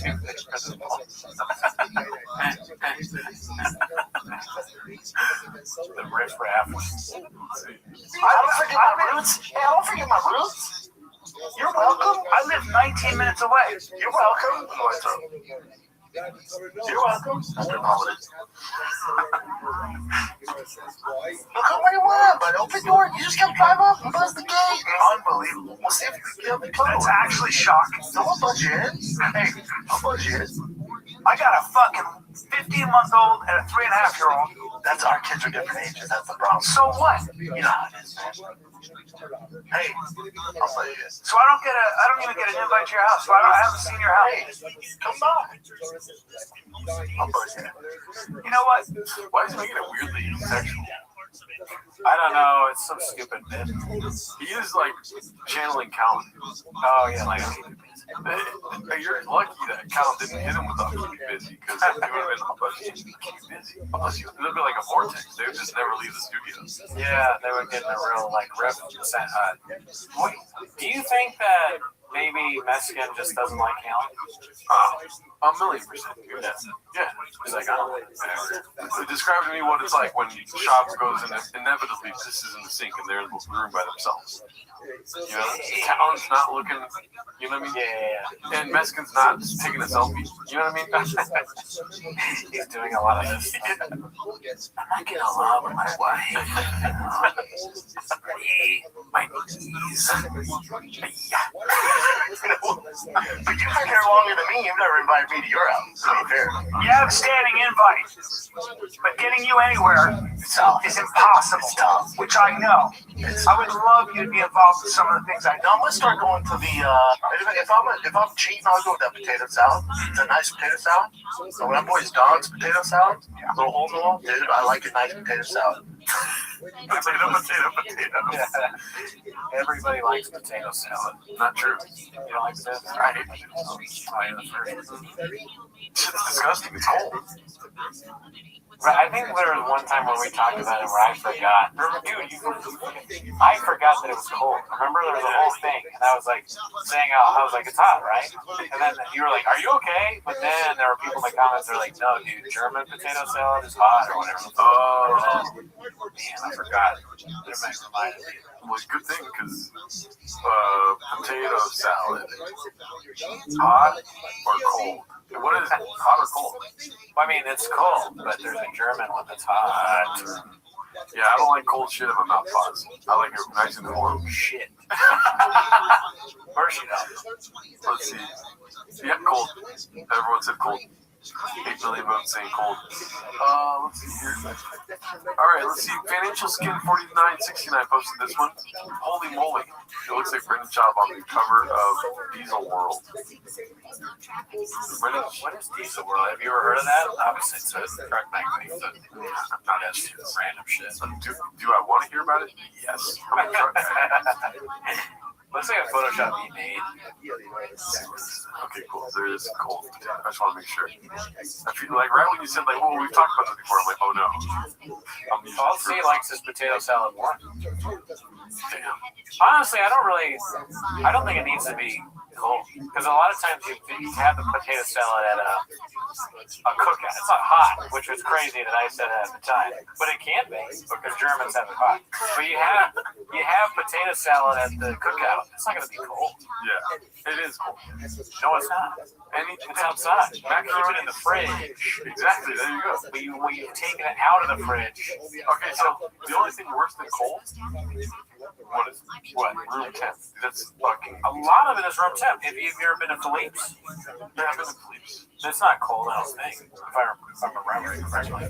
But like, I stay away from all those sort of fake salads. They're not real salads. It's potato salad. They're fake. They're not real. You definitely do not stay away from fake salads. You, my friend, need I remind you, that's war. Made sausage salad, which is ridiculous. It's not only warm, it's hot. You cook hot sausages and put it on cold lettuce. This really is Callan Chop. I really channel Callan, and you channel Chop. Did we do it on purpose? You'll never know. Kiwi salad, yes. But it has to go straight from the fridge into my fucking gullet, dude. It's got to go from, I got 5 sausages. What am I going to do with them? Put them in salad. All right, I'll stop. Sausage salad. Yeah, no, I was addicted to sausage salad. The other day, somebody was saying that I'm the kind of lady that cooks the same meal every day and you can't stand it. You know what I mean? I'm like, dude, same. And I stopped myself because anytime I brought up sausage salad, it never ended well. I was making sausage salad for about 4 weeks straight. I remember I asked you if you told women, and you're like, yep. It's cute and endearing. They told me to watch my blood pressure. Let's see here. So, Diesel World, never heard of it. Is there mayonnaise in the salad? Gonna keep it cold. You keep it cold until you take it out. Like, I mean, you've never had potato salad at a cookout. It's not gonna stay cold. All right, you just don't leave it out forever, but you eat it right away. Yeah, I drink iced coffee, but that's because I want to get caffeinated, LPJ. Let's be cool. If you like your potato salad cold, you're soft. Yep. Agreed. Boston's going in on potato salad. He's like sick all the time. He's eating rancid potato salad. Like a big cat in the zoo. Alright, Addies and Baddies bees.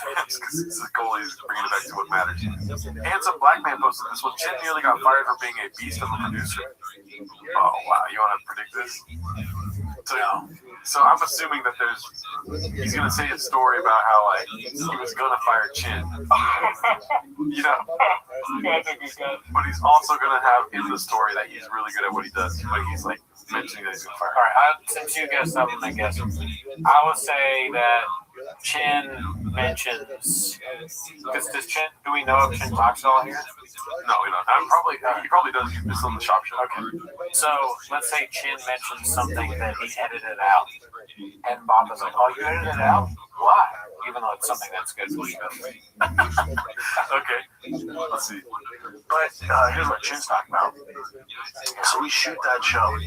I come in Thursday, man. Choose my day off. I come in Thursday and we shoot the show, and then one of the cords wasn't connected all the way in, and it just shut down the power of all the cameras and TVs. Literally, we're about an hour in. I'm like, what the fuck is that? She's like, not a chance they were an hour in. They were like 10 minutes in. And he's exaggerating for sure. Yeah. Oh, sorry. The cord came on down right there. I can see it. Oh, not a chance that happened either. That he noticed the cord? Yeah. No. The lights were off and you didn't do anything. He doesn't know if the lights are on or off the cord. Not a chance. Yeah. That's a good point. She's like, oh yeah, we didn't get any of that. I didn't say like that, but yeah, see? Chin's like, okay, you're just lying nonstop. Come on. Yeah, it's more of shop trying to make it more interesting than it is. Yeah. Those are expensive cameras. That's money, dude. That's crazy. This is an FX3 right here. And that's a fucking nice-ass G-Master lens. This looks like maybe one of ours, but with the newer model, the A7X. What is it? A7X3.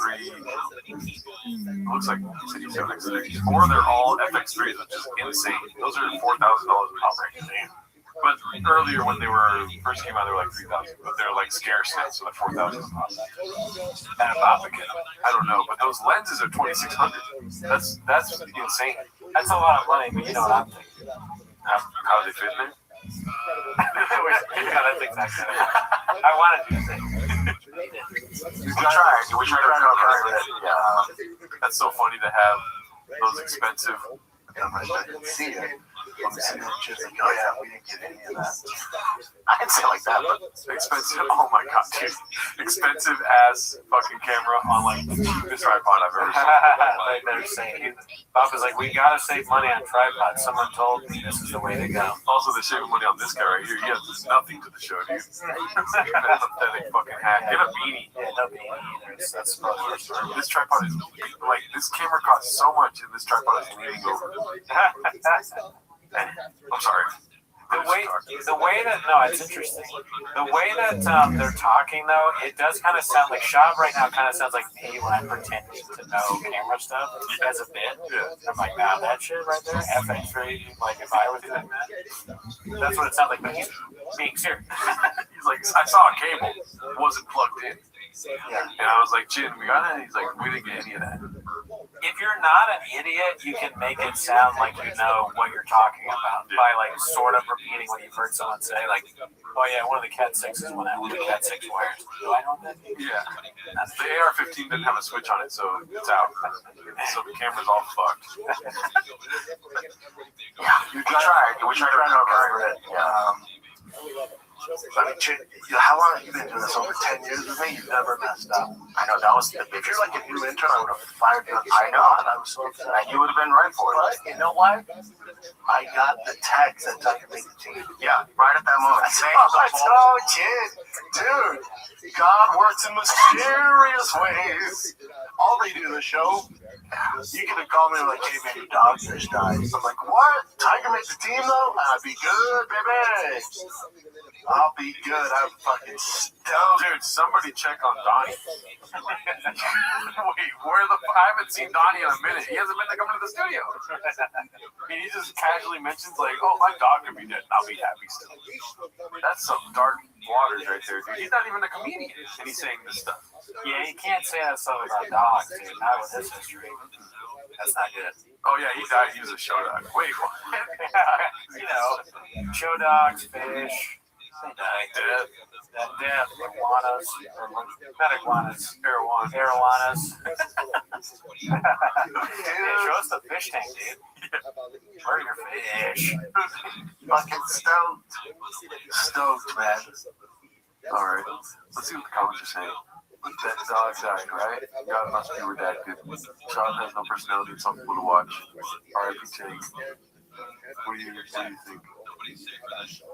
I mean, yeah, I'm worried about the dog a little bit now. More than when we started. Yeah, I wasn't thinking about the dog at all. It's a cute dog. Great dog. I would say the best dog. Fish dog's career. It's hilarious. Alright, let me see what else we got here, dude. Ronaldo Johnston posted this. Papa Scoop to play user, you'd be surprised, and to combat the hate we got. Yeah, we went through all those. Yeah, perfect. Nothing crazy. Just like, hey, Team Pure Spectrum is on Comedy Central. This is not happening. Check it out. Oh, shit, no, these are different ones. Exhibit H. Yo, I have an idea. Tell me what you think just to combat the hate we got from the Showtime special. Maybe we can blast up to the entire email list my Comedy Central piece on YouTube. No offer or discount, but just so it shows the support in the same way. Does that make sense? You haven't seen this one? No. I turned around and but yeah, I saw this one. His idea was that showing that terrible "this is not happening" thing was really like a good idea. Oh. It's hilarious. 100%. Who is this fucking Bell guy? This guy just like co-signs all the shop's wild ideas. Yeah, he's not the brightest. He's not the sharpest tool in the shed. Yeah, he's not the coloring smart crayon in the box. He's not a color pencil in a crayon box. 100%. Let me present this to Seven. I'll be back in touch with some ideas. Does that work? LCT says, let's get back to potato salad, guys. And earlier you just said potato salad. You're perfect. Nothing crazy. Just like, hey, Team Pure Spectrum's own is on Comedy Central. This is not happening. Check it out. Oh my God. Let's see here. My man. This guy says my man. I just spoke with Seth finally. We are going to send a link of your special out to the email list on Monday. No discount, no asking for rating, just email support with a direct link. Will that work for you? I will have you proofread before we send it out. That workshop proofread. This is a month later. This is June. They're like, dude, we gotta. He's still trying to. Dude, he's been thinking about these haters for Adderall for sure. Yeah, and it's such a ridiculously random like. So because of your idiotic idea, it's now become important for you to talk to a CBD company about your stand-up clips. Yeah. Like it's such a waste of time. How many people are you going to talk to about your stand-up from a CBD company? Yeah. It's ridiculous. What's the crossover? Yeah. What comedian has ever blown up because of a crossover with a CBD or any? Yeah, CBD doesn't make you giggly. It doesn't make you high. Yeah. It's like not even if it was weed, maybe that made more sense because when you're high, stuff is funny. Yes. CBD does nothing. Makes my dick hard. This one's posted by, I'll cut that part out. Any of Facet's latest JRE talk about Scoop? You know, you want to be very kind here, right? You know, but you've got to assume, and I know my own intellectual limitations in comparison to some of the people that I've had, like Roger Penrose or, you know, Elon or many of the people that I've tried. I know my mind doesn't work the way their mind does. So there are variabilities that are, whether genetic, predetermined, whether it's just the life that they've chosen and the amount of information that they've digested along the way and been able to hold on to. But their brain is different than mine. And then I've met people where I'm like, there's nothing there. Like, I can't help this person. This is like I'm talking to a Labrador Retriever.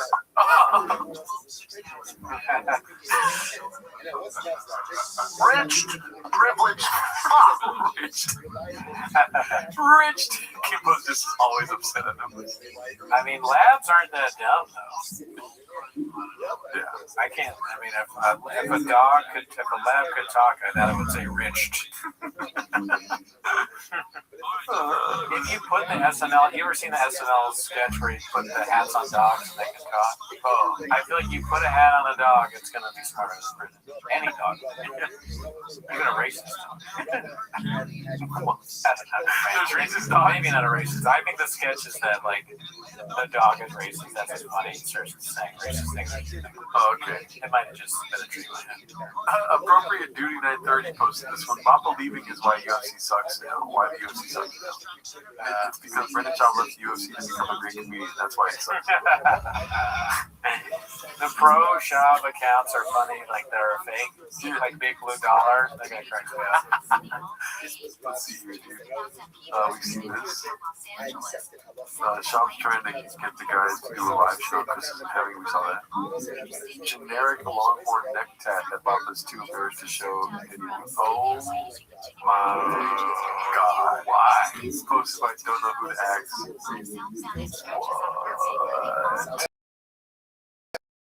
What? Dude. What? Is that a taquito? Looks like a vagina. My vagina. That's been nuts. That's just strange. Like, I don't get it. Wow. Why? Wow, that's like brings the show to a screeching halt. I never even thought he was the longhorn. Because remember they had that one clip where they were talking about the neck tattoo that he got?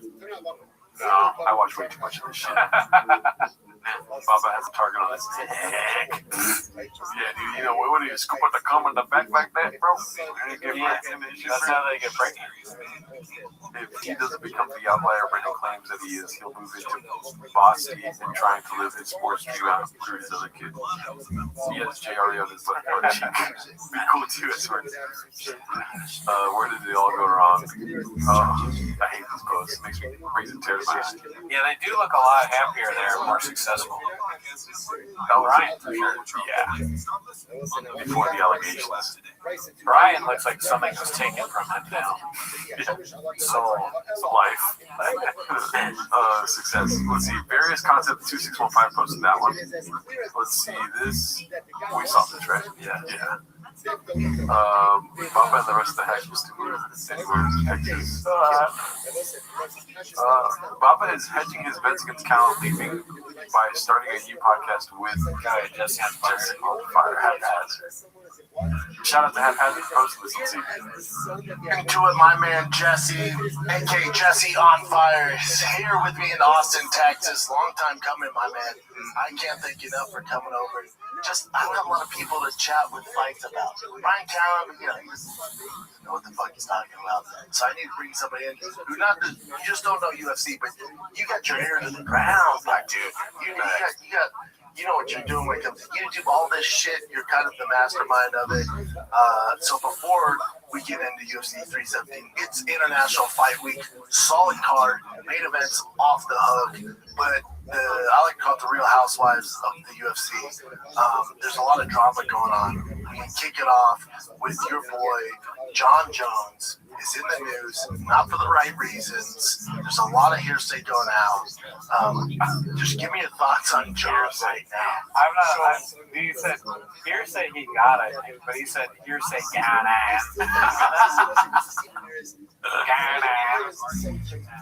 Dude, I'm not gonna lie, this seems like a fire show. Everyone should check it out. It might be good. I'm surprised there's not more. Yeah, that's right. I wanna just put that out there, dude. Watching this made me really scared. Why? Where I feel like people are gonna tune into that more than me. Now you're laughing. That affects you too, Bubba. I don't care as long as I get put on BrennanShopOfficial.com. That's true. Yeah. You're right. I mean, this might be one of the best shows of all time. They gained a little viewer right now. Yeah, you. Oh, shut the fuck up, you lying. I thought I did something wrong. No, for sure. Methy on Fire makes it a fire show, Bubba. That's one thing I'm glad people don't say about me is I look like I'm on meth. Yeah, I might have gotten that a couple times. Look at these arms, dude. This is so weird. This is like a chick trying to show you how big their tits are. I don't know why that was so hard for me to say. Right? He's just like posturing his arms way. Oh, he wants you to see the muscles. Yeah. I see. Yeah, I think he's a self-conscious guy. Somewhat. I mean, same here. Sometimes I feel like this couch sucks me in. But he's going all out. I agree. Oh, let's see what else we got here, dude. I want to see if there's any other chins to put in this stuff. Numbers, guys, dude. You gotta watch that. Cooney's more like a heroin guy. This is posted by Dandy Kaufman 2. Let's see what numbers, guys. What else you got, Jen? Okay, have you seen this? Can you guys answer this equation? So 2 plus 2 times 2. So, yeah, that'd be 8.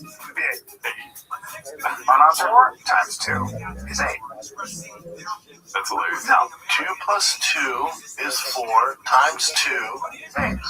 4 times 2 is 8. Are we missing some here? Yeah. It's 6. 2 plus 2. 6! 2 plus 2 is 4. I feel like I'm watching Dora the Explorer. Times 2. 2 plus 2. Is it 4? No, that'd be 4 times 4, 16. On your phone. See what happens. Is it 16? 16? Wait, is that 16? 2. Excellent. That's not because it's 4 times 2, isn't it? Most people would agree with you, but yeah. Wow. Yeah, dude. Fucking paranoia, electrocution, Penis. Yeah, penis. Escape. Netflix. Just a couple of numbers, guys. Dalia catching strays in the comments. Favorite actors who were pretentious on their own All-Star. Austin Butler, and then you'll never believe how this guy prepared for his role on You. That's hilarious. According to Brady, look where Bubba got served his lawsuit papers. Okay, so any facets. This might have to do with what I was telling you earlier. Okay.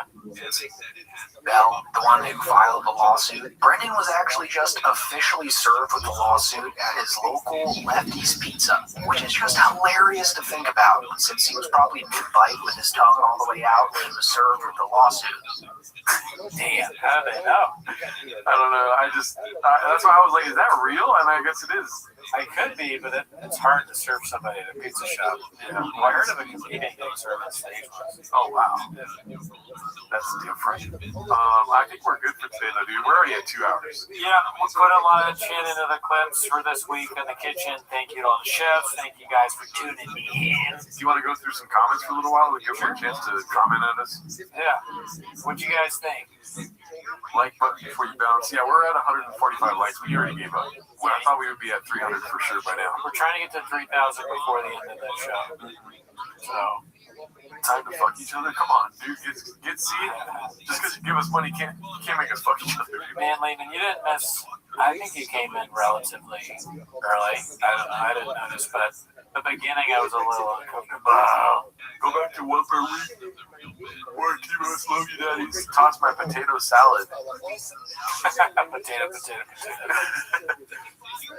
You guys do not matter. More splitted wrists. Yeah, dude. By next show, I'll have 5 to 6 broken wrists. I'll re-quatch Cootie. Speaking about dogs, where's Annie, Cootie? She's at my house, or my apartment, in my bed. Oh my gosh. Why do you shake your head like that? Is it in my bed? In my cat? Or both. She really just goes from couch to bed. She's kind of like me. I would be more upset being outsmarted by Chin. I would think Papa just got lucky. Chin is so arrogant about information. I'd be legit upset. Now I'm uncomfortable. Were you guys popular like you are now in high school? I am 12. Victor, you're not 12. I was absolutely not popular. Same. You guys totally got sucked into the couch pause. Facts. True. Oh, by the way, I do have socks on. I was making fun of Papa for not having socks on, but I do have socks on. Oh, yeah, you can see it. It's long. So, great episode, Netflix. I seen Bobby Lee live. He was actually really funny live at Comedy Store. Oh, that's right. You were here this weekend. I forgot. I totally forgot about that because my folks were here all weekend. Jordan looking skinny. Bring red chairs back. No chance. Actually, I would say no chance. Maybe in the long future, there could be a red chair. Like if we be crazy successful, we could just throw money and stuff and buy it just for a day and throw them out that day. That's insane success, though. We're nowhere near that. Insane success sounds good to me. Yeah, I'm down. Gerardo, are you on Ozempic? No. Imagine. I think somebody in my life is taking Ozempic though. They came out to me recently. Oh yeah? Yeah. It's me. There we go. Yeah. Well, I mean, I also would say unlikely I moved to Austin, Texas, but not impossible. Pretty unlikely. There's a few places that I want to move before that. And I like LA. Reminds me, somebody commented, shout out to Miguel, dude. It's his birthday today. Oh, happy birthday, Miguel. Happy birthday, Miguel. Gerardo lightning the load to run away from Papa. Yeah, I mean, we don't have the couches or the big couches anymore, so we gotta figure out a way to stop Papa from chasing us. So I have to lose weight. Yeah, this couch is not gonna save us from Papa because the two of us won't be able to lift it. Yeah. It's like, how do we feel on it? Gerardo's on kiwis. Facts. Aggressive facts, dude. I actually gained 10 pounds this week. Oh yeah? Yeah. Oh yeah, I mean, we ate a lot of holidays. Gerardo would win a foot race. Happy B-Day, dog. Okay. Should we race? I mean, I don't know. I don't want to pull it. I might hurt myself if we race, man. Look at this shit. That would be terrible if we pulled any hamstrings. When I was playing softball, I was like, you're fucking playing on thin ice, buddy. How is Rosa? My mom is good. She told me to move to Italy today. And I was like, that's a huge sacrifice. And she was like, just do it. Italy, you mean Chuck E. Cheese? No, yeah, you're right. Your mom went to Chuck E. Cheese. Don't make it a big deal. Don't try to fucking make it bigger than it is. Imagine she's like, you want to go to Chuck E. Cheese? I'm not moving to Italy. Your mom was just fucking hanging out in the animatronic thing and eating pizza at the Olive Garden.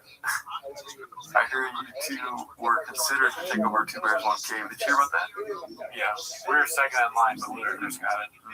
Ludacris and Matt David. Do you think Papa would turn state's evidence and not know what that even is? I don't even know what that is, kids. Two S words. Cooney, can you call what you say? All I know is that you try to make me and Cooney fuck, so probably not. That's pause worthy. Yeah. Cooney, can you not play any physical sports? Well, that depends. Do you call trying to think of some fucking thing a sport. Tough Mudder a sport? Yeah. Because I have done that every year. Yeah. Is it a sport to be top welterweight in the Does it rain in the winter? Do I drink rain? Is that a sport? How tall are you guys? About 5'3".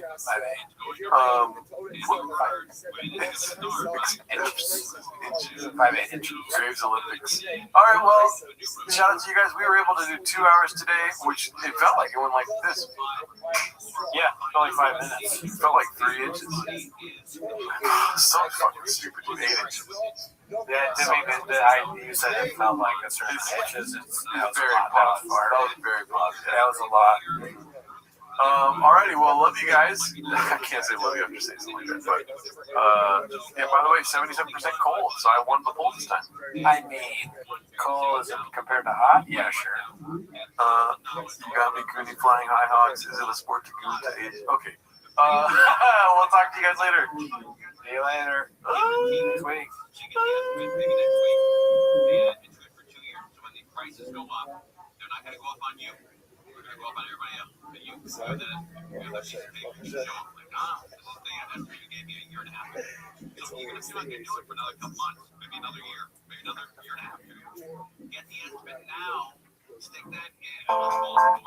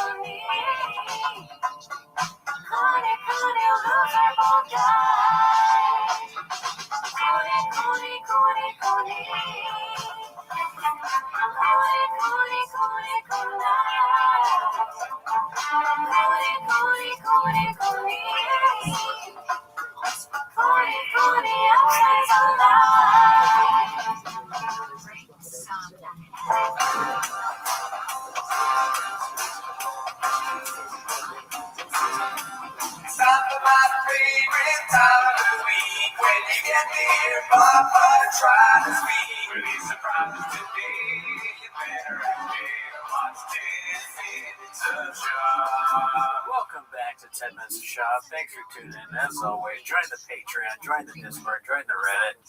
On this week's Patreon, we watched the Netflix 10 minutes of Ari Benny. Oh, you guys! I can't even do it right now. Also, last week we did Akash Singh. That was pretty fire. Yeah. He said the word fellas a lot. Yeah. Check that out. But anyways, that's not why you're here, though. You're not here for all that. You're here to tell us that the audio sucks and all this other stuff, right? The audio's bad. You can't hear us and all that stuff. That makes a lot of sense. But they're really not here for that either. No, you're right. They're here to watch 10 Minutes of Shop. So start the timer. Play the chain clip. Alrighty, let's see what we got here today. I think we gave a little preview of the first one in our opening crawl. It's called Toe Rogan, hosted by Sock Eye 31. Yeah. You ready for this? Oh yeah. The barbecue in Texas is terrible. The AI is always like eating people and doing weird stuff with like the one with the gasoline tank. Remember that one where he's like sucking off the gasoline? It's always like weird eating going on in AI videos. Yeah. I'm waiting for somebody to be like, the audio sucks. I keep waiting. Well, it's the second ever live at Timo's. Well, of recent, no. Yeah, on our news schedule. So. Shout out to Sockeye, dude. That was awesome. I think we're figuring it out. Maybe we've already figured it out. I don't see any bad audio stuff, even as a joke. So thank you. Good to see some of the people that we know in the crowd. Moses, Jack, Tommy Jarvis, Infinite Raw, Rick, and Lehman. Victory. Trap Lord Nuts. Look at him, dude. I haven't seen Trap Lord Nuts in a minute. Oh, hell yeah. Welcome back, Trap Lord Nuts. Jenny A, watch it. Be cool. Okay, no jokes. Okay, sweet. Audio's good. This isn't a place where we come to laugh. Serious stuff. we're talking the state of comedy right now, dude. I feel like I did a good Ari Maddie impersonation on the Patreon, but for whatever reason, I can't really do it right now. It's like somebody in the Discord said it earlier, where they were like, or no, they said it on the Patreon, where Ari Maddie is Brian Callen with a whole lot of salsa on top. Oh, that's very, very well said. Yeah. It's two guys saying the smart thing to each other together. Whatever that joke was. No, I got close with it. I'm happy. I don't know why this one's so liked, but this one's posted by a deleted profile. It's called "Is Brendan Schaub the most unlikable human on planet Earth?" That's with him and Tim Kennedy. Is he still fucking with Tim Kennedy? I guess. I mean, and Tim Kennedy, he's what is it when he's lost stock? It's a bad stock, bad stock pick right now. Well, you know, Sean likes to buy low on stocks. Let's see here. He's a 41-year-old compulsive liar. I watched clips with Tim Kennedy. It makes Tim actually seem likable. Brendan got on TRT and has forgotten he's a twink deep down. A truly disgraceful human to society. Pretty much everything that's wrong with people today. It's cool to be superficial when you're a teenager. He's 41 years old and cares more about fashion than any girl I've dated. Sad son of a bitch he is. He's actually a terrible person too. Those fake good guys are the worst people. It's when you're like 5 paragraphs into Gadooshing Brendan Schaub where you're like, I'm never going back to T-Fat King. Yeah, I mean, he's making some. I wanted to defend Schaub there for a little bit, but then he'd start thinking about the way that Schaub acts. He's got a point. Yeah, dude, you know, Liver King really wanted to go on Joe Rogan. You heard about this? No, he's like dying to go on. Liver King has Fast and Furious-itis, where he's like all about family. He's been taking heavy doses of Vin Diesel's, what is it, amphetamine, Vin Diesel bean. He's talking about family and that he needs to go see Joe Rogan. His family's out right. With him trying to find Joe Rogan. I just want to go on the podcast, this and that. Dude, I've never related to Liver King more, dude. I really want to go. I want to go on T-Fat K. I'm going to Liver King out for Brendan Schaub. You should. We both should. So I take it back what I said. I'm going to ignore the fact that, you know, when Schaub sees pictures of people's family, he shits on them. Like Brock Lesnar's daughter. That's what I was thinking about during that. But who cares? At the end of the day, he's just a really funny guy, and he's talented. He bought his mother-in-law a house. Who does that? Did you do that? I want to. Did I do that? No, I want to. Yeah. Yeah. I don't need a night married. I want to buy a woman a house. Just a random old lady.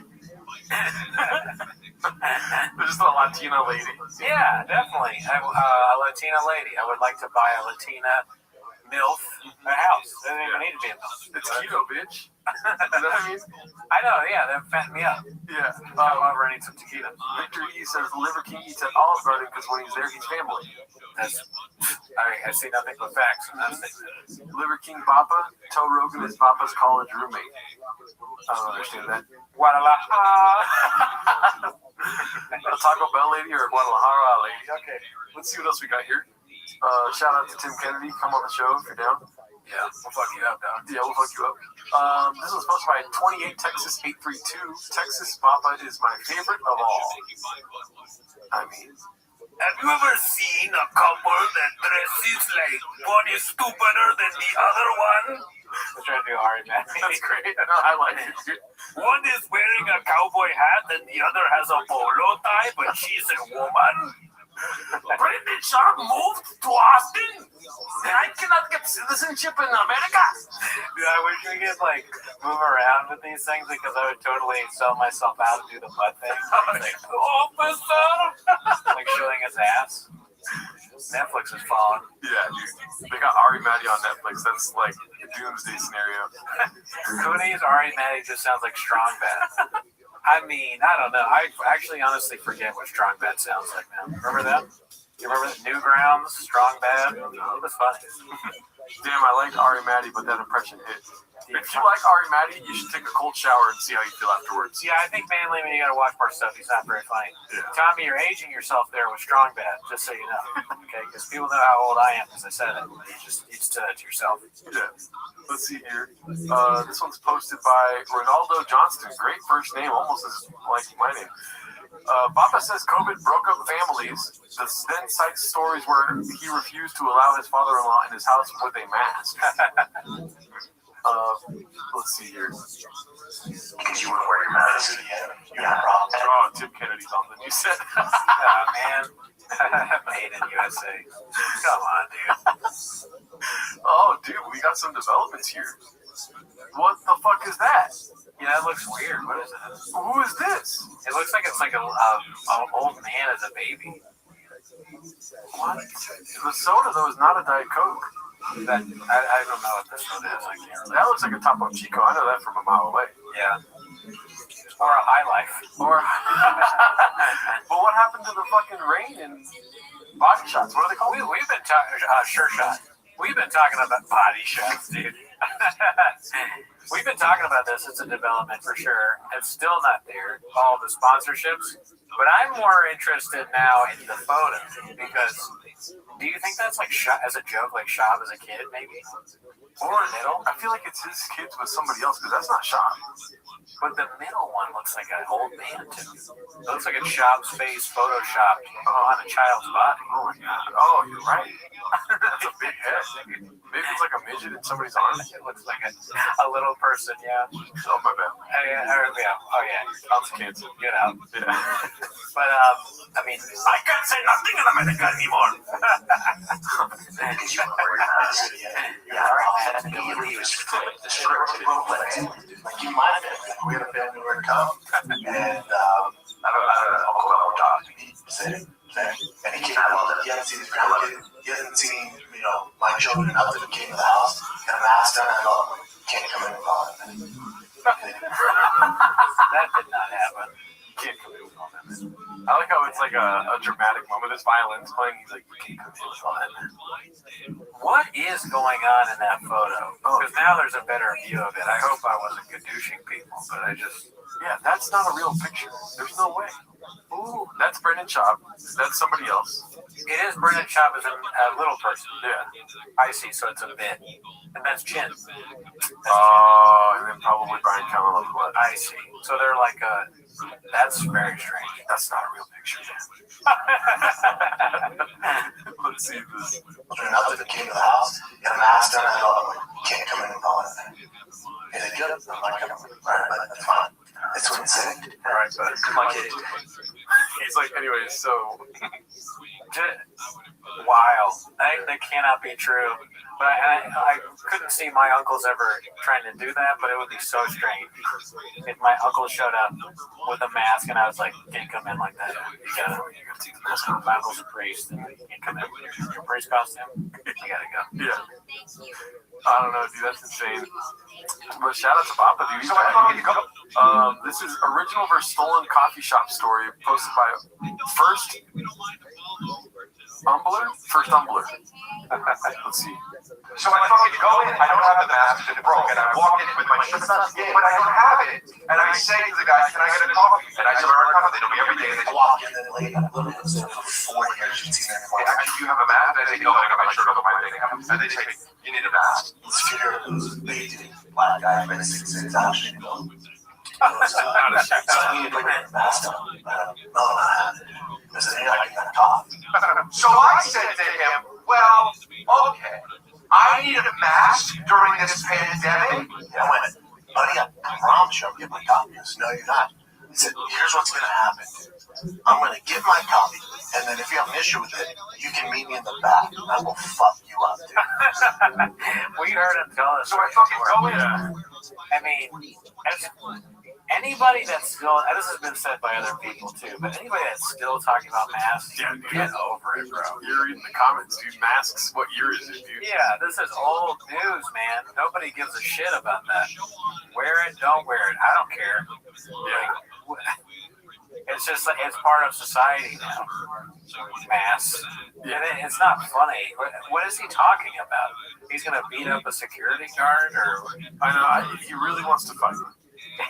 He really wants to fight somebody. Imagine telling, I got no fight today. Oh my God, I'm so sorry to hear that. Yeah, it was this security guard at Starbucks. What? How did you get into a fight with a Starbucks security guard?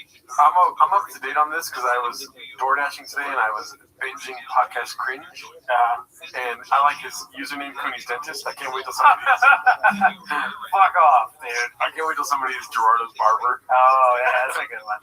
But Podcast Cringe apparently has like some weird. And you know what though?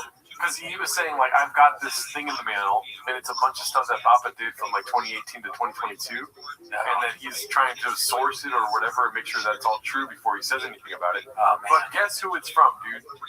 Mark. If you have to guess, the first thing that comes to mind, it's Mark. Oh, yeah. Right? He doesn't say who it's from. I'm just like immediately like, it's from Mark, dude. Yeah, it's probably from Mark. You know, he was a great guy. Never met him. Never once. But if it was from somebody else, that would be a real story. Like Chin. You get a package from Chin in the mail. Yeah, that'd be tight. Or that little fucker, Nick. Or George.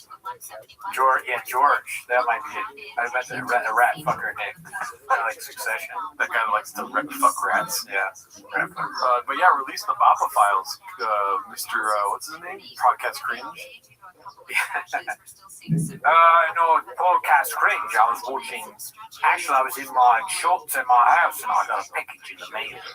I won't say who it was, but I got it 7 days extra time. And I'm releasing everything I know about Brendan Shaw, the greatest comedian ever lived. I was legit watching Podcast Cringe before this, and I knew it was BGL. Yeah, everyone knows who it is, dude. Mark Harley versus 100 Liver Kings. That's an interesting battle. I think Mark Harley's going to probably lose because Liver King, you know, Mark Harley is kind of wild, crazy guy. Yeah. Liver King's a whole nother level. Well, I'm not a numbers guy, but 100 of one guy versus one guy, I mean, that's just math, Bob. Bubba. You're going to put me in this corner and make me fuck my way out of it, you know? Yeah, true. It would be hard to fuck your way out of that. Yeah. He was Australian. Podcast Cringe? Yeah, dude. Yeah, Podcast Cringe is definitely Australian. Yeah. Let's see. Okay, so let's do that first. We already did that. We already did that. All right. Oh, BC Cooking. Okay. All right, BC clip. I'm excited for this. This is posted by Larson37, BC Cooking. Let's see what this is. Yes, IFW Fight Week. We're at war with Iran. John Jones is retired. Ngannou's persona non grata in the UFC. And Chin still hasn't found a place to live in Texas. Hey, this is Morning Combat. Reactions all so many outlets now. He knows what's going on. He knows the skits and bits when he hears Found a place to live in Texas. Hey, this is Morning Combat. What makes you do that when I say something? Like what face does that? What have I ever given you this face? Oh yeah. What does it? When you blame the team or when you blame it on Graves. Oh sure. Stuff like this. Okay, I see. I'm like, that's not. Well, you need a bigger beard. When I see the like count on the that's what makes me videos, it makes me do that for sure. 100%. Speaking of which, where we are right now? 19. Wow, that's pathetic, guys. 25. Come on. We're not actually. That went quick. Yeah, I'll take that. I'll take that. We zoomed in and it went up 6 likes. I'm down with that. Like the video, subscribe to the channel, dude. Fuck me hard. A message for Chin. We've already seen that right here. Oh, so Podcast Cringe is from New Zealand. Okay. Oh, I thought he was Australian. I just assumed Australian. Yeah. Alrighty, so this is posted by Dazzling Rabbit 633. This is not edited. I don't care what they tell us, but Joe is not 5'7", man. Oh my god. There's no way that's not edited. He is a big guy. I make fun of him for saying the thing like, there's not a lot of people shaped like me, and their clothes don't fit. That picture, if it's not edited, I can see our clothes don't fit. He was strangely shaped. Yes. This has to be edited. Becoming, you know, the thing. It looked like a small version of the thing. Like if the thing was Groot, you know, Groot is small and he becomes big. This is Joe Rogan has Groot tendencies. Groot tendencies. He's a mixture of he's the child of Groot and the blue guy. What's the blue guy's name? I can't remember. It doesn't matter. Blue guy and Groot's baby is Joe Rogan. How that happened? I mean, I guess it's a different skin color somehow, but that's why I'm sticking by. I mean, do you think we're gonna look this good when we're 60? No, I don't look good now. Or he's 59 or some shit like this. Pretty young. There's not a chance of him looking like this. I don't think he looks bad. You know? I mean, this is a strange picture. But if Groot had a hemorrhoid. Yeah, man. I mean, someone say, like, DNA says it looks like a Funko Pop. The head? Yeah. Obviously, the Funko Pop has a bigger head. Strange shaped head. He's closer to a Funko Pop than me and you are, for sure. Yeah. Someone said the most. He's the most Funko Pop. Let's see. We've already saw that. Oh, we saw that. You know, like, you see Travis. He hates anyone more successful than him. Posted by 7 digits. Dude, there were some solid fucking clips. He said something that's... there's a new shopism. Oh, nice. For sure. I don't know if we're going to get to the clip today, but I'll tell you about it before the end of the show. What is this one called? He hates anyone more successful than him. You know, like, you see Travis Scott or some of these other bullshit artists, they have all their friends up there, like, you watch the 50 Cent concert, it's like a bunch of his friends singing the lyrics and shit. Megan Trainor liked you, Eric? Yeah. Megan Trainor? Oh, I love Megan Trainor. She's great. We went to brunch. Was she big back then? Yeah. She wore the full fucking, the Grand Slam breakfast? I'm not gonna do this. This is my friend. She's cool. She's great. She's awesome now. I don't understand the confusion. He's saying she was really fat. Oh, that's so fucked up. I know. It's such an aggressive and weird way of like talking to somebody. Yeah. I think the problem again that is rearing his head here is that Brendan thinks he's funny, but he's not funny. So he's trying. It's just like remember the interview we did with Mark, where Mark was like talking about how he was trying to explain to Brendan how to tell a joke, and Brendan doesn't understand that because to Brendan a joke is like you're gay, and it's just constantly that. So I guess in his mind, Megan Trainor, so when he's talking about her, he has to say that she's eating a Grand Slam breakfast. Is she even like fat? She's not like question. Did you say no? Yeah, no. I mean, she's not fat. No. Thank you. Thank you for helping me. I realized after asking it that I was fucking you up. You got to realize he came up around Columbine, though. You know what I mean? Like the center of bullying.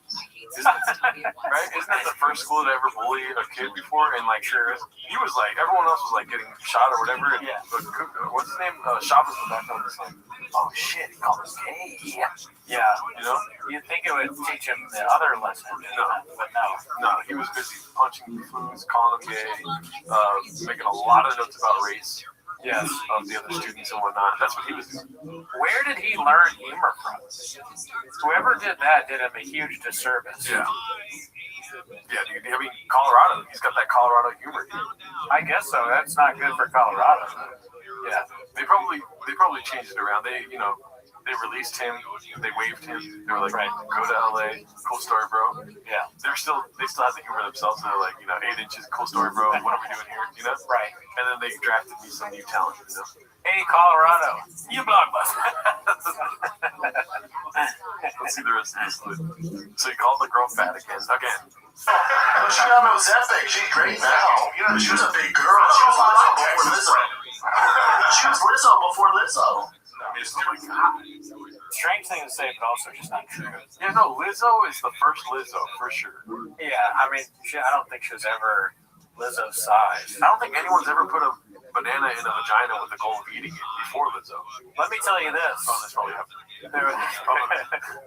There was never a time where I didn't consider having sex with Megan Trainor. I thought you were going to say Lizzo.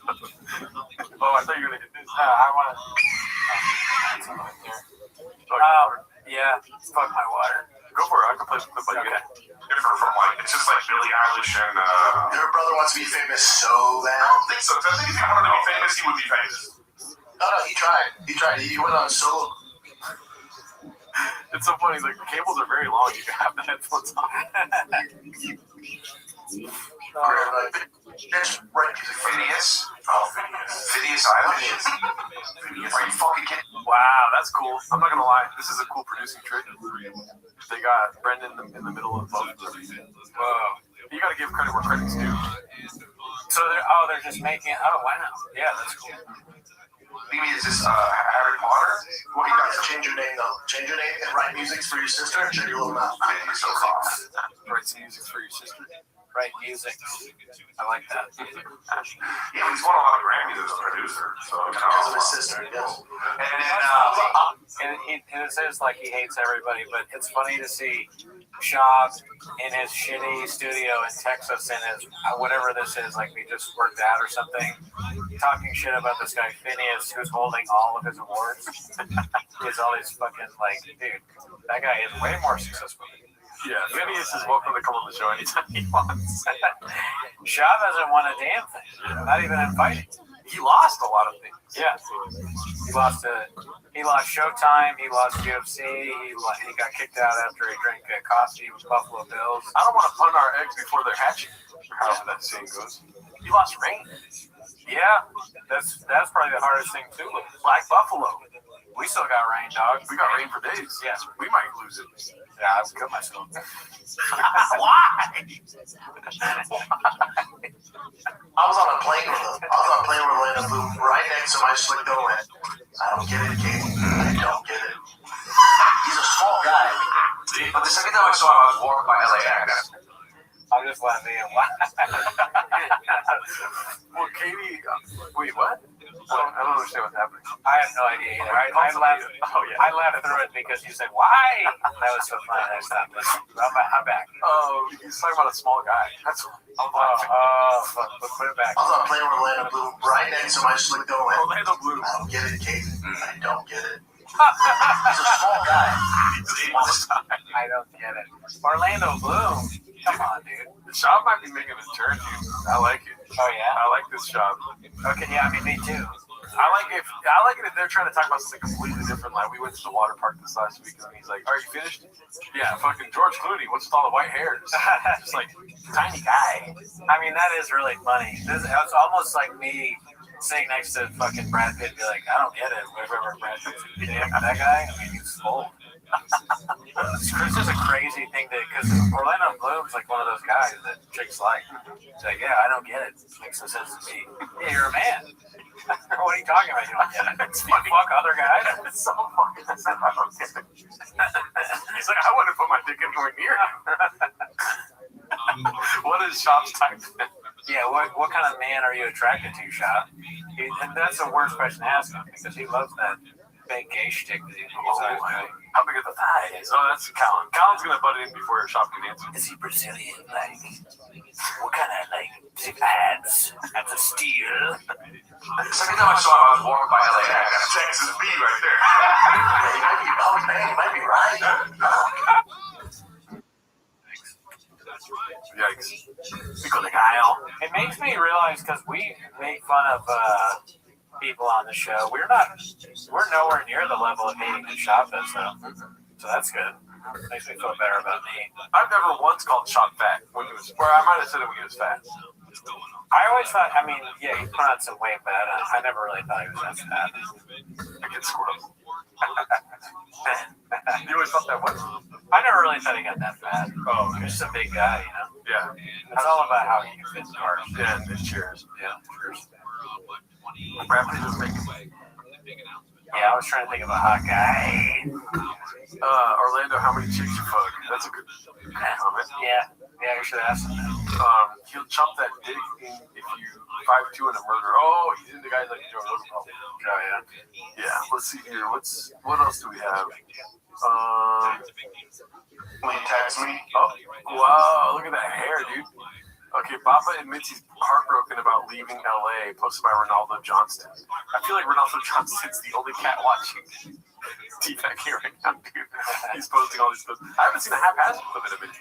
I've seen him on the Discord, but no, yeah, I haven't seen it. Let's see. Will you text me? I don't know if you knew him or something like that. He said, check it in, man, blah, blah, blah. You going through a tough time? And I was like, just moved to Austin, man. I'm trying to find LA. It's not hard, it's not LA. Yeah. You should sound right. Okay. I miss my community, my routine. You know, I'll find it. It's starting to happen. You know, I talked to this guy last night, and he moved from LA, and he was like, "Yeah, Texas is great. The best decision I made." But you should know it's no LA. You're gonna miss. There's no replacing LA. And I was like, "Oh, how long did it take you to get back to your routine and feel comfortable?" It was 3 years.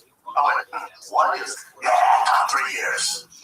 3 years. I went, oh shit. I went, hopefully it's faster for me than that. Probably not. It's only 3 years.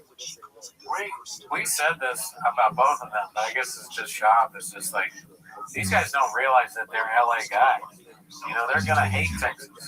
I guess Callum likes them, but Shab, everything he says is like the stereotype of a stupid person from LA.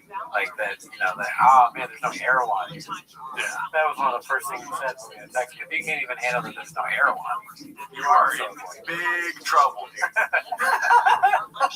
The only Erewhon there is like a type of horse.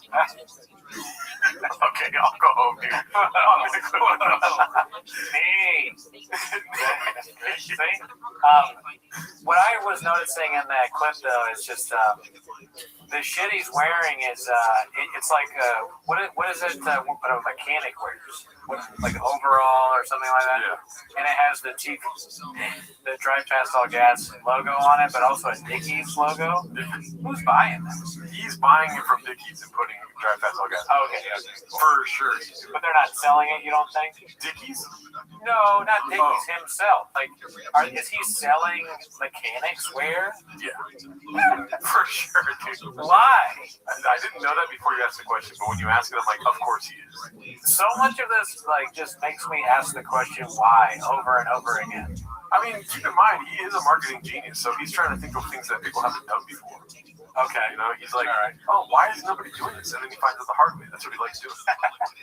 He has an insane level of money somehow. Because in my life, if I told people around me, you know, I'm going to start a clothing company, they'd probably give me side-eye. They'd be like, what? But if I really wanted to do it, they would be like, all right, fine. But then if I said, in my clothing company, I'm doing mechanics wear, they'd be like, Brent. No, you're not. No, what? It says Red Devil. Yeah, someone would tell me no. Yeah. And I'd have to be like, all right, fine, I will not make a mechanic. But how often, what do you think the percentage of people that sell shop know does he listen to? That's a good point, too. I guess I listen to no more than I do. He's a success because he ignores all that. I'm a failure because when people tell me things that are actually true, I go, oh, you're right. You know? You believe him wholeheartedly. Yeah. It may be a sort problem, y'all. Yeah, we know what Erewhon is, Mr. O. It's where gay rich men buy their smoothies. Well, sounds like somebody can't afford good smoothies, Mr. O. Oh, KKCT asked, what's Erewhon? Yeah, it's just a grocery store that's expensive. Way too expensive. LA, yeah. Really go there much. Bristol Farm, same thing, way too expensive. Gelson's. Never heard of it. They're all great places, though. They have good stuff. Oh, never been, but great place. Dazzling Rabbit 633 posted this. Not even going to reach 1,000 views, B, and look at the sadness on his eyes. Damn. Talking UFC, comedy, and cars with Brent Shop, Autotopia LA podcast. It's crazy that there's not that many views because those are all my favorite things. I mean, this just makes total sense that he goes, yeah, you're right, me too, dude. He goes on a podcast that is preparing for 1,000 episodes. And guess what episode they're on? 9. Yeah. How about number 6? I think it's because of how strong the name is. Autotopia LA. That's like, we should have chose that name. What are we doing here? The first comment, what are we doing? That reminds me of the Red Bar Facebook group, the thing I told you about Nanny, where someone said, I wrote a nice comment on their video. Do you think they do I was joking? And the comment said, great stream today, guys. Things will improve. I wish I could do things like that. I can't. I draw the line there. You just do an hour and a half podcast talking shit about Britain. That's true. I do. Actually, why did I say I wish I do things like that? And I have done things like that. I'm tired. Yeah, Autotopia Tweenies, exactly. Let's see here. Successful Egg 345, one of our guys, posted this one. It's called They Thought They Were Kevin Hart in The Rock. Oh, how the mighty have fallen in dark waters. Hopefully this doesn't get fooled. Basically, AOL. If someone offered you a buddy cop movie and someone wrote and directed, I mean, Honestly, dude, this guy is peak T-Fat K fan right here, dude. Yeah. I used to be this guy. Yeah, before they realized how redacted they were. Yeah, look at the glimmer in his eye. He's like, oh my god, they're right there in front of me. He's almost crying. He wants to write the movie, it seems like. He's like, and also I happen to have a buddy cop film for you guys. What are My name is... He's a famous guy. That's M. Night Shyamalan. You saying you got a script for us to read? I'm saying hypothetically, Listen, if bro, you guys take it. we're open to everything because we're doing this. We shot these 12 episodes that turned some heads in the business. So right now, Come on, Crazy, cool. Listen to it. You know what they're fucking talking about? You know what they're talking about? That stupid shit that one of you motherfuckers made us watch. You fucking assholes. You made us watch that shit on Patreon. It's the worst thing I've ever seen. We only watched like 1 or 2. Horrible. You were like trying to get us to buy it. God. Hey, we got it for free, thank God. I tried to buy it. You can't even buy it. It's that bad you can't buy it. They stopped selling it. Look at how different they look, dude. There's something about, because they are successful here. Yeah. There is something about success that makes you look different. And they have it there. They don't have it now. Look at what Shop looks like on that couch and that weird bike outfit that he's wearing. I'll tell you what he looks like, dude. Yeah, dude. Calls Orlando Bloom fat and stupid. Look at this. They look like this is their fucking killing it right now. This is their peak for sure. Oh, that's so hard. It hurts to say that, but and so we're taking meetings on, having a real team. The next step, yeah. So the next step, yeah. Dude, I want to talk like this. why would they post this? Dude, it's so fucking. Dude, I want to be big so we can have something like this where we're real douchey. Yeah. And then it's like, what if I had a buddy thing? Yeah, and I'm like, yes. Yeah, well, here you go. We shot a bunch of stuff. People are looking into it. It's turning heads. And I go, yeah, the next step. I gotta do that. I gotta do that someday. Make us big so I can do that. With a gold watch. And then watch our fall. That's even funnier. Yeah. Dude, we got to come up with this idea. I think the biggest step is figuring out where it's going to land. Yeah. Like our chemistry and our. What's up Yeah, there? you can. Listen, we got a buddy shop movie. I'm not going to say no.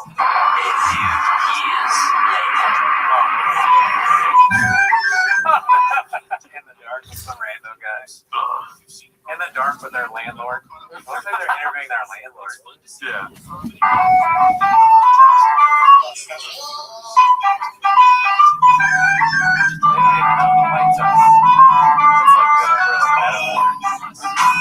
They don't even know the lights off, dude. That was deep.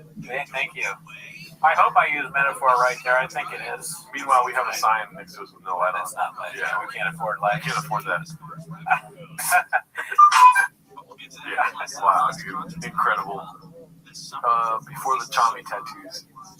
That's a little Joe style. It's funny. Damn, T-Fat got sad. Yeah, dude, this is incredibly sad. I mean, I think it's easier to laugh at it 2 weeks at a time, or every 2 weeks as opposed to every week. Yeah, no, it's a lot. It's cool to watch it all at once.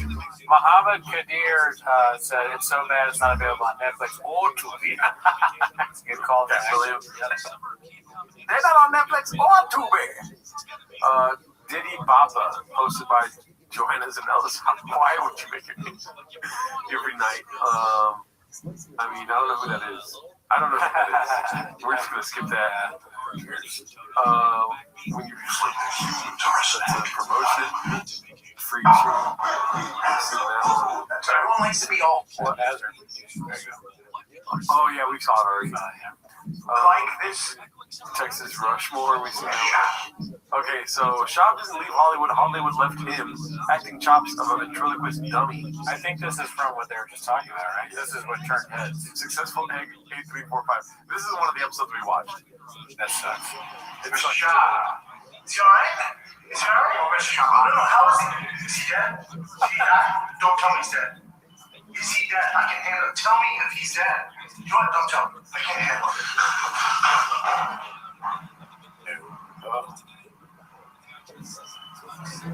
It looks even worse out of context. That's nothing, man. 22 straight hours of emergency surgery with 8 of the top doctors in LA. He's a liar. He's a liar. 41 years in the medical profession, I've never seen anything. 2 tours of man, I have never seen anything like this before. The only reason Brian Callen is alive is because Brian Callen refused to die. Brian's will to live, his desire to stay alive. It's a miracle. Where is he? I gotta see. Man, it almost felt like, I mean, yeah, Shab obviously not very good at acting. I went to 5 different places while that happened. My bad. Oh, yeah? What happened? I was thinking about going to Six Flags tomorrow. You know what I mean? Right, and of course. I was thinking about what I did earlier today. Yeah. Because I am going to Six Flags. That's sick. Yeah. I mean, I'd be excited. You're going to watch something like this and not think about going to Six Flags? Let's be honest. Let's not put sugar all over my dick. Let's not sugar about anything. The doctor guy felt like he got taken over by Callen there a little bit. Like he was speaking, Callen took his soul over for a moment. Well, you know why? Why? Callen was like, say it like this. Yeah, he went in there, he's like, I act a lot. He might have seen me in a few things. I have some. Maybe you were okay with some advice. It's like a lead up to a Devo music video. Probably. Let's hear it. Alrighty, so this one's posted by Clint Puller of Chips. Baba not getting invites to the mothership still. Come on, guys. Can we have one positive piece of fucking information, dude? Let's see. And they just had a musical act at the mothership. What's his name? Yeah, homeboy who sings Rich Men from North. Did you go? Virginia? Dude, that guy's huge. I don't even know that's how tall that guy was. Rich Men from North Virginia. Dude. He finds crazy ways of messing things up.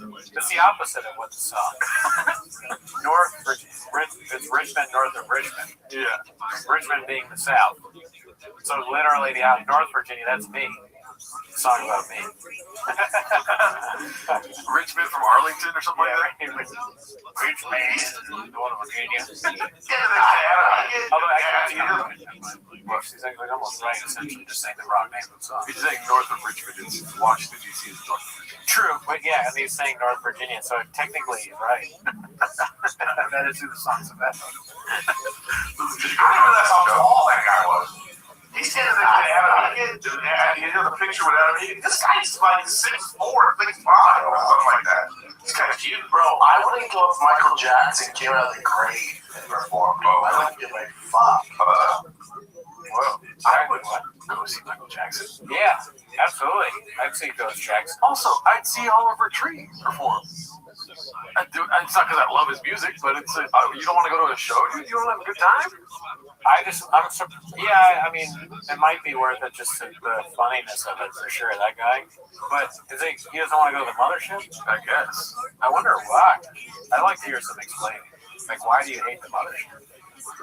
Pity said he really is a comedic genius. What's with the echo? Haha. Oh, fuck. Is there an echo? Don't fuck with us, dude. Don't fuck with us, dude. You better be talking about an echo on their show. Yeah. I pray to God there's not an echo, honestly. Well, let's see here. Fire the team. Only in the clips. Okay. It's on TPK, not yours.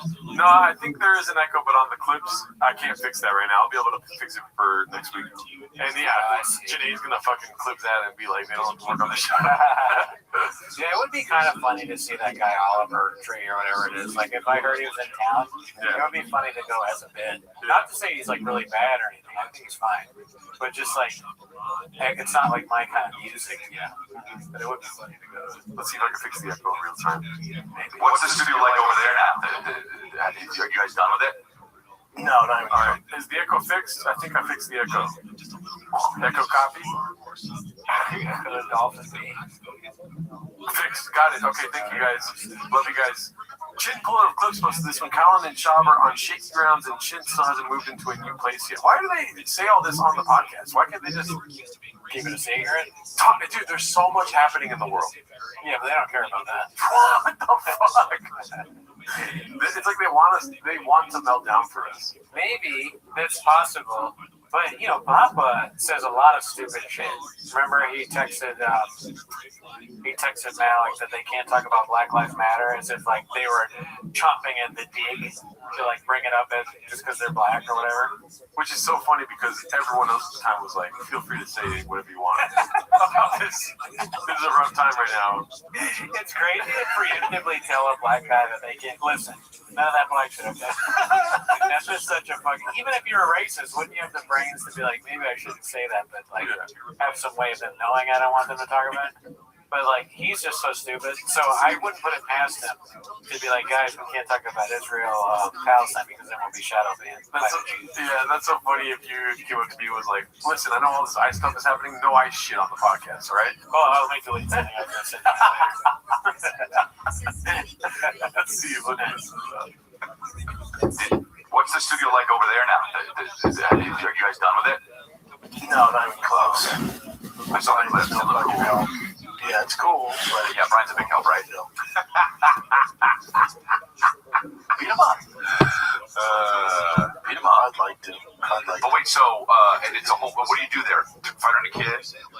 Fighter and a kid shop show. Then below is the drive fast all gas. Like I have 2 car lifts coming in. I'll be able to fit like 8 cars in there. Ooh, that's nice. That's cool. We have a long ways to go though. What the fuck is this, dude? Why are they talking about this? And then like Eric and Chris are just trying to be thrilled, but Baba's not happy. No. He can fit 8 cars in his garage. But he's just like, yeah, it's gonna be like we're not there yet, but it's probably really big. Like be fast. But, let's see. Oh my god, Chin has all his like clothes and shit, all these boxes. It's gotta be gone soon. Chin lives there? You already got kicked out of his apartment? Is that what happened?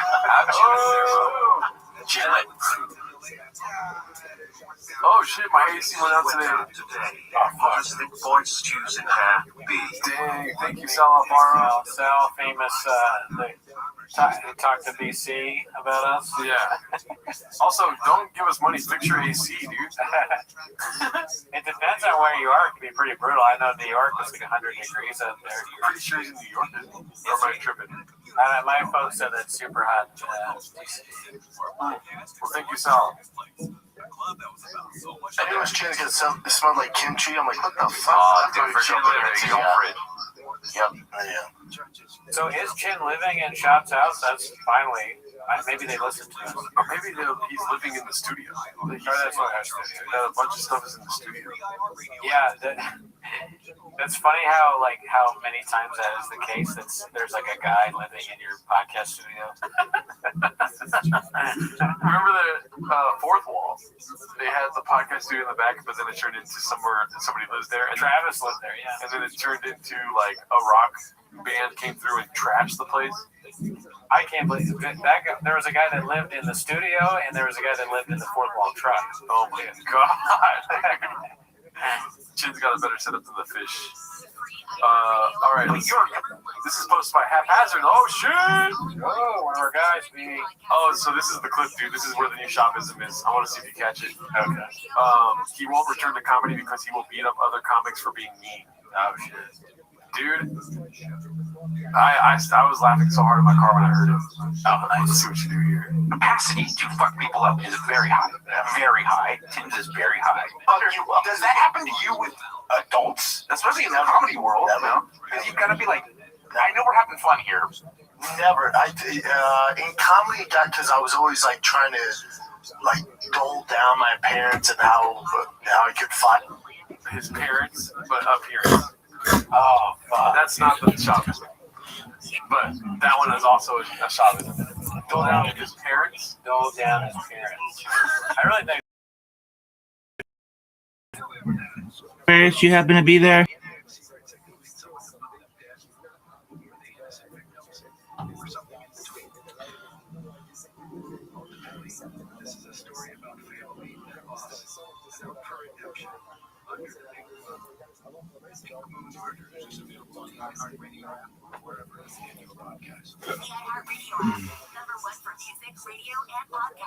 all in one app.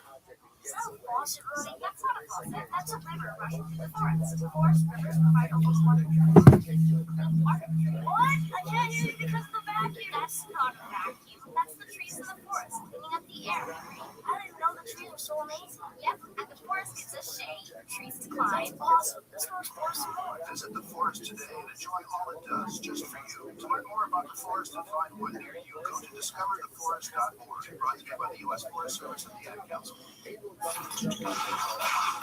Records, milestones, firsts, less, and everything in between. What happened today in sports history on iHeartRadio? Plus, happy to fellow sports fans. It's Andy West. Let's take a look back on this day in sports history. February 9th. We'll start off today in 1966. The NHL doubles in size from 6 to 12 teams when the Governors award franchises to LA, Minneapolis, St. Paul, Philadelphia, Pittsburgh, San Francisco, and St. Louis. Today in 1971, Satchel Paige becomes the first Negro League player elected to the Baseball Hall of Fame. At age 42 in 1948, Paige made his Major League debut for the then Cleveland Indians. Paige became the first player that plays in the Negro Leagues to finish the World Series. And today in 1992, 3 months after his shocking Fuck what they said at all. Okay, so how much money do you have in your checking?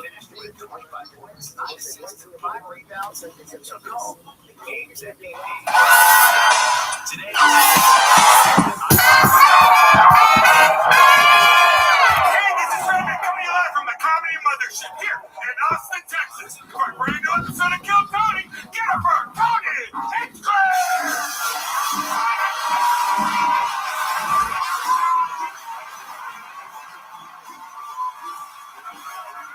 Who's ready for the best fucking night of their lives, huh?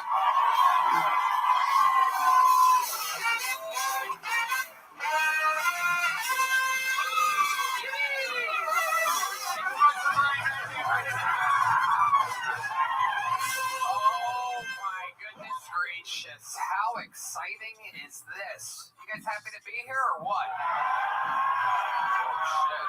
Sounds amazing. We are brought to you by Shopify. This is indeed the #1 live podcast in the world. Before we get to all the chaos, here's a little bit more from the amazing sponsors that made it all possible. We live in Austin, Texas, but we are jumping in a tour bus, ladies and gentlemen, and we are taking the actual Kill Tony show to Houston, Texas, February 28th, and Dallas, March 28th. Go to TonyHinchcliffe.com for tickets right now. Come see an actual Kill Tony show in the great state of Texas. One in Houston, February 28th, one in Grand Prairie, March 28th. TonyHinchcliffe.com. Get tickets now. You guys ready to start tonight's fucking episode or what? Okay, every single week I book this Mamma Jamma. This is just so amazing. 2 of our favorite guests in the history of the show. Make some fucking noise for the great Sal Volcano and Greg Fitzsimmons. Oh my God. Yeah, baby. Greg Fitzsimmons. Sal Volcano. Oh my God. Very exciting stuff, ladies and gentlemen. Sal Volcano is on tour. SalVolcanoComedy.com. He's doing the Ryman Theater in Nashville. He's got a brand new season of The Impractical Jokers coming out on TBS Thursdays. On TBS, and his podcast, Manoosh, is available everywhere. Greg Fitzsimmons, one of the greatest guests in the show's history, touring Fitzdog.com. He's in Philly, Lexington, and Houston. Coming up very soon. How you guys feeling? You excited to be here? So excited. Hell yeah. I'm fucking excited. Are you guys excited? Hell yeah. Let's kill Tony. Are you guys excited or what? These thick Latinas love The Impractical Jokers. This lady is screaming Sal's name over and over again. Little fucking, the tortas love you, Sal. You guys know how the show works. 300 plus comedians are stacked on top of each other in a bar right next door. And if I pull one of their names out of this bucket, our trusty assistant goes, grabs them. They get 60 seconds uninterrupted on stage. You know their time is up and you hear the sound of a kitten. That means they have to wrap it up then, or else they bring out the angry West Hollywood bear, which is just loud and annoying and cuts them off, and then I conduct an interview. We find out more about their real life or their careers or anything really that I find interesting about them.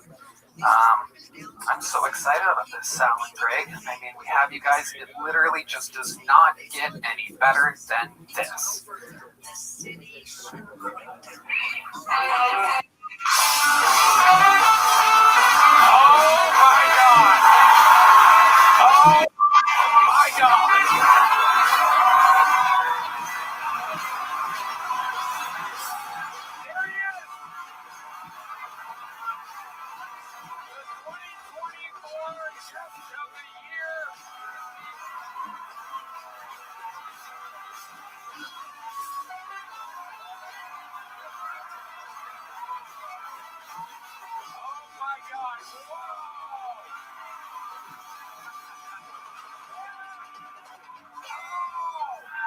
Ladies and gentlemen, it is indeed the 2024 Guest of the Year. Dr. Phil is here, ladies and gentlemen. I'm out of bread, but I brought some treats. We don't need any more red bands out there. Wow. Dr. Phil is throwing out Magnum condoms. One might be open. I got more to the Delta Lounge. We'll hold on to these two for later. Dr. Phil live in the flesh. Literally recognized as one of the greatest guests in the show. Whoa, what was that? Monkeypox? Oh my goodness gracious. We didn't even get to hang out yet. How'd you get those? Wow. Sad to be back, Toad. It's been way too long, Dr. Phil. You've been out selling out all around the fucking world. We did it. We're going to Australia and Canada next year. That's right. Sorry, this year. The Who Is Me tour. Wow. That's a wild thing that's happening. I'm excited. Well, I guess you don't even know. Wow. It's wild how... You do. We're going to keep her right here. Okay. All right. This is very exciting. Dr. Phil is here live in the flesh with Greg Fitzsimmons and Sal Volcano. This episode is brought to you by Shopify. My goodness. I mean, what a start to this show. I mean, that's absolutely crazy. You got fucking joke water? Yeah, we do. Shouldn't quit. We absolutely do. We shake them up before the show to add vibes and energy to the show. It's working and it's squirting. That's what we call that.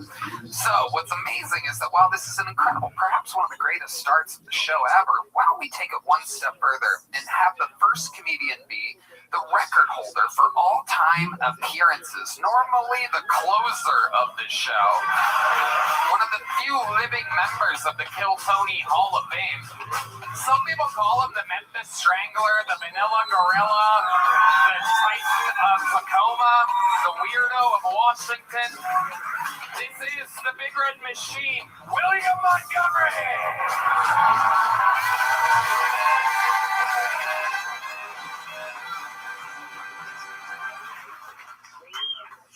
My mother was watching the news the other night and she heard people talk about doxing one another. She goes, honey, what is doxing? I said, oh, it's when two guys get in a ring and punch each other with their dicks. The waiter walks out and goes, who ordered the Amberjack? I raise my hand and he sets it down in front of me. I look and I say, wait, this has whiskers. Have I literally been catfished?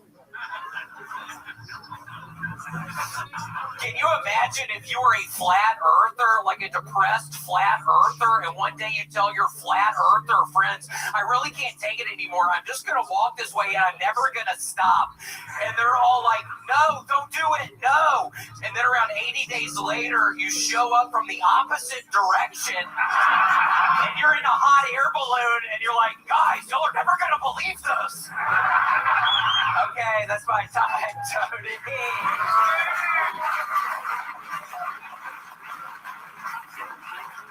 Because the earth is round, Tony. That's why you would show up from the other end. Right.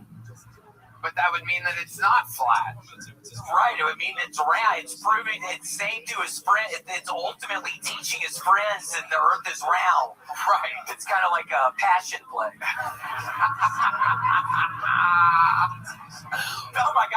I'm so nervous. Seriously, going up first, I love it. It's literally my favorite thing, but I'm so nervous right now. Just normally I have time up there to hang out and whatever, and oh my gosh, here we are. So I love it. I love it. Out of your comfort zone. Proof that you can do it all. You got the show started with a bang. And Tony, I do have to say, I've been in a horrible funk. I'm still actually in a pretty bad funk in my brain, but I've started rowing again. I've done 65 fucking miles the past 6 days, Tony.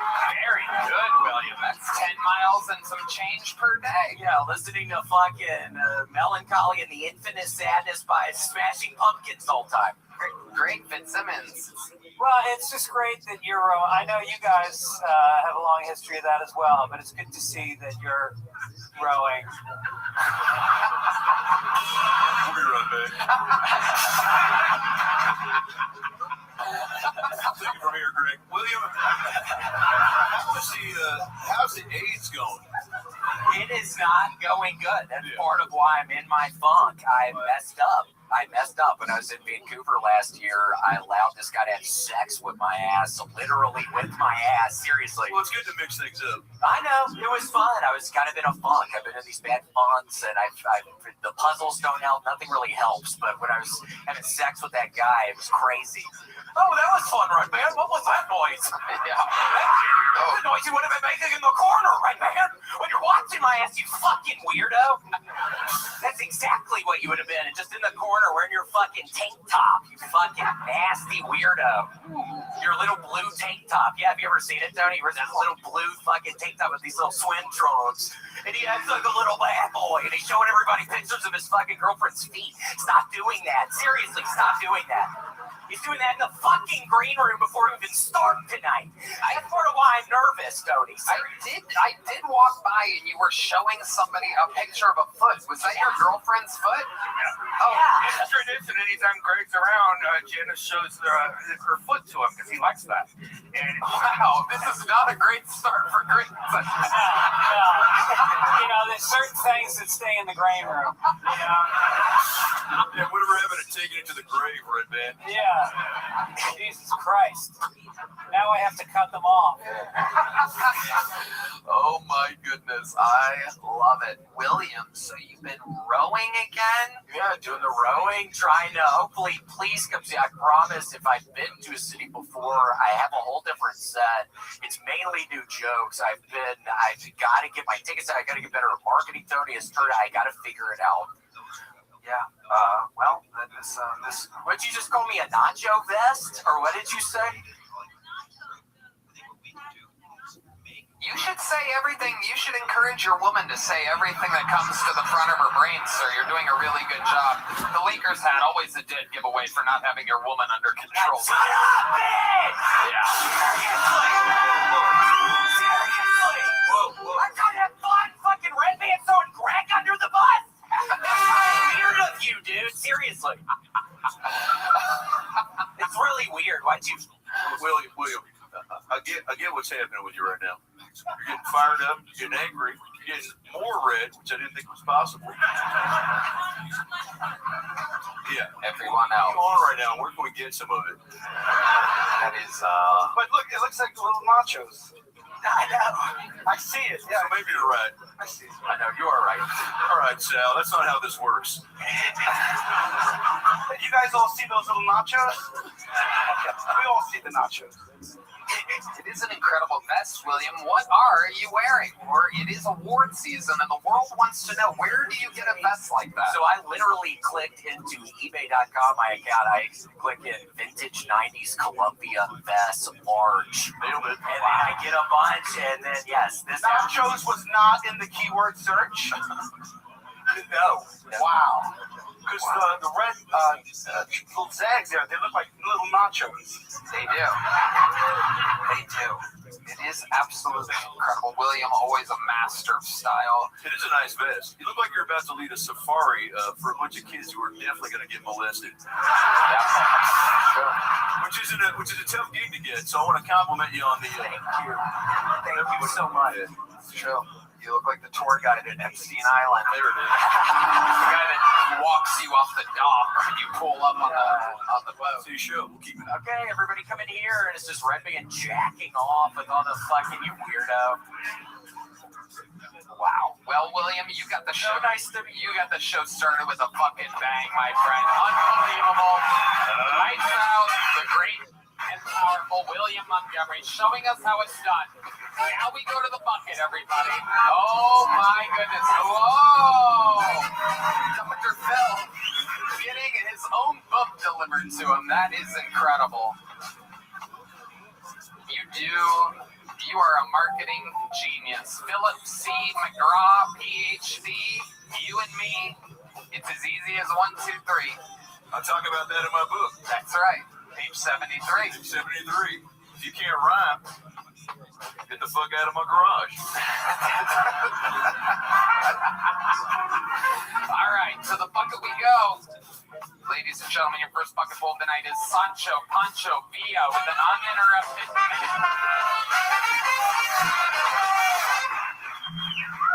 What's going on? Hell yeah. So even though I'm 5'1", I am into taller women. And so that can be hard. So I got these shoes that make me 5'3". Don't believe me, we'll call this mic stand 5'3". And now we're at 5'1". But even with the shoes, like tall women are starting to hit, it's still hard to hit on. Like I was hitting on this one super tall girl, she was like 5'5". And she looks down at me and she's like, boy, you're so short, you would have to go up on me in the bedroom. I'm like, that's a weird way to ask if I keep a stepladder in my trunk. I'm like, girl, what do you think I'm wearing this shirt for? Like, I'm trying to eat my way to your heart, you know what I'm saying? But on the same note, I hate tall dudes who use the short urinal in the men's restroom. Because, like, now I'm over here having a tippy toe, fucking putting my chimichanga on the foot over the rim. Like, how am I going to explain to a girl that I got crap from a men's restroom? Like, it doesn't work like that. Hey, I'm Sancho Pancho Villa. Thank you. That's my time. Wow. Adorable. Absolutely adorable. One of the largest full-grown babies to ever do stand-up comedy, ladies and gentlemen. Giant when it comes to the weight class of babies. Sancho Pancho Villa. You're standing at 5'1", is that what you said? Yeah, 5'3" with the shoes on. 5'3" with the shoes on. Incredible. When's the last time you measured yourself? Like height-wise? Yeah. Funny. Yeah. When I went to get my driver's license. Okay. You got one of those? People normally don't have one of those. Do you have car insurance, Sancho Pancho Villa? Yep, they're USAA. Let's go. Shout out. Yeah, right.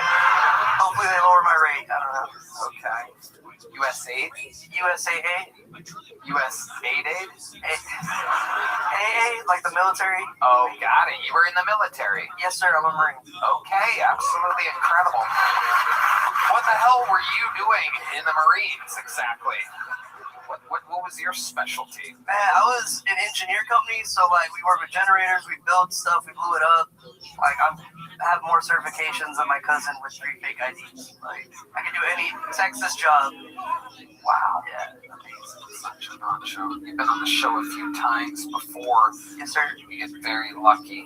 I'm hoping to tonight. God. Now, why the fuck did you do that? Yeah. Because we're pretty much rocking the same haircut. I feel like, come on, like, shit. When did you go bald? Do you mind me asking? Probably when I was like 19. God damn. Yeah, man. Wow. And how did it work out for you? How did you adjust, you know? With comedy. Oh, well, there you go. Still struggling, obviously. So, Sancho Pancho Villa, you went bald at 19, standing at 5'1". What do you think you did in this life or a past life for God to treat you like this? Question, Tony. And he apparently also made you extremely horny. A lot of your act has to do with women. You just said you're hoping to get lucky tonight. When's the last time you got laid, Sancho Pancho? A week ago. Wow, a week ago. Who was this? What was this innocent person? Where'd you meet this person at? Just in my hometown.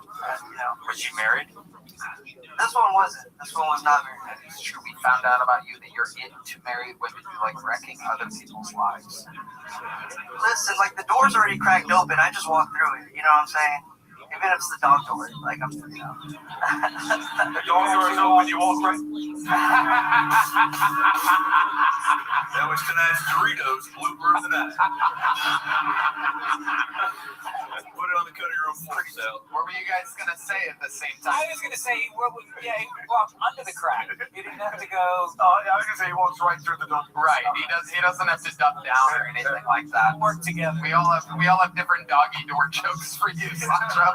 That's a good sign. That's how you know you're a hot dude when you bring up a doghouse and we're all like, you're adorable, Sancho. So you find that there's a lot of girls that are into whatever you are?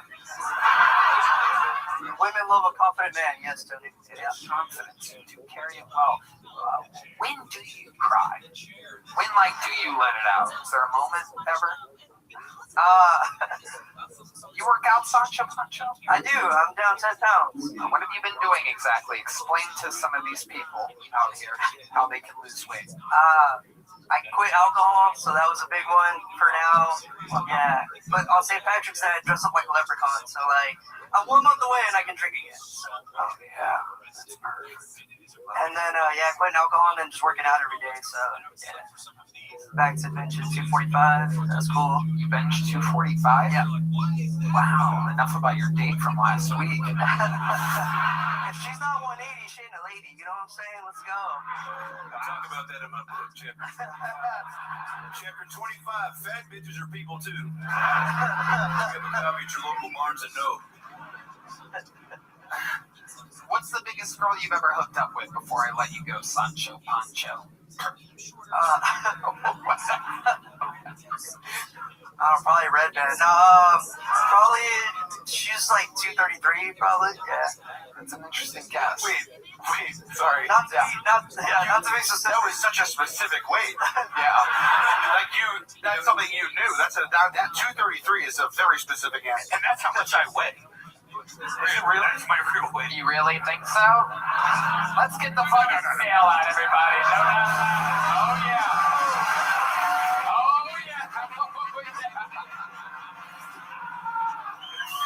Come on, there it is. Oh, it's too good. Come on, Red Band.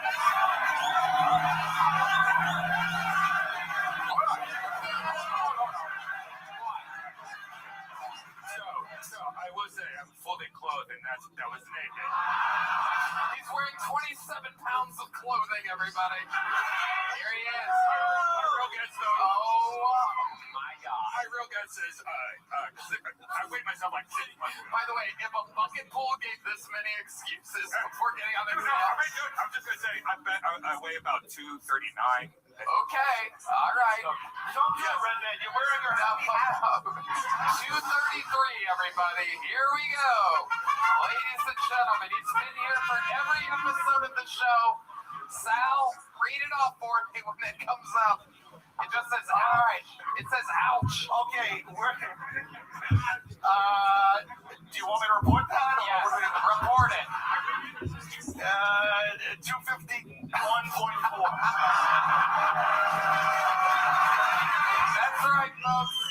He's wearing 17 pounds of clothing. Hey, it's getting cold outside. What do you mean? Sancho Pancho, get on that thing. Let's see what it says. Alright. I'm gonna take my shoes off, though. I'm gonna take my shoes off.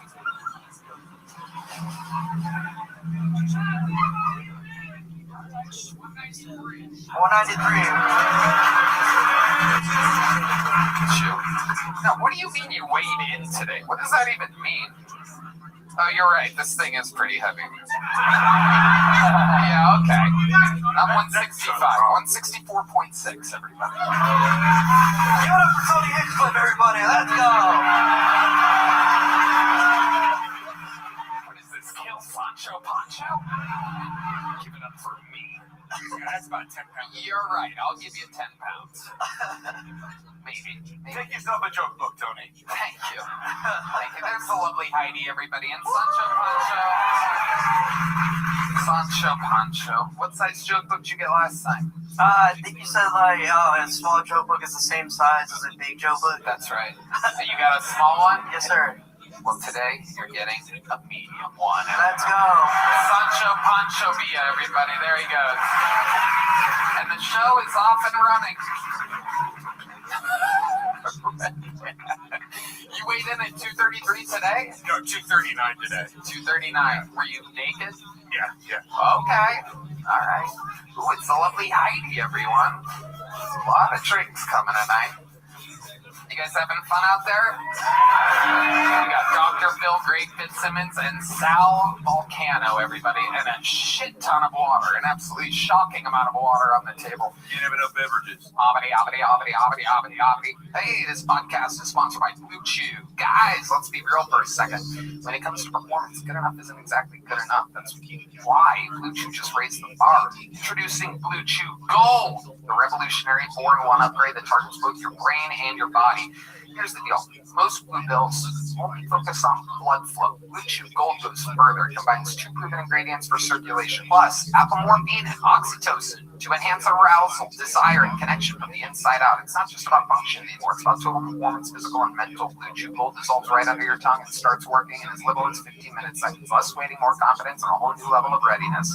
This is the future of performance. Faster, smarter, and precision engineered for results. Get started today at BlueChew.com and see why millions of men trust Blue Chew.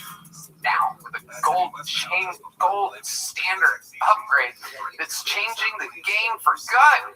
Red Band? Oh, Tony, Blue Chew is providing the best treatment out there. Ladies, if you're listening, send your man the link and make him a trophy husband with Blue Chew Gold. Good Lord. Make life easier by getting harder and discover your options at BlueChew.com. We've got a special deal for our listeners. Get 10% off your first month with Blue Chew Gold with code Tony. That's promo code Tony.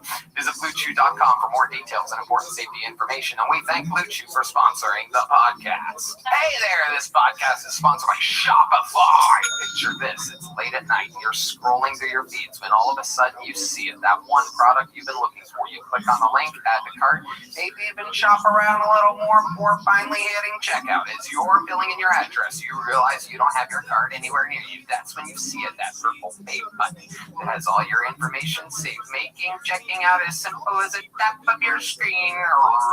Red Band. Shopify is the best business tool out there. See, get started with your own design studio with hundreds of ready-to-use templates. Shopify helps you build a beautiful online store that matches your brand's style. Shopify is packed with helpful AI tools that write product descriptions, page headlines, and even enhance your product photography. Oh, Red Band. Unbelievable. Get the word out like you have a marketing team behind you. Best yet, Shopify is your commerce expert with world-class expertise in everything from managing inventory to international shipping to processing returns and beyond. So, see less carts go abandoned and more sales go with Shopify and their Shop Pay button. Sign up for your $1 per month trial today at Shopify.com/KillTony. Go to Shopify.com/KillTony. That's Shopify.com/KillTony. Shopify.com/KillTony. That's Shopify.com/KillTony. Absolutely. Your next bucket pool goes by the name of Mario Zapata, everyone. Mario Zapata. How we doing, brother? Shit, hell yeah! A lot of crazy stuff going on in Minneapolis. Why's everybody mad at all these sommeliers? Kind of they whine a lot, but that's cool, whatever. Don Lemon recently got arrested. That shit's crazy. Just goes to show you when life gives you lemons, get legal aid. I don't know what he did, but whatever. Alright, buckle in, guys. What is the difference between a Jewish person and an undercover cop? You may never know you were talking to a cop. Thank you. Alright, guys, I think the reason the word retarded is such an offensive word is because so many people are. You can see it everywhere. I saw a school that said, get your MS in business. And I'm like, who wants to run a board meeting with multiple sclerosis? Can you imagine standing in front of everybody going, this company is built on a solid foundation. Alright, Mario Zapata. Is this your first time on the show? It's not. Oh, you've been on before? You look different or something? Yes, I recently started shaving my head because I was looking like Angelica's Barbie doll. Okay. Dr. Phil, it's possible you could do that at any point, Dr. Phil. Yeah, well, if I looked like I was about to shoot up an anthropology store, I'd also shave my head. Now, what I mean by that is you came in hot. For a minute there, I thought you were running for office because you just kept being like, too many Jews, you know? Yeah. And then you said, what was the last thing you said? I think the reason the word retarded is so offensive is because so many people are. Right. Okay, and how do you feel about that joke? Like when you say it out loud to the silence, does it... I'm behind it, dude. I know a lot of retarded people. Sal, what do you think about this guy? Well, I like that you had topical stuff, so you're writing new stuff, and I like that you really went for jokes. You really did. I will say though, you know, I noticed that you told everybody to buckle up before one of the jokes, and then you really, I mean, it really didn't deliver. You know, so I would say just be mindful of that, and you're gonna tell everyone to buckle up, like, because the inference was that you were gonna blow their fucking balls off with this next joke, and then it was really just a you know, a real par type of joke. And so it's funny, I never saw anyone tell anyone to buckle up for this next one, and then basically just it was a very mellow joke after that. That was more for me. It was more for you. Okay, well, buckle up your catchphrase, or did you just feel like coming out saying something sassy? It does feel sassy. I mean, I don't know. Maybe I could use it as a catchphrase. Yeah, buckle up, guy. Hey, buckle up. Yeah, let me just say something real quick. You said to buckle up, and then it felt. I'll agree to disagree, Sal, because I feel like the comedy set was a little turbulent. And when you're on a plane, they tell you to buckle up because things aren't going to go according to plan, which is kind of no, buckle up, folks. Yeah, hell yeah. But you do have confidence, and that's important. I appreciate it. Buckle up, everybody. Jewish people will let you know they're Jewish. Yeah, that's exactly what I was getting to next. You're good at spotting Jews? Is that what? No, they usually tell me pretty quickly in a conversation. They tell you they're Jewish? Oh, yeah. Where are you talking to these Jews at exactly? Wherever I go. Wherever you go. They're everywhere, right? I mean, like, I don't know, like, oh, that sounds bad. Okay. Starting to see why this guy shaved his head all the way. Good Lord. That's what we got. Yeah, keep talking, guys. Why is he right now. Working on it. The amount of there's a 45 itinerant people who entered the room. They're making adjustments. It's like NASA, you know, where they all have the little white coats, short sleeve button-down shirts.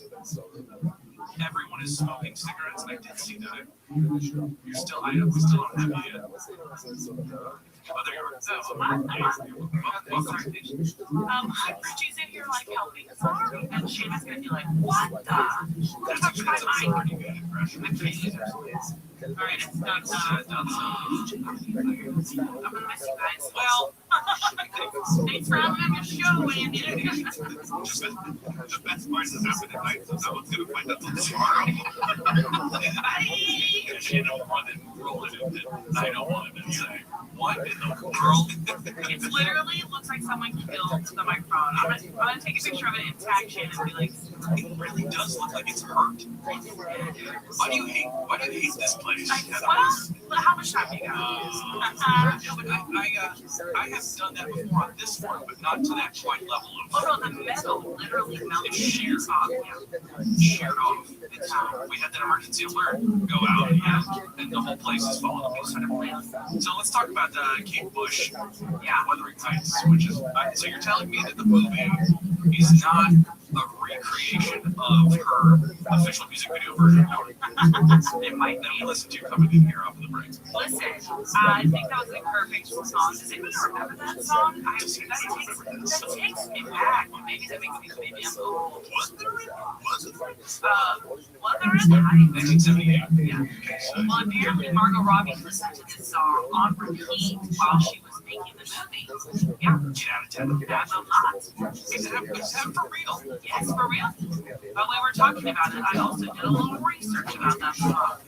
Yeah, she listened to it to get inspiration while she was making the new Wuthering Heights from Emerald to Fennel with Jacob Elordi.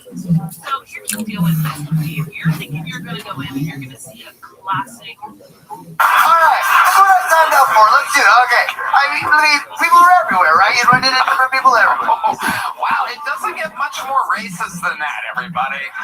But these people are everywhere. I can't go anywhere without seeing these fucking people. Yes. Okay. Mike, How about this? Who's your favorite type of person? Okay, that's a total nice people. direction changing question you just did, Dr. Phil. Let's stick with the Jews here for a second. Shift gear. Okay. Let's not shift at all, Doctor. Let me ask you this. You're seeing them everywhere, this and that. Is there anything you've noticed, a way to spot Jews before they tell you that they're Jewish? No. How long have you been doing stand-up comedy? I've been doing stand-up for 6 years. I've been doing comedy for 12. I used to do music comedy. Okay. Well, you would sing? Yeah. You'd write your own songs? Guitar and stuff like that, yeah. You have any original songs? I do. Okay. What notes are they in? What chord is it? Most of them are in G because it's an open. Okay. You guys want to play an open G? Why don't you sing us something, Mario? Okay. They'll follow you. Here we are, me and my best friend, out at the bar and we're hammered again, and we're talking about all the girls we banged. We both drink until we can't see. Then my friend leans over and he says to me, "Hey, I love you, man. You're my bro." And I'm like, "Yeah, bro.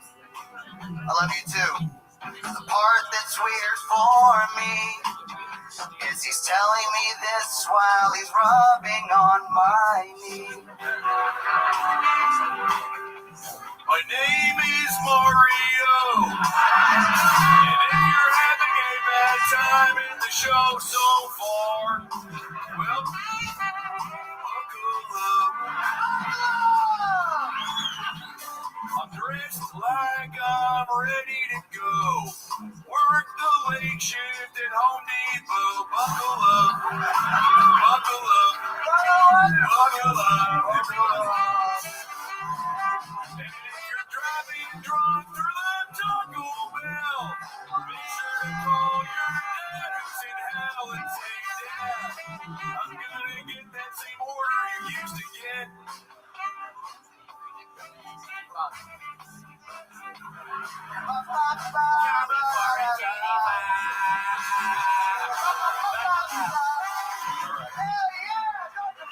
Wow.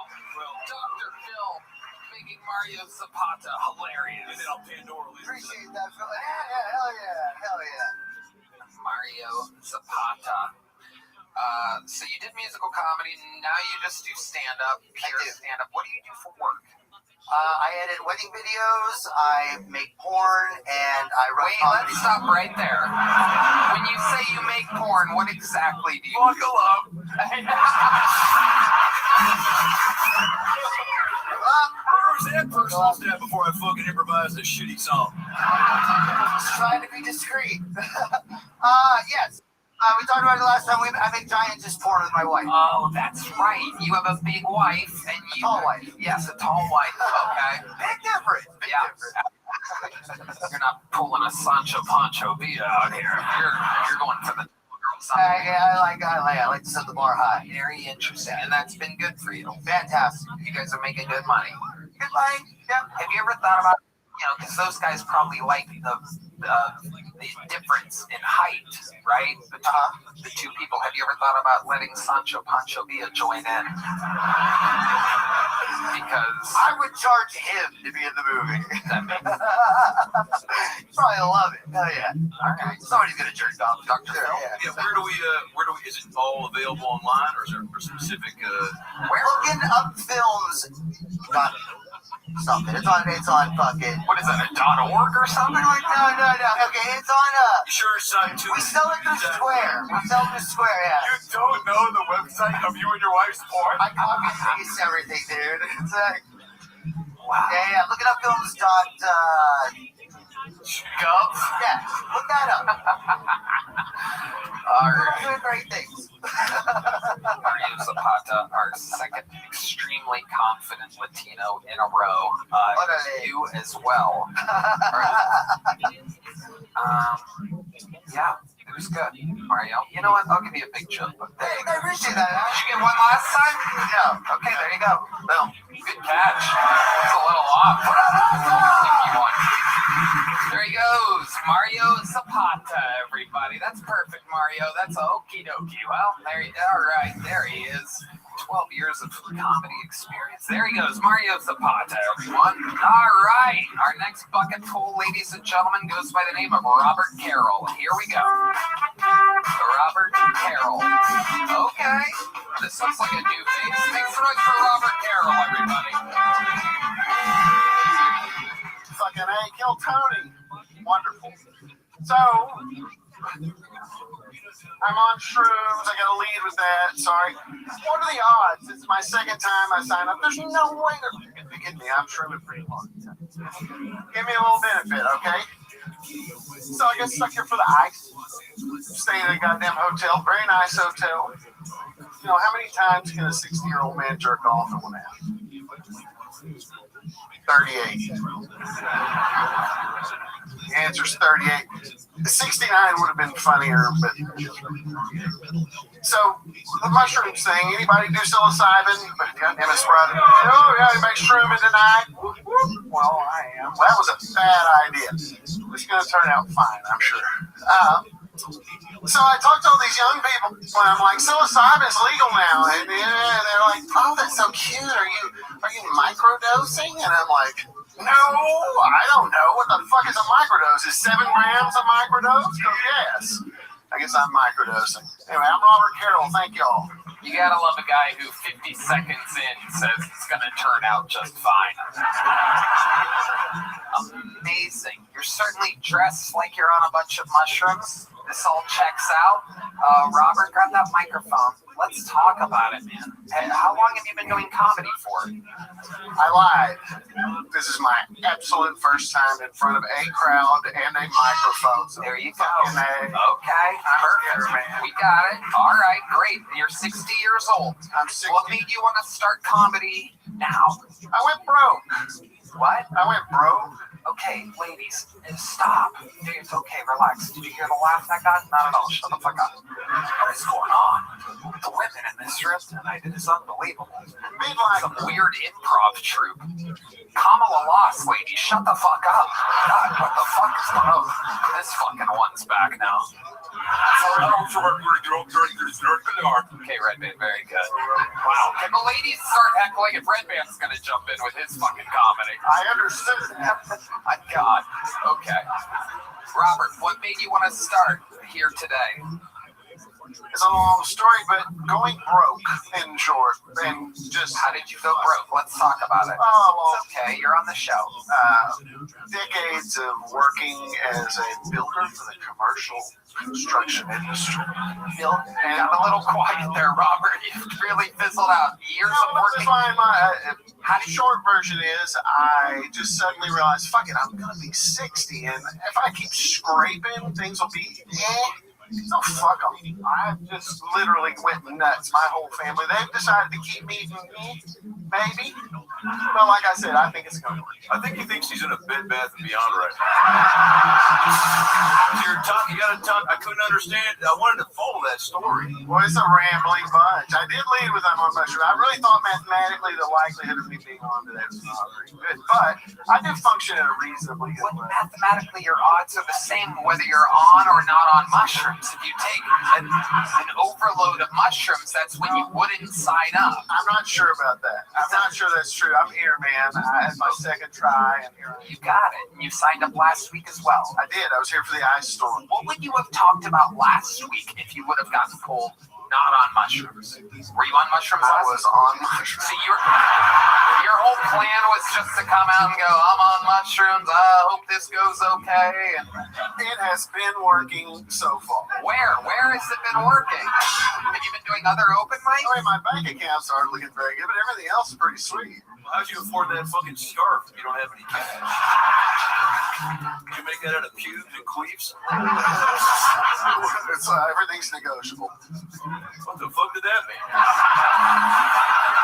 I ain't trying to fucking haggle that from you. An impossible interview. That's a you purchase.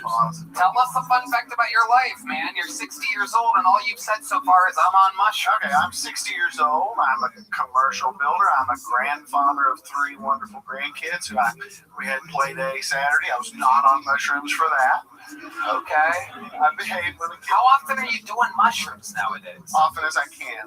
Yeah. I have found that. Are you dealing with some type of trauma or something like that? Aren't we all? Yes. Yeah. Like what? Can you give us something compelling about your life? You have 60 years to reference here. Well, I lost 80 pounds last year. Oh, well, that's... So February the 10th, thank you. And then somebody said, hey, you're kind of funny, and then you're kind of... So I was here because I was working on the show Meemaw with Roseanne. I don't know if it was anyway. I was here as a background actor. I got stuck. Joe Ellis is someone you know. Joe said, hey, you should... Okay, I can't. You didn't know if you were supposed to mention that you did background work on the show Meemaw? Who would want you to keep that to yourself? Excellent point. I'm just trying to follow. I have one other question. Do you put on all the jewels after you take the mushrooms? I was wearing these things before I was doing the mushrooms, but I do wear this pretty well all the time. I mean, I do not sleep. Is that strictly aesthetic, or do any of those things have a certain special meaning? It's probably OCD. Once you start wearing them, then you're like, oh, fuck, I don't have that on. I'm sure my When about in your life did you start doing a lot of mushrooms? Oh, well, I did a lot when I was in college back in the 80s. Talking about this new. Recently, my son just graduated from college, and he's got a degree in engineering. A ballpark. A year ago. Perfect. Let me ask you this. When did you start wearing that type of jewelry exactly? What's around your neck? That type? Probably 2 years ago. 2 years. It was a fade. Does that answer? When did you become turquoise, Mr. T? Cool. Yeah, you definitely got a Jeff Bridges, Jim Henson about to get Me Too to the Wetzel's Pretzels type of vibe. Jeff Bridges and Jeff Bridges, the other guy, yeah. All right, Robert, I've kept you up here way too long. Well, thank you for putting up with the goddamn it snuck in, and you didn't torture me. The crowd was great. I am going to do something. Write a set. Write jokes sometime, and then you'll be back on, and then we'll know something about you. I love that you're on mushrooms, and now we all feel like we're on mushrooms. Yeah, contagious. Dr. Phil's throwing him a Magnum condom. There you go. Probably thinks it's a gummy worm. There you go. There he goes. Drug addict. Robert Carroll, everybody. Wow. Shut up. Amazing. Free kids. There he goes. Hell yeah. There he goes. Yeah, show Joe Biden how to get out of here.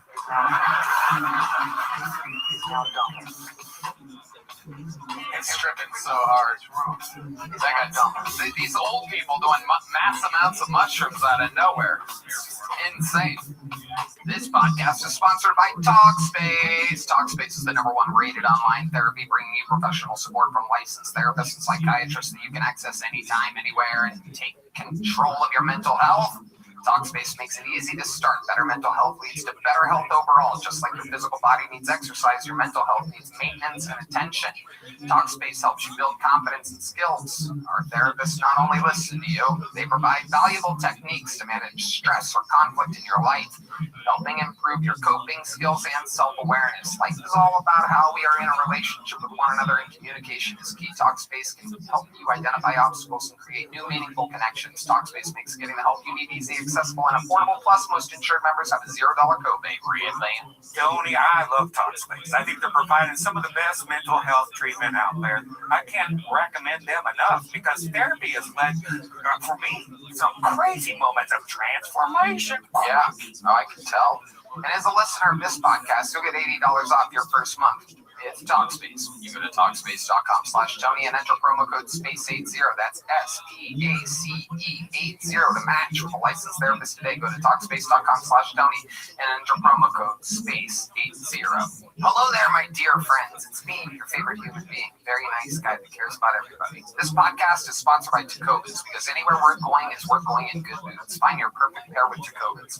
Their boots are handcrafted with over 200 meticulous steps for broken in comfort right out of the box, and their in-store experience is unparalleled with expert staff and complimentary beverages and customizations. Red Band. Tony, I love my Jacobas. I personally wear those rugged Chelsea boots, and I highly recommend getting a pair. You know what? I will. That's an incredible pick. Wintertime is prime boot season, so start the year off right with a new pair of Jacobus Western boots. Not to mention their other apparel. They have elevated leather goods like wallets, belts, and more. Everything at Jacobus is crafted with the same attention to detail and timeless style. Shop Jacobus Western goods online at Jacobus.com or swing by a Jacobus store for the full experience of free drinks, boot shines, and complimentary boot branding to make your pair feel personal. Right now, get 10% off at Jacobus.com/KillTony when you sign up for email and text. That's 10% off at Tecovas.com/KillTony. Jacobus.com/KillTony. See site for details. Jacobus. Point your toes west. Make some noise for your next fucking pool, everybody. It's Tariq Morales.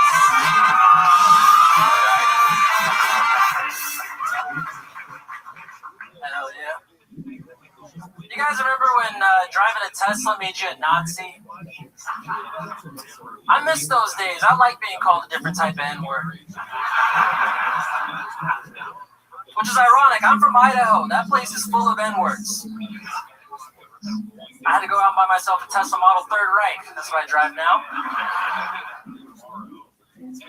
See, this joke is only fun and silly if you can remember that the N-word means Nazi. So anyway, I see this group of filthy fucking N-words coming down the sidewalk. And they were headed right towards me because I was screaming out N-word lives don't matter. Yeah, I hate black people. But not as much as I hate those blonde-haired, blue-eyed N-words. Thank you.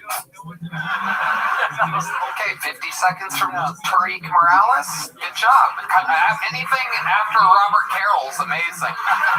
Anything after an old man going, I'm on the ships. That's just incredible. At least you tried, Tariq. Amazing. First time? Second time. Second time ever doing stand-up. What made you want to sign up? No. Second time on the show. Oh, it is. All right. How did it go your first time? It went well, yes. I had a full 60 seconds. It was great. All right. Okay. And how long ago was that?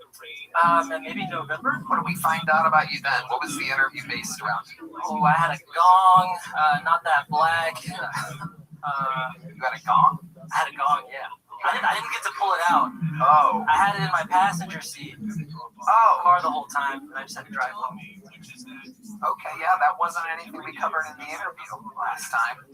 That was in your car. It was. Give us, what do you do for work, Tariq? I work from home, so I'm just like getting paid to be unemployed. What do you do? Honestly, I don't know. Documents, they come Miss in, Aquarius. I hit like green or red. I don't care. And then... Yes. How you living, girl?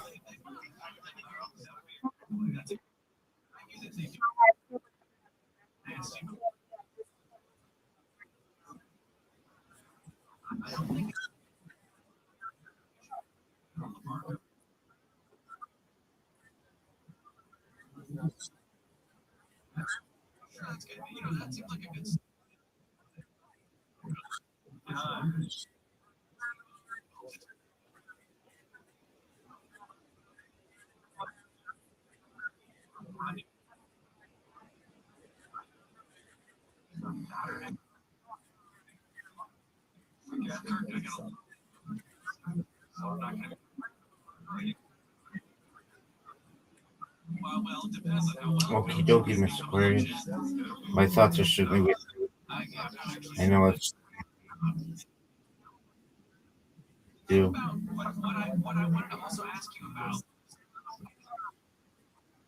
Mr. Aquarius, my friend came in and we were up till like 3 o'clock in the afternoon.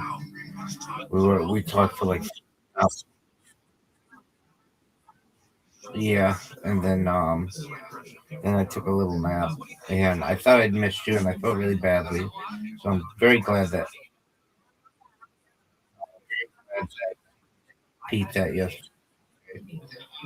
Did you watch any of the Super Bowl yesterday?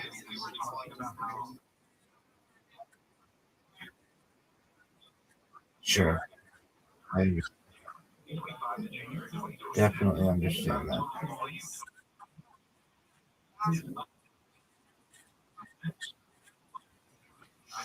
Have those still been doing the trick?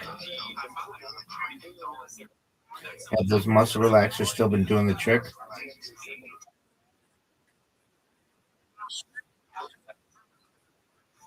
Good.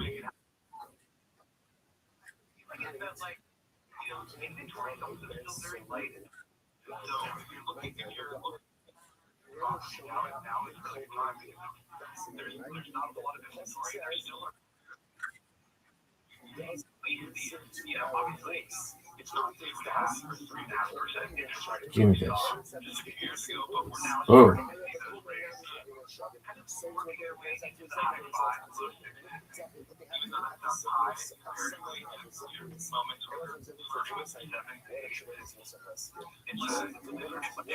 I look back on moments where I was flirting with the sevens and eights, I knew you were going to pick up on that. You really let me into it. Are they? But are they LA sevens, LA eights, or are they Indiana sevens? I don't even think Indianapolis sevens make it to Los Angeles. I don't think they don't let them off the plane. They like check their ID and customs. They say for the term. Everyone's got jumping.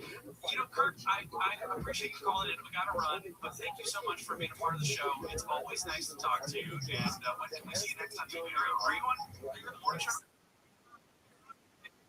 Yes, ma'am. I got to do everything I can to get him back. I um I don't want to be rude to people, and I'm having a good time. And I mean, it's good. I feel it means I've got a lot of friends, and they like spending time with me, so that's good. But man, it can come on, it can really affect me throughout the day. No, that was bad, Mr. Perez.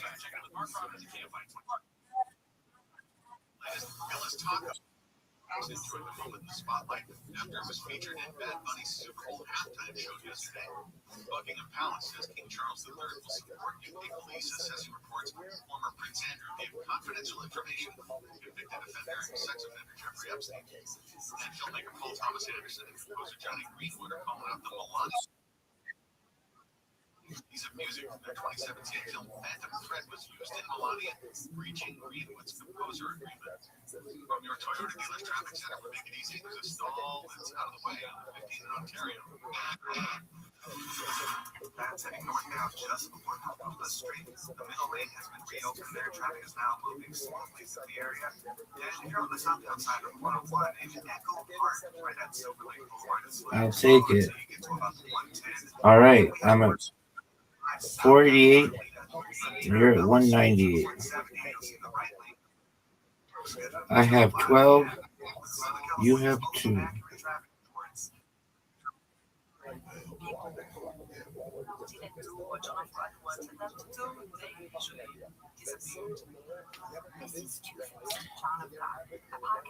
A very tough split. For the folks at home, this might be one of the most difficult splits. But if anybody, it's a prayers, and she's just going to get 2.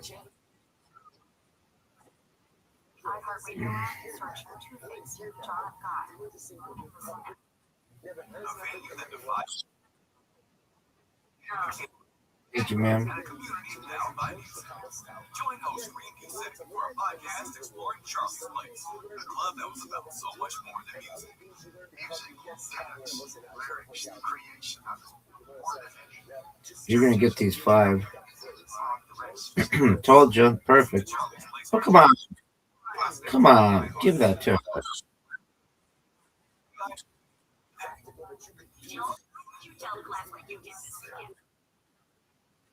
Another one. Look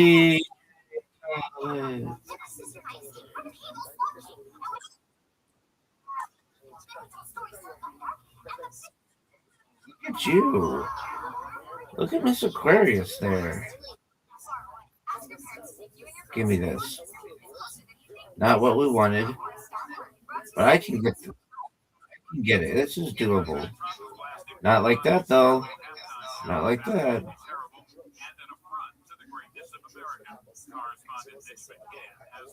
Mr. Trump said nobody understands a word this guy is saying. The dancing disgusting, finding that it was a slap in the face to our country. The White House had already criticized the House decision to ship the Puerto Ricans.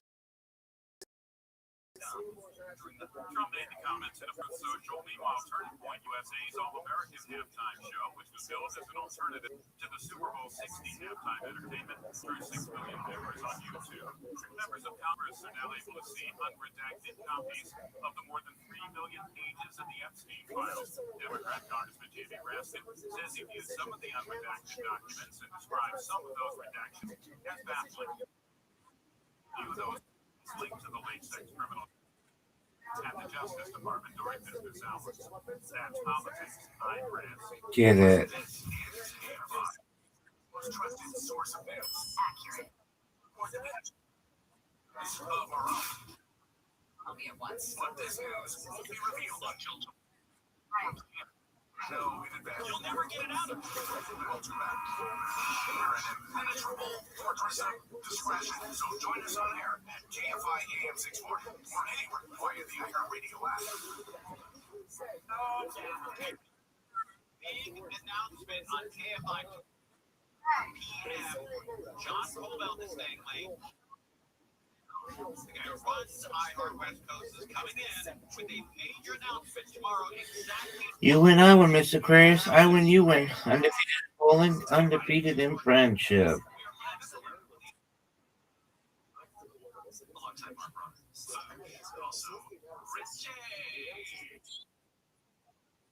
You too, God willing. You as well, darling. That's right. Frankie, you gonna wear your chaps again at the dive bar?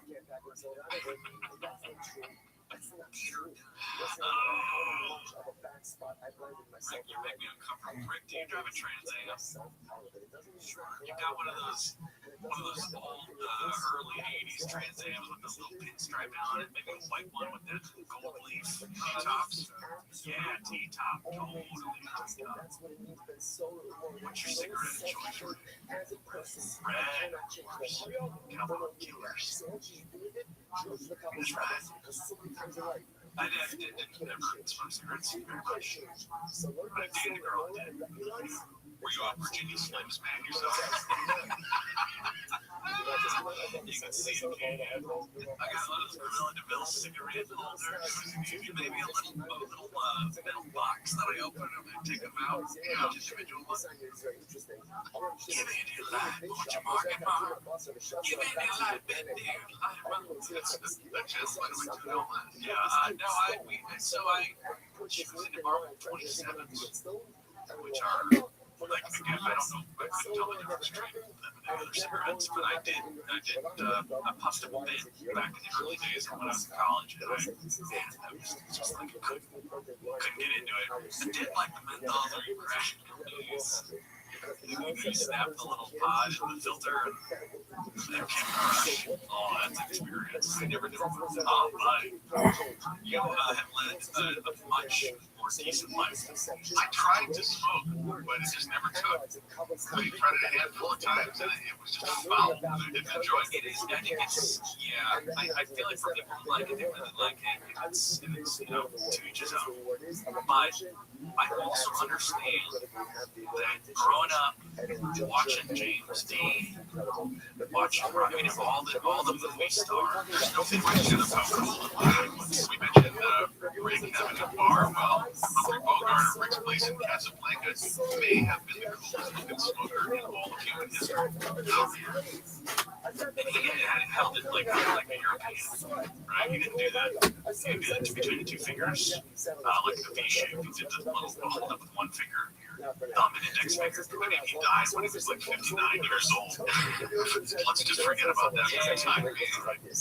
Hey, let's check in on some of the talkbacks, some of the nice things that people are saying. Hey, Andy and Mark. Hey, Here's another great soft rock song you guys can play. okay. Little river band called Reminiscing. Fantastic song. Oh, yeah. Reminiscing. Maybe we'll play it. We'll play Reminiscing and we'll reminisce about when we used to listen to it. Yeah, while I stroke my huge handlebar mustache. I'm glad you ended that sentence with handlebar mustache. Also, why are we working so blue tonight? You're working blue. I hardly know what you're talking about. Hey, way I can get you guys to send my 13-year-old son that message. He's talking about bangs, I think. He's got curly wavy hair, and for whatever reason, has the barber trim the sides and just leaves the top. And I swear to God, I couldn't figure out what he looks like. But thank you for pointing it out. He looks like a freaking broccoli.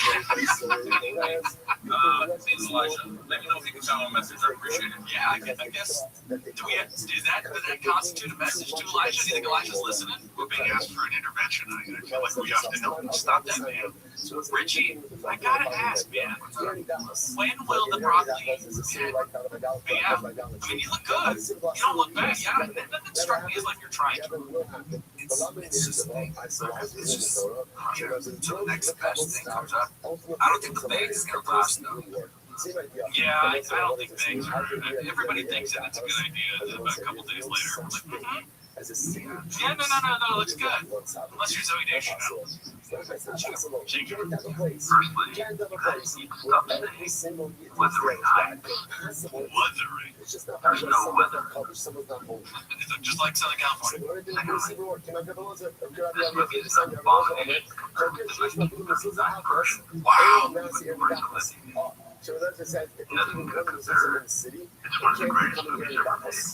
But I mean, Lawrence Olivier. If you're going to play the Olivier card, nothing's going to stand up. But like Jacob Elordi, Lawrence Olivier, I think Jacob Elordi's great. It was really fantastic in Frankenstein. And he's good in Euphoria. He's no Olivier. Come on, he's no Olivier. No, that's correct. Wuthering Heights, not Weathering. Have I been saying Weathering? I thought I did an okay job of Wuthering. I believe it's pronounced Wuthering. Oh, really? Like, no, I have no. Now you know. Are you going to see the movie, Will? I don't think I've read the demographic for that. What do you mean? You don't like love when you get shot in the face or kicked in the head or anything on it. It doesn't seem like my kind of, I don't think that kind of movie, that's for sure. All right, does Tony Jaa, does he take on like half a dozen guys? I didn't see it in the preview, but you know, maybe they're withholding that for the audience. Yeah, I did see the movie Sent Help. Did we talk about this last week? No, that's the new Sam Raimi movie. Yeah, that's fantastic. I want to see it. It was so fun.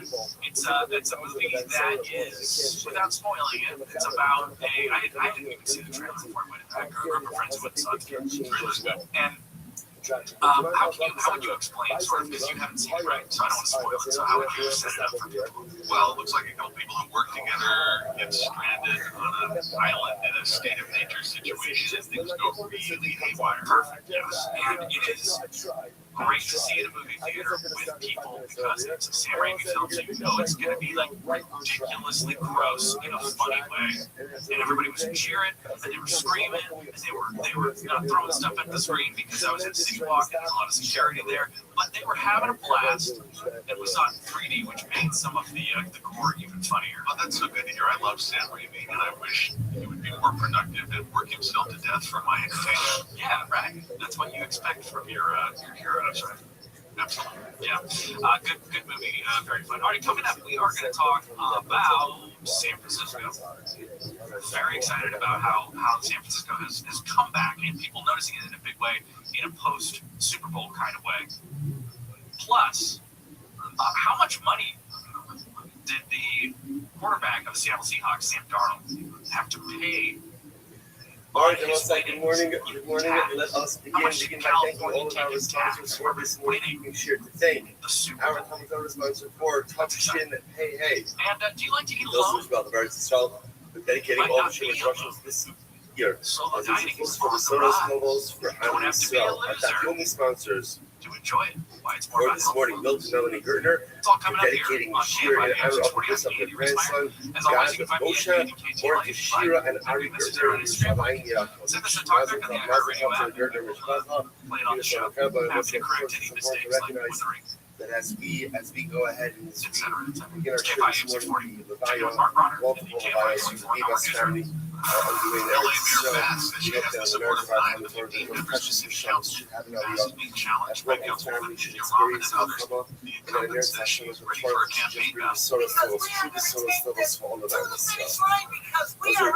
let us begin waiting down the island out 71. We have on island of Israel and Rock. Surprise night entry inquiries for mayor. You filed the run just before the filing deadline Saturday. Up from before the lines get Most political allies over the years. Another company's packing up and pushing the company out of California. The Budweiser plant in Fairfield, just south of Sacramento, will be shutting its doors on February 22nd. The facility in Northern California is one of 3 plants parent company Anheuser-Busch is either closing or selling across the country. The plant in Fairfield has been open for 50 years and employs about 250 people. Company says it's made the move after what they call a thorough review. Governor Gavin Newsom has responded, blaming President Trump's high tariffs for the high cost of doing business. Jason Cappadonia, KFI News. Data from our research shows President Trump's tariffs have had a direct effect on American households. ABC's Karen Travers says they cost about $1,000 According to new research from the nonpartisan Tax Foundation, that cost is set to go even higher this year to $1,300 per household, assuming the existing tariffs stay in place. Tax Foundation also says the federal government collected $264 billion in total tariff revenues in 2025. Some planet weather from KFI, cloudy tonight, some fog, lows in the mid-50s, upper 40s in the IE. Chance of rain tomorrow, and a likelihood of it in the evening. Highs in the mid-60s, most places, 70 in the IE, 50s in the AV. There is a lower chance of rain Wednesday, should be clear the rest of the week, and rain again Sunday. It's 60 right now in Irvine, 57 in Santa Clarita. Bones on the 5, past That's heading northbound from Lake Hughes Road to Vista del Lago. The right lane's off for road work scheduled until 6 in the morning. And as you make your way out of downtown LA on the 10 westbound, that's right at First Street, you'll see a wreck. That's taking up the left lane, causing some cyclical traffic from the 110. And some more road work. This is on the 91 westbound at Riverside Parkland Road to Van Buren. The 2 right lanes are coned off, scheduled until 5 a.m. Southern California's most accurate traffic reports. I'm Pedro Moreno. You know that January was all about big plans. February rolled around and reality sets in. Ultimately worthy of The diet, God. Here's one thing you shouldn't let slide as the year gets going. Your finances. And for a lot of people, getting their finances in order starts with balance. Not just chasing growth, but actually protecting what you already earned. And that's where Noble Gold Investments comes in. For more than a decade, Noble Gold has helped everyday investors add physical gold and silver to their portfolios, bringing balance, stability, and how they reduce exposure to market volatility. And if you're picturing a complicated process, let's not. It starts with a simple conversation about your goals. No pressure, no pushy sales tactics, just clear answers, and a strategy built around what you want to accomplish. So as the year picks up speed, make this the moment you finally get your financial house in order. Visit NobleGoldInvestments.com. NobleGoldInvestments.com. Past performance may not be indicative of future results. Investing in precious metals involves risk. Consult with your tax or financial professional before making investment decisions. $5,000. That's the average amount of money people in the U.S. are now spending on gas in a year. $5 grand. That's crazy. If you drive, you have to download Upside, the free app that gives you cash back every time you get gas. That's right. You can earn real cash back with Upside just by buying the gas you're already buying. You can literally start earning cash back today. I use Upside every time I fill up. I've already made around $200-$300. If you're putting gas in your car anyway, why not get real cash back? If you like free money, download Upside. I'm saving the cash I earned from using Upside to help pay for a vacation later this year. Download the free Upside app now to earn cash back every time you buy gas. Use promo code TODAY to get an extra 25 cents per gallon on your first tank. You can cash out anytime right through bank, PayPal, or a gift card for Amazon and other brands. Just download the free Upside app and use promo code TODAY for a 25 25 cents per gallon bonus on your first tank. This code today for 25 cents per gallon bonus. 0% APR, no payments for 90 days. Trophy Kia of Carson. KiaofCarson.com.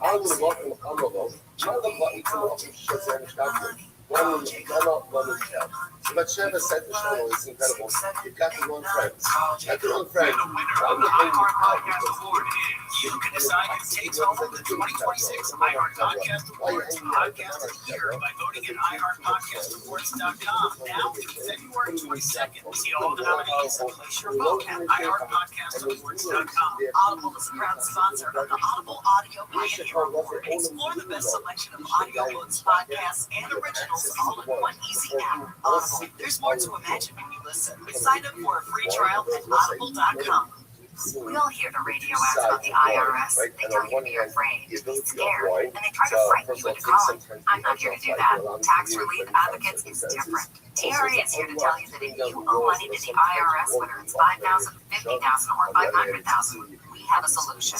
It doesn't matter if you're sitting in your car, at work, or with your kids. No matter where you are, call now. 800-506-9295. Don't lose hope. TRA can eliminate or reduce what you owe to the IRS. Generous programs are now available that can give you a fresh start. Our passion is taxes and helping individuals fix their IRS problems. We have over 1,005 reviews on Google and an A+ with the Better Business Bureau. You don't need to be afraid of the IRS any longer. End your tax nightmare today by visiting us online at TRA.com or call 800-506-9295. That's 800-506-9295. Tax Relief Advocates. Real solutions for real people. Run a business and not thinking about radio? Think again. Because more people are listening to the radio on iHeart today than they were 20 years ago. And only iHeart Broadcast Radio connects with more Americans than TV, digital, social, any other media. Even twice as many teens than TikTok. And that reach means everything. Just think about the universal marketing formula. The number of consumers who hear your message times the response rate equals the results. Now let's get those results growing for your business. Radio's here now more than ever, and iHeart's leading the way. Think radio can help your business? Think iHeart. Streaming, podcasting, and radio, where the reach is real. Let us show you at iHeartAdvertising.com. That's iHeartAdvertising.com. Or call 844-844-iHeart. One more time, just call 844-844-iHeart and get radio working for you. iHeart Radio. Olympics update. Team USA is looking to add to its figure skating success at the Olympics. That's as Novak enters Gorbachev and Ilya Malin will begin competing in men's singles on Tuesday. Novak says his late parents will be with him when he takes the ice. Brought together to this moment. The top 24 skaters in Tuesday's short program will advance to the free ski on line. For NBC's live coverage from Italy, search Olympics on the free iHeart Radio app. AM 640. iHeart Radio station. More stimulating talk.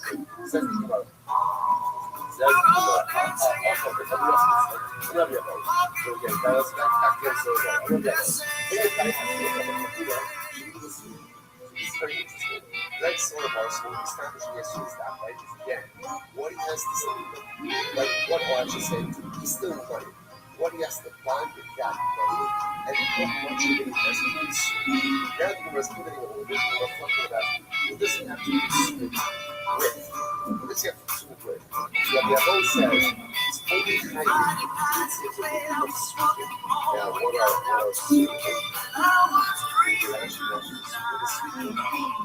it's like 4 females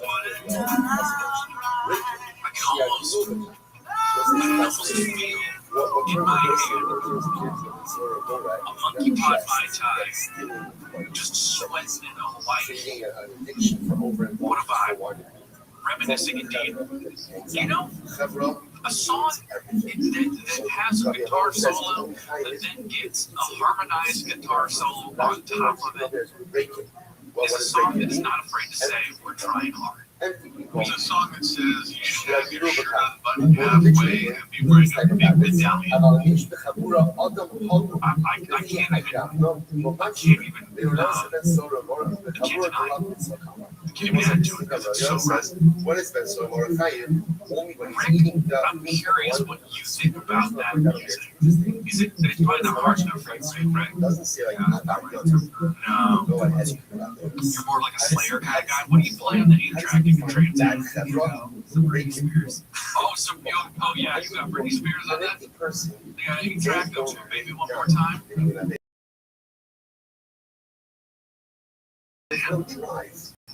I just flicked my cigarette across the room. I hope it doesn't catch on fire. We already broke the microphone. We can't have arsenic as well. Did you guys see what happened to Lindsey Vonn? There's nothing. I don't want to step on your material, but yeah, that's brutal. Oh, boy.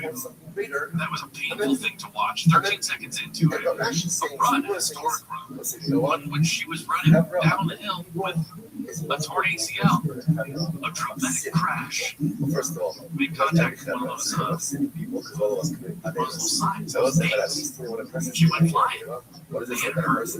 Three medalist Lindsey Vonn crashed. We watched now the photos of that incident. USA Today says Vonn cut the fourth gate with her right arm. She hit the snow, remained there until she had to be airlifted off the mountain. In a statement, the U.S. snowboard team said Lindsey Vonn fell in the Olympic downhill and will be evaluated by medical staff. Thank you for that statement. I'm glad we read that. That was very important. She fell. That is an understatement if there ever was one. She ate it. She went tumbling, stumbling, head over heels. Tears for fears. One of those thrill of victory, agony of defeat type of falls. Oh, I mean, there was just mostly defeat. And she lay there afterwards, and as someone who has had a knee injury before, that is the kind of pain. Lower back injuries, knee injuries, the kind of pain that you just cannot. It's like a peril you can't even move. And they bundled her up in one of those toboggan situations of sled, the sled where they wrapped me up in that helicopter. They took her away like that. It was like, she now says that she posted about it on Instagram. She says that she has no regrets. Her father says he wants her to retire after the crash, but she says she will do it again. And after surgery, she will have to have multiple surgeries going forward. The 41-year-old has had other incidents in the past. Continue to reiterate that it indeed is a dangerous sport. It wasn't a storybook ending or a fairy tale, it was just life. In downhill ski racing, the difference between a strategic line and a catastrophic injury can be as small as 5 inches. I was simply 5 inches too tight on my line with the right arm hooked inside the gate, twisting me and causing a crash. And she says her ACL and past injuries had nothing to do with the crash whatsoever. She fractured her tibia. She's stable, but she says she's going to have to have multiple surgeries there to fix it. Winter Olympics been kind of interesting, and I had not really watched much of it, but we had NBC on before the Super Bowl history. They were playing a bunch of stuff, including Lindsey Vonn's accident, which we watched unfortunately over and over again. But they also were playing the figure skating, team skating, which I didn't ever realize there was so much drama. I mean, obviously, you don't know the Nancy Kerrigan story, you know the Tanya Harding story, but since then, these are some divas, boy. Especially the men. Number 3. It is like even if you have a whole couple of speaking, but you need to best in song, it's not a problem. It's not going to come as a ROI. Who did win a gold, helped the U.S. win a gold medal yesterday. This man is called Quad God. Have you heard about this guy? He's an unbelievable skater. Quad God. Yeah, because he can do it. I don't know if based on the interviews that I saw with this man, I would not be surprised if he came up with a nickname for himself. He's very good. He's an exceptional athlete. He can do things that no one else on the planet can do. Quad God comes from the fact that he can do multiple tricks 4 times. Like he can spin 4 times. He can do a triple X. You know, people do triple X. He does a quad X. He does a flip.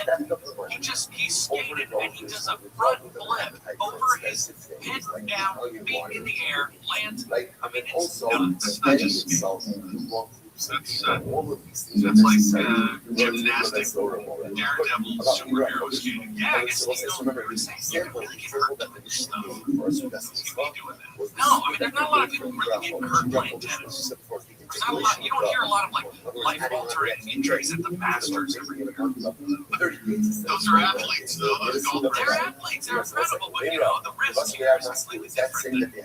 I mean, the downhill skiers are going 80 miles an hour with their bodies on skis. I don't like going 80 miles an hour down the 134 freeway.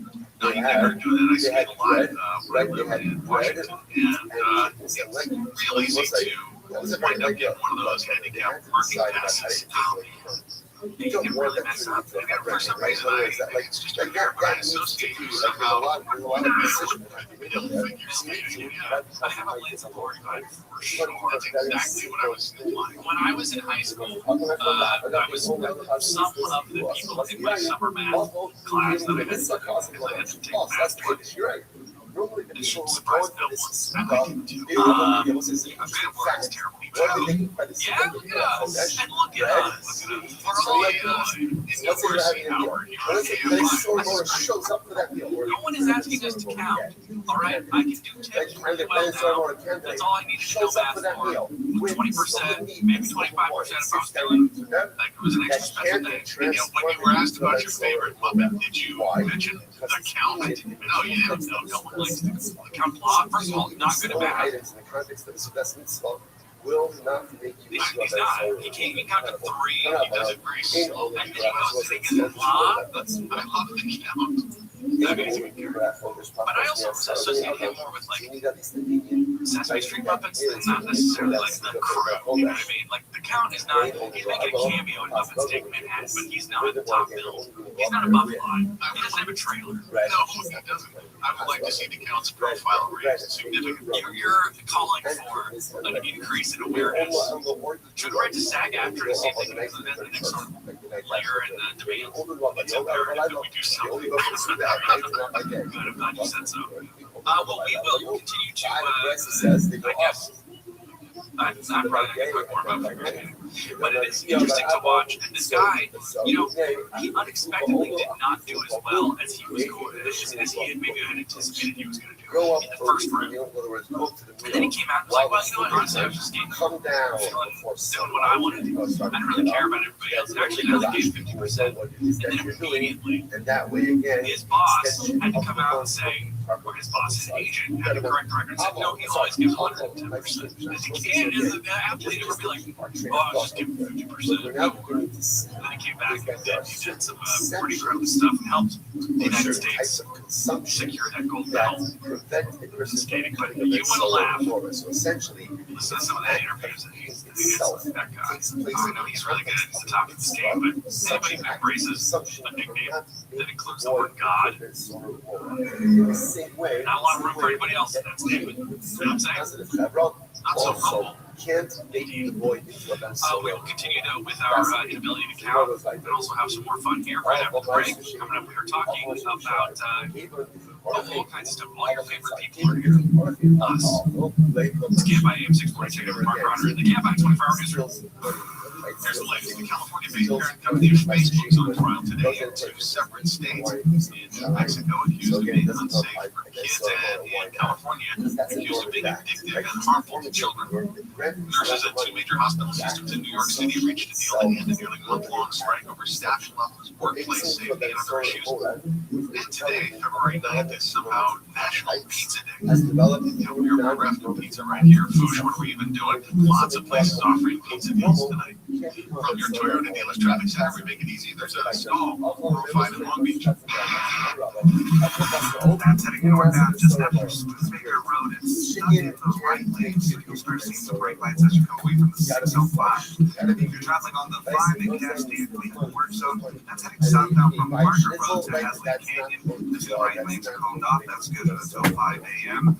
And some road work on the 10 eastbound in Fontana from Sierra to Riverside Avenue. That has the 2 right lanes off limits. That's scheduled to be reopened at midnight. With Southern California's most accurate traffic reports, I'm Pedro Marino. This report is sponsored by iHeartAdvertising.com. Run a business? Not thinking about podcasting? Thinking it. More Americans listen to podcasts than ad-supported streaming music from Spotify and Pandora. And as the #1 podcaster, iHeart's twice as large as the next 2 combined. Learn how podcasting can help your business. Call 844-844-iHeart. Wake up call with Amy King. KFI Radio, this is Mission Control Houston. Please call station for voice check. Station, this is Amy here with KFI Wake-Up Call. How do you hear me? I can hear you loud and clear. Wake Up Call with Amy King, live 5 to 6 a.m. on KFI and on demand anytime on the iHeartRadio app. Glenn Newsom doesn't want you to know about him. Such a great headline and a good read. An example of why I've been checking the California Post app, and it's become part of my morning routine. I've read the New York Post for years, and now they're on the West Coast as well. It is the best in news, sports, entertainment, and politics, but through a local California lens. The California Post is unafraid to tackle big stories and offer a provocative take. It is so entertaining and keeps you in the news loop. The app is free for your smartphone. Check it out at CaliforniaPost.com. These days, it's getting harder and harder to trust what you see. Wait, is it real? But with iHeart, everything you hear is guaranteed human. That's why 78% of listeners trust their favorite radio hosts' product recommendations. And if you own or manage a business here working to drive sales, that trust goes a long way in creating your future customers. Make iHeart Media a part of your 2026 plan today. Call 844-844-iHeart. Again, that's 844-844-iHeart. Like weekends, like coffee, new year, new goals, new confidence. Stop hiding varicose or spider veins. West Medical offers minimal waivers and things that are quick, effective, and downtime. Most insurance plans cover pain treatment and will verify your coverage for free. Call 1-800-WEST-MED today for your free vein screen. That's 1-800-WEST-MED or visit westmedical.com.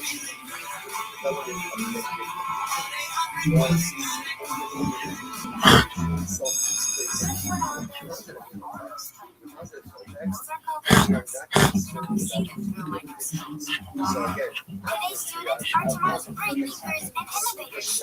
Right now, there's a funding crisis in public schools. Donors Choose is a nonprofit that lets you support students and teachers in your community and beyond. You can provide pencils and paper, help the music class play a guitar, or even a science project for a classroom like mine. Learn more at DonorsChoose.org. Do you owe back taxes or have unfiled tax returns? The IRS won't wait until they get your money. Here's great news, fresh from those in the know. Major changes have happened at the IRS. If you owe more than $10,000, you may be eligible for a 99% reduction of what you owe. Haven't filed a return for a while? They are happy clients are talking. The IRS was going to levy my bank account.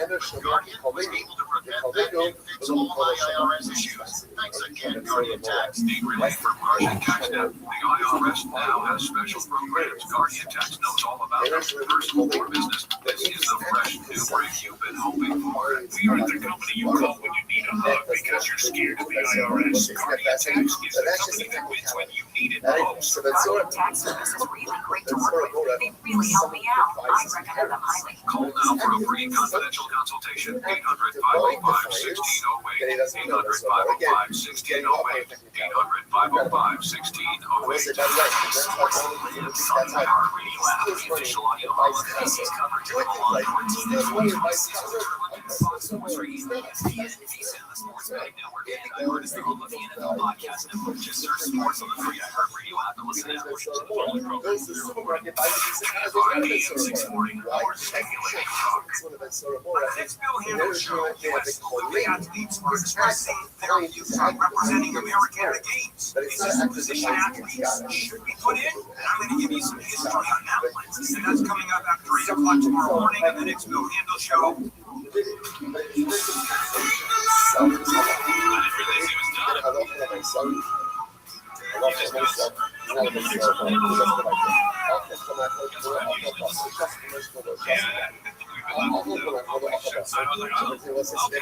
It's my turn. Thank you so much. Stand by AM 6 for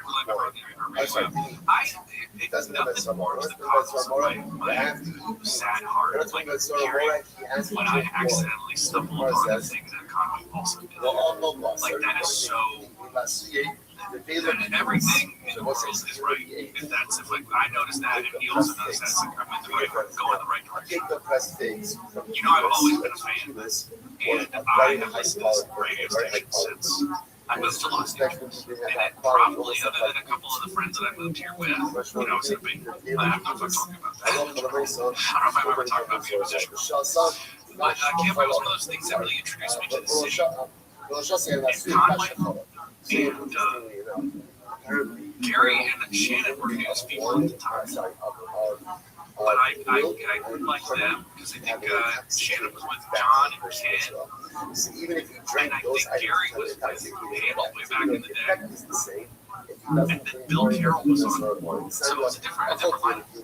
But there was this just like kind of cool subversive LA thing happening. And I remember when Conway would come on and I'd be driving home from work late at night, you know, it just felt like there was this like crew, this like club of people who just sort of weren't colleagues. They weren't all the a-holes while I was working with every single day. They were just like real people who were making each other laugh and talking about what was happening in LA. And I thought, that's a pretty cool start of all. And so when I left, this was the first time I did some talk shows and stuff. And as I told you, I worked at Larry King's talk show. I did a bunch of travel shows. I worked with William Shatner. I worked at the same place that Regina D'Agostino, now Regina Santos, or then Regina Santos, worked, and she worked with Jessica Turner. And I bumped around a lot, but everywhere I went, I thought, if there's a way that I can kind of capture that energy, the way that everything is like smart but funny, a little like nobody takes themselves too serious. If I get to do that the same way that they do in Conway, the same way they get to do that on many other shows on cable, that'd be pretty fun. And eventually I got back to KTLA after having done a bunch of different random talk shows, comedy. I worked for Hot Wheels and did their YouTube channel. And I got to KTLA and they were having me in to help work on this daily live show that was on from 12 o'clock to and we had no budget. There were just 4 of us in one room that was smaller than the room that I'm right now, which is a studio, nice studio, Cafe. But this was a TV setup. There were lights, monitors, computers, and the whole idea, we didn't have teleprompters, the whole idea was to just try to do our best to talk about what was going on. And specifically, doing the same kind of honest and frank and authentic and a little subversive way that they did at Campus. And so I did that, and I got to do that eventually. You know, now I work at Retail in the morning show and still trying to keep that energy going. And, oh my God, a year ago, probably almost now, more than a year ago, started talking here to Camp I and said, come on and do a weekend show. And ever since then, been able to hang out here with you and fill in and meet Ronner and meet Foosh and meet all these people I listen to every day for years. So I get to come in here and I get to talk to them. So I'm just very appreciative of that. So I'm very thankful. And I don't know why I started going down this direction, but just a cool moment to listen to Hamill to come in off of that break and just like see you, Foosh, and see everybody. So it's fun stuff. So you still don't get the free element. What is that about? I've been asking to. Maybe Savandra has been selling someone and lean on him. Let me think he'll be the first to cry. And I think he ordered some of that stuff. Well, then what he eats, you know, I mean, food, he eats a lot of interesting food. So he's probably got to, like onions or tops food. You think he does a lot of onions and garlic tops foods? Yeah, totally. He seems like he probably has one of those stainless steel dishes that build himself because we can't fry him because of the allium. In his diet. Those are onions and garlic. Walk out with is patchy. Right. Because again, here I was eating that. Isn't that right? Wait, I don't get onions, allium. The reality is, let's talk about property tax. That's always fun. Because that means it's not just about the candidates in November. You'll also weigh in on new ballot measures as well. Yeah, one proposal that just got the green light from the Secretary of State would exempt homeowners 60 and older from paying property taxes if voters approve it. ABC 10 state voters pay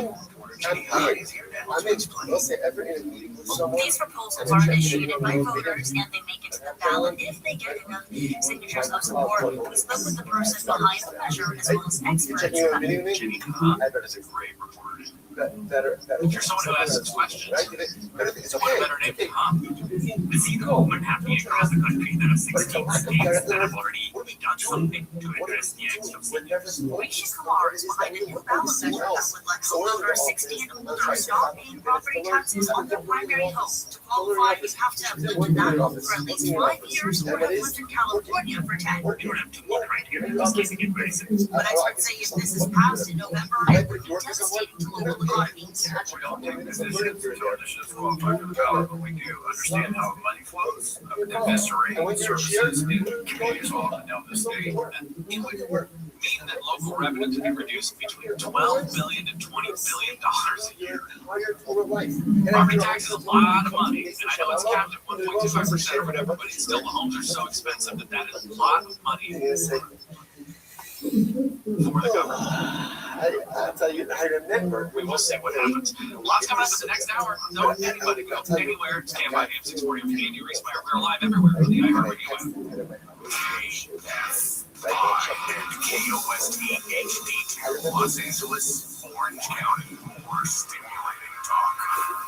Possible landmark trials over social media's effect on kids. Landmark Bronner, live from the KFI 24-hour newsroom. Trials over social media are underway in California and New Mexico. NBC's Mike Dubusky says the New Mexico case examines whether Meta's platforms, including Facebook and Instagram, did enough to protect younger users. Prosecutors in the case say the algorithms used by Meta's platforms created a breeding ground for predators to target young people. Experts say the case could give states an illegal pathway to go after social media companies over how their platforms affect children. Meanwhile, an LA trial started opening statements in a case brought by a 19-year-old about whether common social media platforms are creating addictive behaviors in children. Pharmacy and lab workers have joined the strike against Kaiser Permanente across Southern California. Members of the United Food and Commercial Workers Union have walked off the job as more than 30,000 nurses and healthcare workers entered their third week of the mega push. This worker tells KTLA strikes over unfair labor practices that stall contract costs. It's definitely scary. A lot of us know that this is our sole job, this is our sole income, and also too, a lot of patients are not getting the care they require right now. Kaiser says patient care is under control and costs are necessary and counterproductive. At least one state lawmaker refused to get into the fight between LA Mayor Bass and the LA Times. State Senator Scott Wiener from San Francisco is behind a bill that would allow the California Attorney General to sue big oil companies after major disasters like the massive and devastating fires in Los Angeles. The LA Times says LA Mayor Bass wanted the Palisades fire after actions were softened before it was released, and Wiener doesn't want to talk about it. Meanwhile, Mayor Bass is denying the claims made by the Times, but the Times says they stick by their reporting. Jason Campanoni has KFI News. Today show host Savannah Guthrie has made a new video about the search for a missing mother, Nancy. She says the family is in an hour of desperation. If you see anything, if you hear anything, if there's anything at all that seems strange to you, that you report to law enforcement. Guthrie didn't mention a second ransom deadline in the video, but it has passed with no development. Says her family still believes their 84-year-old mom's out there. Jeffrey Epstein's longtime girlfriend and accomplice Ghislaine Maxwell has been to the fifth ever deposition before the House Oversight and Government Reform Committee. Obviously, it's very disappointing. We had many questions to ask about the crimes she and Epstein committed. Committee Chairman James Comer says Maxwell's attorney told the panel she would have provided testimony if she'd been granted clemency by President Trump. Comer says she doesn't think she deserves it.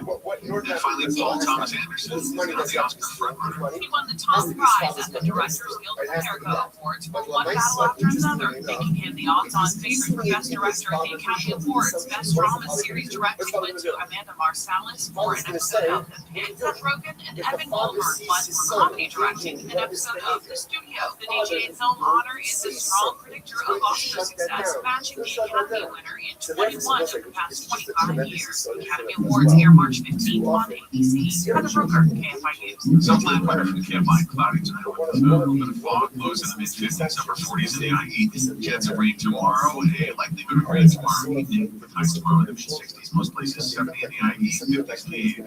A lower chance of rain Wednesday. Clear skies the rest of the week. Mid rain might come back on Sunday. It's 60 in Orange right now, 60 in Villa Park, 61 in Sherman Oaks, 60 in Compton. And there's some cones on the 105 in Lakewood. That's heading westbound inside. What actually is going to be from Crenshaw to the 405. You see the two right lanes coming up, scheduled until 5 a.m. So expect delays as you travel on the 605 southbound in Santa Fe Springs. Right at Telegraph, we have a car fire that has the off-ramp closed off. That's slowing you down from about Slauson. If you're making your way on the 10 westbound in downtown LA, right at Hoover Street, looks like the crash there is just out of the two left lanes. Still seeing the slowing as you make your way through the 110. If you're on the 5 southbound in Arleta, there's some road work. From Terravella Street through 170 that has the right lane closed off, scheduled until 5 a.m. Southbound 14, that's going to be in Lancaster. Closure, that's due to road work from Avenue F to Avenue H. All lanes closed off till 6 a.m. And if you're in Riverside, expect some slowing on the 91. That's westbound from Adams Street to Van Buren. Two right lanes closed off there, scheduled until 5 in the morning. Southern California's most accurate traffic reports on Pedro Moreno.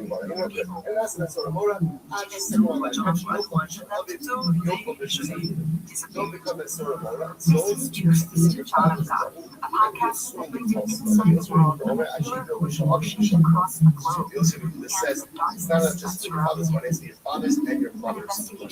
Both of them power none of the show without publishers of it. So again, if you feel like his father and his father's shows, I'm not Mashiach think twice. Because we just said before, even though he has access to money, he's going to get mysterious man who became a local legend and a community town by music. Join host Greenpeace and for a podcast exploring Charlie's Place, a club that was about so much more than music. Music, that's also not more than judges, listen to Charlie's Place on America's #1 podcast network, iHeart. Follow Charlie's Place and start listening on the free iHeart Radio app today. Records, milestones, first, last, and everything in between. What happened today in sports history on iHeartRadio? What's going on, fellow sports fans? It's Andy West. Let's take a look back at this day in sports history. February 10th. We'll start off today in 1969. Pete Maravich, playing for LSU, scored 66 points in a losing effort against Tulane. Decades later, Maravich is still the all-time leading scorer in NCAA men's basketball with 3,667 points. Jumping ahead today in 1992, Bonnie Blair becomes the first woman to successfully defend an Olympic gold medal in 500 meter speed skating, and first American woman in any sport to win gold medals in consecutive Olympics. And today in 2017, Golden State's Draymond Green becomes the first player in NBA history to record a triple-double with fewer than 10 points scored. Green had 12 rebounds, 10 assists, and 10 steals, plus 4 points in a win over Memphis. Green also had 5 blocks, which made him the first player to record 10 steals and 5 blocks in a game, since steals and blocks were first tracked in the 1973-74 season. Now you know, today in sports history on iHeartRadio.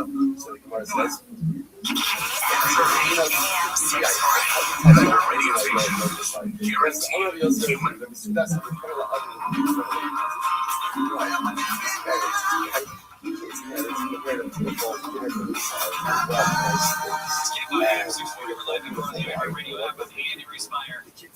9 o'clock now. Here we got about an hour left here with Mr. Ron there. Newsroom, News Anchor, Studio, the pod. What do you call it? The news booth. Oh yeah, news booth. I have a button here. I can talk to you right now. Now if I do that, if I push that button and I talk to you, does that cut out what I'm saying on it does? Alright, well, that's fun. Food as well. Good to see you, brother. Carrying the buttons a couple months in. Yeah, listen, it's always good. Never too late. News preps. Where's that? I don't know. That is down the hallway. That's where we made up of meat and wine. It's where we prep the news. Have a newsroom. That was set aside for That's further down the hallway. That is the rich hive of scum and villainy. Alright, that's Star Wars. That's where the editors put together the stories and the materials that you hear me discuss. And then there's one that goes to Paul Corvino's office, right? The one that says Paul on. I don't have access to that one. I don't think he knows who I am. We are moving along here. Richie, thank you so much for being here. And thanks for everybody who's written in.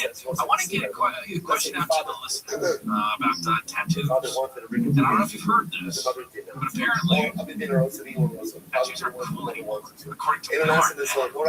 He's an actor. It's very controversial. First, let me ask you this before I get into how many tattoos you have. I would say 20. So you might, so by the way, this generalization that I'm undefendable. So you could use 20 is a lot of tattoos to have. Some people force that sort of relationship between how many tattoos you have and how little personality you have. And I find a lot of people who have a ton of tattoos and often are super boring. Wow, truly boring. Yeah, it's manufactured edge. That's what it is, exactly. Manufactured edge. I saw that clip and what is it? Marketing study that talked about underwear choice, like people with loud underwear kind of don't. So people with plain clothing tend not to have to put on displays like that to prove that they're interesting. Is that why I've only ever seen you wear a little nice crop black baby cat jeans? Yeah, I don't think I've picked out what I'm wearing now. You have a uniform. It's one of the many things I have in common with Albert Einstein. We didn't want to waste any of our bandwidth figuring out clothing. No, I understand that. I get it. I got two suits at home. I think I'm wearing the black suit or the blue suit. Yeah, but if you got a great big Harley tattoo right above your coin slot, what do you got? Yeah, great big Harley tattoo right above my coin slot. How did you know? Well, you see it on the internet. You seem like that. Yeah, you seem you're familiar with my work. You like to show the other figure skaters. You can see it when I do my flips. The thing about this is I don't have any tattoos, but I find it to be kind of an interesting space. And so what I want to know is if you think the people with tattoos are not cool anymore. Because they used to be really out there. Like when I was a kid in the 90s, you'd see someone with a tattoo, at least in Indianapolis. I'm sure where you were in Seattle, every single person gets a tattoo, like the same day they get their vaccines or something like that. They're pretty touchy about it. I did kind of a sociology piece about it in Seattle, where I talked to social scientists about what the deal was. And essentially, the answers that I got from these people were that tattoos were a replacement for rites of passage, as young people know, and all sorts of societies have rites of passage, where it's just things like that. But this is kind of a way of ownership of your own body. That's kind of, and people don't like to be told that that's what they did, apparently. I guess not, but I also think the people that I know who have tattoos. One of my coworkers, Robert Fuente's got a bunch of tattoos, and I think he's a really interesting guy. He's one of the weirdest people I've ever met in my life, actually. But I understand that if there is a thing that if you at one point got a tattoo because it said you were a kind of person, and now everybody has it, is it really that special? I think it's a fair point. But I want to hear what you have to say about this. You can talk back later on the iHeartRadio app. Leave us a little message. Play it on the show. Do you think tattoos are still interesting? Do tattoos make you boring? Reason about whether or not they be valued because everybody's got them. Yeah, when I was a kid, if somebody had a tattoo, odds were they were either a vet or a biker, and you walked up to somebody and asked what the deal was with their tattoo, you stood a fair chance of being translated. But now, every sorority girl has one or whatever. And, well, but there was a time when every person, and this was mostly women in the millennial era, would have all the little mustache tattoo on their finger. You know, do you remember that? Kind of was annoying. No, I didn't. Something for moving out. That is a permanent effacing of your body for kind of a dumb that's when they discovered, like, the city of color, Molly daycare worker, everybody. Good job, Red Man. Yeah. Mr. 33 over here. Okay, so you don't know what you do. You're getting paid. How much do you get paid? It's $20 an hour. How many hours a day are you working? 8 hours. 8 hours a day. Check's clear. Check's clear. Yeah. Okay. What do you do for fun? I like to play the piano. Piano player. You're a piano player. Yeah. And a bass Beethoven. Okay. Are you the kid from Fresh Prince of Bel-Air? That's me. Yeah, there you go. Absolutely. Are you from Austin, Texas? No, I just moved here in July. Okay, where were you at before that? Boise, Idaho. Nice. All right, tell us about being whatever you are. Yeah, I was the blackest person there, which is super embarrassing. Are you black? Half, yeah. Half black, half Mexican? Puerto Rican. Oh, Puerto Rican, okay. All right. Yeah. I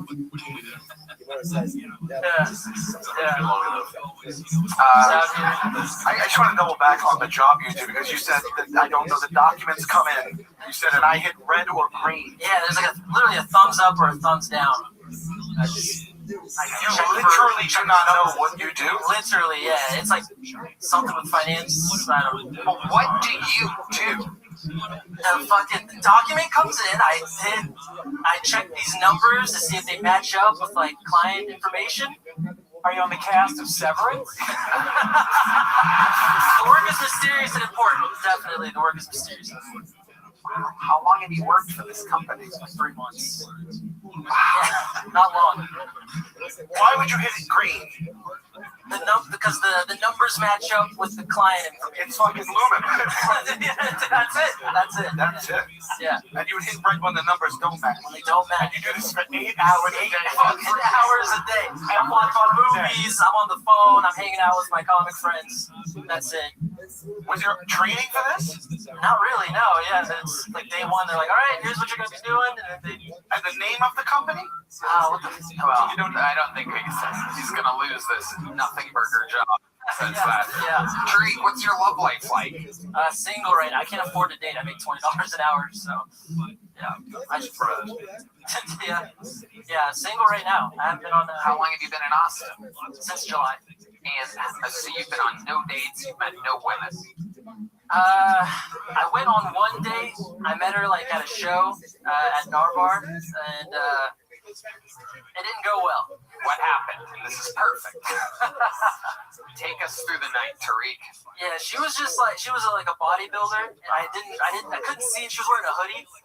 And we went on the date. She was wearing like a tank top, and she had like fucking biceps. I wasn't ready for that. I think I was a little.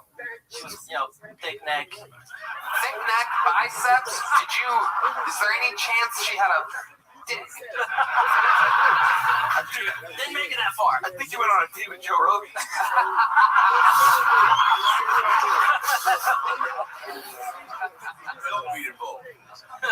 Yeah, a lot of venison. That's it, Joe Rogan. She was jacked. Now, and permission to speak freely. When she took her hoodie off and you saw just goo-goo, right? And you were like, there's a potential opportunity for me to peck fuck her, right? Did you? Wait, what was that, Dr. Phil? Peck fuck her. What does that mean? So, she's so muscular, her boobs have turned into pecs. So if you still want to achieve a titty fuck, I'll send you a link. When she derobed or declothed, did you get excited or did you take a step back and go, this isn't what I ordered? Yeah, I broke out in a small sweat. I said, it's not what I ordered. Yeah. How'd you get out of there? I paid, and I was like, pleasure meeting you. She waited for the kiss. And, You mean the headlock? Yeah. When she went in for the kiss, exactly what happened? She went for the kiss, and I had enough time to kind of think about it, so I leaned back a little bit, and then I just looked away. Her eyes were closed, so I just looked to pretend I didn't see it, and then I looked back. I was like, oh, hey, what? Great meeting you. She was like a red document. Yeah, that was a thumbs down for me. It was a thumbs down. Wow. Tariq, absolutely incredible. What size show book did you get last time you were on? You got a big one. All right, well, there you go then. Tariq Morales, everybody. Boneseye's making all kinds of different joke books. Small, medium, large. Some are black, some are brown, like Tariq. Okay. So, things are moving along here, but I think we need to shift the momentum. I mean, wow.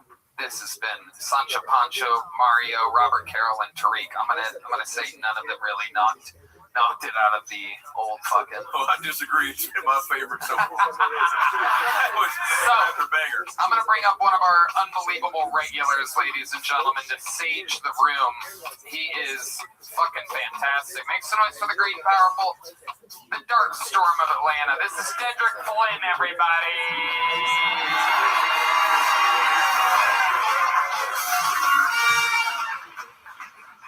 I hate Waymos. And I think the reason that we got these little self-driving ass cars in Austin is because there's not enough black people to go,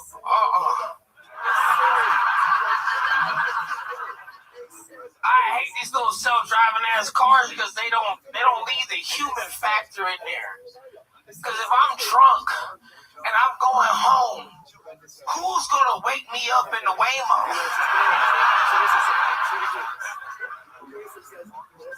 When you get drunk and you get into an Uber, the Uber driver wake you up and they so, hey sir, you're at your house. You know who wakes you up in a Waymo? The Tempe police in Phoenix, Arizona. That's where I went to sleep in a Waymo. And these niggas weren't nice or kind at all. Take it from one example. One time, because I'm a heavy sleeper, that's why they was mad at me about waking me up in the Waymo. Because they couldn't wake me up for 30 minutes. One lady one time tried to wake me up. She couldn't wake me up. She took my phone, unlocked it with my face, and then called my mama. Nigga, I was up.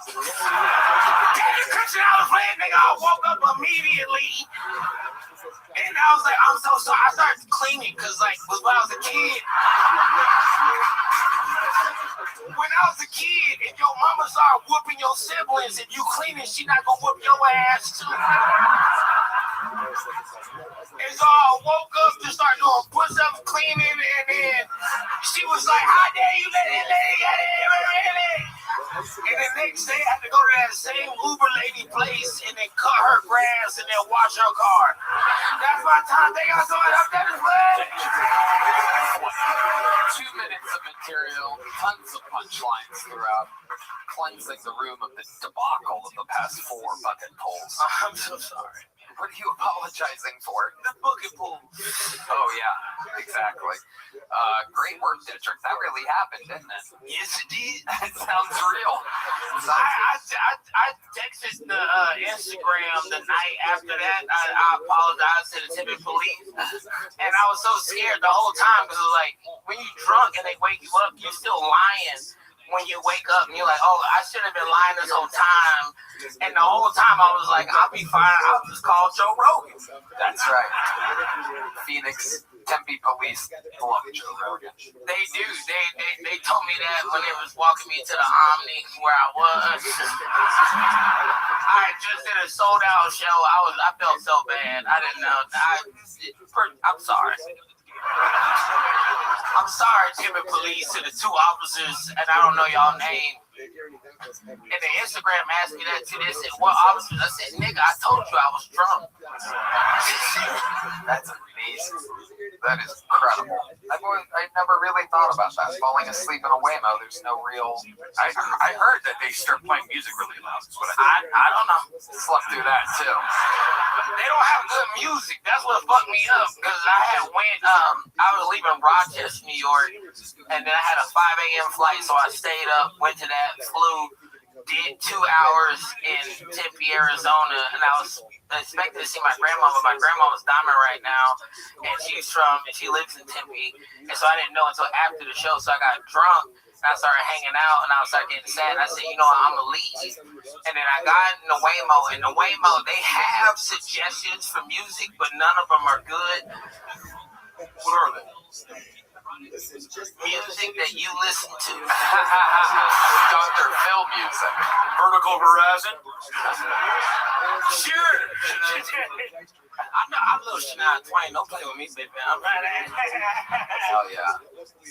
Shania Twain, Mark Twain. You listen to it all, sure. Yeah. Well, maybe next time I'll go and fuck around that Waymo with you, and we can go get some fish sticks or something. Or not. Or you can just look at me and say, "We'll be right back." You know. That's right. Oh, don't do that again. That's terrible. Dedrick, I love those teeth. is there a specific song that would be on a Waymo? If you needed music to wake up a black person that fell asleep in a Waymo, as our senior black correspondent, what song would you pick? Too Short. How does that go? What Too Short song again? What Too... I go on and on. Can't understand how that's so long. That's right. I might have a superpowers. That's 203,000. That's as long as we can go without the copyright strike, so we get it. That nigga, you gonna bring me out of the grave. That is... You play Too Short, nigga, I be bouncing. They should have a hits playlist to wake me up. Don't let the... Knocking on the window, that don't mean nothing to me. I'm from Atlanta. We go to sleep to gunshots, nigga. That's not... Absolutely. No. Think Pancho Sancho listens to Too Short as well? You live in Atlanta too, don't you?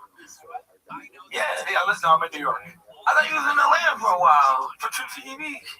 No. Hey, Atlanta, this nigga's a liar. That would be a great sketch on Impractical Jokers. Just you guys going around the streets of Atlanta telling each other what to say. Say hello, my friend. Do you have an extra wallet to the guy walking towards you right now? No, but I'm about to, motherfucker. See, I'm playing both roles. That's great. Dedrick, what is one of the more dangerous things you saw in your days in Atlanta? Oh, man. Besides my best friend getting shot in front of me, this to a clip. Oh, my goodness. Sorry, we don't have... All right. The police don't come that fast in Atlanta right now. It sucks. Go ahead. I saw with my own eyes. This is crazy. I was at a bar, and one dude walked up to another dude and asked that nigga for a chicken wing. And the dude was like, order your own chicken wings, because he was like, yo, I bet you $25 I can eat your chicken wings faster than you. That doesn't work anywhere. He said, you never take your po ass over there. And then that dude, I swear to God, this is the first time I've ever seen this entire my life. He had a sock attached to a string. It was like just a string with a knot on the end of it. He started swinging around like it was a nunchuck. There was something in the sock? Yeah, it was something. That nigga was like, but if you defend your wings in Atlanta, that's your honor. You know what I'm saying? Like, asking for a nigga hot wing in Atlanta is like asking to fuck somebody's wife. Right? You know what I'm saying? Like, that shit is... And this nigga pulled out a gadget he been waiting. Yeah. A sock with something in it at the end of a string. You watch Lord of the Rings? You know when Sauron came out with that little chain thing, that nigga was like, that nigga was fucking up the hell? This was Lord of the Wings. Lord of the Wings. Ladies and gentlemen. That is that fruit by the foot. Joking that.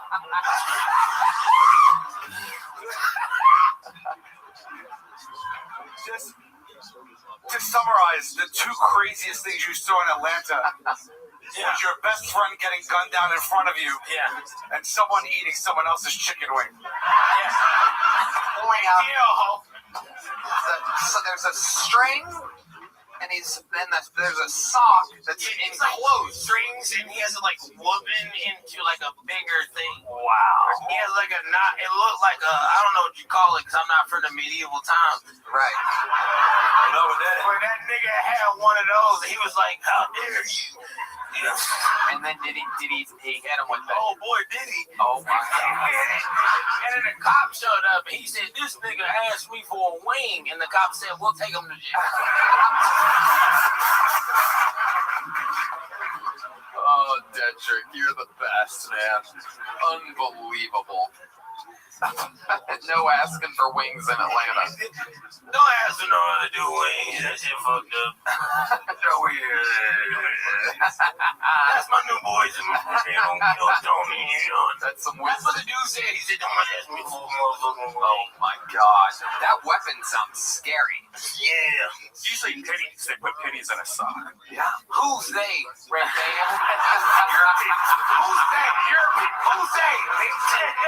You'll pay them. Black people got quarters too, nigga. I actually talk about that in my book, chapter 35. Black people have quarters. Your local Barnes and Noble. Black people are people too. Dedrick, you rebuilt the momentum in the room. Thank you so much. Blend everybody with some tales from the streets, socks on the end of strings, and many great things. Your next bucket poll is a one-word name. Anything can happen. Make some noise for Tasia, everybody. Tasia. Oh my goodness. Hey, I just slept with my first white woman. Hey, I'm glad you proud, nigga. My girl was pissed. For real, man, it's bad. Niggas is bad. I had never been with a white woman before, but I come fast. Nigga. I bust quick. Some people say premature. I like to say right on time. But now, as soon as I put it in, I bust like instantly. Nigga. I was like, my bad. I'm sorry. Oh my God. She said, no, Jerome, it's okay. I said, that's not my name. But I like the energy though. It's real supportive, bro. It's very supportive. This white woman though, she changed my life, bro. She fucked me up, nigga. She fucked me so good. I drink IPAs now. I'm for real. My homie hit me up. He was like, "You trying to go to the club?" I was like, Nah. You want to go to the brewery? We play cornhole. This is Shania Twain, nigga. Now, look, before we started having sex, she stopped me. She said, "What are your kinks? What are your kinks?" I don't have any kinks. So she said she had a praise kink. It's like words, affirmation, good girl, shit like that. That's not me, nigga. I don't think I did it right. I was like, ooh, you the GOAT. All right, that's my time, man. My time. Tasia, great set. Fantastic. You've been on this show before? What? Yeah. This went better than last time, I bet, right? Hell yeah. Well, welcome. How long you been on stand-up? I just hit 3 years today. Today's your 3-year anniversary. How about that? Amazing. What do you do for work? I'm an electrician. Okay. Yeah, I get up at 5 a.m. every day. I work like 10 hours. Wow. That's when Red Band goes to bed. New job, right? Huh? New job? Nah. I've been to work at an Apple or something. Hell nah, nigga. I think you're thinking about one from State Farm the other day. Amazing. You ever get hit on when you're doing electrical work at a lady's house? No, I do like industrial shit, like data centers and shit. Okay. It was one time I went to a lady's house as a kindergarten teacher, and she tried to sleep with me and my coworker. Yeah. I didn't do it. I couldn't pull it off, but. Okay. I know, nigga. I'm not happy about it. You work at a data center. Yeah, I went to union, so I just get moved around. They just move me around. Do you know your data? I'm half white, so hey. Okay. Your dad's white? Yeah. White dad, black mom. They still together? Hell no. No. Why do you think that ended? Why do you think that happened? Do you have brothers and sisters? Yeah. How old were you when they divorced? They were never married. No. I was like 1. But, you know. Are you sure your dad's white? I swear to God. Okay. White as hell. All right. Super white. Okay. And what does your dad do? He's a realtor. And what does your mom do? Okay. The documents come in, and then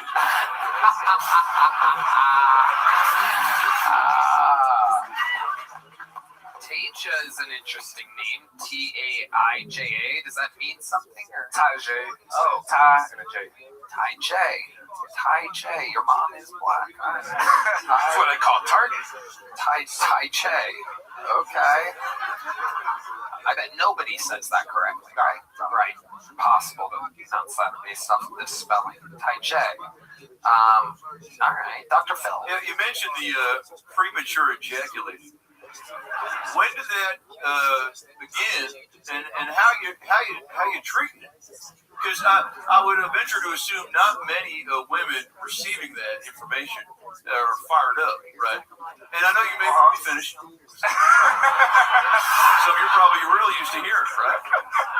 Now, right here. Yeah.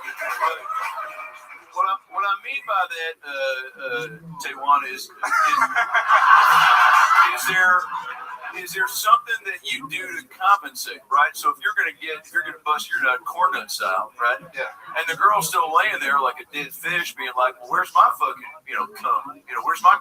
However she says it, what do you say to make her feel like it's not a waste of time? Hey, I gotta get out of here, bro. Wow, that's what your white father said. Some heads up, you can last longer using Blue Chew Gold. Use the promo code TONY at BlueChew.com. Get 10% off. That's BlueChew.com. I love it. That's right. You really are like a union guy. You leave before the job is done.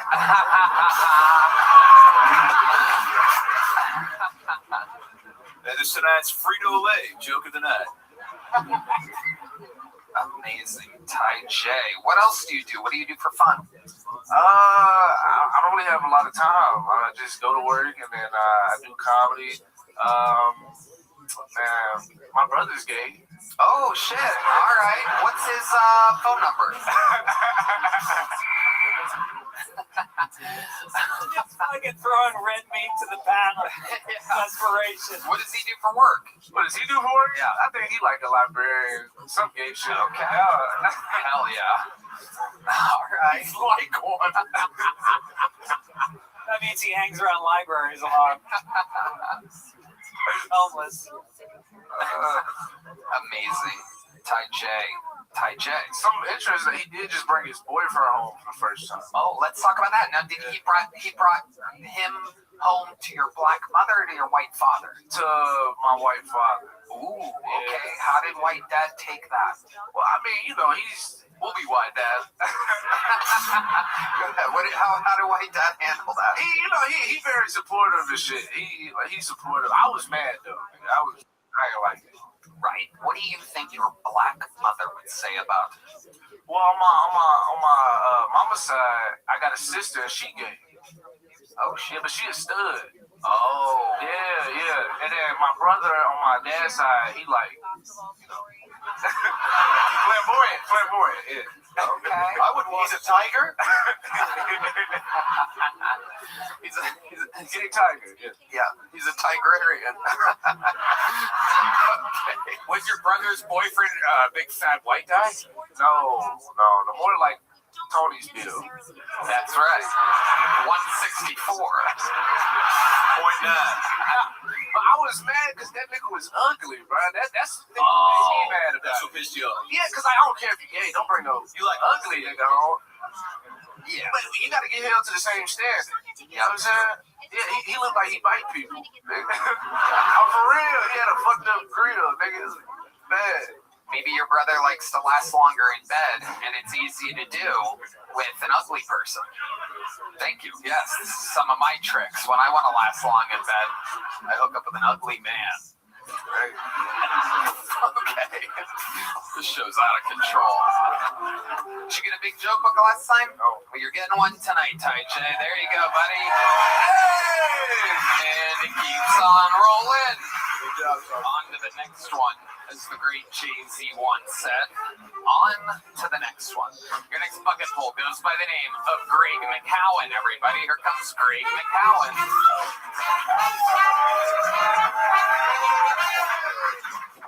Yo, what's going on? Yo, Tony.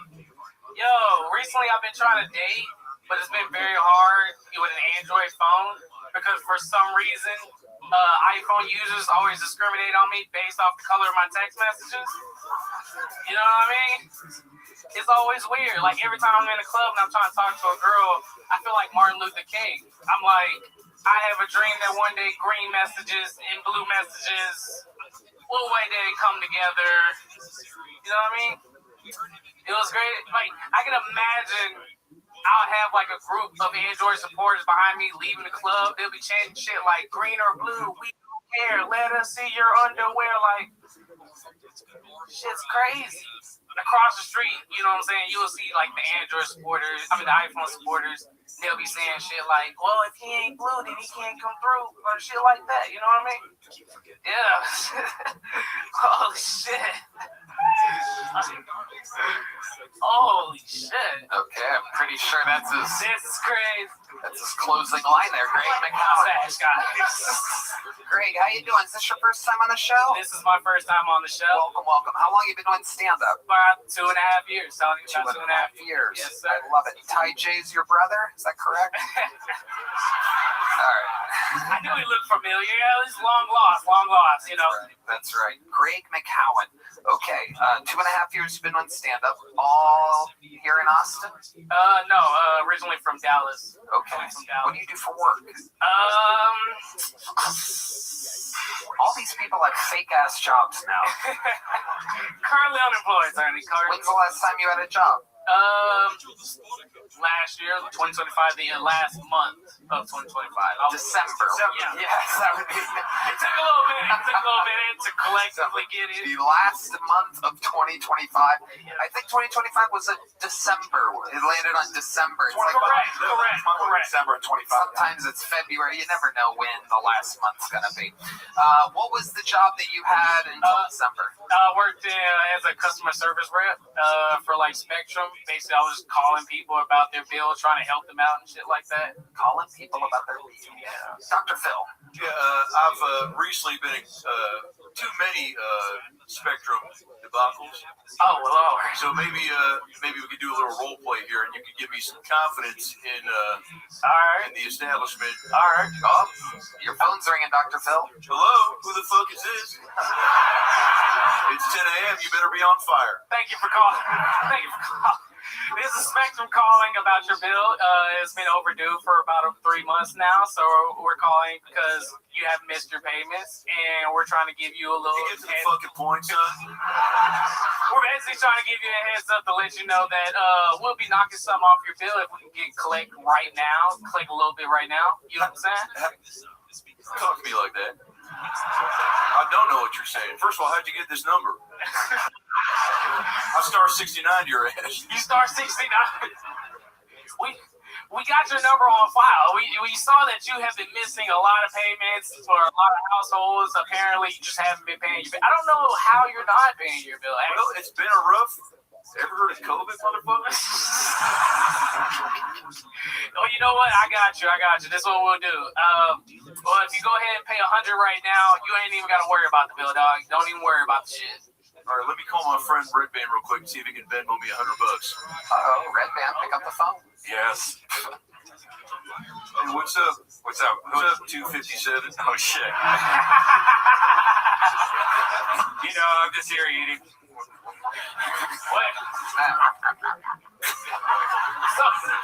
So Raymond, so he's the one that we gotta get the money from. So me and him are against you over there. Is this a three-way call? What is happening right now? He's my guy. I'm gonna call Tony. Hello? There's a fourth caller? Sorry, this is how we do things at the Phil House. I know you guys at Spectrum think you can fucking one-on-one this shit, but I got a whole half court ready to play, motherfucker. You got a whole... You ever played a pickup game at 24-hour fitness? Hell yeah. Guys just show up? Yeah. All right, go ahead, Tony. How exactly did you lose that job?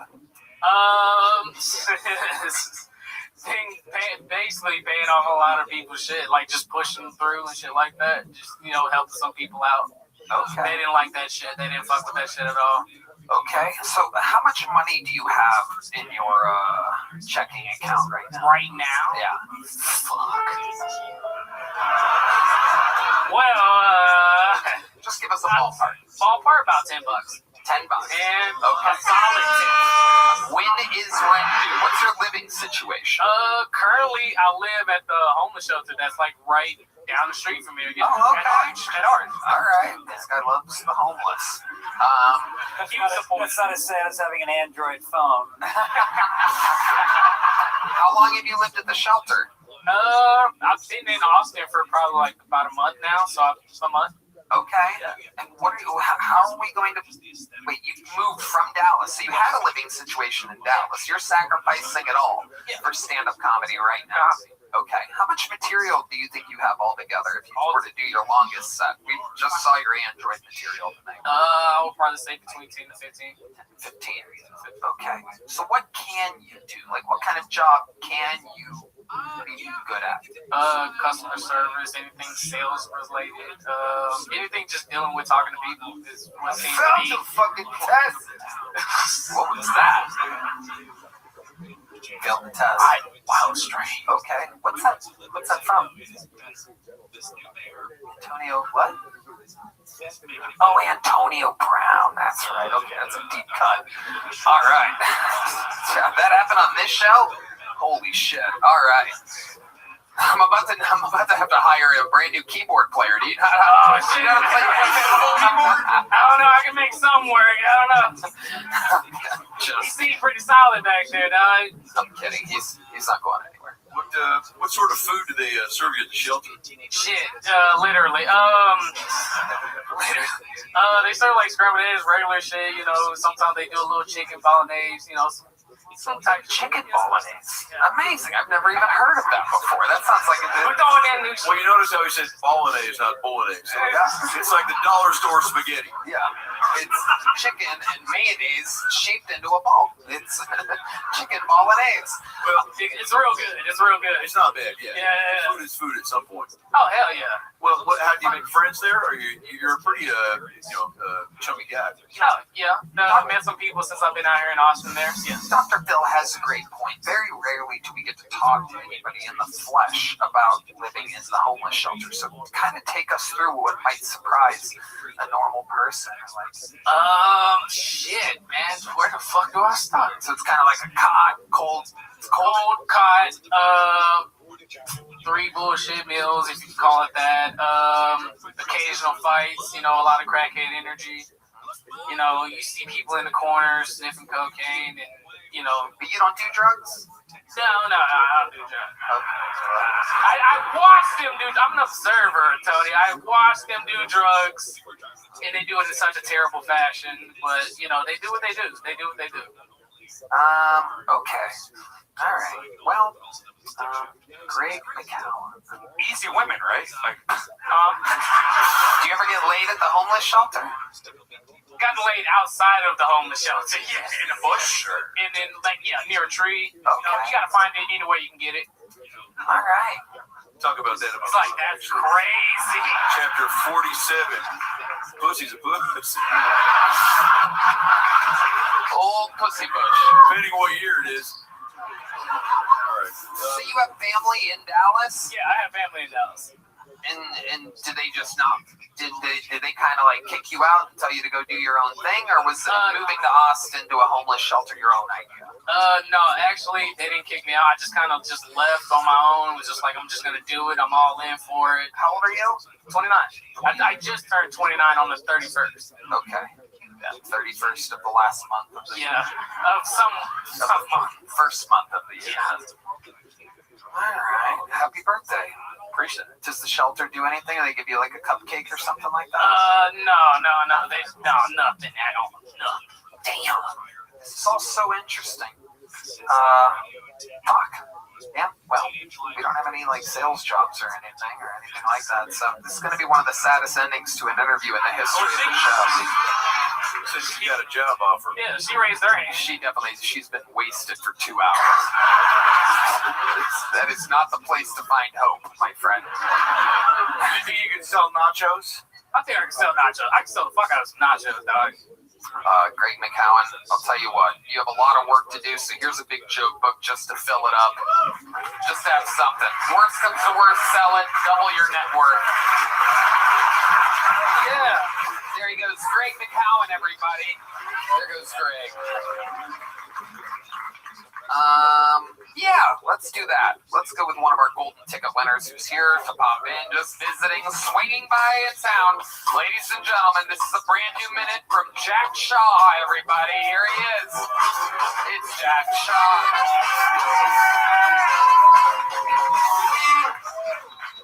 Ever since getting on this show, I have never been called autistic more in my entire life. And when I say autistic, they're saying retarded a lot. And when I say they, I mean my dad. This guy, he won't stop saying it. I'm just Jewish, man. I'm just fucking... I mean, I'm so Jewish. I have family on both Epstein and Schindler's List, dude.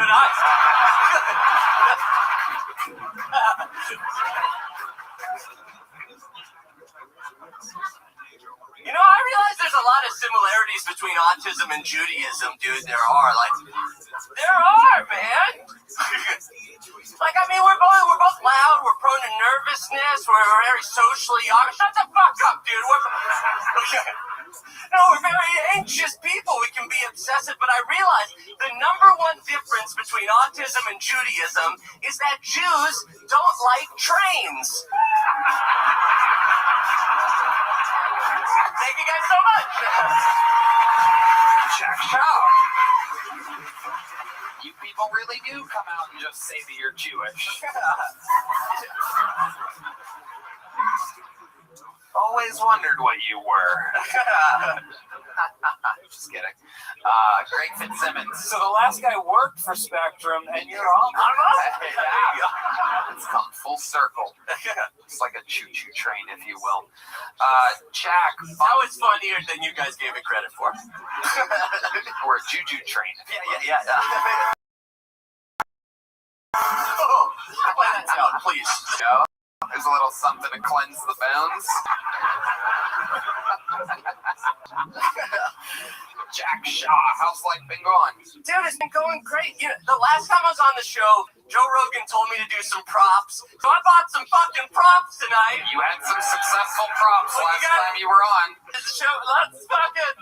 Who's ready for some Jew props? It's Jew props! Actually, it makes sense. This first one is to make your Jewish friends feel comfortable on Christmas. Wow! I love it.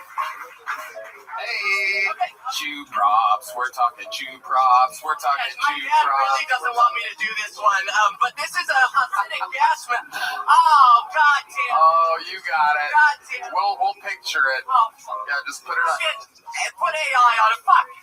Just do it like it works, and then put the thing over your head in seconds. This is a Hasidic gas mask. A Hasidic gas mask, everybody. There you go.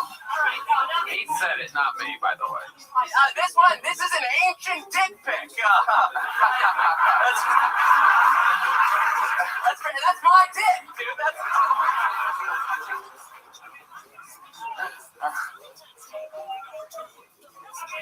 What sucks? If anyone has a pig at home and that pig gets hurt, how about some ointment? Ointment? Wow, that's the dumbest thing I've ever seen in my life.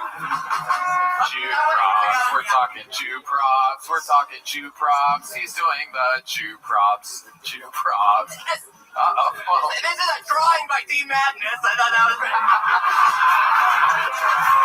I think that's pretty good. It looks great.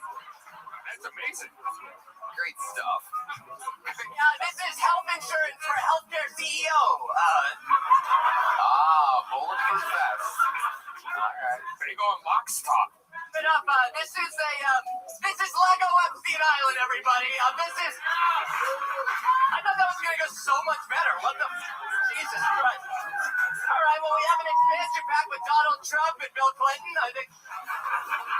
right. Trump was never on the island, but keep going. All right, Clinton was Stephen Hawking. 55 times. What's that one? Stephen Hawking. Yes, he was there. God damn it. That's Okay, right. well, we tried it. That's right. Jack Shaw lives in LA, so they will never let it go that Trump was never on Epstein Island. Just a fun fact. But he was never there. Okay, well, that didn't go great. It's like Sal Volcano. It's a little like Carrot Stop.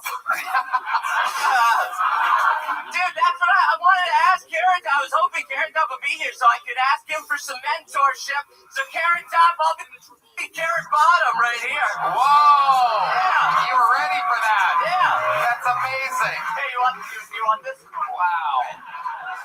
That's a lot of red pew. You want this? Here, I'll trade You can't have it. All right. I'll trade you. Oh. There you go. You can use that. You can use. Believe in yourself. If I scrunch it down enough, that's fine. You can just put your whole body into it. Yeah. Put it over my head and That fits one full Pancho Sancho. Take the time, sound it out. Pancho Sancho Villa. Jack, it turns out we love good and bad props here. I loved it. Make some noise one more time for Jack Shaw, everybody. What a hoot. There he goes. The lovely Jack Shaw. Back to the bucket we go. This name came from the inside. Make some noise for BHC Tommy. BHC Tommy.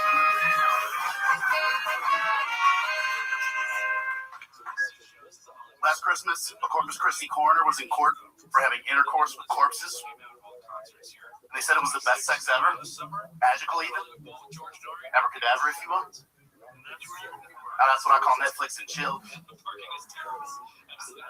There's a burial plot twist. The offender is actually a woman. Thank the Lord for rigor mortis. She testified that her favorite movies are Die Hard and Rise of the Living Dead. In related news, a local drive-by shooting had 12 casualties. That means she was down there gangbanging gangbangers. It was Crips and blood everywhere, with no regard for human life, because there wasn't any. She's also facing sexual battery charges, literally, because she had jumper cables hooked up to her nipples. Here's the real shocker. She only got caught because she got pregnant. The dumbass was out there raw dogging zombies. She should have been using the Twilight birth control method. That's when you bang only vampires. It works. A vampire can't come inside anywhere without permission first. Okay, BHC Tommy.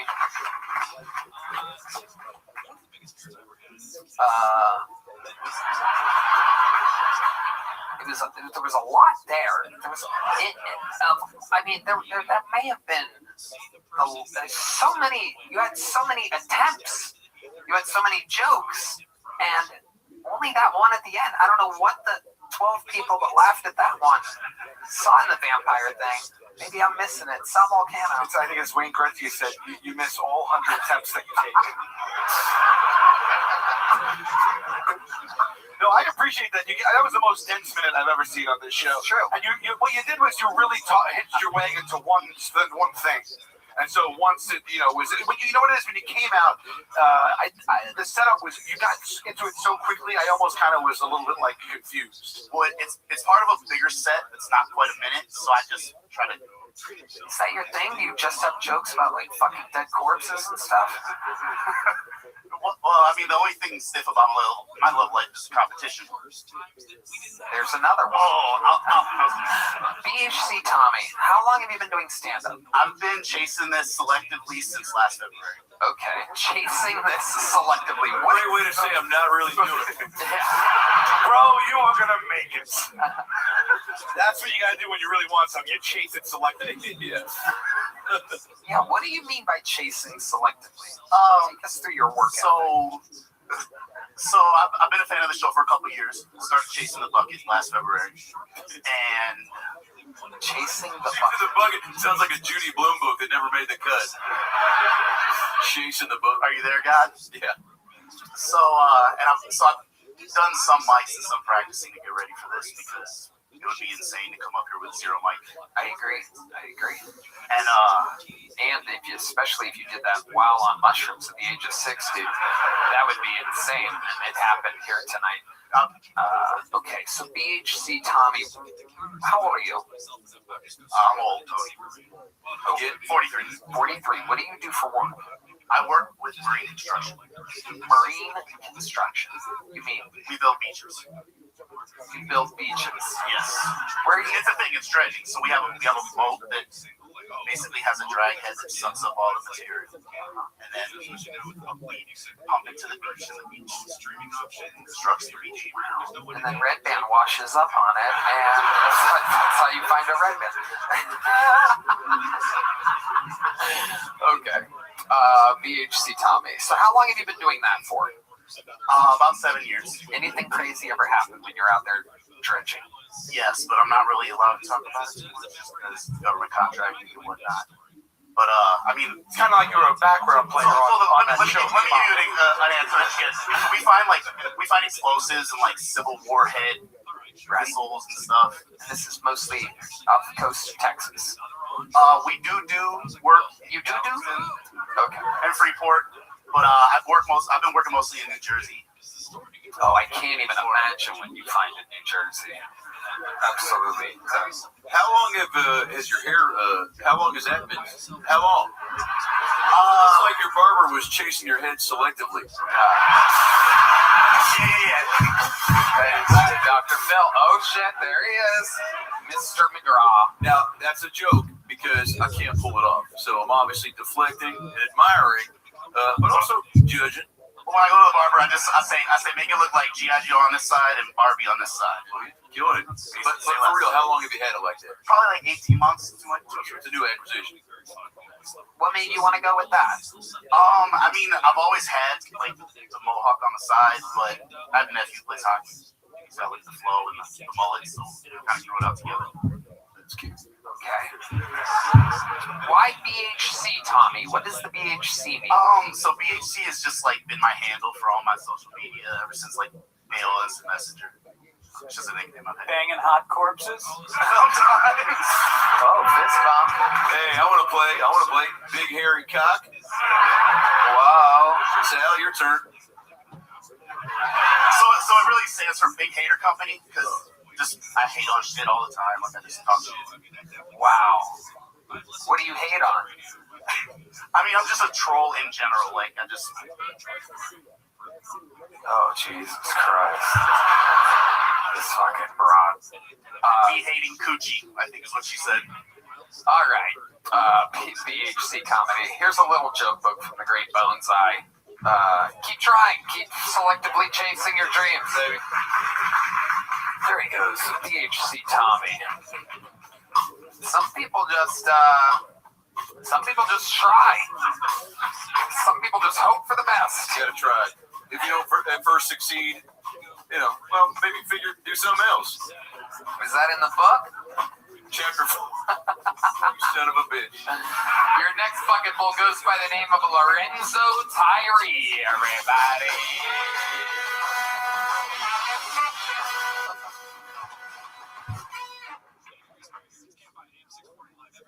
So, I don't do one-night stands anymore. I do two-night stands.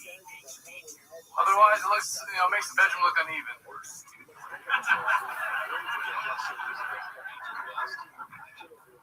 Yeah, last time I hooked up with the girls on 6th Street, and she takes me home. I'm super drunk. She's super high. We start macking as soon as we walk through the door, and I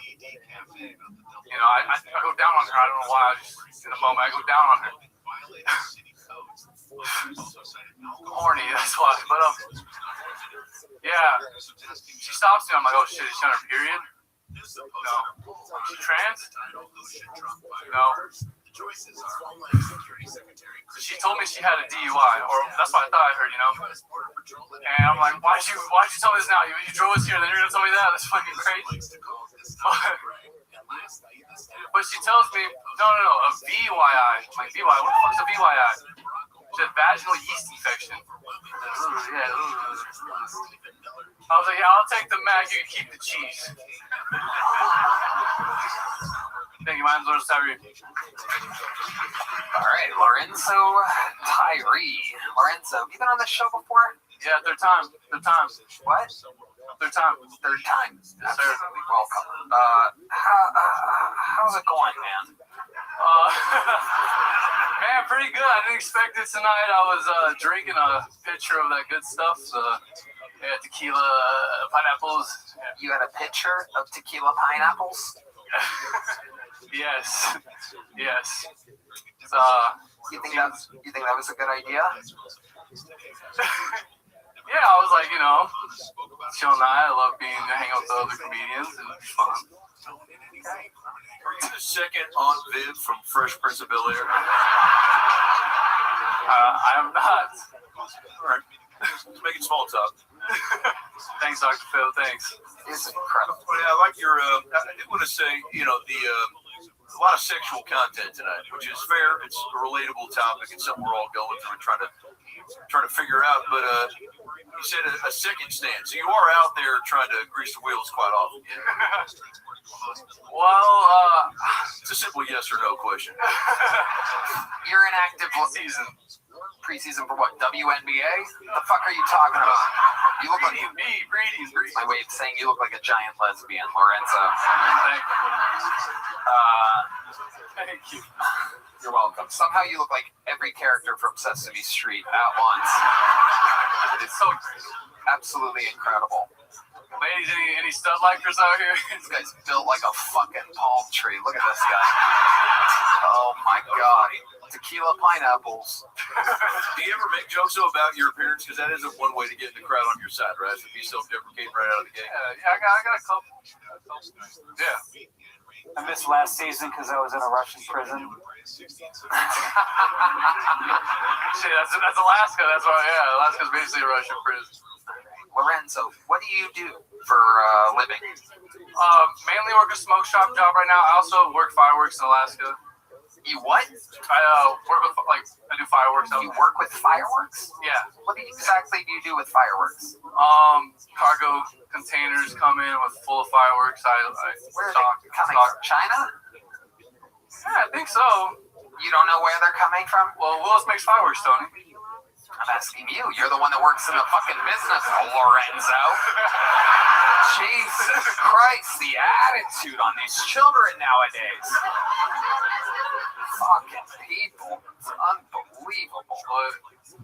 Lorenzo, anything happen interesting in your life since the last time you were on the show? Me and my girlfriend separated. Oh my goodness. Yeah. How long were you with her for? Met her in May of last year. Dated her in August to January. Okay. You just named a bunch of months and didn't get a single answer out of you. Perfect. What made this separation happen? They weren't any more fireworks. Yeah, the fireworks went out. I'll be here for the rest of the evening. What made you separate? I just think we're too different, not the yin and yang type either. What do you mean too different? Isn't she a woman as well?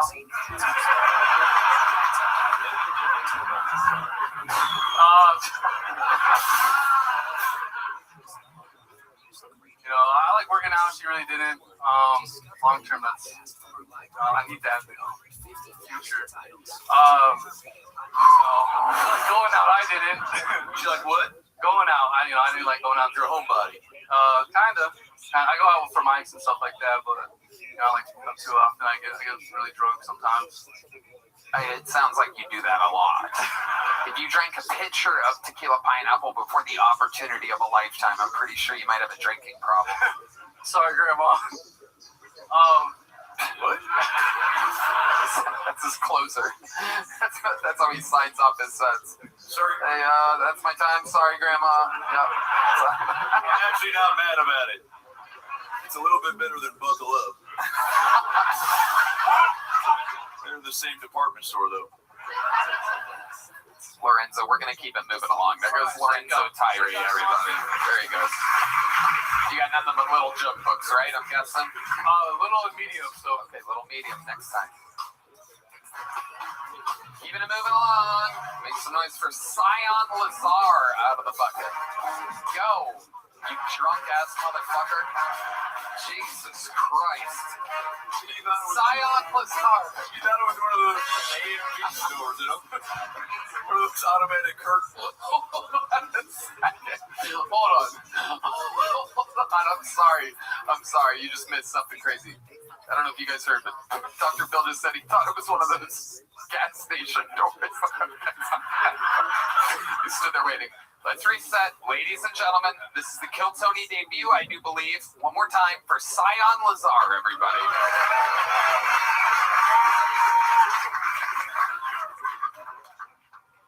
Well, I just came from Shanghai. I'm sorry if some of my humor doesn't land, but I'm used to talking to people who don't speak English.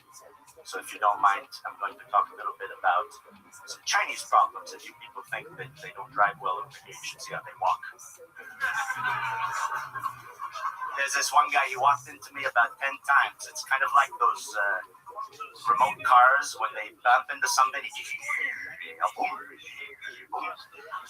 don't even look up from their phone. They just keep on bouncing into your ass until they just burn out. The other problem is they got a lot of metrosexuals out there. Does anyone know what a metrosexual is? If you don't know what a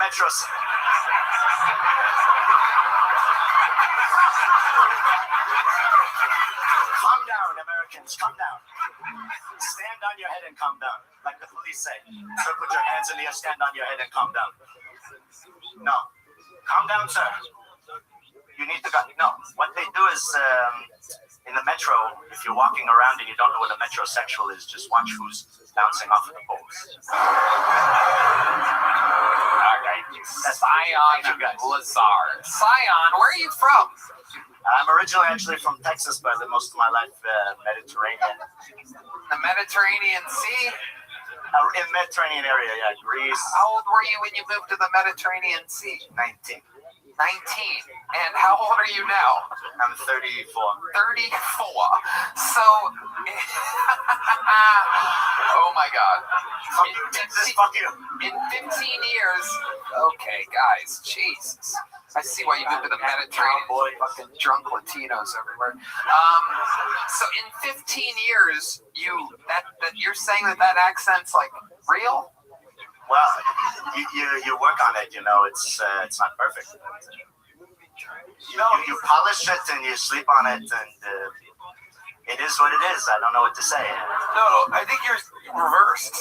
I think he's saying that the accent you have now, what you're saying. Yeah. Oh yeah. He thinks. Bear with me. Yeah. So you think that he's saying that you're trying to achieve a better American accent, and you're working on that. Oh. He's saying that you lived here for 19 straight years first, and definitely didn't speak the way you're speaking now. Yeah. And then you picked up a heavy accent from the Mediterranean over the last 15 years, which is peculiar. Yes. This is like me coming back from the 2-week vacation I took last year to Rome, and me coming back like, how's everybody doing? Oh, I don't even know what you talk about. It's good to be at home to America. Benvenuto Americacci. He's like, how you say cucumber? If you understand me, I don't. You hear this metrosexual? I've been in the Mediterranean for about 15 years. I was born in Texas. Can't you hear the Texas in my accent? Holy shit. I am from Texas, and we like a thing to be. And I'm an English teacher, by the way. So that's the worst thing. I was born where the barbecue flies like a wings. You never ask another man for his wing. Go get the bad boy. Fuck the dog, and better the owner. And then it bumped into something. The fuck was that? The only accent they know is Italian. It's strange. Sorry, Grandma. Well, I mean, We did it to ourselves. If you got a rhythm, continue, gentlemen. I'm enjoying myself too. So the accent you would label that more as Greek? No, probably more Israeli actually. Okay. I speak Hebrew. I speak a little Greek and Turkish too. Okay. Yeah. Didn't take him long to bring it up, did he? Yeah, baby. It's dog. That is tonight's Honey Nut Cheerios joke of the night. Wow. So, Scion, I gotta give you credit. Out of all the interviews out of the bucket I've had tonight, you do seem like the most interesting. You're answering questions. It seems as though you have some life experience. What have you been doing over there? What made you leave Texas and go to the Mediterranean? Oh, well, I teach English.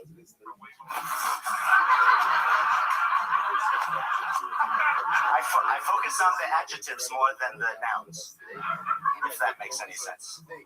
This is incredible. But not the pronouns. Over in America, things are very strange pronoun-wise. Go on. Tell us about that. Tell us about that. You have global knowledge. It's good what you're saying so that Americans can hear it. Go ahead. Well, so you see, you have the he, and then you have the she.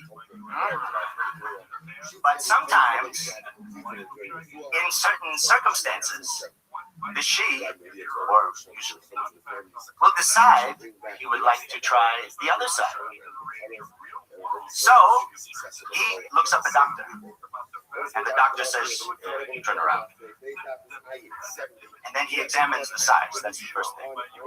And if it's too large,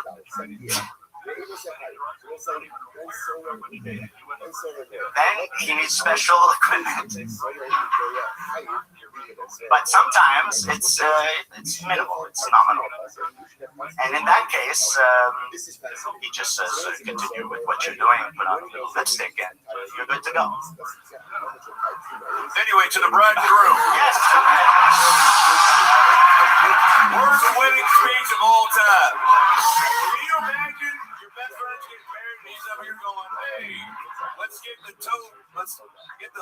to meet Zelda in the parking lot for some rubbing tubs. What the fuck was that? I'm sorry, I drank a pitcher of a tequila pineapple.